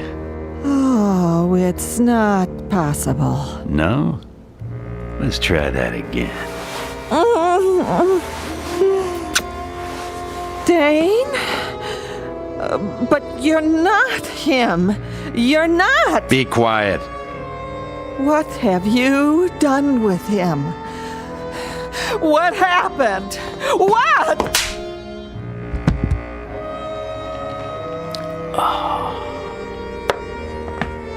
Wait, you gotta tell me, please! Tell you what? I have to know! Later. Where are you going? I got a little unfinished business to take care of. Where's Bernie? Bernie? Bernie Daggett. At the club. That's what I thought. You wait here. I'll be back after it's over. And don't answer the door. For your own good.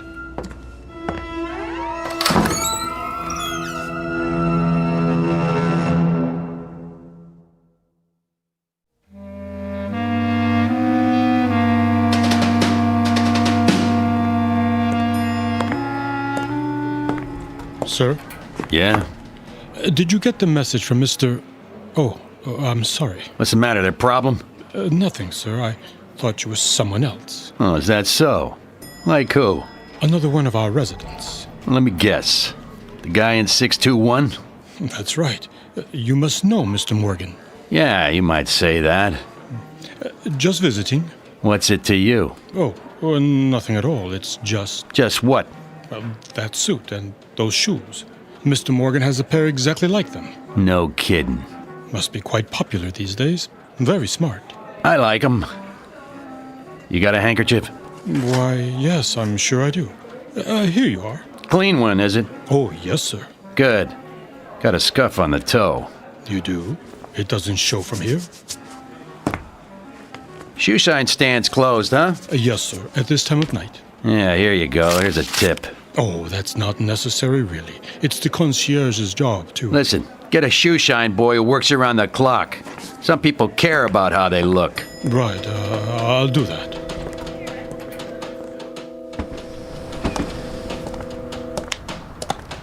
Hey there, Mr. Morgan. Get a cab for you? No thanks, Tommy. Oh, begging your pardon, you're not Mr. Morgan. Were you sure about that? Get you a cab if you like, sir. That's okay, Tommy. I feel like walking. Clean shirt, new shoes, and I know just where I'm going to. Sure looks like you do. Yep. Clothes make the man. That's what they say. Hello, Mrs. Tomlin. Oh, watch your step. Why, thank you, Thomas.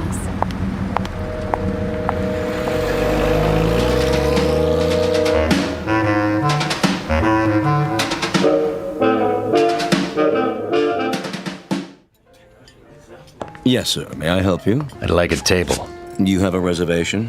How about that one over there? In the corner? Next to Daggett. I'm afraid that table is reserved. It is, huh? If you would care to wait at the bar, perhaps something will open up. Well, here you go, Ferdy. This should take care of it. That table open now? Yes, sir. Thank you, sir. Well, I should have known a man like you would have a reservation. Yeah, must have slipped your mind, huh? Right this way.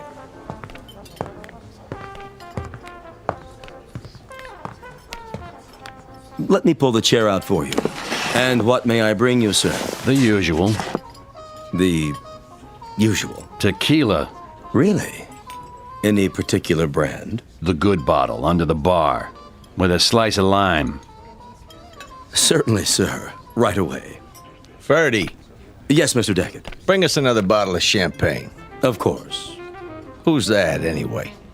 You mean the gentleman with the shoes? I'm afraid I don't know, Mr. Daggett. Never saw him in here before. Nor have I. I'll get you your champagne. Friend of yours? No friend of mine. Hey, Jimmy. Yeah, boss? That fella over there. You seen him? Negative. What about you, Benny boy? Never set eyes on him. Well, he seems to know us. What's he smiling for? He ain't looking at me, honest. Of all the nerve. Just some lush. Forget it. Yeah, but a familiar lush. Something about him. Maybe he's looking at me. Iris? It could be. Or ain't I worth staring at anymore? Oh, nobody said that. Said what? Oh, nothing. I just said I was leaving you. Yeah, sure. Jimmy, why don't you go over there and... See? You never listened to me. I'm all ears. I said I was leaving you, Bernie. Sure you are. I mean it. We're Splitsville. There's only one way people leave me, honey. Feet first. Drink up, everybody. Let's finish this bottle. Sorry to tell you, boss, but that guy's still looking at us. Like he's got a secret or something. Oh, he's driving me crazy. All right, that's it. Can't even have a drink in peace. Ben. Yeah? Invite him over. What if you don't want to come? Then get rid of him. No problem.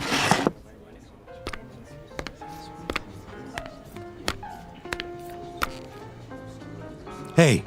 You talking to me? Mr. Daggett wants you. Oh, isn't that nice? Makes me feel all warm inside. He wants you should join him. Well, what do you know? An invitation from the great Bernie Daggett at his own personal table. Are you sure? He loves you should join him. Oh, I don't know what to say. Don't say nothing, just do it. Well, if you put it that way, I accept.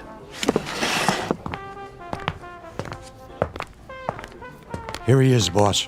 Well, well. Allow me to introduce myself. Hello, Bernie. You know me? Everyone does. By reputation. Oh, I get it. Sit down. Thanks. Get the man a chair. You, celebrating something? You might say so. Big business deal? Who told you that? Friend of mine. That right. What are you drinking? Tequila with lime. What did you say? Something wrong with that? No. It's just kind of funny. Is it? A coincidence is all. I had a friend drank the same stuff. Well, no kidding. What happened to him? What do you mean? Well, you said had. Say, what's your name? Kilroy. Look, buddy, when Mr. Daggett asks you a question... Easy, Jimmy. I'm sure he didn't mean no disrespect. What line are you in? Restaurants. Just like Dane. Isn't that something? But tonight, I'm a messenger boy. And I've got a message for you, Mr. Daggett. Well, go ahead. Let's have it. Oh, I'm sorry, no can do. What do you mean? I have instructions to deliver the message personally. In private. It's kind of a touchy matter. You understand? And who's this message from? Afraid I can't say. Here you are, sir. Another bottle of champagne on ice and 1 shot of tequila with a slice of lime.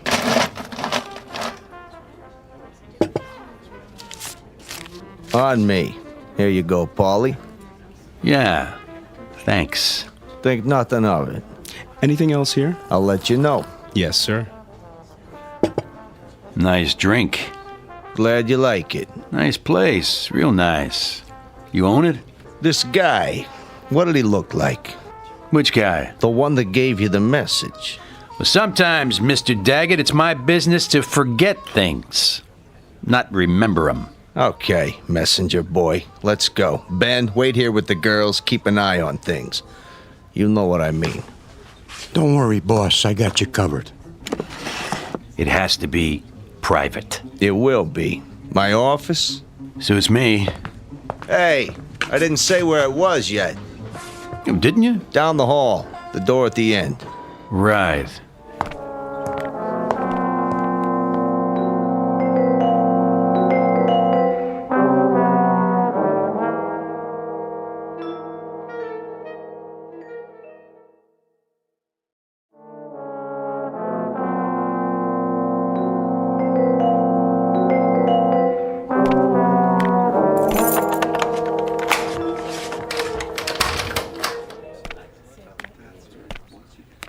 Nice place you got here. Soundproof, too, so we can talk in private. Good idea. Come on in. Make yourself comfortable. Oh, age before beauty. That's a good one. Jimmy? Put your arms out. What for? Just till we get acquainted. Go on, Jimmy. Frisk him. Well, what do we got here? Well, it looks like a 38 to me. What's the matter? The monkey can't see? You got nerve bringing a piece in here? That's okay. I know how it is. A man needs protection nowadays. Yeah, you don't know what kind of trash you'll run into. Hold it for him, Jimmy. Hey, careful with that. I'm always careful. Just till we're finished. Tell your monkey I want it back, with all the bullets. Hear that, Jimmy? Absolutely. Have a seat. Cigar? I don't smoke. Good idea. Could be dangerous to your health. So could a lot of things. Yeah, looks like you got a good thing going here. I get by. Win some, lose some. I bet you don't lose very often. I try to keep my hand in the game. And what game is that? Oh, you know. Little of this, little of that. I got a string of restaurants now. That right. Strictly legit. Must be doing pretty good. Nice digs, mirror on the wall, big desk. They call it Danish modern. Real oil paintings. Cost me plenty, let me tell you. See that picture there? Thomas Kincaid original. No kidding. Of course, I got a special discount. Yeah, you paid too much. What? I have 3, just like it. Picked them up at a fire sale. Guy turns them out like a factory. Doesn't even sign his name. Got a room full of brunettes to do it for him. Jimmy, make a note. Yeah, boss. See if there's a money-back guarantee on this crap. Now then, what were we saying? The message? Oh, yeah. You're monkey deaf, too? Say, hotshot. Don't worry about it. When does he go back in his cage? I got no secrets from my boys. Yeah, you sure? Sure, I'm sure. And one thing first. What's that? Give me a handkerchief. You got one in your breast pocket. Yeah, I know, but I don't want to get it dirty. Hear that, Jimmy? Yeah. Here you go, hotshot. There's a piece of dirt on my shoe. Maybe you should watch where you step. Right. All kinds of dirt around here. Where'd you get those shoes? I borrowed them. From who? A friend of mine. What's your friend's name? I think you've met. What's your real name, mister? My name? That's from my friends. Aren't we friends yet? I don't know.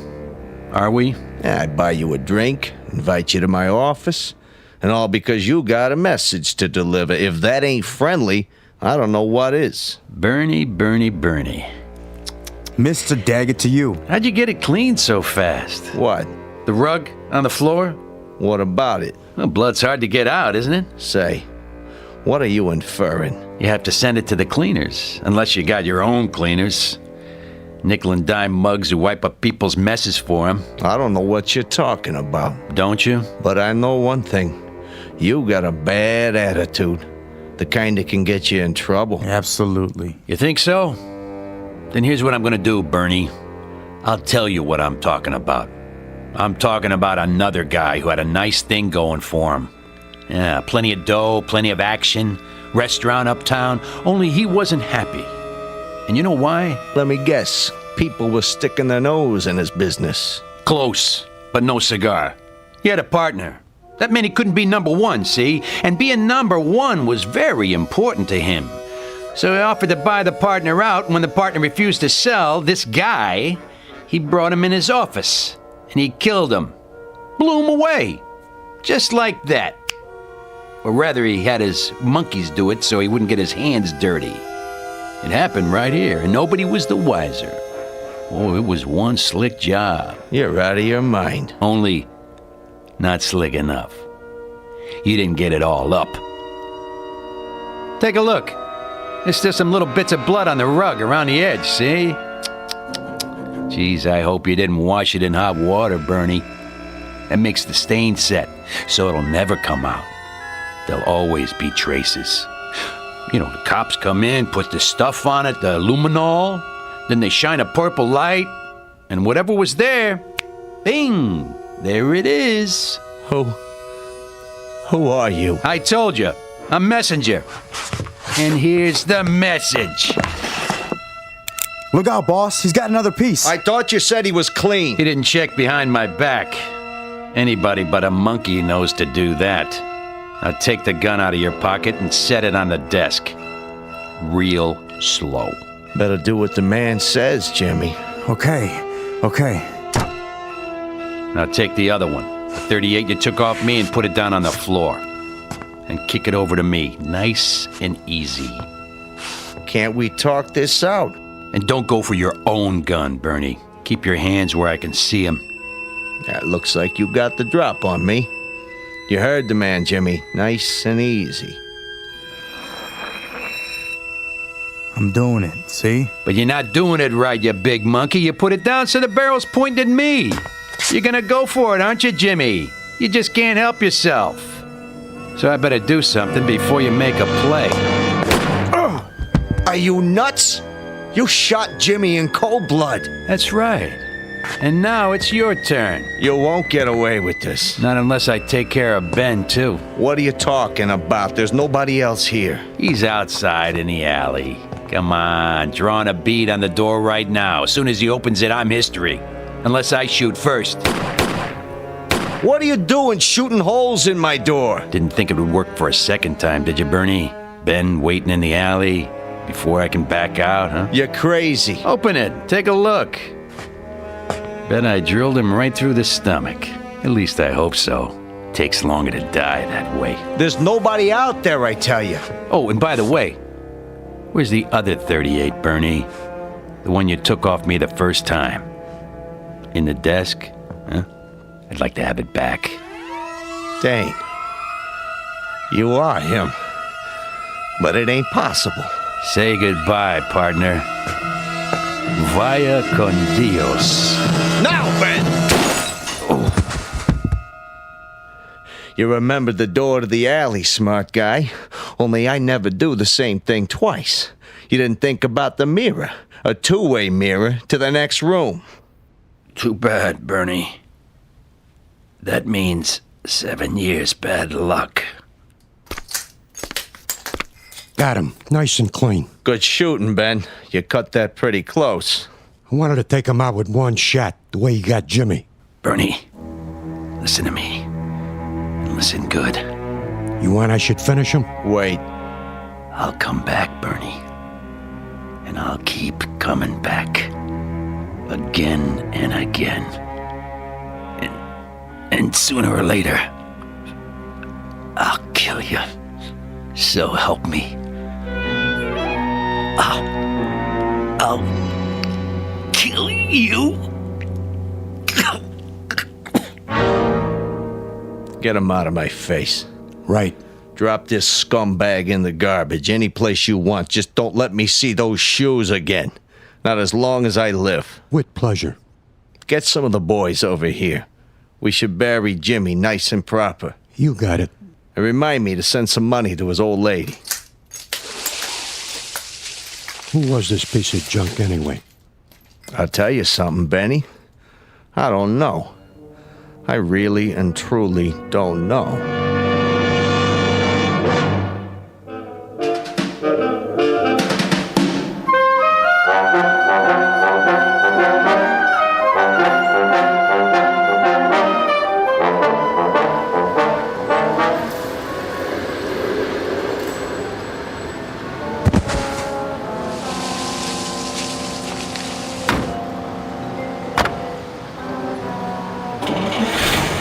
Go, the boss is waiting.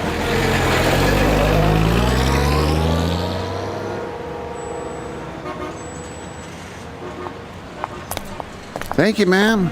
Thank you, sir. Spare change? Bus fare? Something to eat? Hold on. What in the... Nice pair of shoes. Huh? Nate? That you? Oh, no, no. Poor Nathan. I'm sorry. You forgive me, don't you, Nate? But I guess you won't have any use for him now. Rest in peace, buddy. Yeah, what do you know? Perfect fit. Spare change, sir? Ma'am? Anything at all? Hot meal? That's all I need. Yeah, and a hot bath and a change of clothes. That's all. 'Cause I got places to go and things to do.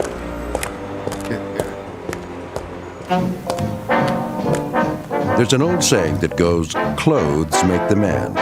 And another one that says, if the shoe fits, wear it. Keep both phrases in mind should you ever find yourself on a lonely street at night. Because nothing comes without a price. And if you happen upon a pair of expensive black and gray loafers, size 9, be very careful.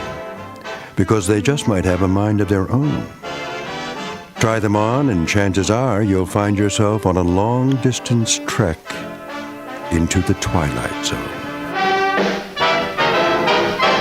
More from the Twilight Zone after this. Dead Man's Shoes, starring Bill Smitrovich with Stacy Keach as your narrator, was adapted for radio by Dennis Etchison and written for the Twilight Zone by Charles Beaumont and O.C. Rich. Heard in the cast were Meg Thalken, Christian Stolte, Rick Arthur, Alex Sopener, Fernette Lebo, Amber Lake, Doug James, Dale Rivera, Roger Mueller, Rich Komanek, Eddie Martinez, Tony Castillo, and Carl Amari.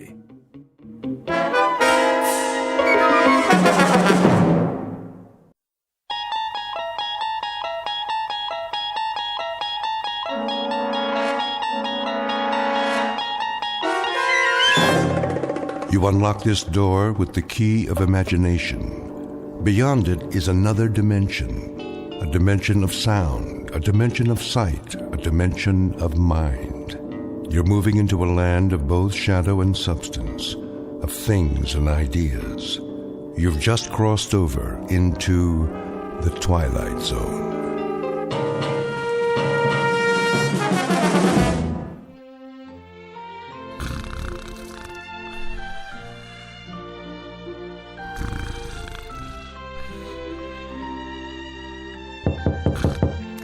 What? Go away. Ed, you in there? Yeah. Where else would I be? Open up. It's me. Oh, all right.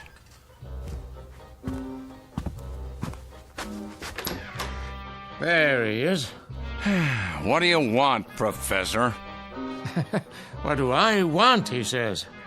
I was hoping to catch a little nap before supper. Look what I got here. Don't tell me. Let me guess. New checkers and checkerboard. That's what. My niece brought 'em when she stopped by. How about a rematch? You took all my money yesterday. Maybe so, but that was the old set. What difference does it make? Well, now, some people say there's a field around things, like magnetism. That's the latest research, a kind of memory. You tap into the field, the old pattern repeats, no escaping it. Huh! A cockamamie theory if I ever heard one. But this is a brand new game, in more ways than one. That means you've got a chance. Wipe the slate clean, build new memories, start from scratch, so to speak. Best 2 out of 3? We'll play for the fun of it. How's that sound? You gonna talk my ear off if I say yes? My lips are sealed. Where? Sitting room's available. The television's in there. Nobody's watching it. Too early yet. You sure? Last time I looked. Of course, the longer we stand here talking. All right, Professor. You're on. Good man. Just give me a minute here. You got rid of the old radio, I see. No, I didn't. Just put it down in the basement for safekeeping. Till you get it fixed, huh? It doesn't need to be fixed. Works fine. Oh, I thought... Well, I haven't heard you play it for years. That's because there was never anything on. I beg to differ. You know how many stations there are in the U.S.? More licenses than ever. FM as well as AM. Yes, and none of them worth listening to. Talk shows. Rock and roll. Huh. Well, I don't know what stations you were listening to. All the same nowadays, it's a disgrace to a radio like that. The craftsmanship. You don't see fine cabinets anymore like that. Wood veneer. And the speakers inside, 12 inches. Bass you could feel. Puts those dinky little jobs to shame. Too bad it's in storage. I might just get it out of storage so you can hear what a real radio sounds like, huh? Of course, you'll need an antenna. Why? I never needed one before. Can't get anything upstairs. It's the angle to the transmitter. You see the radio waves... Yeah, sure. You'll see, Professor. One of these days, if you're lucky, I might let you listen in. I look forward to it, Ed. I really do. But for now, how about some serious checkers? Unless you're chickening out. Not on your life. Let's go. Heck of a console, I'll give you that. Never saw one quite like it.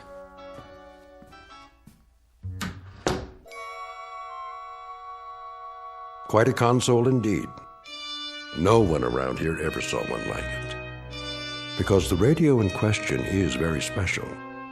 In its day, circa 1935, it was one of the most elegant models on the market, and it sold for a premium price. Now, with its fabric-covered speakers, its peculiar yellow dial, its serrated knobs, it looks quaint and more than a little strange. Like a survivor from another era. Very soon, Mr. Ed Lindsay, resident of Mrs. Nielsen's boarding house, will find out just how strange when he tunes in to an unscheduled broadcast from the Twilight Zone. And now, the Twilight Zone and our story, Static, starring Stan Freberg, with Stacy Keach as your narrator. Good news. It was reported today that a cure for the common cold is very close. Reliable sources...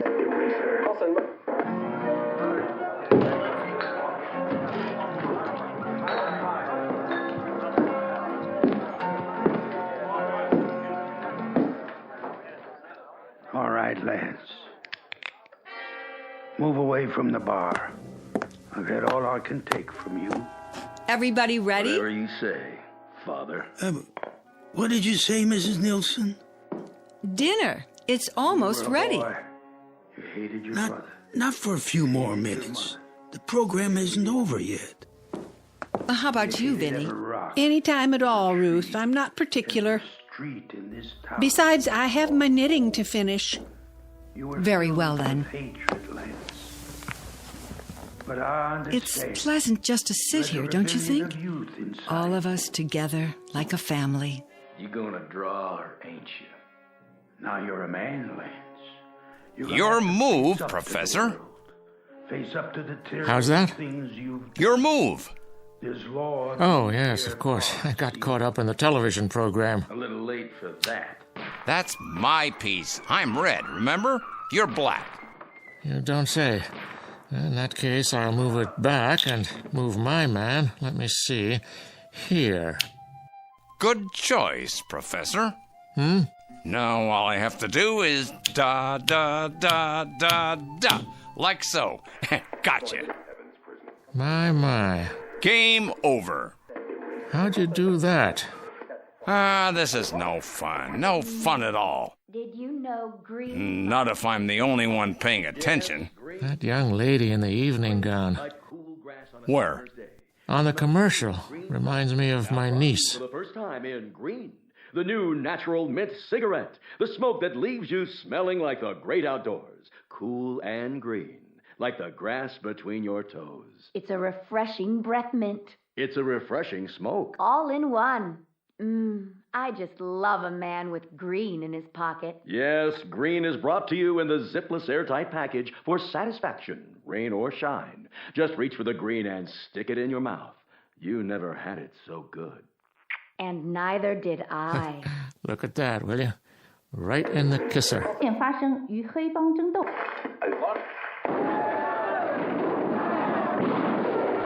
What's the matter with you, Professor? What's the matter with all you people? Speak for yourself. Are you hypnotized? Have you gone out of your blessed minds? Hey, I was watching that. Stupid commercial. If you don't care for the program, Mr. Lindsay, you can request another channel. What difference does it make what channel it's on? They're all the same. And it's a beautiful day at the Green 500. Another lap, and number 54, Jeremiah Jones takes the lead. Jeremiah Jones, my favorite reckless driver. Oh, can't you see, little brown jug driving me so crazy. Oh, so crazy. Little brown jug. And again, it's hammered. America's leading vacation development. A spectacular golf course with challenging sand traps, a beach-like atmosphere, rainfall of less than 1 inch a year. Fine, if you're a hermit crab. Soon to be constructed. What are you doing there? At the Green 500. Where's my program? Right here. Nowhere. And that's where you'll all be if you keep watching this pap. See here, Mr. Lindsay, you've no call to say a thing like that. If you don't enjoy the programs, you can keep it to yourself. That's the least you can do. You're right, Mrs. Nielsen. That's exactly what I plan to do from now on. I'm going to find some real programs to listen to. And if I can't, well, I'll listen to nothing.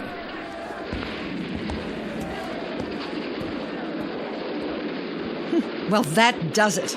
No second helpings for him tonight.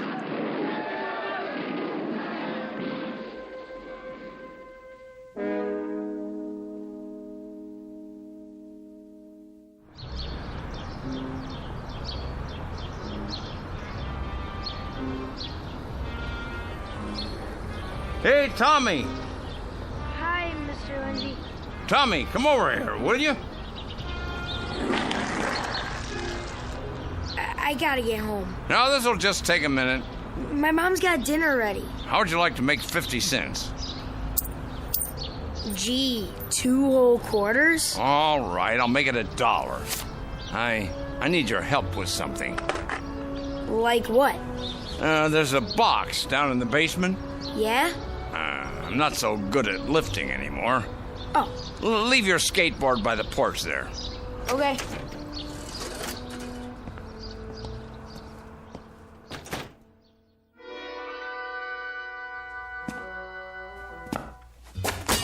Careful now. Yes, sir. The bulb's burned out, but I think there's still enough light. Where is it? Over here, by these boxes. What's that thing, Mr. Lindsay? That's a radio, boy. A radio? How come it's so big? Radios are littler than that. Not this one. Just to hear music? Music, yes, and a whole lot more. Stories, scary ones, science fiction, all kinds. And comedies.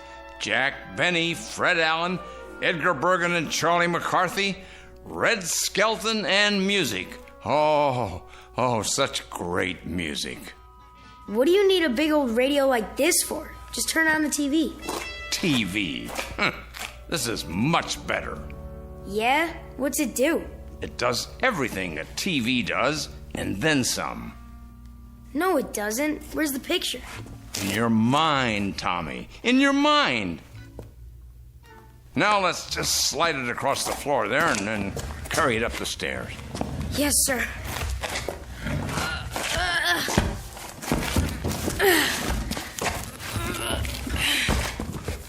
This is heavy.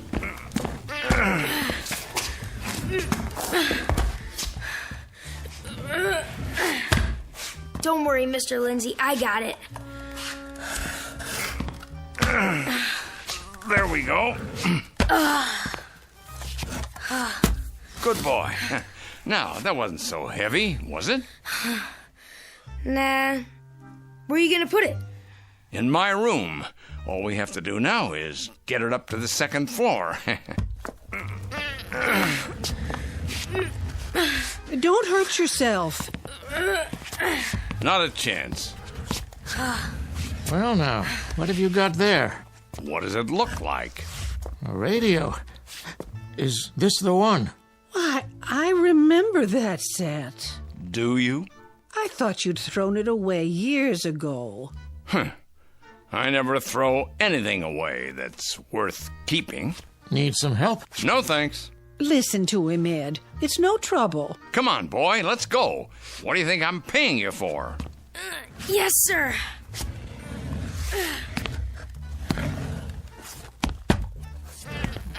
All done. All done. I can take it from here. Think it still works? I know it does. They built things to last in those days, boy. Now plug the cord into the wall, will you? Whew. Like that? Perfect.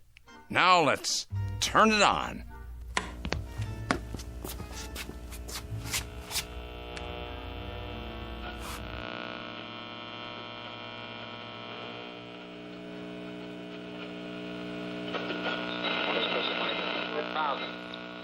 And now for the weather, more of the same. Tri-City area.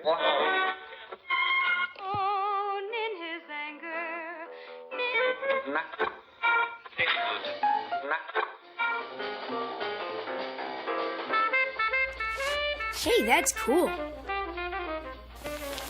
Here's your $1. Now go buy yourself a switchblade. Thanks. Well, take it easy, Mr. Lindsay. Yeah, sure, boy. Now, let's see what we can bring in here. Lieutenant. Ah, that's more like it.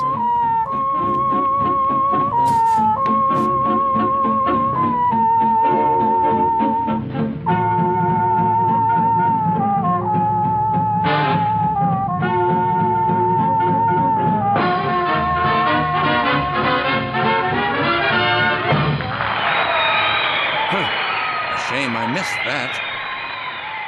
And now, here is Major Bose. Now you're talking. Good evening, friends. On this opening day of autumn, we spin... This is station WPDA in Cedarsburg, New Jersey. Returning. Wait, not now. Come on, come on. Are you in there? Yeah. Perfect timing. perfect, I tell you.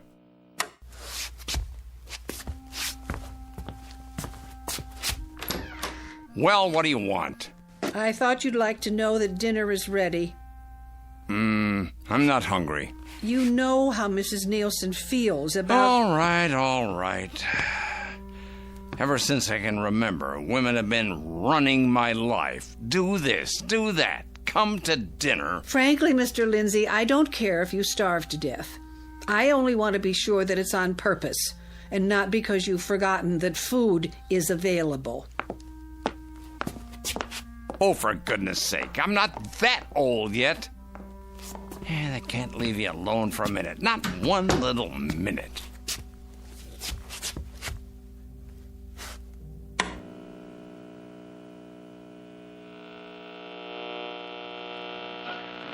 City, in Mansfield, Helen Dixon, a coloratura soprano, a hot but free. There we go. That's good the old name of the Major song. Bowes. Your home is in Mansfield, Helen. I was born there, Major Bowes.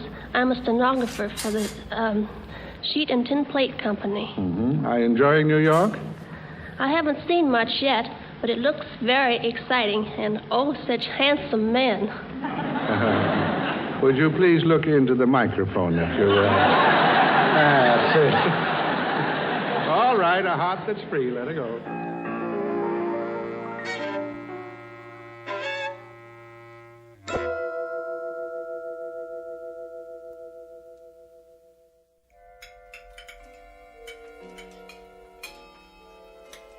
Nice Swiss steak, Mrs. Nielsen. Very nice, Ruth. You're a good cook. You don't need to bring the dessert out. I'll get mine in the kitchen. Now hold your horses, Mr. Bragg. What's the hurry? There's something to be said for a leisurely meal. It aids the digestion. She's right, you know, Mr. Willoughby. Okay. Mr. Lindsay! What? You're humming at the table. Was I? What was that, anyway? That melody. It went, Oh,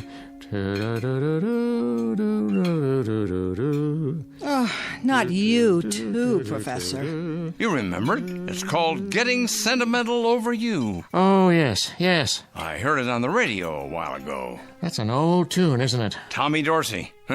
He was playing it direct from... Tommy Dorsey, you say? The one and only. Direct?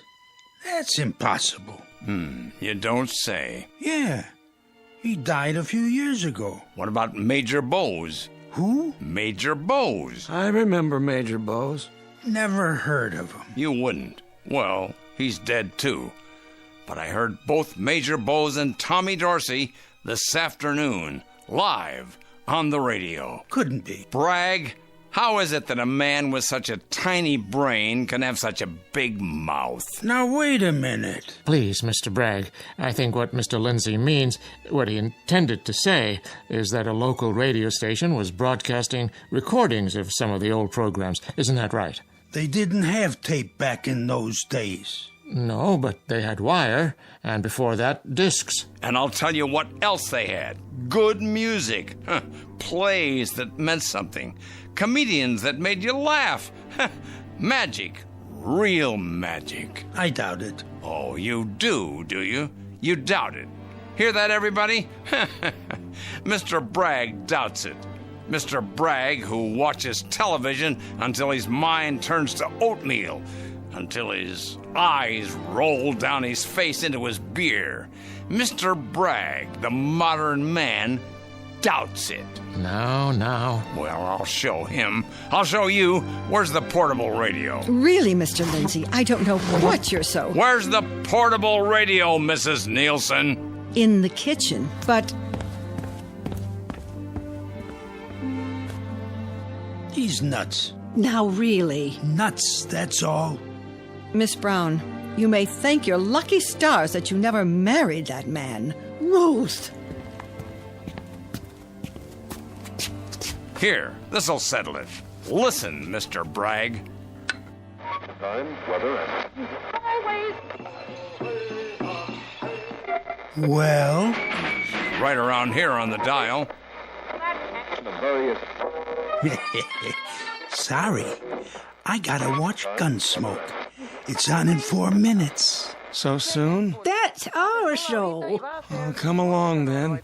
We'll get our regular seat on the sofa. Do you remember what station it was? Station? No. Wait a minute. Yes. The announcer said... what was it? Oh, yeah. WPDA. WPDA. This little radio won't pick it up, see? What do you expect on such a dinky rig? Come on up to my room and listen to it on a real set. Ed, are you sure? Sure, I'm sure. Come on, the more the merrier. Might as well, hey, Vinny? I'd like to hear that station, if it's still on.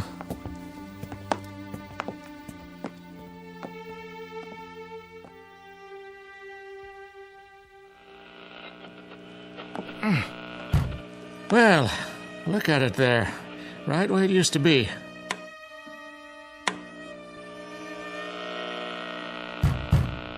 I can't seem to get it, but I'm positive, I tell you. Maybe they're having some kind of transmitting trouble. Do you really think so, Professor? Why don't we call the station? Yeah, that's a good idea.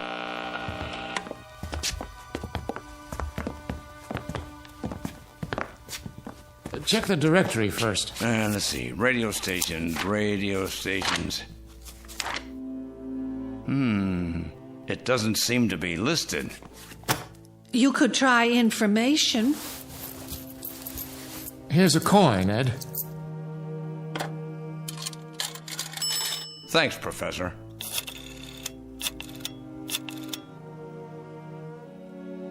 Hello? Information? Could you please give me the number of WPDA? That's a radio station. Yes, WPDA in New Jersey. Right. Yes, I'll hold on. You say you heard Major Bowes. Major Bowes, that's right. Round and around she goes. And where she stops, nobody knows. Yes, hello?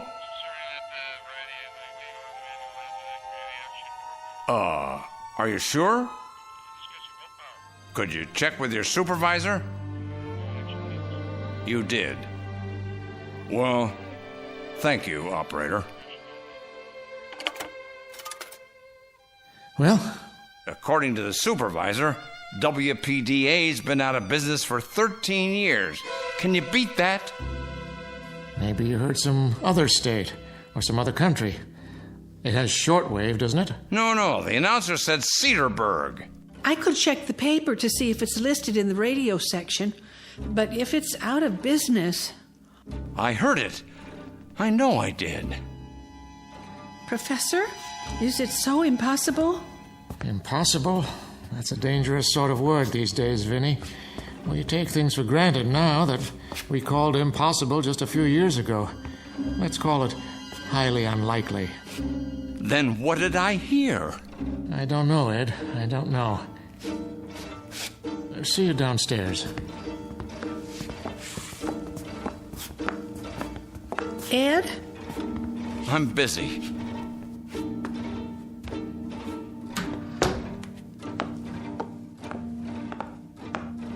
Professor? Yes? Do you believe he heard those programs? I believe he thinks he did.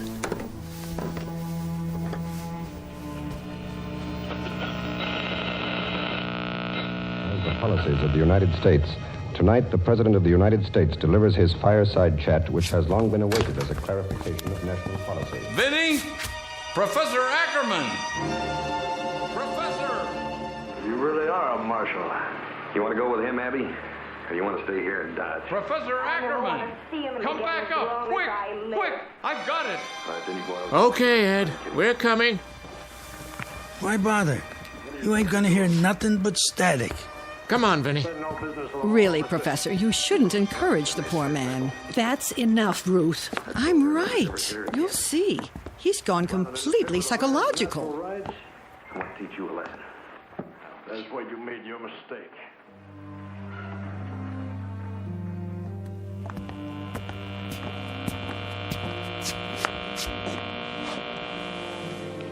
You say you've got the signal? Sorry. Now I've lost it. I was listening to it, and then I lost it as soon as you came up the stairs. Why should it stop every time somebody else comes around? Why? Well, you keep trying. We're bound to hear it eventually. Good evening to you, Ed. Yeah, we're bound to. I'll get it again. Well, what do you want, Vinny? Nothing, Ed. I just thought we might talk a little. Do you mind? No, talk away, but don't come too close. I might lose control at any second, climb the walls, bark like a dog. Oh, Ed.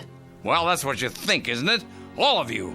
Poor old Ed. He's gone ding-dong, lost his marbles. No, that isn't what I think at all. If you'll sit down and be quiet, I'll tell you what I think. Sure, why not? Right now, Ed Lindsay, you're just about the meanest, sourest, most cantankerous old man on the face of the earth. Thanks. And I'm not much better. We've been living like two hermits under the same roof for 20 years, staring at each other every morning, day in and day out for 20 long years, wondering what went wrong. I don't know what you're talking about. Oh, yes, you do. You know perfectly well what I'm talking about, only you won't admit it. We were going to be married, Ed Lindsay. You had to mention that, huh? Now, don't you get your back up. I'm not trying to change anything. It's too late for that. I'm just talking.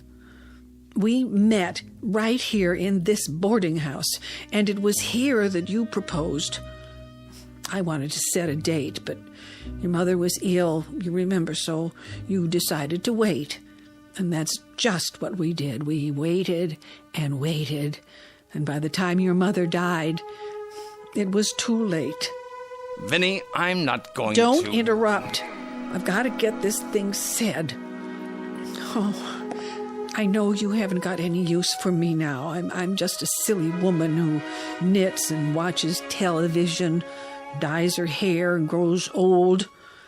You don't even like me anymore. And I don't blame you. You're a bachelor set in your ways. You can't change what you are, and neither can I. We had our chance and missed it, Ed. But I'll tell you one thing that's true, and I know it's true. You did love me as much as a man ever loved a woman, didn't you? Yes, Vinny. That's true. I did. And now you love what we were, what we might have become together. So just about this time every year, it would have been our anniversary. You start getting unhappy. You want to go back and start over again. That's not true. Isn't it? Why do you think you keep hearing getting sentimental over you?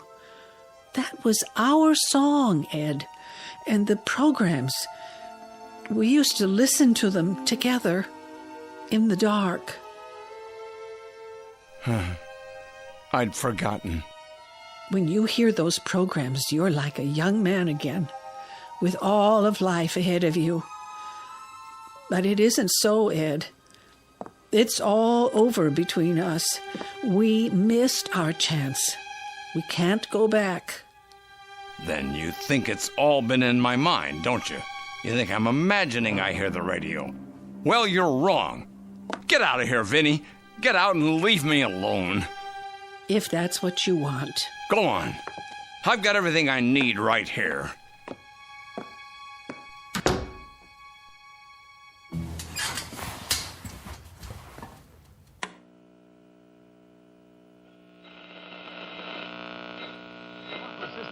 And Al Goodman and his orchestra. Mr.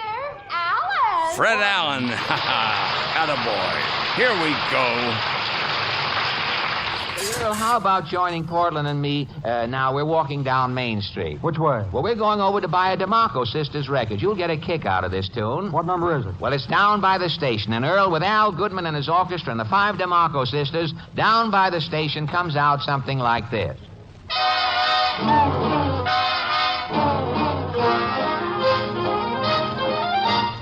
This is for the people who never rode the train, whether in California or even up in Maine. Makes no difference if you're 2 or 102. You'll get a treat when you order a seat on the old choo-choo.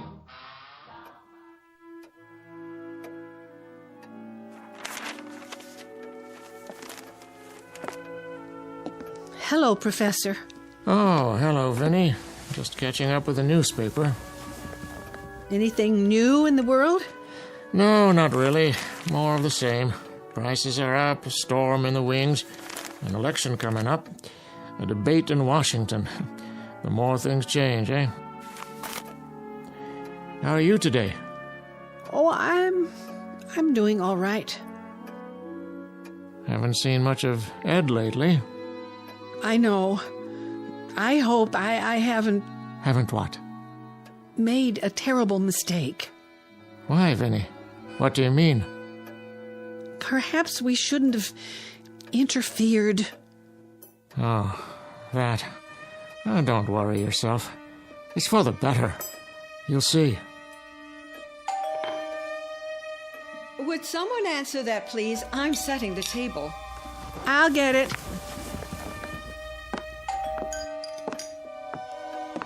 Who's there? Delivery. Yes? Groceries for Mrs. Nielsen? Thank you, young man. Take them on into the kitchen, would you please? Yes, ma'am.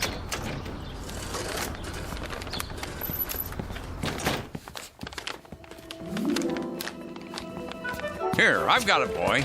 I can do it. So can I, son. So can I. Here's a tip. Gee, thanks.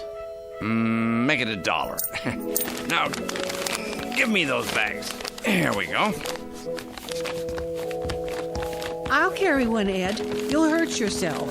Not a chance. I'm not under the ground yet. Why, Mr. Lindsay. Morning, Mrs. Nielsen. Here, I'll set him on the kitchen table. Why, thank you. What's got into you? Nothing, Vinny. Not a thing. I'm just feeling my old self is all. Ah, beautiful morning, huh? Took a walk into town. You should try it sometime. Lunch will be ready soon. That's nice.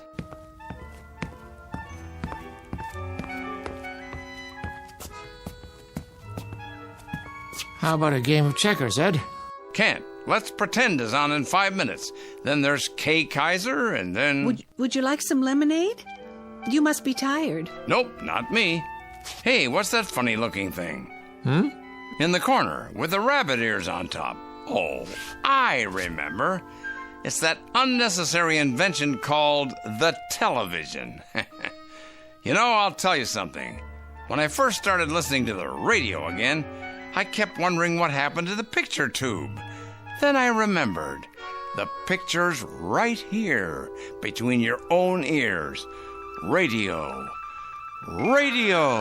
I'll tell you, radio is a world that has to be believed to be seen.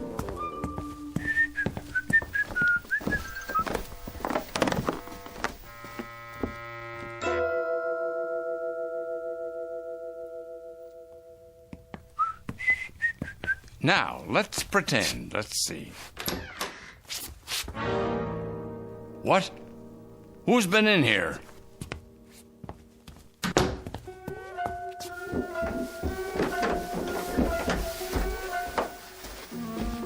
Do you know anything about it? About what? Someone's been in my room. Where is it?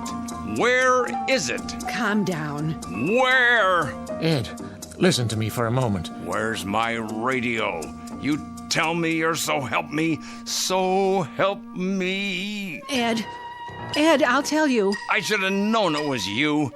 You took away the one thing that meant anything to me. Well, what have you done with it? the junk dealer.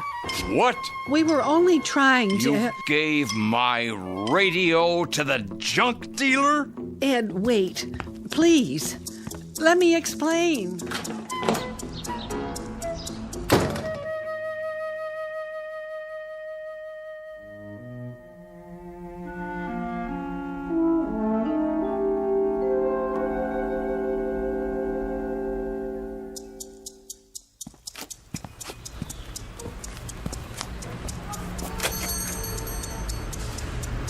Look at all this. Ye old junk shop. Help you? You'd better hope you can. What's that supposed to mean? It means you've got something of value here, if I can find it. It's all valuable. Oh, is that right? I see. Victrolas, washboards, broken lamps, old National Geographics. Must be worth a fortune, eh? Do a land office business, do you? People breaking down the doors to get in? Huh? All depends on what you're looking for. Get many radios? Sure do. What's your pleasure? Philco, Crossley, RCA Victor, take your pick. Great pieces of furniture. I'm looking for one in particular. Which brand? I'll know it when I see it. Had it for years and years. Big floor standing model. Fabric grill. A big yellow dial that lights up. Ever see one like that? Huh? Plenty. Take a look around. I shouldn't have to look far. You just got it in today. Say, what are you getting at, mister? My radio, that's what. Don't tell me you got more than one in this morning. Oh, I get it. Change your mind, did you? No, I didn't change my mind. I never made the decision in the first place. There it is. Move that dirty old box off the top. Careful, fella. It's not yours now. No, it's yours, is it? Don't even have a price tag on it yet. Oh, say $50. Let me get this straight.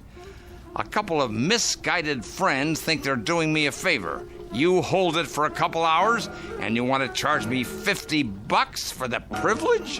Make it 40. $40 for my own property. Not anymore. And you're determined to make a profit, huh? I might go down to 25. You might go down to 0, because that's what it cost you.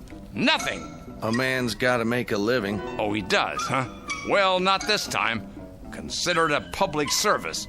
Returning property to its rightful owner, that's what.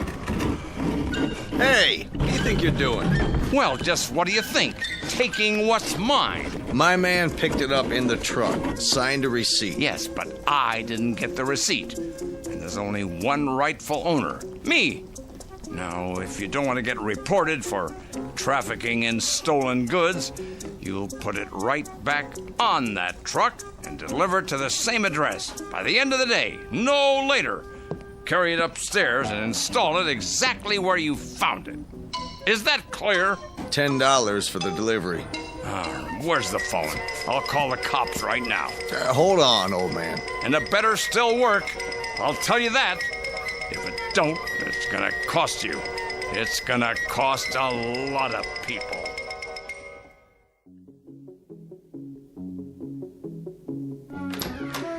Right in there, at the foot of the bed. This okay? And don't forget to plug it in. Sure, pal. Why don't I polish it up while I'm at it? That'll do. Now get out. No tip, I guess. I've got a tip for you. Keep your nose out of other people's business. Go on. Go! This better work.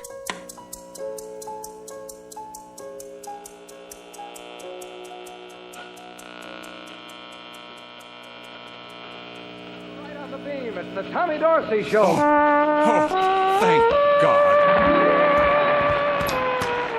Vinny! Vinny, come up here quick. I've got it. I really got it now.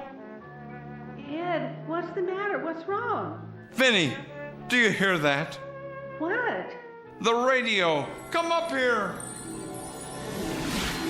December 7, 1941. America is at war. This is the great 1940 Plymouth.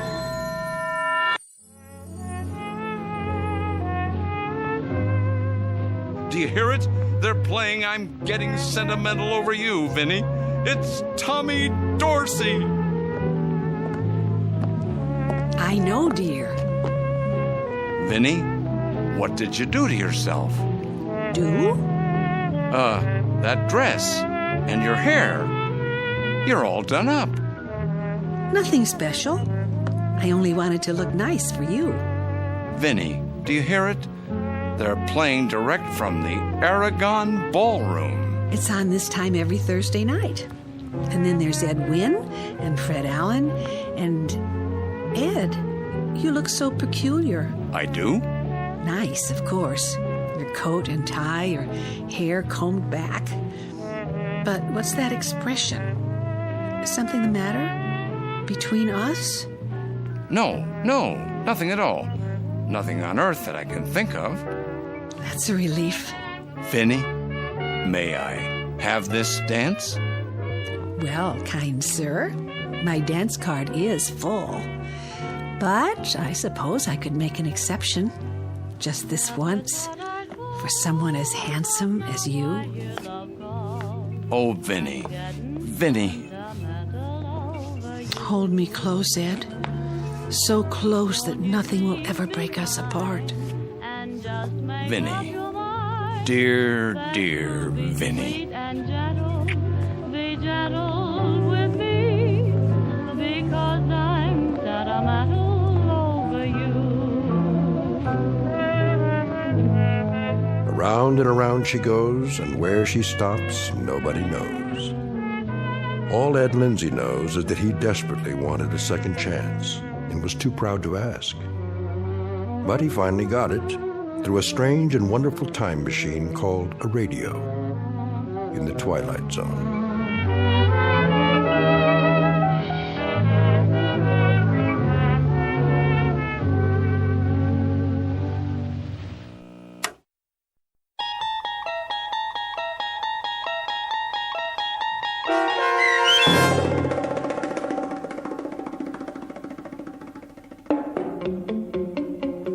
Static, starring Stan Freberg with Stacy Keach as your narrator, was adapted for radio by Dennis Etchison and written for The Twilight Zone by Charles Beaumont from a story by O.C. Rich. Heard in the cast were Ann Whitney, David Darlow, Ellie Weingart, Bernie Landis, Christian Stolte, Jeff Lupetin, Doug James, Carl Amari, Alyssa Fraden, and Elizabeth Lido. Original radio excerpts heard in this Twilight Zone episode provided by the First Generation Radio Archives, preserving radio's past for the future at www.radioarchives.org. To learn more about the Twilight Zone radio dramas and to obtain audio cassettes and CDs of these programs, visit our website at twilightzoneradio.com. The producers of The Twilight Zone wish to thank CBS Enterprises, Carol Serling, Dennis Etchison, Dick Brescia Associates, Claire Simon Casting, Terry Jennings, XM Satellite Radio, Sirius Satellite Radio, our sponsors, and our radio affiliates for helping make this series possible. This copyrighted radio series is produced and directed by Carl Amari for Falcon Picture Group. Audio editing, sound design, Foley effects, and mix for the Twilight Zone radio dramas are by Cerny American creatives Craig Lee, Michael Slaybach, Bob Benson, and Jason Rizzo. To learn more about the Twilight Zone radio dramas and to contact us, visit our official website at twilightzoneradio.com. This is Doug James, transponding. The Tommy Dorsey Show was brought to you, men and women in the armed forces of the United Nations, by the Special Service Division of the War Department of the United States of America.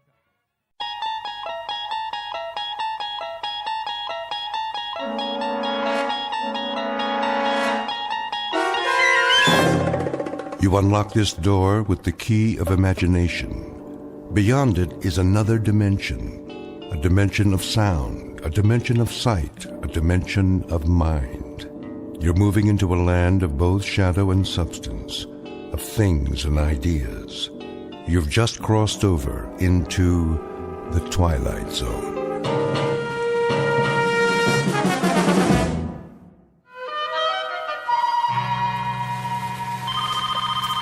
Education Toy Company. O'Brien? Yes, Mr. Judson. Where's my robot?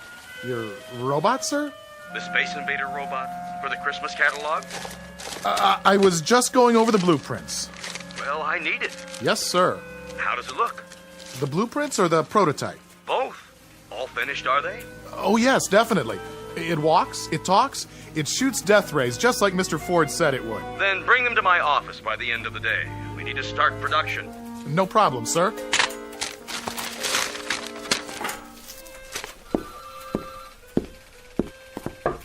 Horace? Horace, Mr. Judson wants to see the robot. Horace? Why are you just sitting there? Didn't you hear what I said? I'm not just sitting here. I'm waiting. For what? For a showdown. Look out! What? Go for your gun, partner. Gotcha! Horace, why'd you do that? Do what? With the cap pistol. Scared the pants off you, right? Come on, Horace. You pull that almost every day. Boy, when I was a kid, I always had a cap pistol. Everybody on my block had one. Do you remember cowboy movies? Weren't they the best? I want to talk to you about your design for the new robot. I made believe I had my own horse. We used to gallop out of the theater and shoot up the whole neighborhood. Bow! Gotcha right in the heart! You're loco. You missed me by a mile. Horace, do you know how loud you're yelling? Oh, I wasn't. I'll bet you could hear it all the way to Mr. Judson's office. How much? I'll bet you my ball of silver foil. Hey, Lenny, remember that? Remember when you could peel the foil off old cigarette packs and gum wrappers and roll into a great big ball? I had one that must have weighed 5 pounds. Boy, wonder whatever happened to it. I've been in the office next to yours for 12 years. I know all about how you used to collect tinfoil. How will you listen to me for a second? You must have had a miserable time when you were a kid. I did. I couldn't wait to grow up. What do you want, Leonard? There's something wrong with the plans. There is not. I designed this toy. There's nothing wrong with it. See? If you'll listen... The kids will go crazy about it. You know what it does? I know what it does. Look, Horace, I'm trying to help you. I mean a toy where the eyes flash and it walks over anything. It's a good toy. It is a good toy, but it can't be turned out at the price point Mr. Judson wants. Look here. What? When he sees the plans, he's going to blow his stack. It's got too many parts. You think so? I know so. Well, I don't. Horace, all you have to do is work it over. How's Betty? What? Betty. Your wife. Remember her? What has Betty got to do with it? We're talking about your work. Is that all you ever think about? Horace. Thanks. I'll look it over. Horace. All right. You do that. By this afternoon, okay? Sure, Lenny, sure.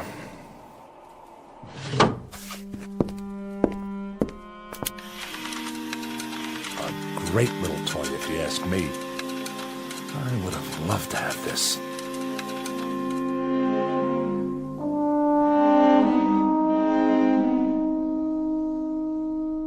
Meet Horace Maxwell Ford, age 38, but already growing a bit paunchy. He's a man whose clothes never quite seem to fit and whose shirt is forever coming untucked from his trousers. His socks are usually down around his ankles, his horn-rimmed glasses are always about to fall off his face, and he can't keep his hair combed at all. A mild man, an apologetic man, except when talking about his favorite subject, his beloved childhood memories. He's the type who quite naturally becomes the butt of endless jokes, at least when the jokers don't feel instinctively sorry for him. But were they wise enough, they would notice that there is a tragic quality about him as well. In just a moment, Horace Ford will come to understand what's tragic is not the fact that he's an inadequate man, but really an inadequate grown-up boy, a life-changing discovery, and one that could happen only in the Twilight Zone. And now the Twilight Zone and our story, The Incredible World of Horace Ford, starring Mike Starr, with Stacy Keach as your narrator. Leonard? Laura, come in. What's the matter? Here. I don't want Horace to see this. It's his birthday present. Len, would you take it with you so he doesn't see it lying around? Check. I'll bring it along Friday night. Thanks. So how are you? Oh, I'm exhausted. It is not easy to shop for that man. What'd you get him? A smoking jacket. I guess that means he's growing up. Betty and I got him a new gold chain for that pocket watch of his. Oh, and we got him a yo-yo, too, as a gag. Oh, that'll probably be his favorite present. You mind if I sit down? My feet are killing me. Please. So, the surprise party's all set for Friday? All set. What's the plan? Well, everybody's coming over to the place at 8. Horace thinks the two of us are going to a movie. I'll make him answer the door and sing happy birthday or something. He'll go right through the floor. Probably. Oh, what time is it? Late. Is he busy? Yeah. Well, I think he's worked late enough. Ford? Oh. Hi, Mr. Judson. What are you doing at the window? Nothing. Just thinking. Thinking? About what? I don't know. Toys? Whose toys? You don't seem to have done much thinking about ours. Look at this. I'm getting him out of there. Good night, Len. Laura.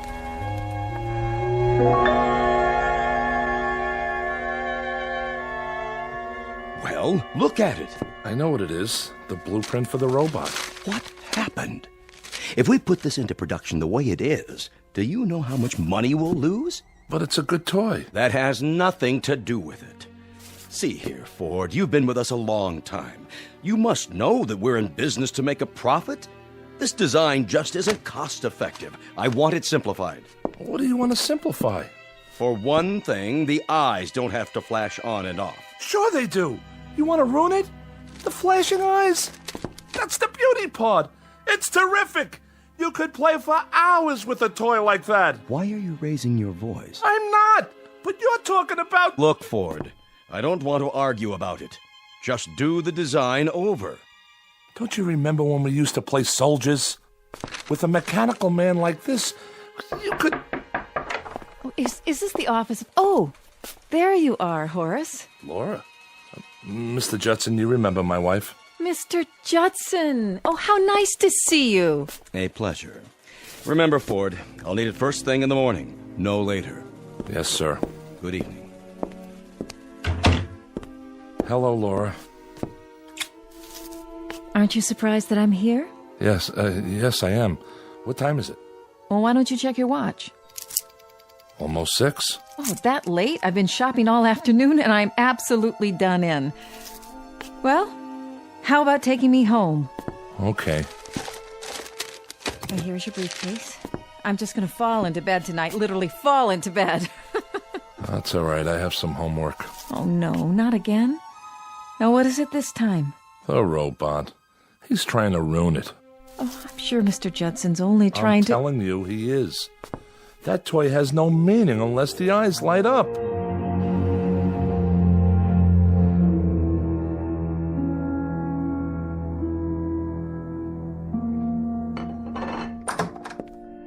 Hello, children. Mama. How's my boy? Fine. That's good. Are you hungry? A little. Dinner's almost ready. Laura, there's something wrong with the chicken. It's like leather. These birds they give you nowadays, like people don't know what chickens are anymore. Well, it looks all right to me. How was the office today? It was okay. What's the matter? Nothing's the matter. No, I can tell just from your voice. Everything's fine. Let's eat dinner. I'm telling you, Mr. Judson's just plain nuts. He reminds me of Corey. Hey, Mom. Remember Mr. Corey? I had him in 5B. What a character. You take the least common denominator class and you multiply. You know what we used to call him? Guess. I wouldn't even tell you. Boy, I'll never forget the time he caught me with one of those jawbreakers in my mouth. You know, the kind that change colors while you suck them? Horace. So he made me stand up, and every minute he'd point that pointer at me and say, Mr. Ford, what color is it? And I'd have to take it out of my mouth and tell him. I swear, I thought Hermie Brandt would bust a gut trying not to laugh. Horace. Hermie Brandt. The greatest stickball player in the whole world. One time during a fire drill. Let's have dinner. What great times. I was 10. Horace, why don't you stop it? Nobody cares about when you were 10 anymore. I care. You're almost 38. So? So you don't act 38 sometimes. So what? So that's what I mean. So what? What kind of answer is so what? Laura. I'm telling you, this chicken's dry, no matter how much I basted it. Why do you have to keep talking about when you were a kid? People get tired of it. Oh, be quiet for once, will you? Horace! Let him go.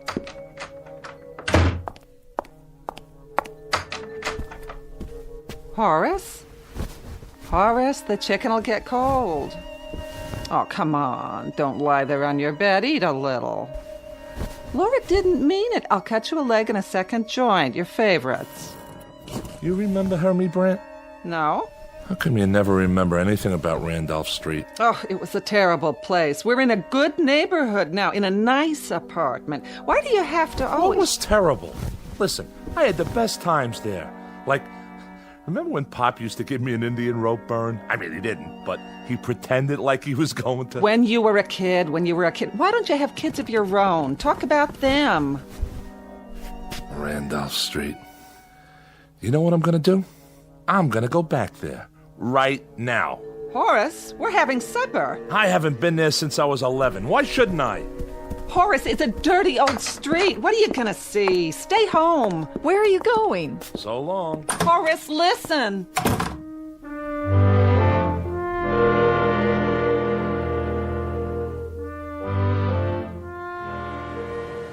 Will you look at all this? Frank on a roll, 3 cents. No thanks. Oh, excuse me, young folks. Bread and butter. Hey, watch where you're going, huh? Sorry. Hey, give me my ball. What? Oh, sure. Davy, you come home or you're gonna get smacked. Ring Alivio, caught. Ringalivio? My gosh, this late at night? What time is it? Bins, I yelled Bins. Did not. I didn't hear him. Me neither. I did too. What do you want from me? Wait, boys, don't I know you? Hurry up, Hermie. Hey, Hermie Brandt, come on. All right already, I'm coming. Hermie? Did he say Hermie?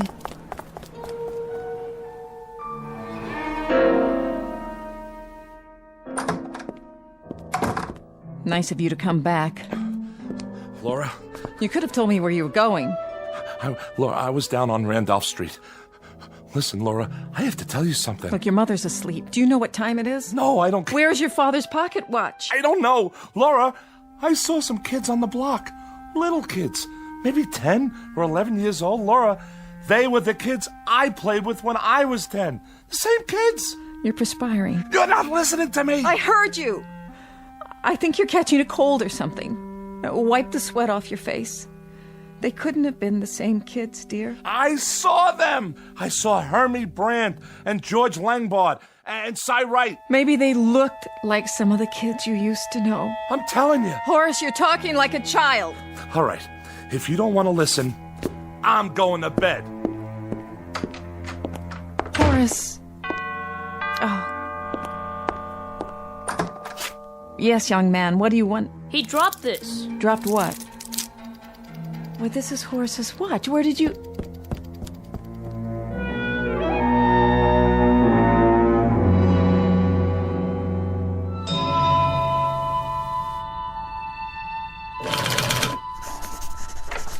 Mail, Mr. Ford. Oh, hi, Freddie. Just leave it over there. Ringalivio. Call. What'd you say, Mr. Ford? Ringalivio. What'd you think I said? You never heard of that? No, sir. Did you ever play Salugi? I don't think so. 1, 2, 3, 4, 5, 6, 7, 8, 9, 10, red light. See you later, Mr. Ford. What were you brought up anyway? Mr. Ford speaking. No, I'm not finished yet. Well, I don't know when it'll be ready. I can't help it if Mr. Judson wants to know. Listen, you can't turn these things out like donuts. Horace? Hi, Lenny. You tell him I am rushing it. Well, what does he think I am? Then let him do it. Sure, you can tell him that. Judson's office. What does he want from me? They want to get that toy into production for Christmas. He's got 6 more months. Take it easy, Horace. Look, he's an okay guy, but he's in business. You gotta remember that. It's nothing personal. How's it coming? Now, don't you start on me. What's wrong? I'm not sure. I saw a kid last night. Were you ever on Randolph Street? I don't think so. Why? Randolph was my old street when I was a kid. He wore the same kind of clothes we used to wear, this kid I saw. Same shirt, same pants, same shoes. Kids don't dress that way anymore. So, you're not going to believe this, but I was walking on the street, and all of a sudden, I hear a kid yell, "Ringalivio!" That's a game we used to play. You know how it made me feel hearing that? I was a very good Ringalivio player. You have to be fast, and you need a lot of stamina. Boy, the running you have to do. First, we choose up sides. 1 potato, 2 potato, 3 potato, 4. Remember that? Then one side has to hide. Once I was hiding behind a grocery in the back where they keep all the cartons and all. Horace. So, I fell asleep back there, and when I woke up, I took one look at my Mickey Mouse watch, and Mickey Mouse watch?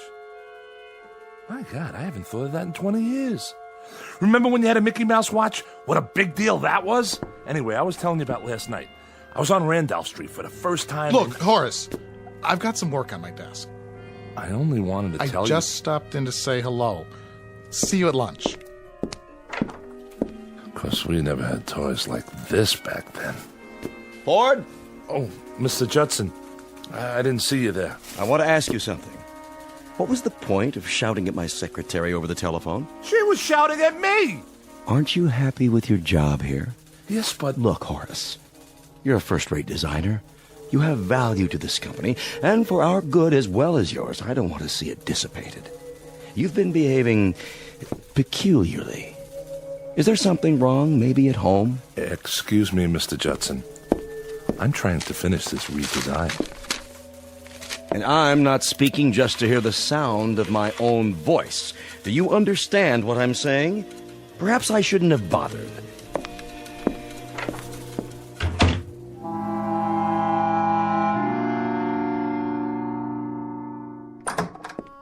Hello?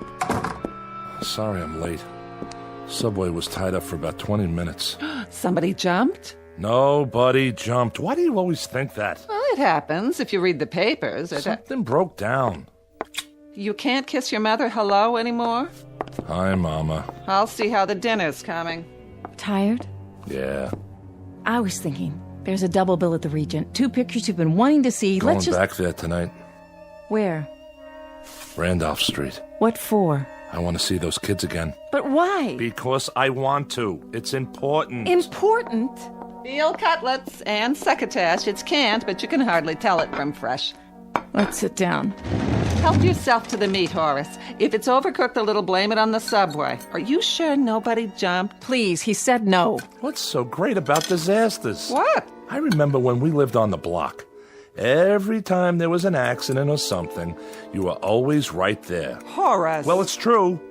What about the time Harvey Bender got his arm caught in a fire hydrant? Harvey Bender? Who's Harvey Bender? If that wasn't the dopiest thing. What's he talking about? The hottest day of the summer, he picks to clog up the hydrant. We all figured they were going to have to bust it open to get his arm out. What do you mean you don't remember Harvey? We were playing marbles, on the manhole cover.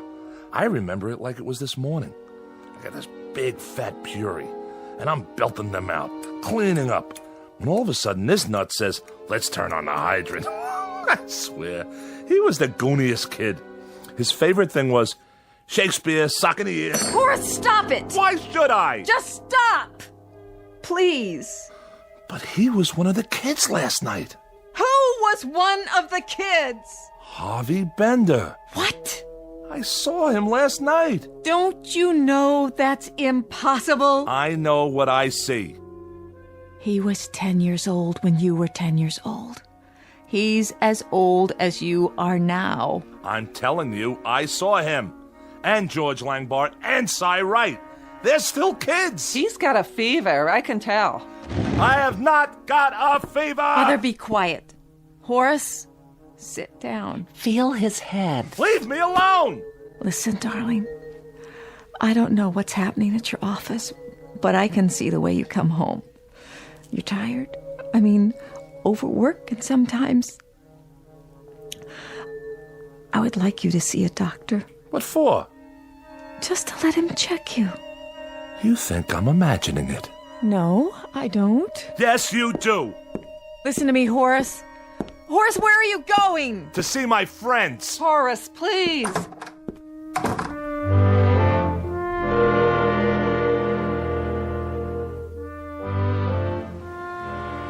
Will you look at all this? Frank on a roll, 3 cents. No, thanks. Oh, excuse me, young folks. Bread and butter. Hey, which way you going, huh? Sorry. Hey, give me my ball. What? Oh, sure. Davy, you come home or you're gonna get smacked. Ring Alivio, caught. Ring Alivio. My gosh, this late at night? What time is it?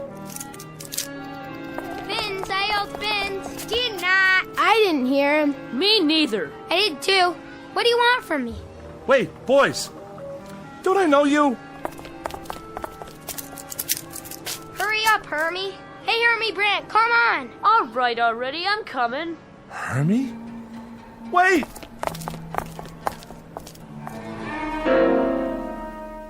Hey, let's swipe some apples from the fruit stand. Hey, Nitsy. We each grab one. Next to Larry. Next to Larry. Okay, I'll go first. Boys, please.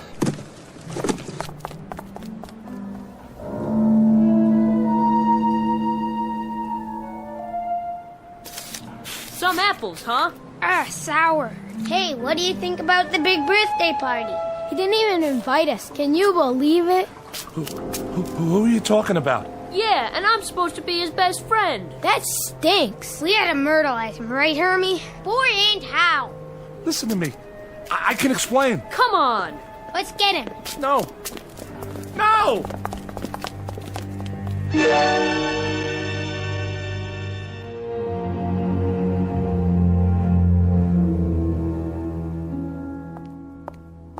Do you think I got enough ice cream? Huh? There's 1 quart of chocolate, 1 vanilla, and 1 butter pecan. Where should I put the cake so Horace won't see it? I don't know, in the kitchen. Where is he? What time is it? 20 to 8. I'm getting worried. He should have been home an hour ago. Oh, he probably just got stuck at the office. I'm gonna call. Horace, you're so late. I didn't know what time it was. Something's wrong with your watch? I lost it again. But how? Hello, dear. I'm fired. You're what? What are you talking about? I went and had a hamburger.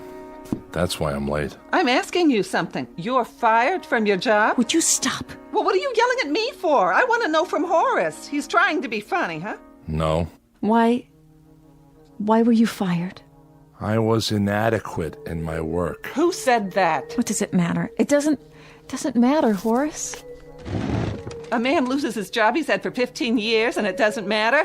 What do they mean, inadequate? Don't they know what they've got? I tell you, gold. They've got pure gold. Would you please stop it? Your life's blood is in that place. I want you to call Mr. Johnson or whatever his name is. You get him on the wire and you let him know what's what. I'm not calling anybody. A weekly paycheck. You think you can find that on the street? What's going to happen to us? All of a sudden, my whole life is going before me. Up, down, up, down. I'm 61 years old. It's time I didn't have to be afraid anymore. Why don't you look at me when I'm talking to you? What's going to happen to me? Shut up! I'm going to talk to Horace alone. What did I do wrong? Ever in my whole life? Somebody tell me. I couldn't help it. It's only a job. Like there are other jobs. You were stagnating there. I never had another job. Why did she have to cry? She's an old woman, Horace. That's always her first reaction to trouble. She's scared to death. Step on a crack, break your mother's back. She'll be all right. Did you get any severance pay? I don't know what I got. I walked out of there. Well, let's forget about it for now. We've got the weekend. Monday you can start looking. We'll make a list. I've got to support her. And you. And myself. You think that's easy? You know what Mr. Corey said? He said that I would never... Mr. Corey was your teacher in 5B. Mr. Judson. He said that I was having a nervous breakdown. He's out of his mind. Listen, I'm telling you, I saw those kids and I know who they are. Horace! They were running up and down the street, swiping apples and having fun. That's all they were doing, having fun. They yell fins. Did you ever yell fins? It's not the subject we're talking about. That is the subject. Me making a living for 3 people while they're swiping apples and running in the street. Well, you're a grown-up man. What do you think you're supposed to do? They were sore because they weren't invited to some kid's birthday party. That's the biggest problem they've got. Horace, you have got to stop this! That's what I'm gonna do! When I went back the second time, the same things happened all over again. Some man wanted to buy me a hot dog. Those teenagers walked by holding hands, and when they let go to walk around me, they said bread and butter. Then this guy bumped into me. I tell you, Laura, nothing changed. It's some kind of a pattern, and I'm in it. I'm in it. God, Horace, stop. I'm going to call a doctor. Well, whatever it is, I'm going to find out. I have to. Horace, where are you going? You can't go out now. You can't. What's wrong with him? Laura, tell me. I don't know.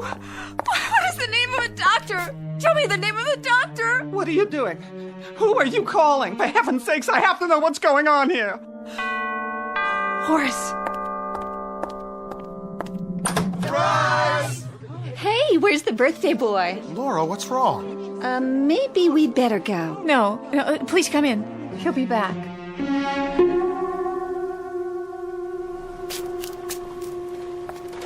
Frank on a roll, 3 cents. No thanks. Oh, excuse me, young folks. Bread and butter. Hey, which way you going, huh? Sorry. Hey, give me my ball. What? Oh, sure. Davy! You come home or you're gonna get smacked! Ringalivio, caught. Ringalivio? My gosh, what time is it? Where's my watch? Spins, I yelled spins. Did not. I didn't hear him. Me neither. I did too. What do you want from me? Wait, boys. Hurry up, Hermie. Hey, Hermie Brant, come on. All right already, I'm coming. Hermie? Wait. Hey, let's swipe some apples from the fruit stand. Hey, Nitsy. We each grab one. Next to Larry. Next to Larry. Okay, I'll go first.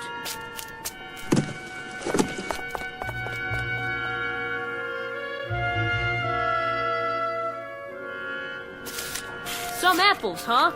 Sour. Hey, what do you think about the big birthday party? He didn't even invite us. Can you believe it? Who are you talking about? Yeah, and I'm supposed to be his best friend. That stinks. We had to myrtleize him, right, Hermie? Boy, and how? Listen to me. I can explain. Come on. Let's get him. No. No!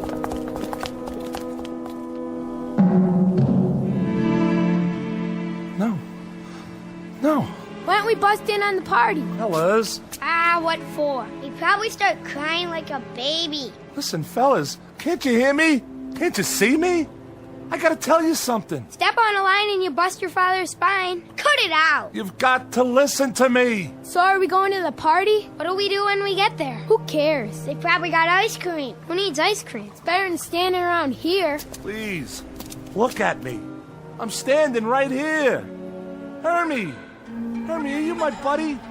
Fellas, please. I gotta tell you something. I know I got some apologizing to do. Georgie, Cy, come on.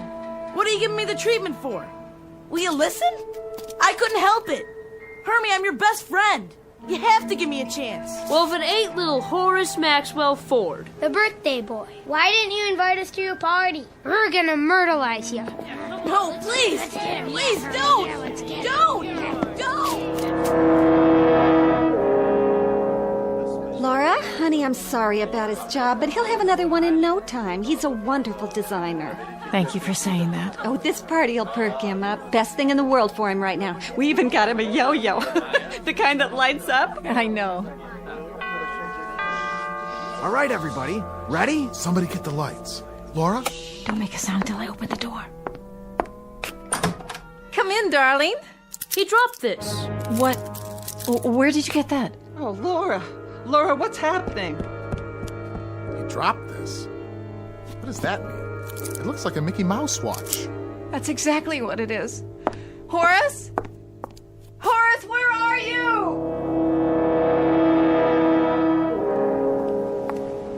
Horace? Somebody. Horace, is that you? Laura? I'm here. It's all right, Horace, I'm here. Laura, help me up. Of course. Don't ask me what happened. I won't. Because I really don't. Oh, your face. You're all cut up. It doesn't matter. Where are my glasses? Here. At least they're not broken. Can we go home now? That's a good idea. A very good idea. I have no idea what happened, Laura. But for 1 minute, 1 second, I don't know. I saw things that made some of the memories I had a lie. Because when I was a kid, a lot of it was an ugly, sad nightmare. And I saw that. I know what it was. I remember it now. All of it. I don't know what happened either, Horace. But I think we all do that. We remember what was good and we black out what was bad. Maybe if we didn't, we couldn't live at all. Come on, let's go home. Wait. What's this? It looks like your father's watch. Yeah. I must have dropped it.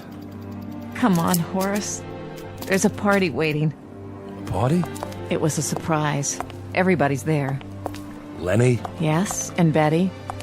They got you something. We're not supposed to tell you, but I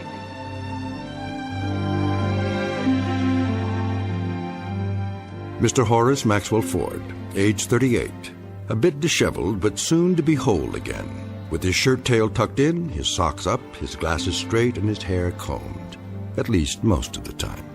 A mild man, except when talking about his favorite subject, his beloved toys.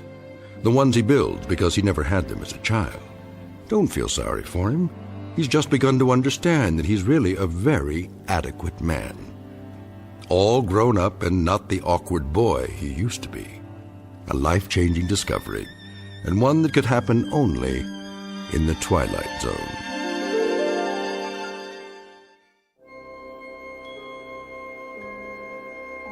Hi, this is Carl Amari, producer of the Twilight Zone radio dramas. I'd like to take a moment to tell you about our official website at twilightzoneradio.com, where you'll get the latest news and information on these Twilight Zone radio dramas. Plus, at twilightzoneradio.com, you can digitally download 3 free episodes or any of our episodes for only $1.95 each. In this age of ever-changing technology, we've decided to make these episodes instantly available to you by making the Twilight Zone radio dramas a digital download-only series. This means that this series will no longer be offered on CD. The CD collections at our website are now being offered, while supplies last, at buy one, get one free. So be sure to get your favorites before they're sold out. Be sure to visit us often, and I'll see you in the zone.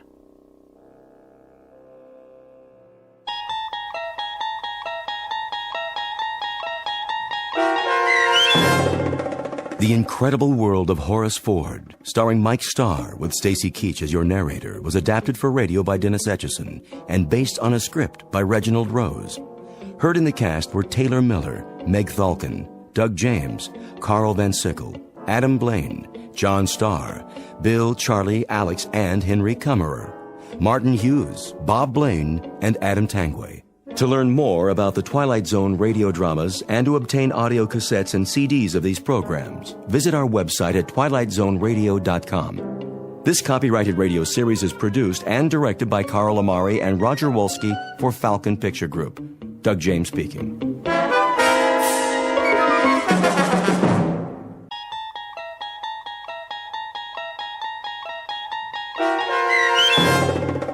Ring-a-Ding Girl, starring Sarah Wayne Callies with Stacey Keach as your narrator, was adapted for radio by Dennis Etchison and written for the Twilight Zone by Earl Hamner Jr.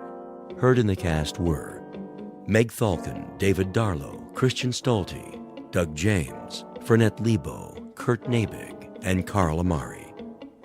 To learn more about the Twilight Zone radio dramas and to obtain audio cassettes and CDs of these programs, visit our website at twilightzoneradio.com.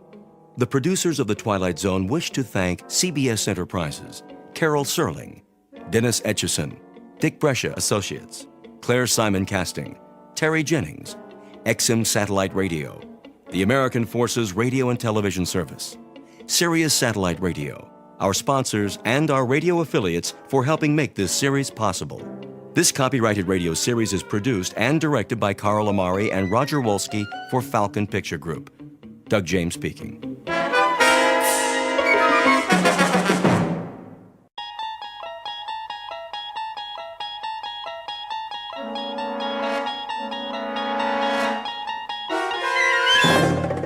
You unlock this door with the key of imagination. Beyond it is another dimension, a dimension of sound, a dimension of sight, a dimension of mind. You're moving into a land of both shadow and substance, of things and ideas.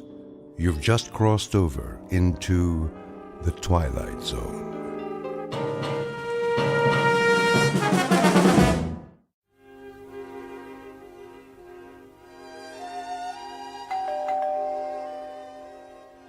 Cece? Yes?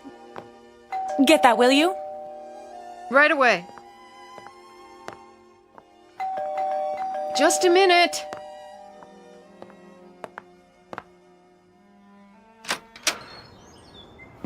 Yes, Patrick? Well, She'll be down in 5 minutes.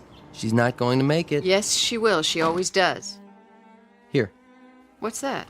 a package. The mail truck just brought it. I'll take it up to her. You get the bags at the foot of the stairs. It's 30 minutes to the airport. Then you'll just have to drive faster. I can't work miracles. Yes, you can. That's why you're her favorite driver.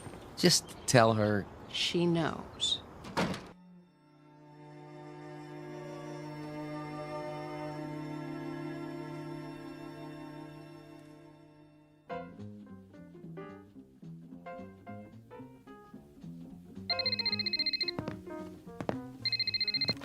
Ring-a-ding girl.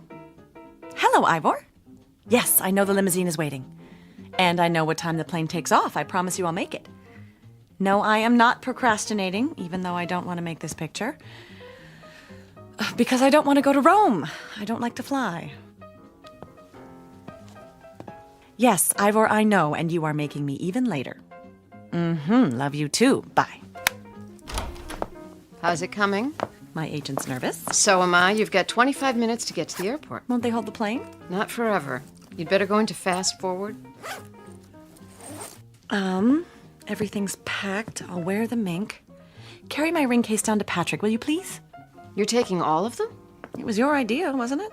It was my idea that it might be good publicity if the ring-a-ding girl collected rings. Not that she take them everywhere she goes. But I haven't decided which one to wear. What's in the package? It just came. Special delivery. You can open it on the way. I adore presents. The plane can wait. Bunny, please. Please accept the enclosed as a token of our affection from your fan club in Howardville.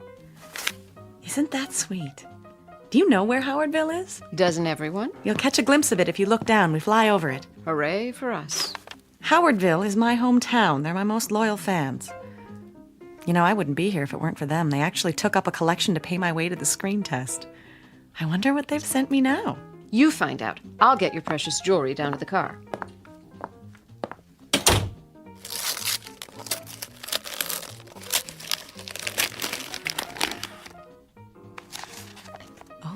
Such a big ring. I hope it didn't cost them a fortune.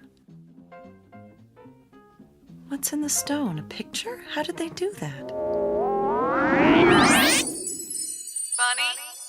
this is your sister. Come home, Bunny. Please, I need you. Come home right now.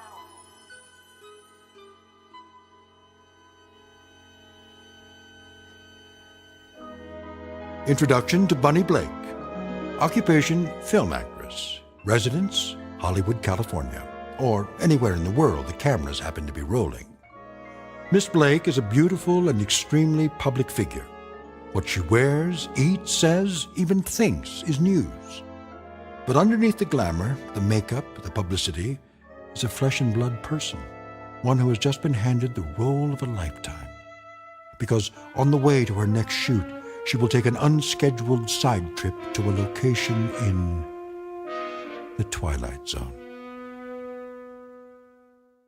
And now, The Twilight Zone and our story, Ring-a-Ding Girl, starring Sarah Wayne Callies, with Stacy Keach as your narrator.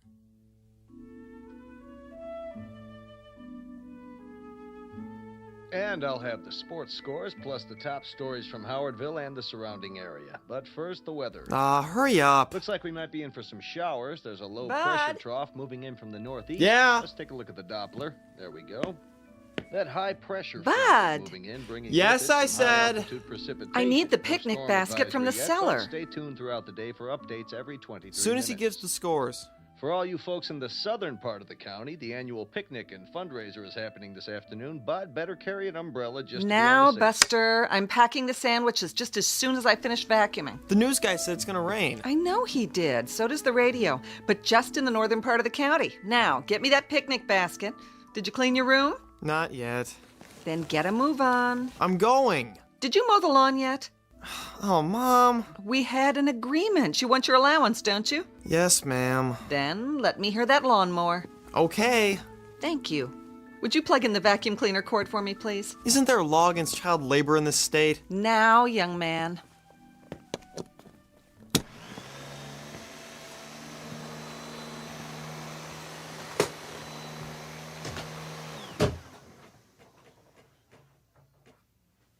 Bud, what happened to the electricity? Bud? Who pulled the cord out of the... Boo. Oh! Bunny! She remembers. Oh, come here. Let me get a look at you. It's been so long. I can't believe I've been looking forward to this. I think about you all the time. So good to be home. Why didn't you let us know? How did you get in without my hearing you? Same old way. I think I know this house. Oh, I could just shake you. That's no way to greet a celebrity. 5 years, and here you are without one speck of warning. Look at that coat. You know me.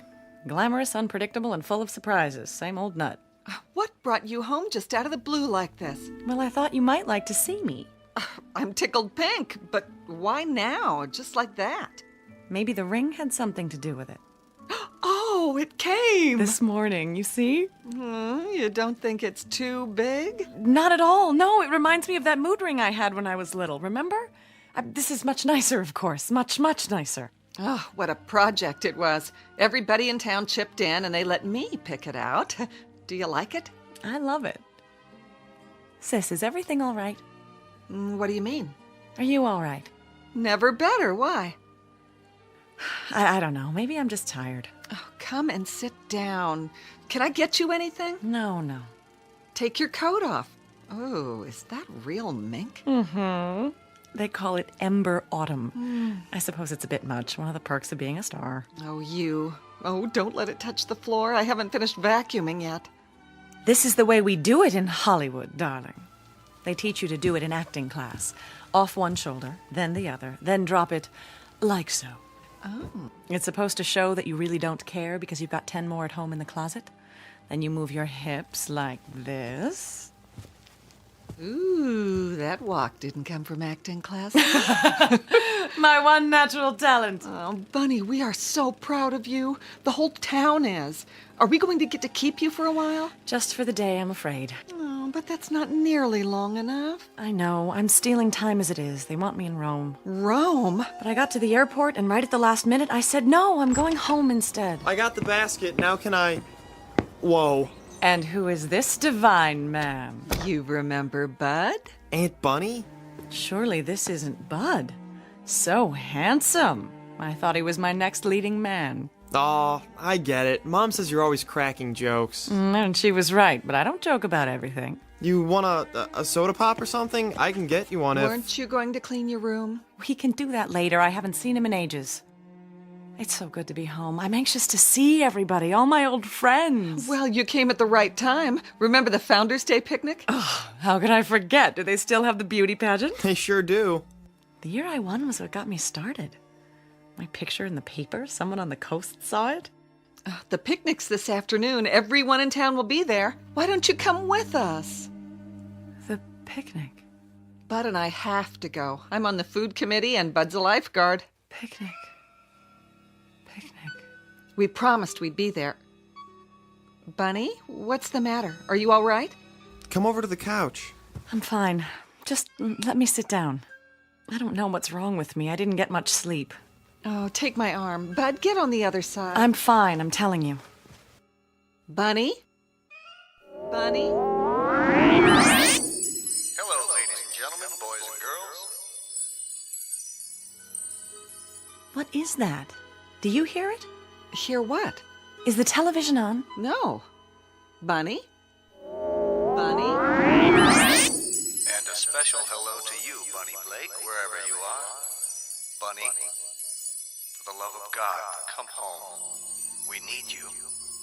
We need you. Need you. Need you. Need you.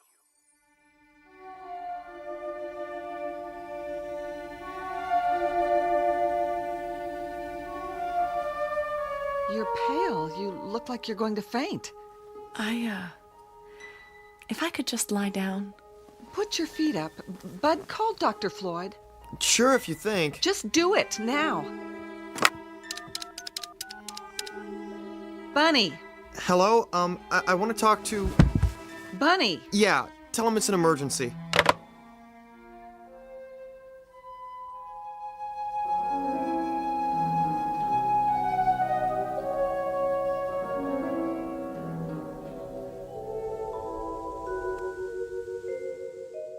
And open. There. Well, what's the verdict? Will I live or will I die? Temperature's normal. Pulse is strong enough. You do seem a little tired. I played a nurse once in a movie. Doctor reminded me of you. The gruff but kindly old family physician. I saw it. The medical profession should have sued. Stay off your feet a while longer. Oh, please, don't you get it? I was faking. About being sick, I mean. I just wanted to see you. I'm flattered. Do you have to smoke? It calms my nerves. Quite the contrary, actually. Still the same old Dr. Floyd. You haven't changed. That I don't believe. I delivered you, after all. Sorry, I don't remember. What's your diagnosis? In a nutshell, one exhausted young lady. What do you do out in Hollywood, anyway? I glow. Wind me up and I give off incandescent sparkles. Isn't that what stars do? I'd say you've been sparkling a little too much lately. What you need is sleep, rest, fresh air, and some of Hildy's good cooking. I want you to take it easy for a while. I'd love to oblige you, kind sir, but that's impossible. There's a producer waiting in Rome this very minute, pulling out what little hair he has left, just wondering where I am. Tell me his name. I'll send a cable and tell him you're sick. But I'm not. Just the same. I didn't like what Hildy told me. She said you had some kind of seizure. Oh, that's silly. She thought you were in shock. You seemed not to hear or see her. It was a performance. Evidently a very convincing one. I told you it was all an excuse to get you over here. Well, it worked. There's something I want to ask you. Yes? About Founders' Day. What about it? You used to be a big man on the committee. Still am. I'm the chairman now. Then could you do something for me? Hmm? As one kindly, gruff old family friend to another, would you do me one very large favor? I'll be happy to try. I want the picnic put off. Postponed until another day. Really? Is that all? It's important. You can't be serious, Bunny. Why? I've got one little day to spend at home. I want it to be a plain, ordinary apple pie day, just the way I remember. I want to drop in on my old friends, surprise them at home. You could see them at the picnic. No, it wouldn't be the same. There'll be crowds, people I don't know, crowds tugging at me for my autograph. I'd be miserable. Bunny, listen to me. You can't seriously expect the entire town to rearrange its plans just to suit your whims. Doc, I love this town and I love the people. Would I ask them to do this for me if it weren't more than a whim? I don't know what your life is like away from here. Perhaps in Hollywood you can make an unreasonable request and have it granted, but this isn't Hollywood. I'm going to give you a little something to help you rest. Oh, Doctor, if I could only make you understand. Any pharmacy in town should be able to fill this. No, not the ring again. Ring-a-ding, girl. That's the last I ever heard one. You don't fool Cyrus, gentlemen. Who do you think you are, Miss Snippet? All high and mighty, coming back here like you was somebody special. Go back to where you belong, Bunny Blake. Go back. Go back. Go back. Oh. Don't you want your prescription, Bunny? Excuse me, Doctor, I don't belong here. Bunny? Bunny?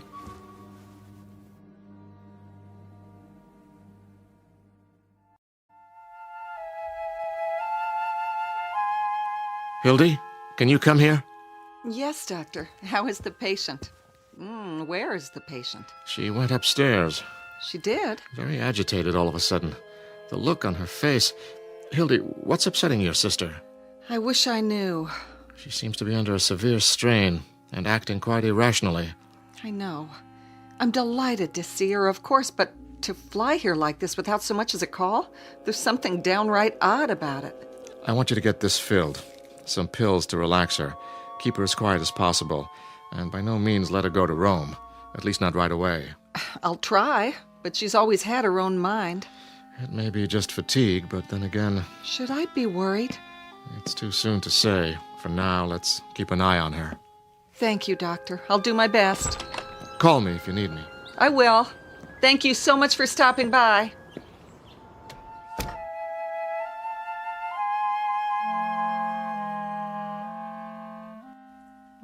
Bud? Yeah? Is your car running? Sure is. Why? This is a prescription for Aunt Bunny's medicine. Get it filled as quickly as you can. Okay. What's the matter with her, Mom? I'm not sure.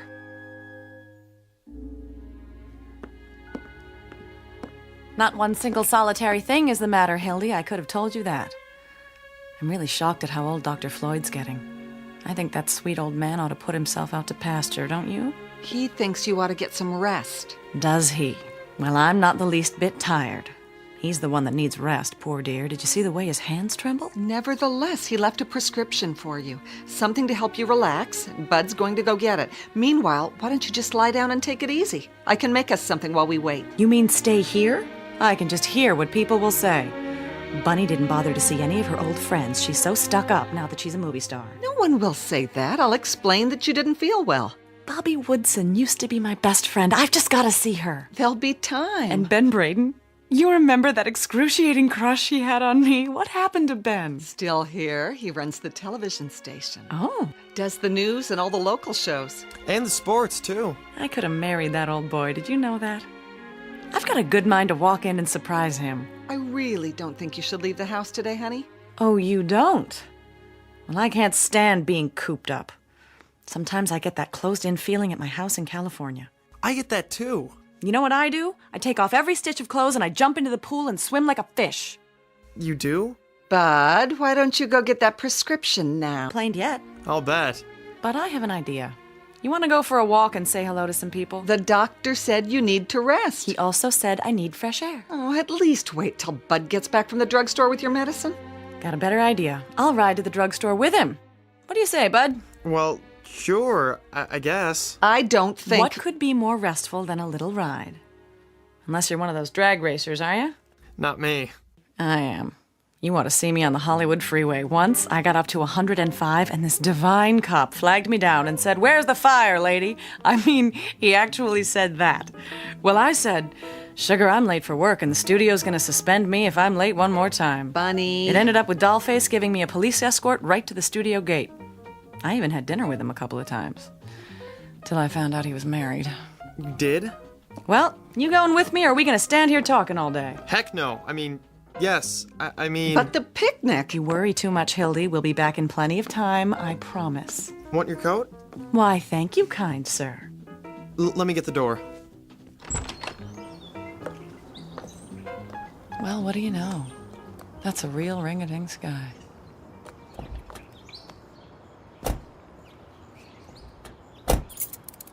Drive carefully, bud. Don't be along, you two.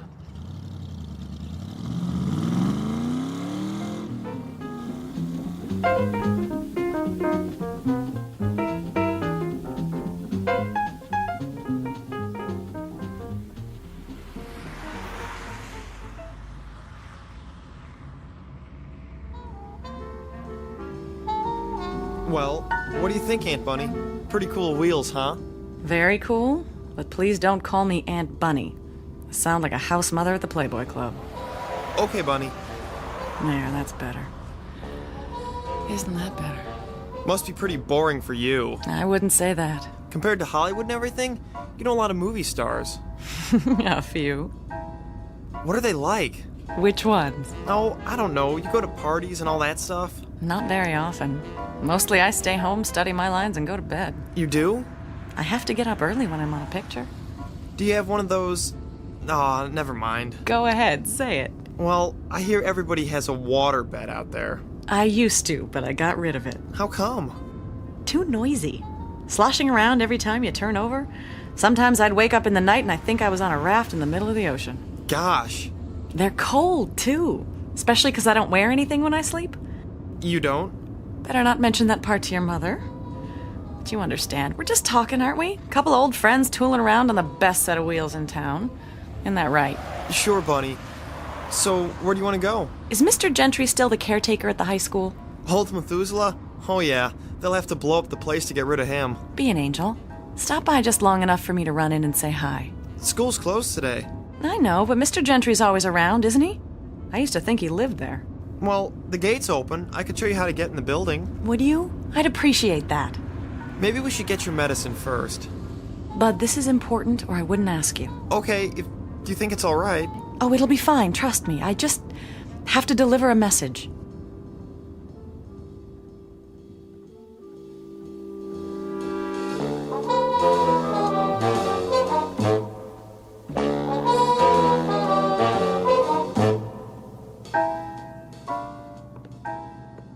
Mr. Gentry? Are you in here, Mr. Who's there? Dang kids. Mr. Gentry, remember me? Barbara Blake. That you? It's me. How are you? I'm kicking pretty high for an old man. So you finally came back. Get your fill of Hollywood, did you? No, I like it there. It's not what you think. Isn't it? We read all about the hijinks you get into. Can't say I'd be proud of it. I don't know what you mean, Mr. Gentry. It's just a town like any other. What brings you back here, Barbara? I'm not sure. It was an impulse. Well, you picked the time. The Founders' Day celebration. Not that you'd be interested. But I am interested. That's why I need your help. My help? I want you to do something for me. Unlock the doors to the school auditorium. What for? Some people might show up, and if they do, I want you to let them in. Oh, not me.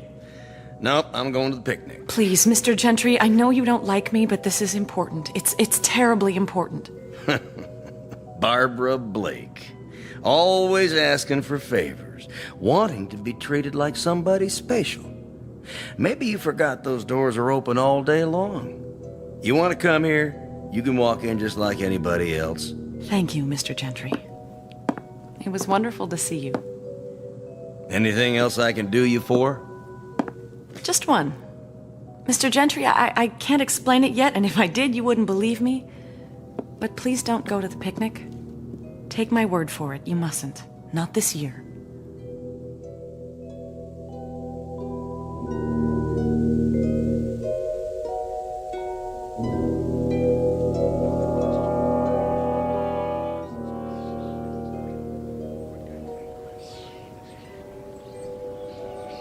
Well, how does the old town look?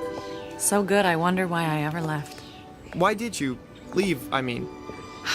Oh, I guess I could have stayed and done Blythe's Spirit in the Little Theater and played an angel in the church pageant at Christmas time, but I was too ambitious. Too talented, you mean? Oh, I don't know if it was that. I knew I had some talent and I had to find a place for it to grow. Otherwise, it would have died and I'd have ended up frustrated, pushing a broom around a house I couldn't stand and screaming at a brood of children. Can you understand that, Bud? I sure can. Well, you've got your prescription. Want to go home now? Wait. What's the matter? Ladies and gentlemen, this is the captain. We're running into a little rough weather. Fasten your seatbelts, please. It might get a little bumpy up here. Bunny, something wrong with your ring? What? Oh. Oh, no, nothing at all. It's just the way it catches the light. Sometimes I think I see a picture in it. Yeah. Do you want to go home? Is the television station still on this street? Uh-huh. Right over there. Wait for me, will you, Bud? I'll be right back.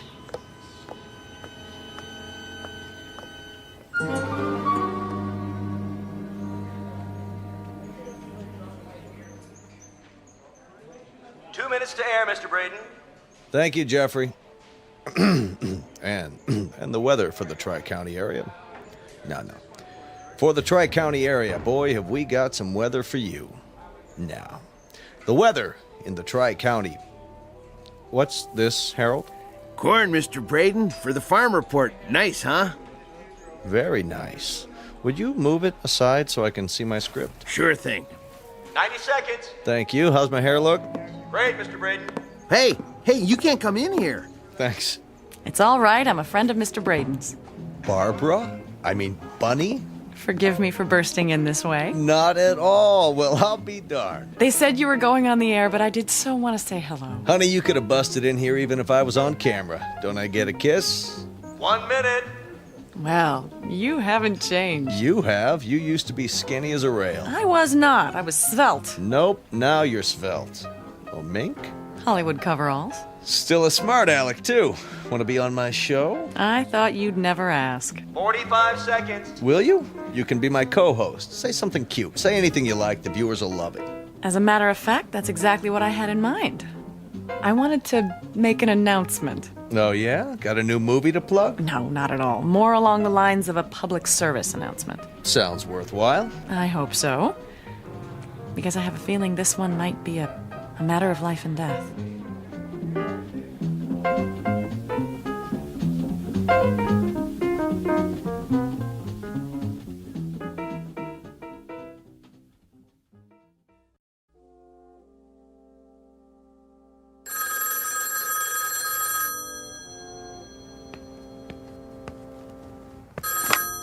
Hello? No, I haven't got it turned on. She is? Oh, of course I knew she was in town. No warning, but she's supposed to be at the drugstore with Bud. Yes, Clara, I'll call you back.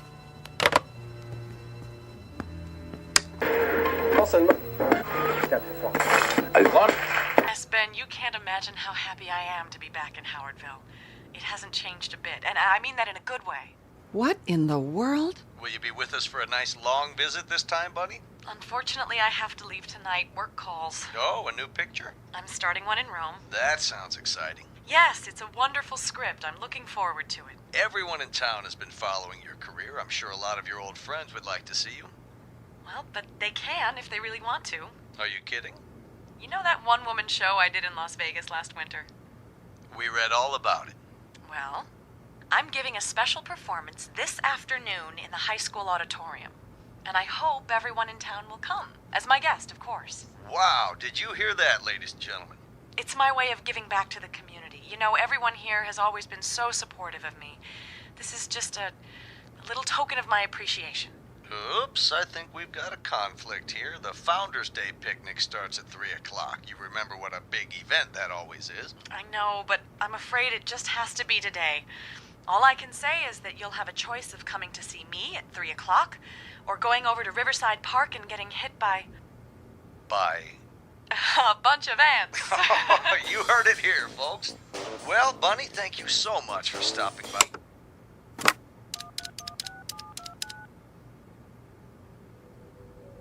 Clara? I just heard. I swear I don't know a thing about it. I thought she was on her way back from the drugstore, and now here she is on TV. Why, I don't know which one I'll go to. They'll expect me at the picnic. The way I feel now, I'd be too embarrassed to show my face anywhere. Oh, here they are now. I'll call you back.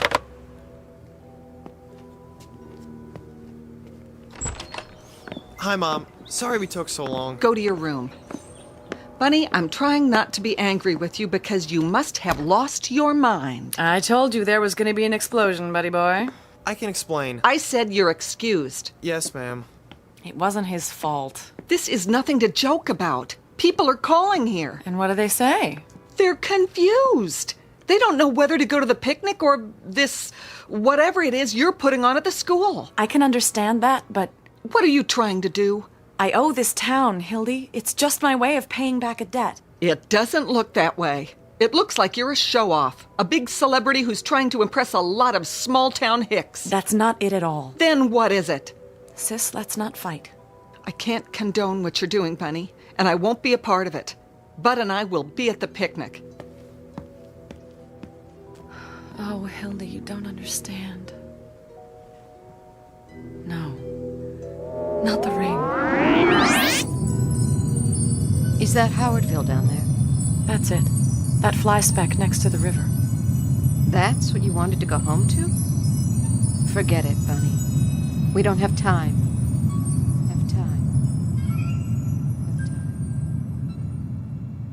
Oh no, there has to be time. What else can I do? Barb? What's the matter? Nobody understands what I'm trying to do. It's not for me, not this time. Please don't cry. Oh, honey, there are some things about you I'll never understand.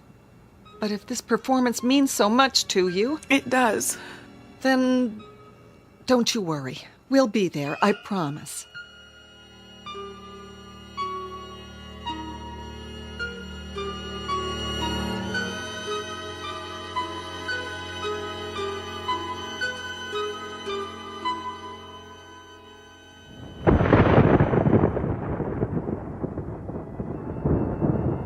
Time to go. We're late.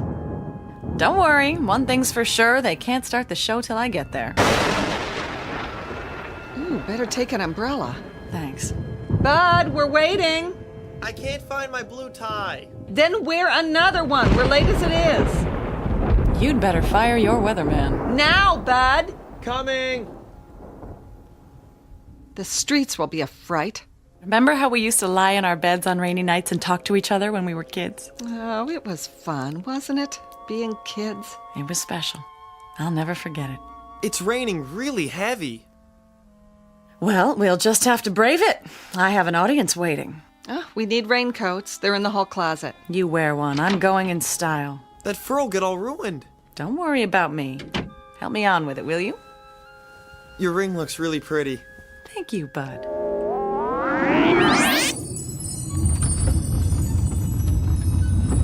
We've hit some unexpected turbulence, so please remain seated. We'll get through it all right, folks.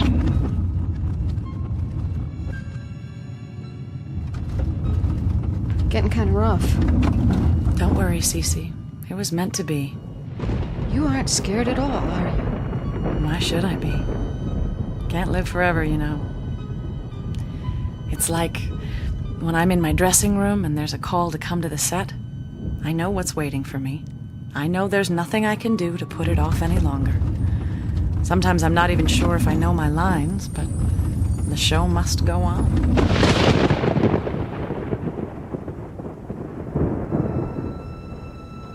Hildy. Yes? I'm going now. I'm coming. Not this time. What do you mean? And Hildy, thank you. For what? For being my sister.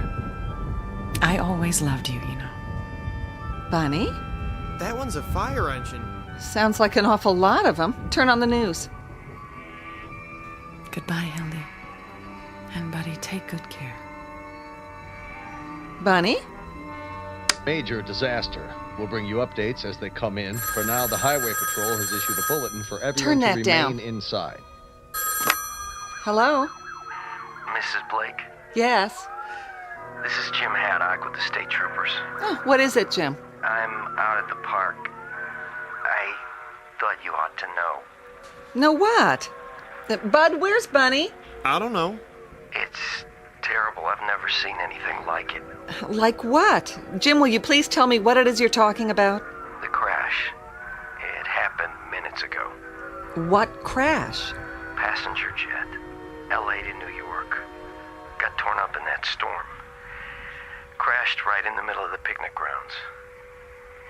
Hildy, your sister is dead. Bunny is dead. Dead? That's crazy. She was a passenger on that plane. She and another woman sitting right next to each other. Jim, my sister is here, now. I saw the body myself. Hildy, there's no mistake. It was Bunny Blake. I'm sorry to be the one to tell you. Bunny? Bunny, where are you? She's not here, Mom. Want to hear the news? Fortunately, only a Bunny? handful of people attended this year's Founders Day picnic, so a disaster of even greater proportions was averted. Bunny! Most of the population is safe at the high school auditorium, where they gathered for a special performance by our own local celebrity, Miss Bunny Blake. Conflicting reports claimed that she was a passenger on the ill-fated plane, but witnesses swear, I would swear, that she was here in Howardville this afternoon. Until the mystery is solved, only one thing is certain. There's been a terrible crash, the worst in the state's history. Bunny!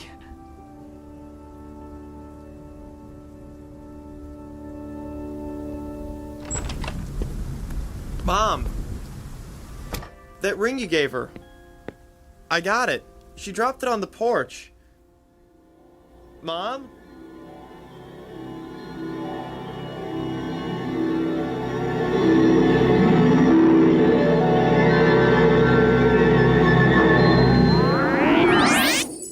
We are all travelers.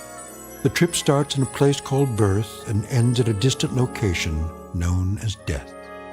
And that's the end of the journey, unless, like Bunny Blake, you happen to make one last curtain call on a misty stage somewhere in the Twilight Zone.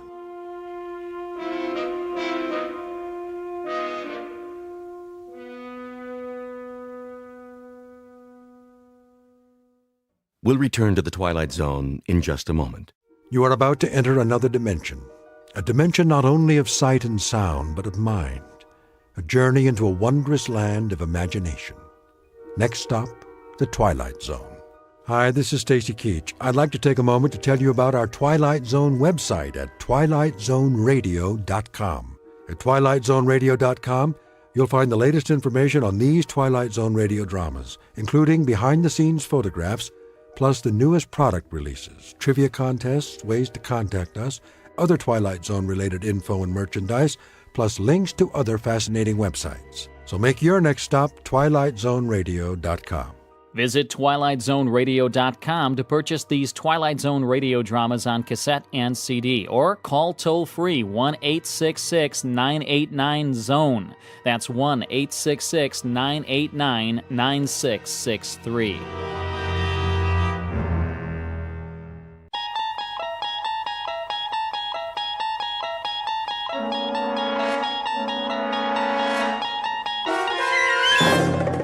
You unlock this door with the key of imagination. Beyond it is another dimension, a dimension of sound, a dimension of sight, a dimension of mind. You're moving into a land of both shadow and substance, of things and ideas. You've just crossed over into the Twilight Zone.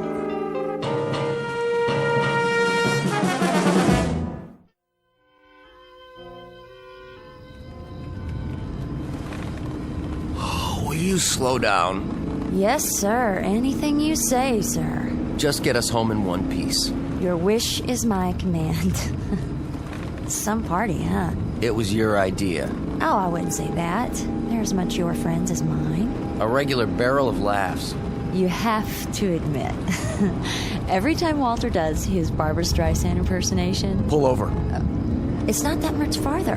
I mean it, Millie, or I'll throw up all over the dashboard. Put your head between your knees, take a deep breath. Now! Okay, Bob, I'm pulling over. Stop.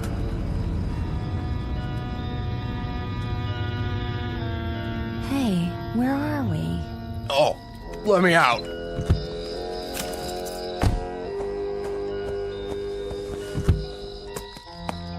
Bob, I thought you were my navigator.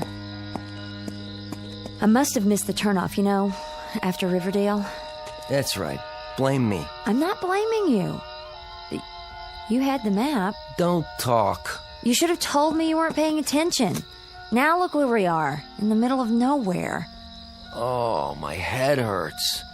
Want me to put the top down? Some fresh air? I just want to go to sleep. All right, get in. Hurry up. Will you look at that? All those stars. I never knew there were so many. We don't see stars like that in Manhattan.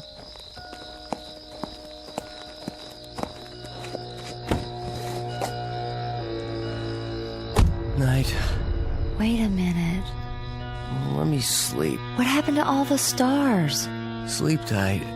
Don't let the bed bugs bite. Did you see that? Where's the blanket? 1 minute there were a million of them, and then something blacked them out.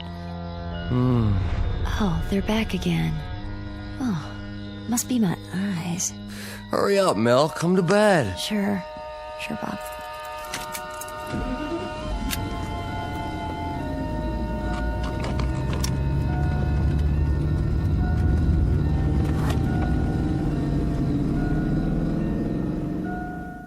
Bob and Millie Fraser, two average New Yorkers who attended a party in the country and stayed too long.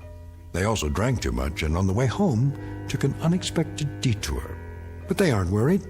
In a few hours, it will be morning and they'll be home in their bed safe and sound. Or so they'd like to think. Most of us wake up knowing exactly where we are. The rooster or the alarm clock brings back the familiar sights and sounds of home and the comfort of another day's routine. But our young friends are in for a surprise. Tomorrow is going to be a day like none other, as they spend it in the Twilight Zone.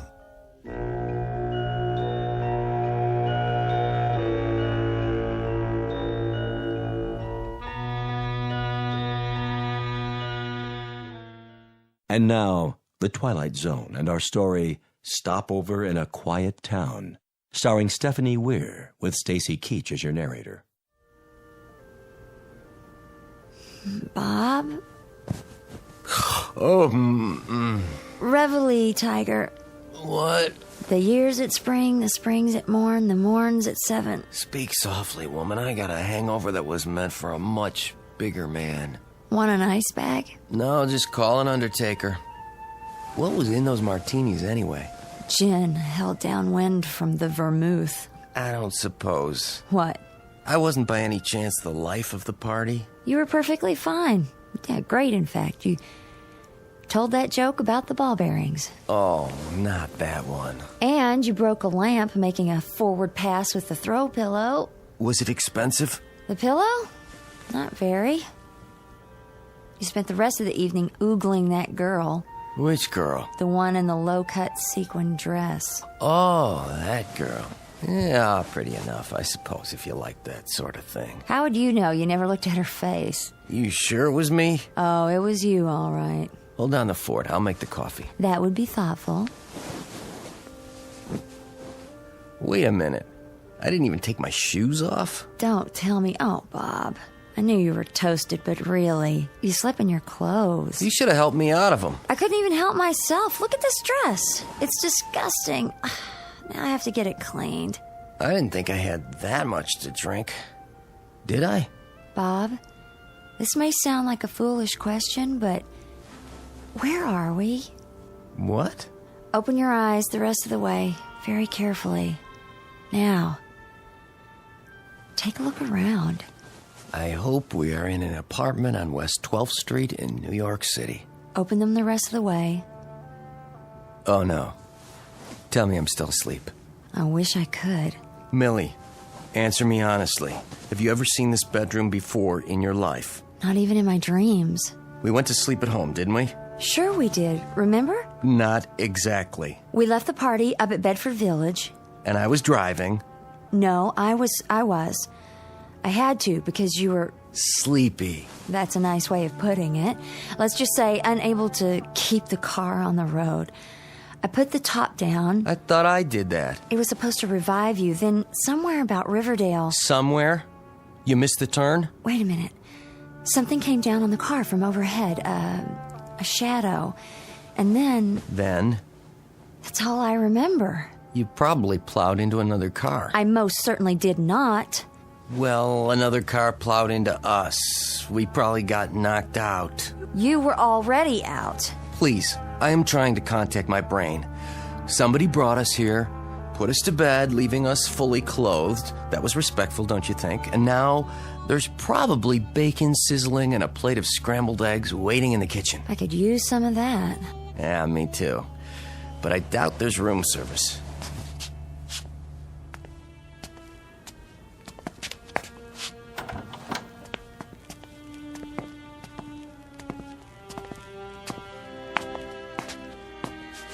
I don't smell any coffee. Hello? Anybody home? Good morning. No scrambled eggs. And the cupboard was bare. They must have gone out so we could sleep it off. The future of casual living. Pretty trusting types. First things first, the phone. At least I can find out where we are. Is information 411? I don't know. Just dial 0 for operator. Why can't I get a dial tone? Go easy. You'll break it. Bob! I hardly touched it, I swear. Now we'll have to replace it. No, we won't. The phone company does that. Look at this. It wasn't even wired to the wall. How do you figure? Maybe they didn't pay their bill. There aren't even any screws. It was glued on or something. We'd better leave them a note. Got a pencil? Nope. I don't even see a pad. Must be one around here somewhere. I'll look in the drawer. You do that while I try to stick this thing back to the wall. She's not a very good housekeeper. The drawers stick. Bob, would you give me a hand? Just pull. This drawer, it isn't real. Let me see that. Careful. Some kind of veneer. Just a facade glued on. They all are. The cupboards, too. What is this? A movie set? Could be a model home, the kind they build to show people. Who builds them? Real estate companies. People come in, they walk through, decide to buy, then they build them to order. Check the refrigerator. Just empty cartons.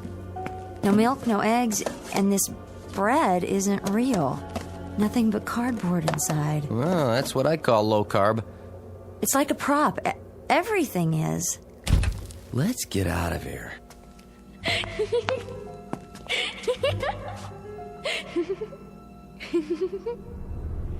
Do you believe in ghosts? No, but let's go anyway.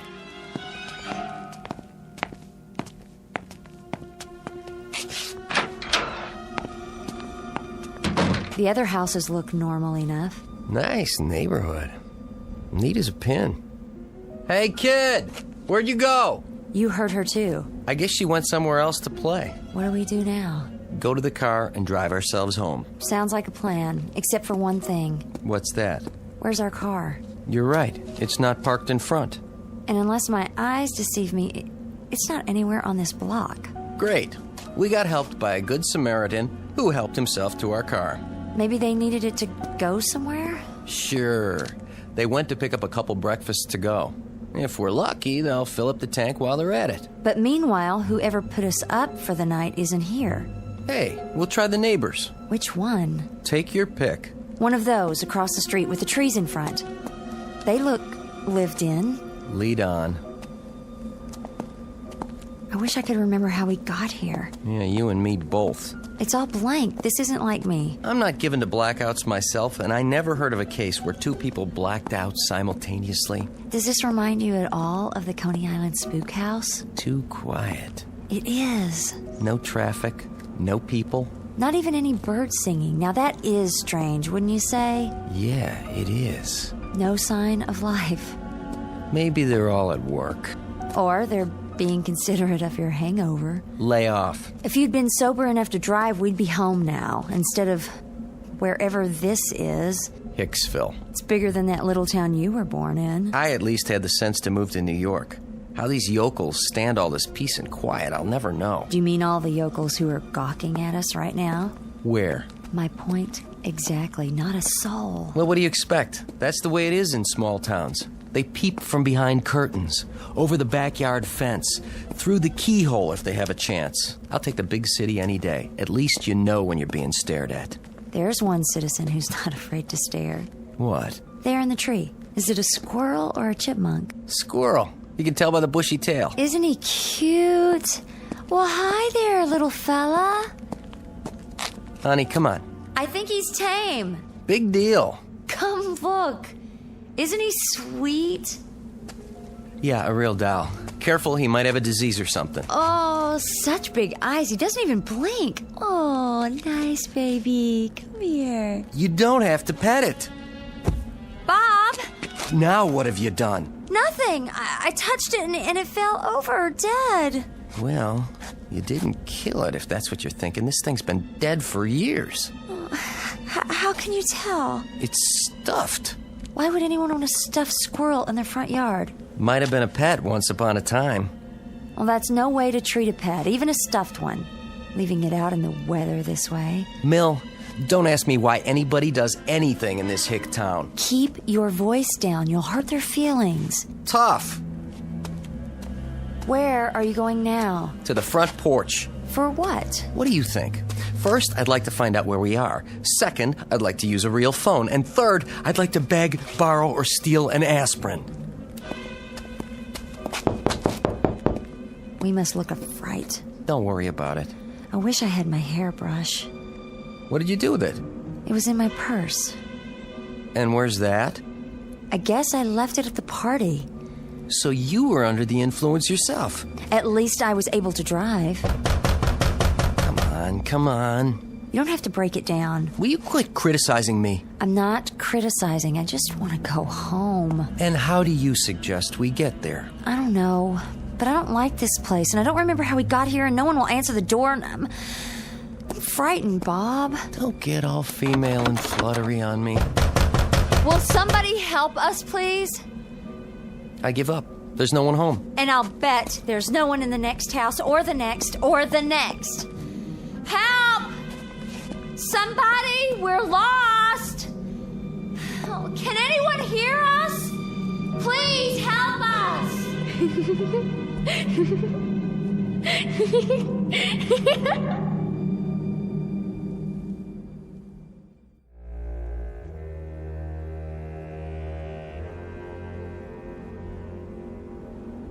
What was that? Someone laughing. The child we heard before. Where did she go? Maybe she's shy. At least we know the town's not completely deserted. No, they're only hiding. They don't trust strangers. A good policy, neither do I. Could be they all went to one place. Oh, really, Bob? Town meeting or something. On Sunday morning. Especially on Sunday morning. That's where everybody is. They've gone to church. Now all we have to do is find it.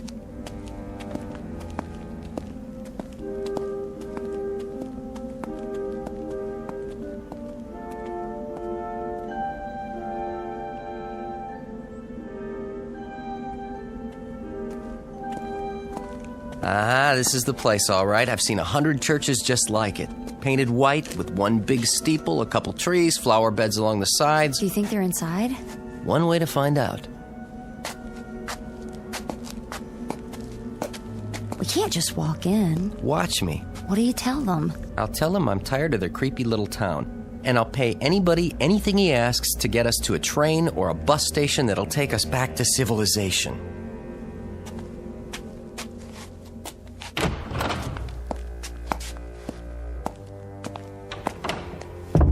I don't see anybody. This is just the vestibule. They're all on the other side of those doors. Awful quiet. I thought they'd be singing hymns. Maybe they're praying. We'd better wait. Time waits for no man. Here's the church, and here is the steeple. Open the door and see all the... Well? Nobody. What now? I know. This'll bring them. Wait, what are you gonna do? Ring the church bell. It's the oldest distress signal in the books.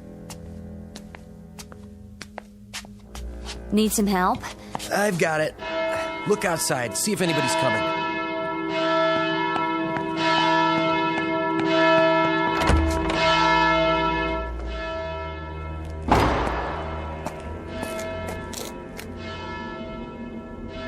Oh, no.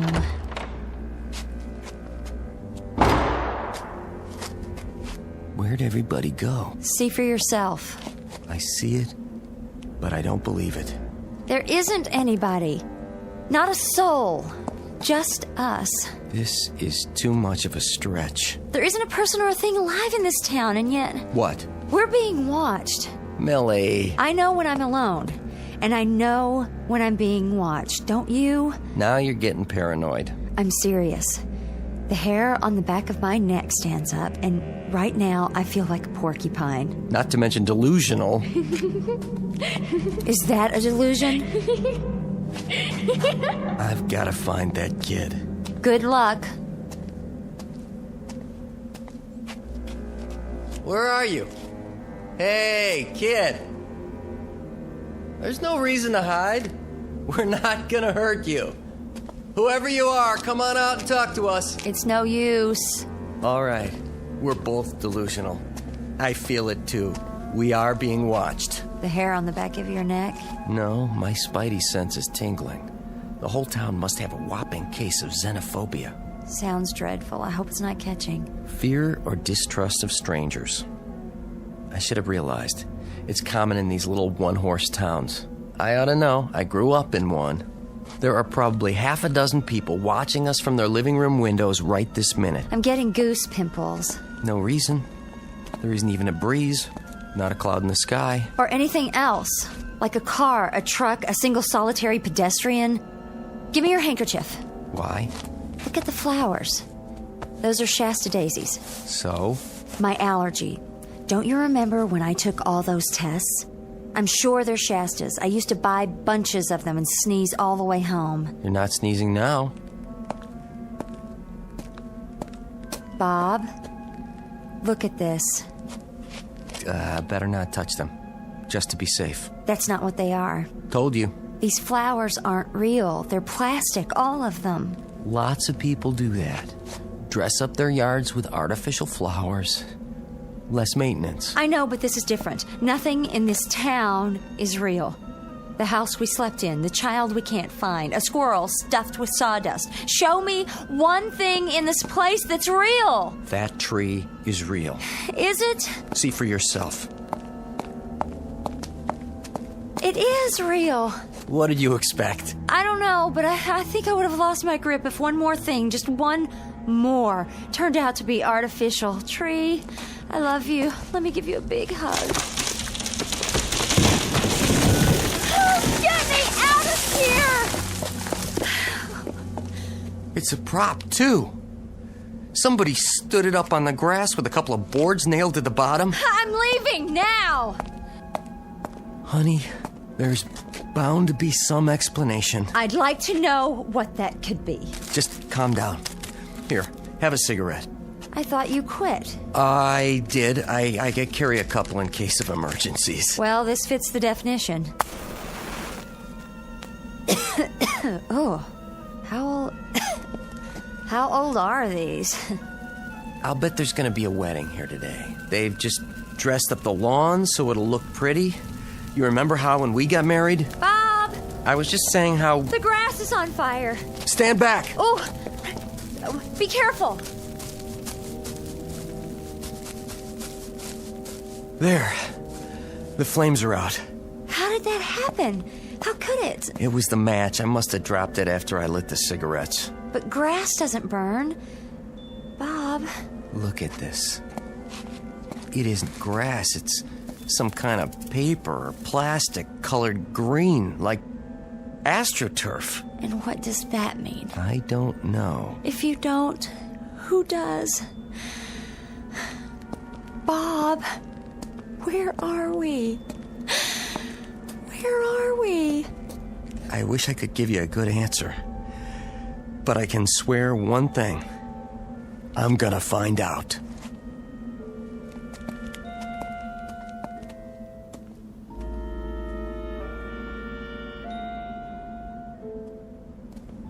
This has to be the center of town. You think so? Main Street, USA. Barbershop, a 5 and dime, a bank. Just like your childhood. Are you sure you're not dreaming this? Is anybody here? Can anybody hear me? My name's Bob Frazier. This is my wife. Will someone show us the way out of here? Don't try anymore. Just keep walking till we get away from this nightmare. Wait. We'll come to the edge of town sooner or later. Just keep moving in a straight line. Wait, I said. Do you hear that? I hear something. Sounds like a music box. Where? Over here. It's coming from the antique shop. Don't. Why not? You don't know what's inside. Whatever it is, it's more than what's outside. Please, Bob. Something had to start that music box. I don't care. I just want to get away from here. I have to know.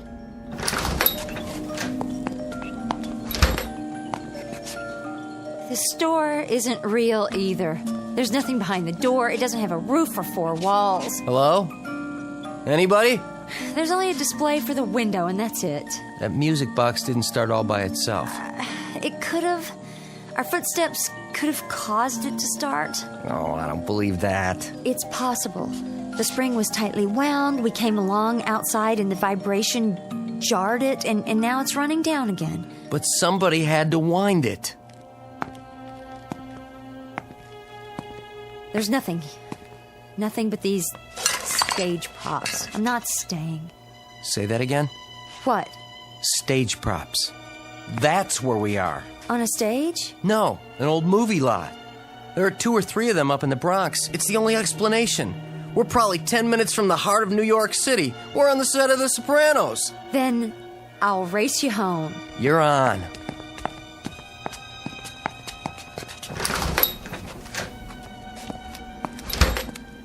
Funny that we can't hear traffic yet. We will. Keep walking. Or we could get a ride. That would sure be great.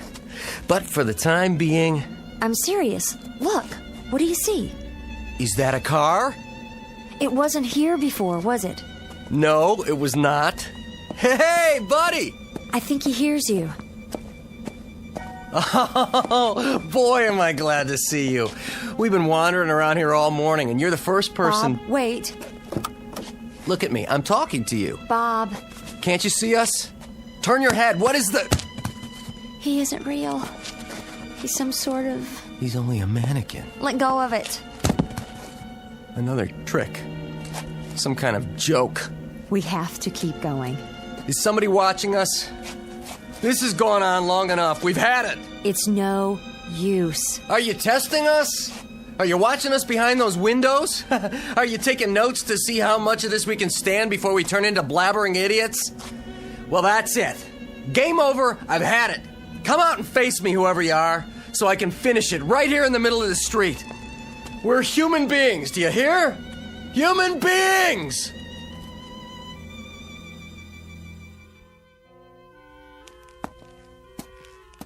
Bob, look. I've reached my limit. I don't know what to do anymore. I honestly don't. In the car. Look at the dashboard. What do you see? I don't care. Millie, I'm out of ideas. There's nothing more to... Look! The keys are in the ignition. Let me see that. Yes! Oh, honey, climb in. We are gonna get out of here after all. Right now. Oh, do you think it runs? How else did it get here? Hurry up. So long, Spookville.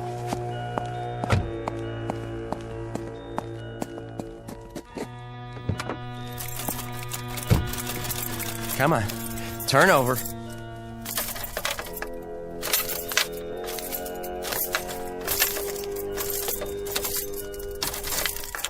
You're going to flood it. You want to drive?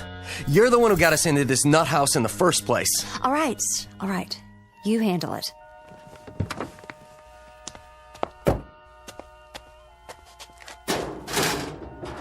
Oh, that's rich. That's really, really rich. No motor. There's nothing under the hood. No wires. Nothing.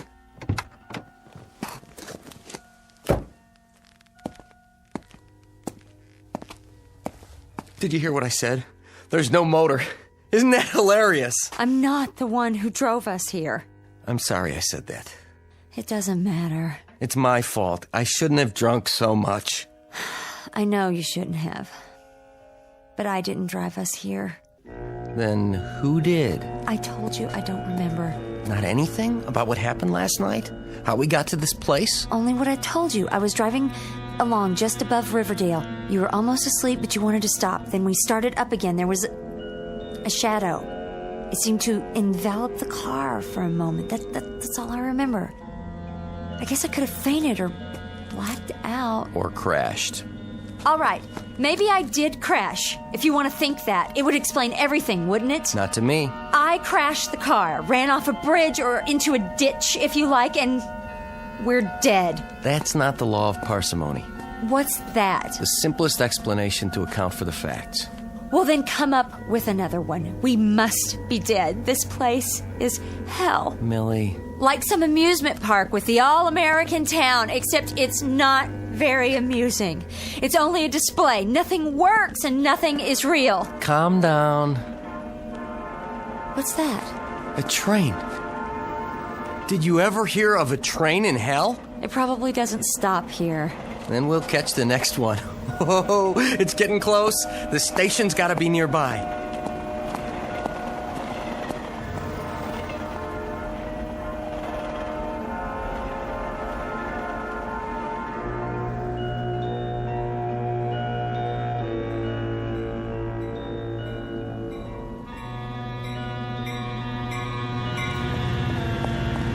Here she comes. Is it real?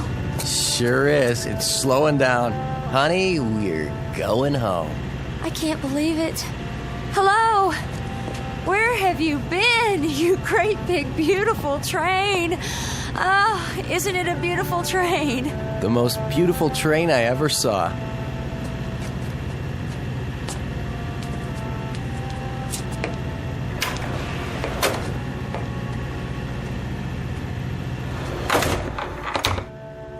What about tickets? Don't worry about it. We'll pay the conductor. Where should we sit? Anywhere. Looks like we got the whole car to ourselves. Here, you can have the window seat.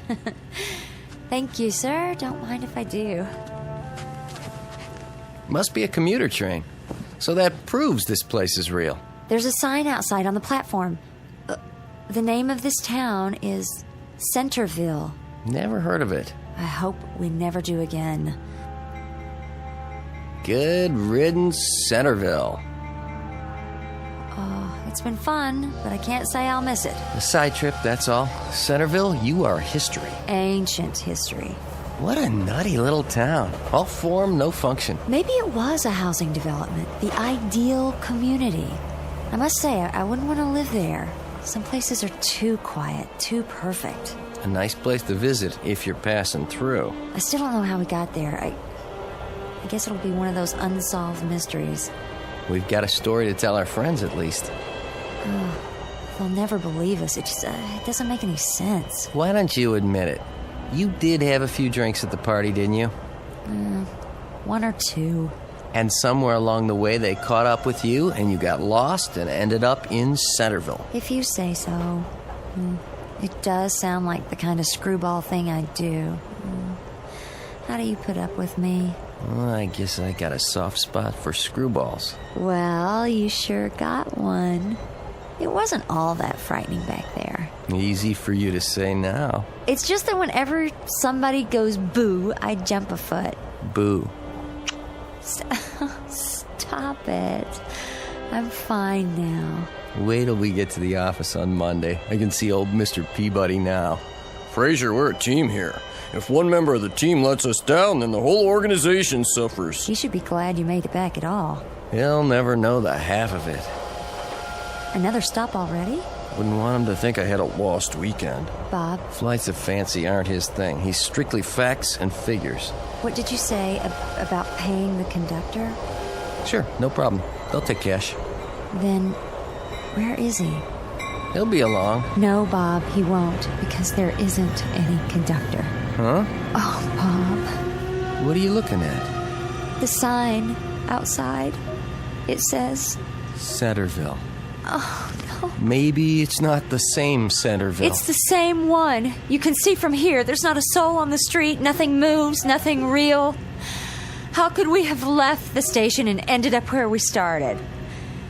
We went in a circle. Come on. Oh, no. I'm not going back. Not back. We're going to walk straight down Main Street, and this time we're going to keep on walking. Until what? Until we're out of hell.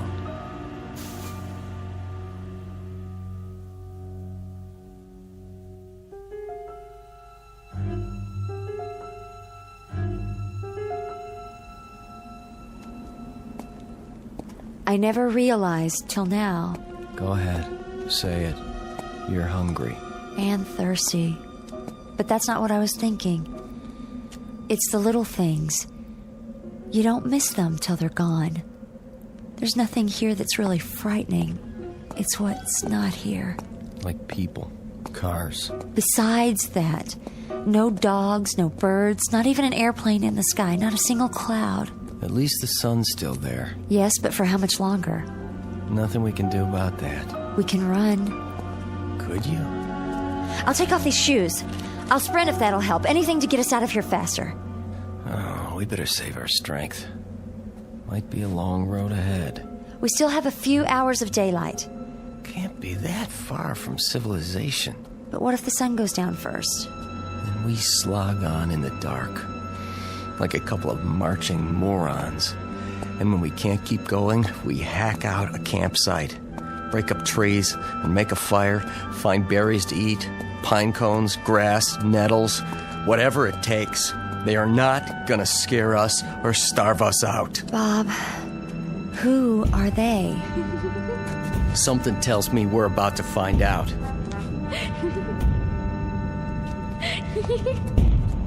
Come on, I've had enough of this. Want to play? Let's play. Bring it on.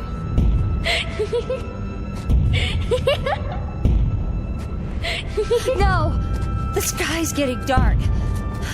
Bob, we have to hide. Don't make a sound. Don't move. They'll see us. She'll see us. She? Yes! Her hand, Bob! It's cute! Oh, my... What are you... Hey, put us down! Hold my hand, honey. What are you doing, dear? Playing. The model town again. You never get tired of that, do you? No. And your little pets. Be careful with them now. Daddy brought them all the way from Earth. Can't I play with them, Mommy? Oh, please? After lunch, dear. Put them away, then wash your hands. All right.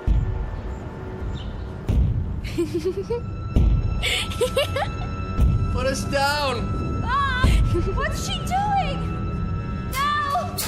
No! Leave my wife alone! Get in your cage now. Don't worry. I'll come back in a little while, and we'll play some more. What are you doing? Don't leave us here! Don't! Wait for me. I'll be back. No!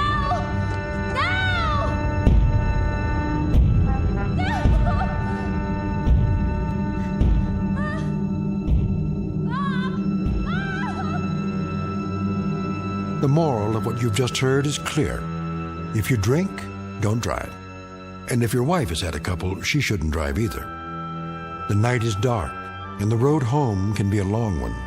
If you're not careful, you might just wake up with a whale of a headache and a king-size hangover at a deserted train stop in the Twilight Zone. More from the Twilight Zone after this. You are about to enter another dimension. A dimension not only of sight and sound, but of mind. A journey into a wondrous land of imagination. Next stop, the Twilight Zone. Hi, this is Stacy Keach. I'd like to take a moment to tell you about our Twilight Zone website at twilightzoneradio.com. At twilightzoneradio.com, you'll find the latest information on these Twilight Zone radio dramas, including behind-the-scenes photographs, plus the newest product releases, trivia contests, ways to contact us, other Twilight Zone-related info and merchandise, plus links to other fascinating websites. So make your next stop twilightzoneradio.com. Visit twilightzoneradio.com to purchase these Twilight Zone radio dramas on cassette and CD, or call toll-free 1-866-989-ZONE. That's 1-866-989-9663.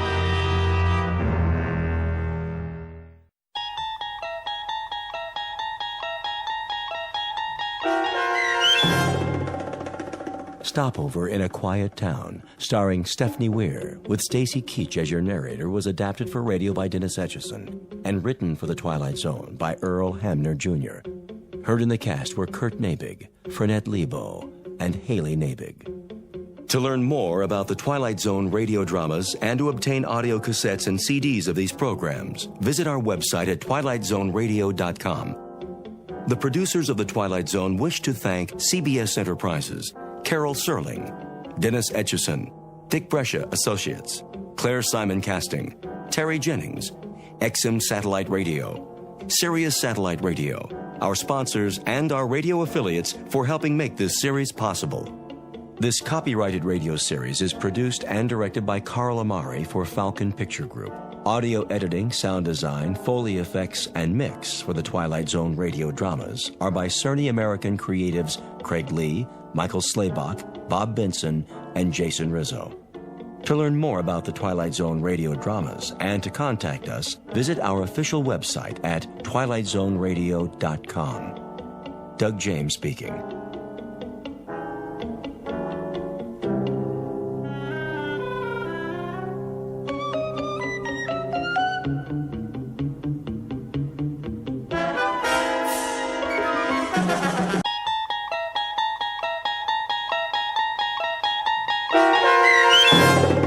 What You Need, starring Bruno Kirby and Bruce Kirby with Stacy Keach as your narrator, was adapted for radio by Dennis Etchison and written for The Twilight Zone by Rod Serling from a short story by Louis Paget. Heard in the cast were Christian Stolte, Jeff Lupiton, Frenette Lebo, Kurt Nabig, Linda Ryder, Max Kirsch, David Darlow, Carl Amari, Meg Thalken, Doug James, Roger Walski, and Vince Amari. To learn more about the Twilight Zone radio dramas and to obtain audio cassettes and CDs of these programs, visit our website at twilightzoneradio.com. The producers of The Twilight Zone wish to thank CBS Enterprises, Carol Serling, Dennis Etchison, Dick Brescia Associates, Claire Simon Casting, Terry Jennings, XM Satellite Radio, Sirius Satellite Radio, our sponsors and our radio affiliates for helping make this series possible. This copyrighted radio series is produced and directed by Carl Amari and Jason Mallow for Falcon Picture Group. Doug James speaking.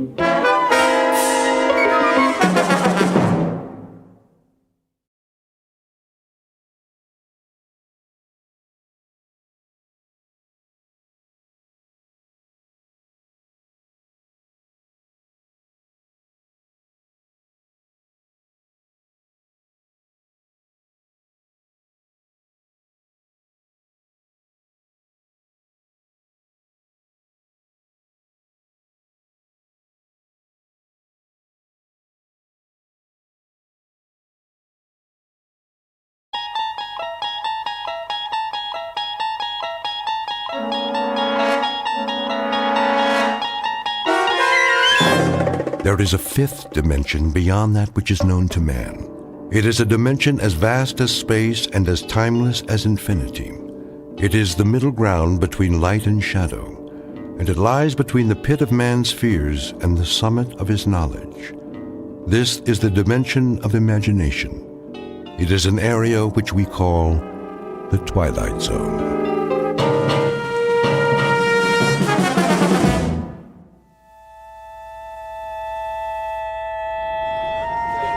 Matches, pencils, buttons, shoelaces, anything you need, anything at all.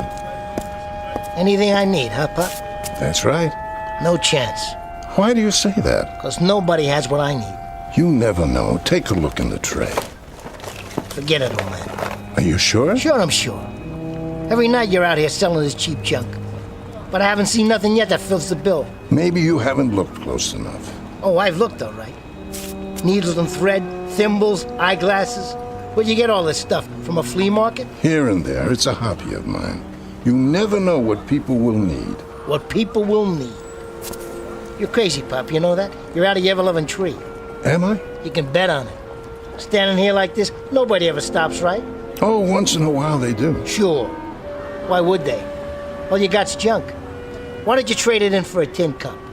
Stick a sign around your neck that says, "Poor me, nothing to eat and no place to go." That wouldn't be correct.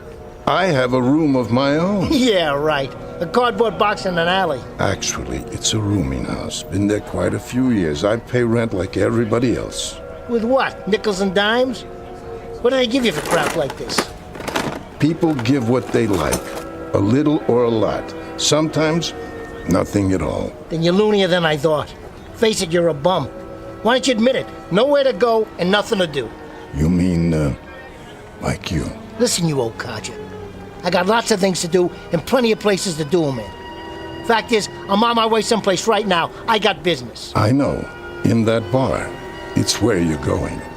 You'll walk in, but when you come out a few hours from now... Hey, you don't know a thing about me. Not a blame thing. So keep your trap shut. Sorry if I've offended you. I only meant that we're all exactly where we belong. The only shame is in not knowing opportunity when we see it. An opportunity, say, to improve our lot. Yeah? Well, I'm doing plenty to improve my lot. Just you watch. But you're going nowhere fast. You're gonna stay right here till you rot. You're yesterday's news, old man. You're a big fat nothing. If you say so.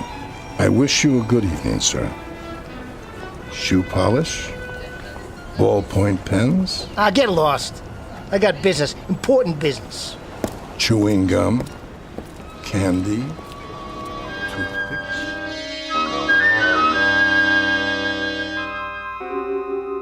You've just met Mr. Fred Renard, age 36, who carries on his shoulder a chip the size of the national debt.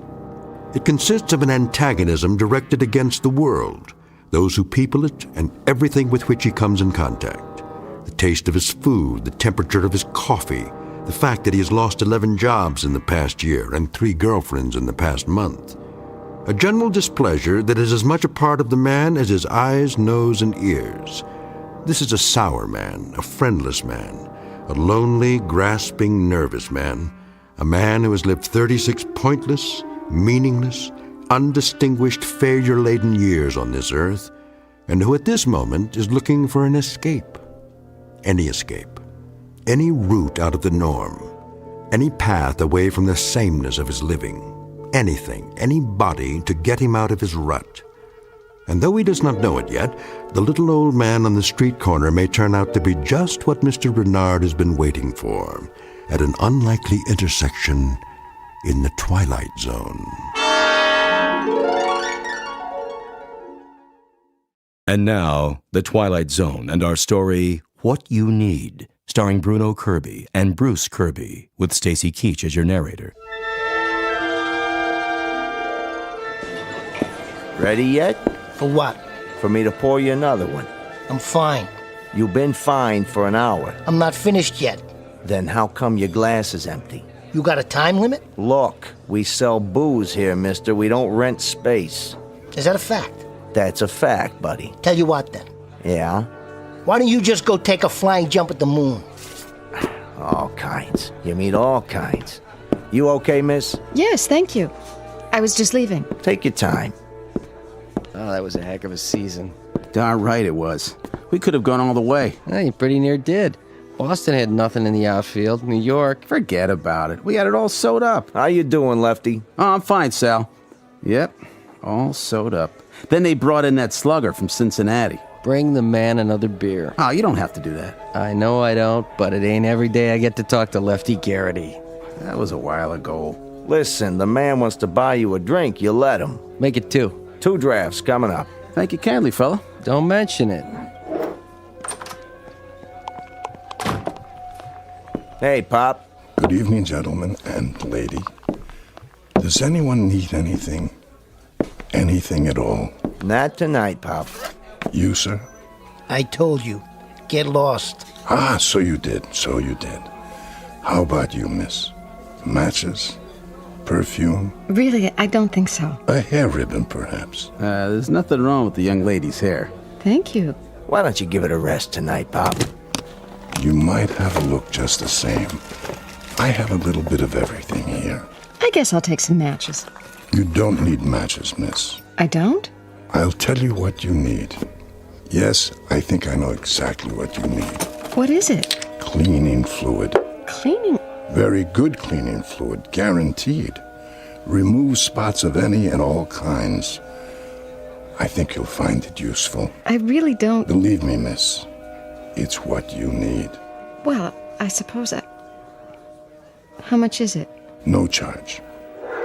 Here you are. Here you go, 2 drafts. Thanks, Sal. You looking at me, Pop?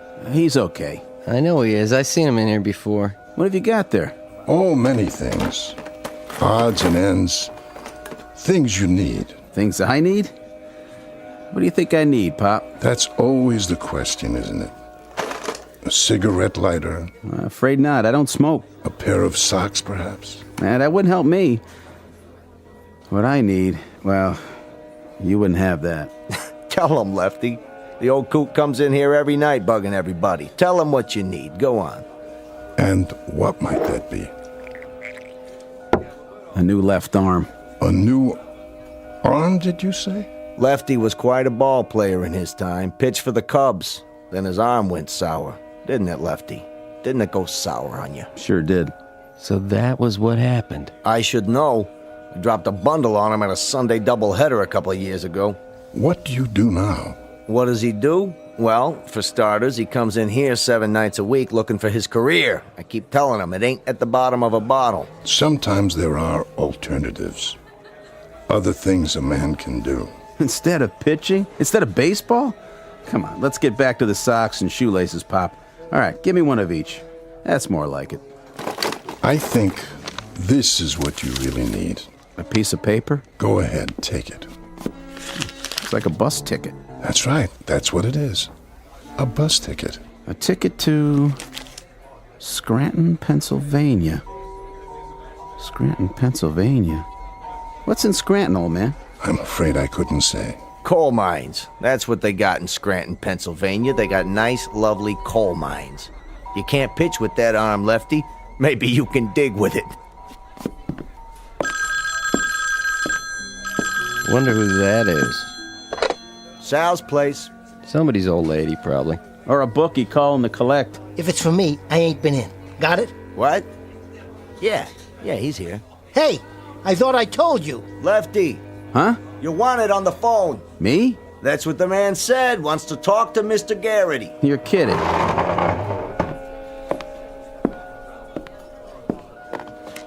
Hello? Yes. Uh-huh. But... He never got any calls before. No? Are you sure? Maybe it's his wife. Nope. He's not married. When? Hey, listen, if this is a gag... Right.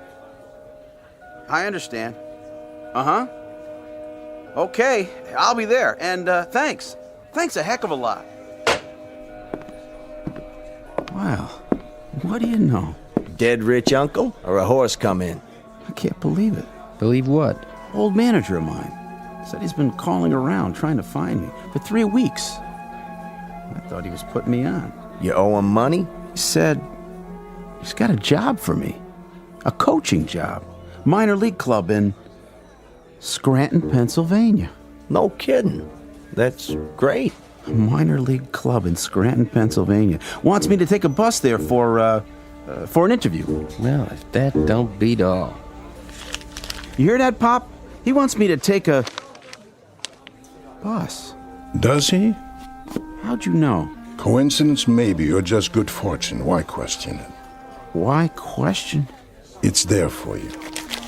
But this ticket, I don't get it. I just don't get it. Better get packing, Lefty. You're wasting time. Oh, nothing much to pack. This is the only suit I own. Oh, I wish I had time to take it to the cleaners, though. You look fine.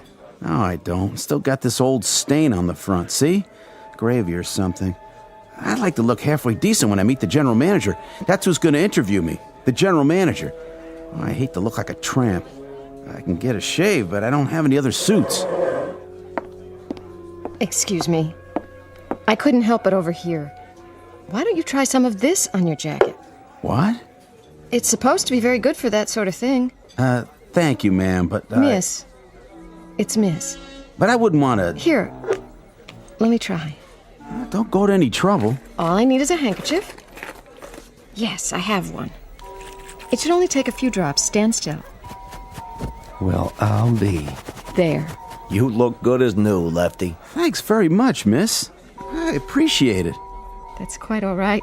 Oh, lucky you were around. Not really luck. The old gentleman there, he's the one who gave me... Where did he go? Looks like he just slipped out. Ain't that something? What do I owe you for the drink? Oh, make it $1.50. Here. Last of the big-time spenders. What's he in such a hurry about?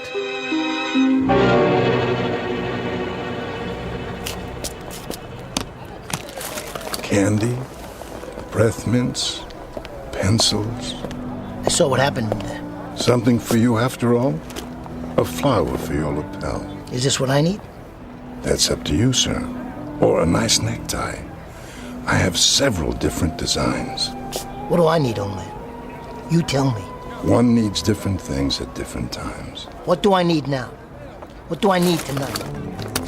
It's late. You stay right here. What do I need? Try this. What? Is this a gag? Because if it is... Oh, it's no gag. Then what in the... It's what you need.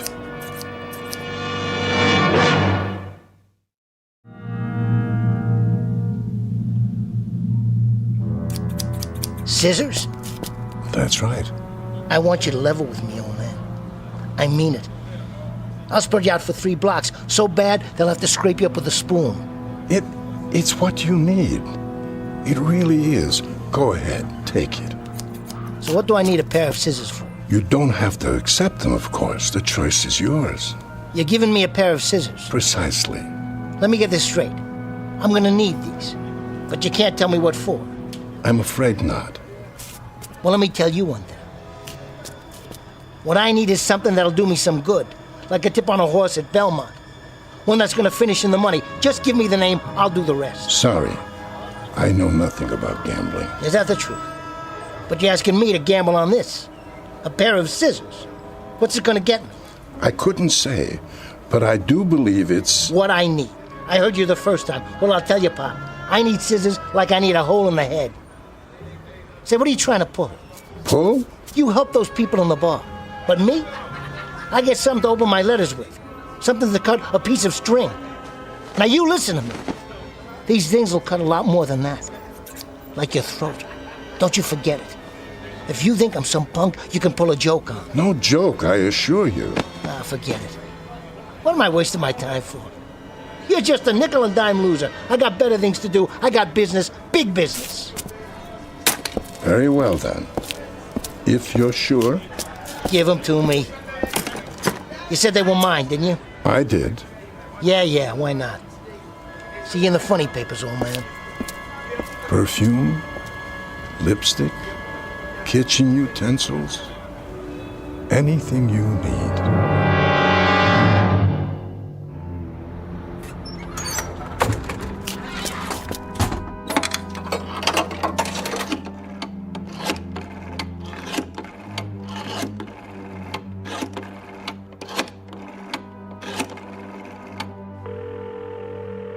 Talk to me. Carmine? Who's this? It's Freddie. Who do you think? Freddie. Been a while, huh? Not long enough. I ain't got time for deadbeats.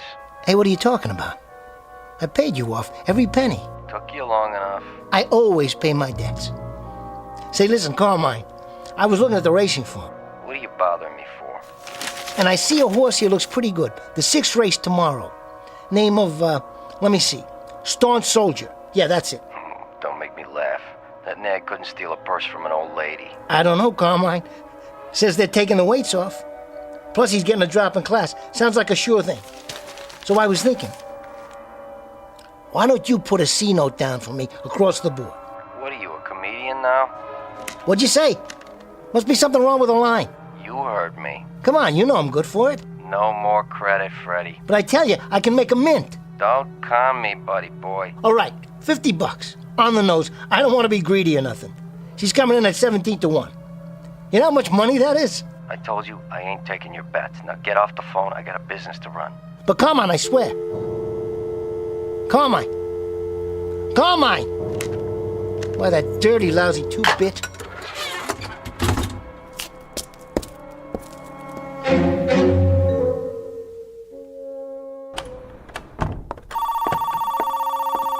Hotel Carlton. Yeah, by the week. Payment in advance. In cash. Same to you, pal. Mr. Renard. Yeah. About your bill? I'll settle up tomorrow. That's what you said yesterday. Hey, I got a big payoff coming in. Deal I'm putting together.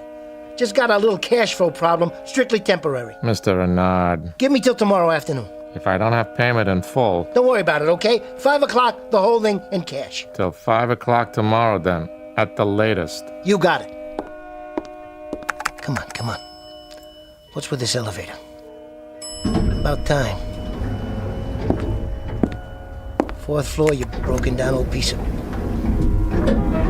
Hey! What? My tie? How did it get caught in the door? Can't reach the button. Stop this thing! Stop! Get this off of my neck. Something quick. Something to cut it with.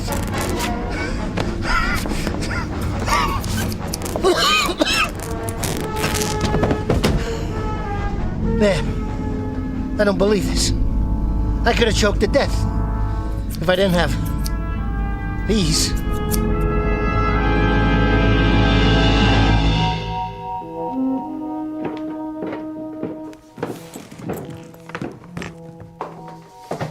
Billy! Evening, Mrs. Rajado. Oh, hi there, Mr. Pettit. You see that boy of mine? No, I haven't. I'll tan his hide when he gets home, staying out all hours. I wouldn't worry. He's probably out playing. Friends are important, you know, at his age. At any age, in fact. He's supposed to be doing his homework. His dad's gonna have a fit. I'll keep an eye out. Billy! You come in here right now, you hear me? Gotcha! Billy! You startled me. Did I? Hey, Mr. Pettit, you got any new toys tonight? Something wrong with your ray gun? No, it's neat. Only, well, I think I need a two-way wrist radio too, just in case. In case of what? Well, like, if there was a bad man, you know, I could call the cops. I don't see any bad men around here, do you, Billy? No, but what if there was? Tell you what. If you see any bad men, then you go inside and tell your dad or your mother. They'll protect you, believe me. They're what you need most, not some two-way wrist radio. Are you sure? Absolutely and positively. Okay. Bye, Mr. Pettit. I gotta go home. See ya. See you, Billy. Sleep tight.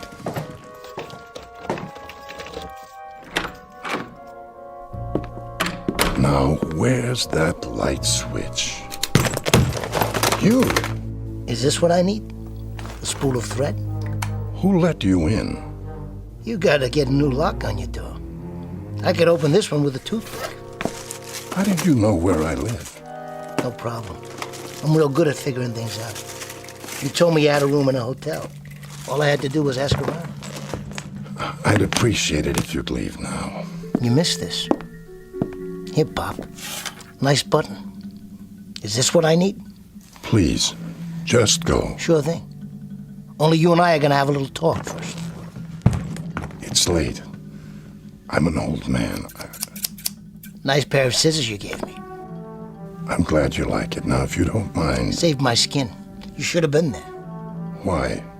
I was on an elevator, see? And my necktie got caught in the door. Ain't that the craziest thing? Couldn't reach the controls, so I had to use the scissors to cut it off before it choked me. How did you know? I don't know anything. I think you do.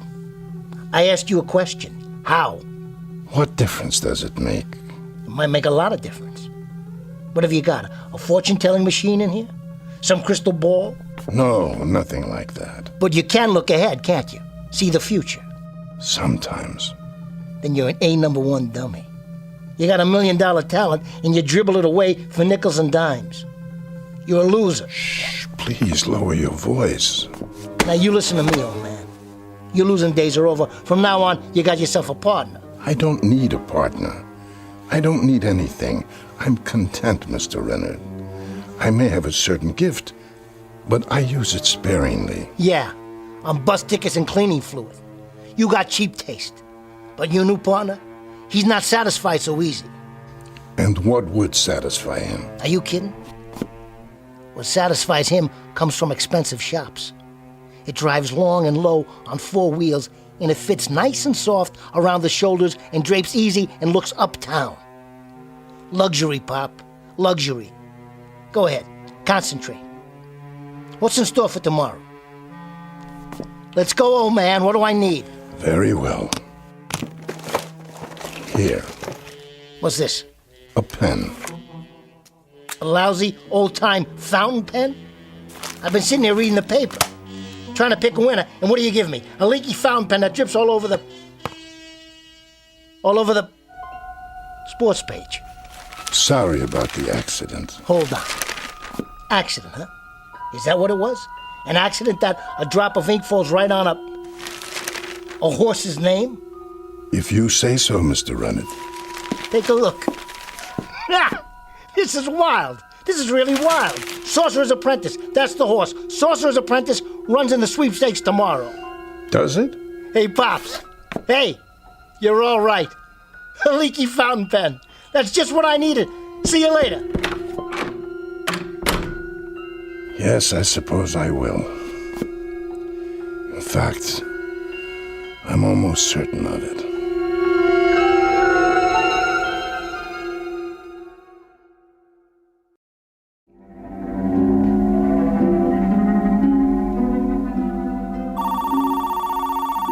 Front desk. Nah, we don't have room service. They got ice at the liquor store. Get it yourself. Likewise, buddy. Well, Mr. Renard. Hiya, Tony. Been waiting for me? I hope you got that back rent, because if you don't... I said 5 o'clock, didn't I? I need the whole thing, plus this week in advance, otherwise... Here you go. 20, 40, 60. Hey, your ship came in, huh? I told you, I'm a man of my word. Sure thing, Mr. Renard. Anything I can do for you, let me know. You get the evening paper yet? Right here, just came in. Let me see the sports section. Tomorrow's races. Here we go. I was wondering, Yeah. How about a tip? A tip? I mean, for the paper and all. You want something from the liquor store? I can get it for you. You want a tip? Here's one. Yeah? Don't play with matches. Why don't you take the elevator, Mr. Renard? Still works last time I looked. No thanks.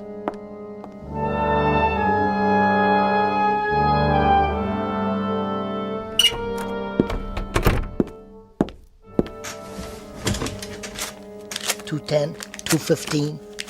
Still got $220 left. It's gonna be $1 million. I'll parlay it all 7 races. Not just horses either. Prize fights, football, baseball, basketball, anything. Come on. Talk to me. Come on. I got some bets to put down, starting with... Told you, Freddie, no more credit. Listen to this. Put your ear close to the phone. Get off the line. Hear that? Cash on the barrelhead. What you do? Rob your grandmother? Me? I took a little ride out to the track. Hit a long shot, 23-1. Now listen, I got some business to conduct. Big business. Better write this down. Starting with the first race tomorrow. Hold on. What are you, consulting your Ouija board? Are you kidding? All I have to do is take out my lucky fountain pen like this. Your what? Or should I say, my leaky fountain pen? Let's see what it drips on this time. I'm hanging up. Hold on, I tell you. This'll just take a minute. You gotta put the dough in my hand or it's no bet. So I'll stop by. Sure you will. Just let me give this a little shake. Hey, what gives? This thing's all dried out. What kind of a con is this? Try a magic 8-ball, Freddy. It works better. Must have had one drop of ink left. Now it's empty. Why, that old crumb? That crook? One shot and that's it? No way. This thing is worth millions. It will be. I'll beat it out of him. I'll take it out of his hide.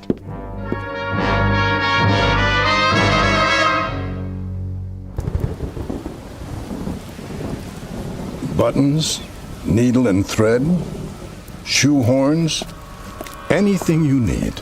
There you are, you old coot. Mr. Renard. That's right. Whatever your name is. Pettit. That's me.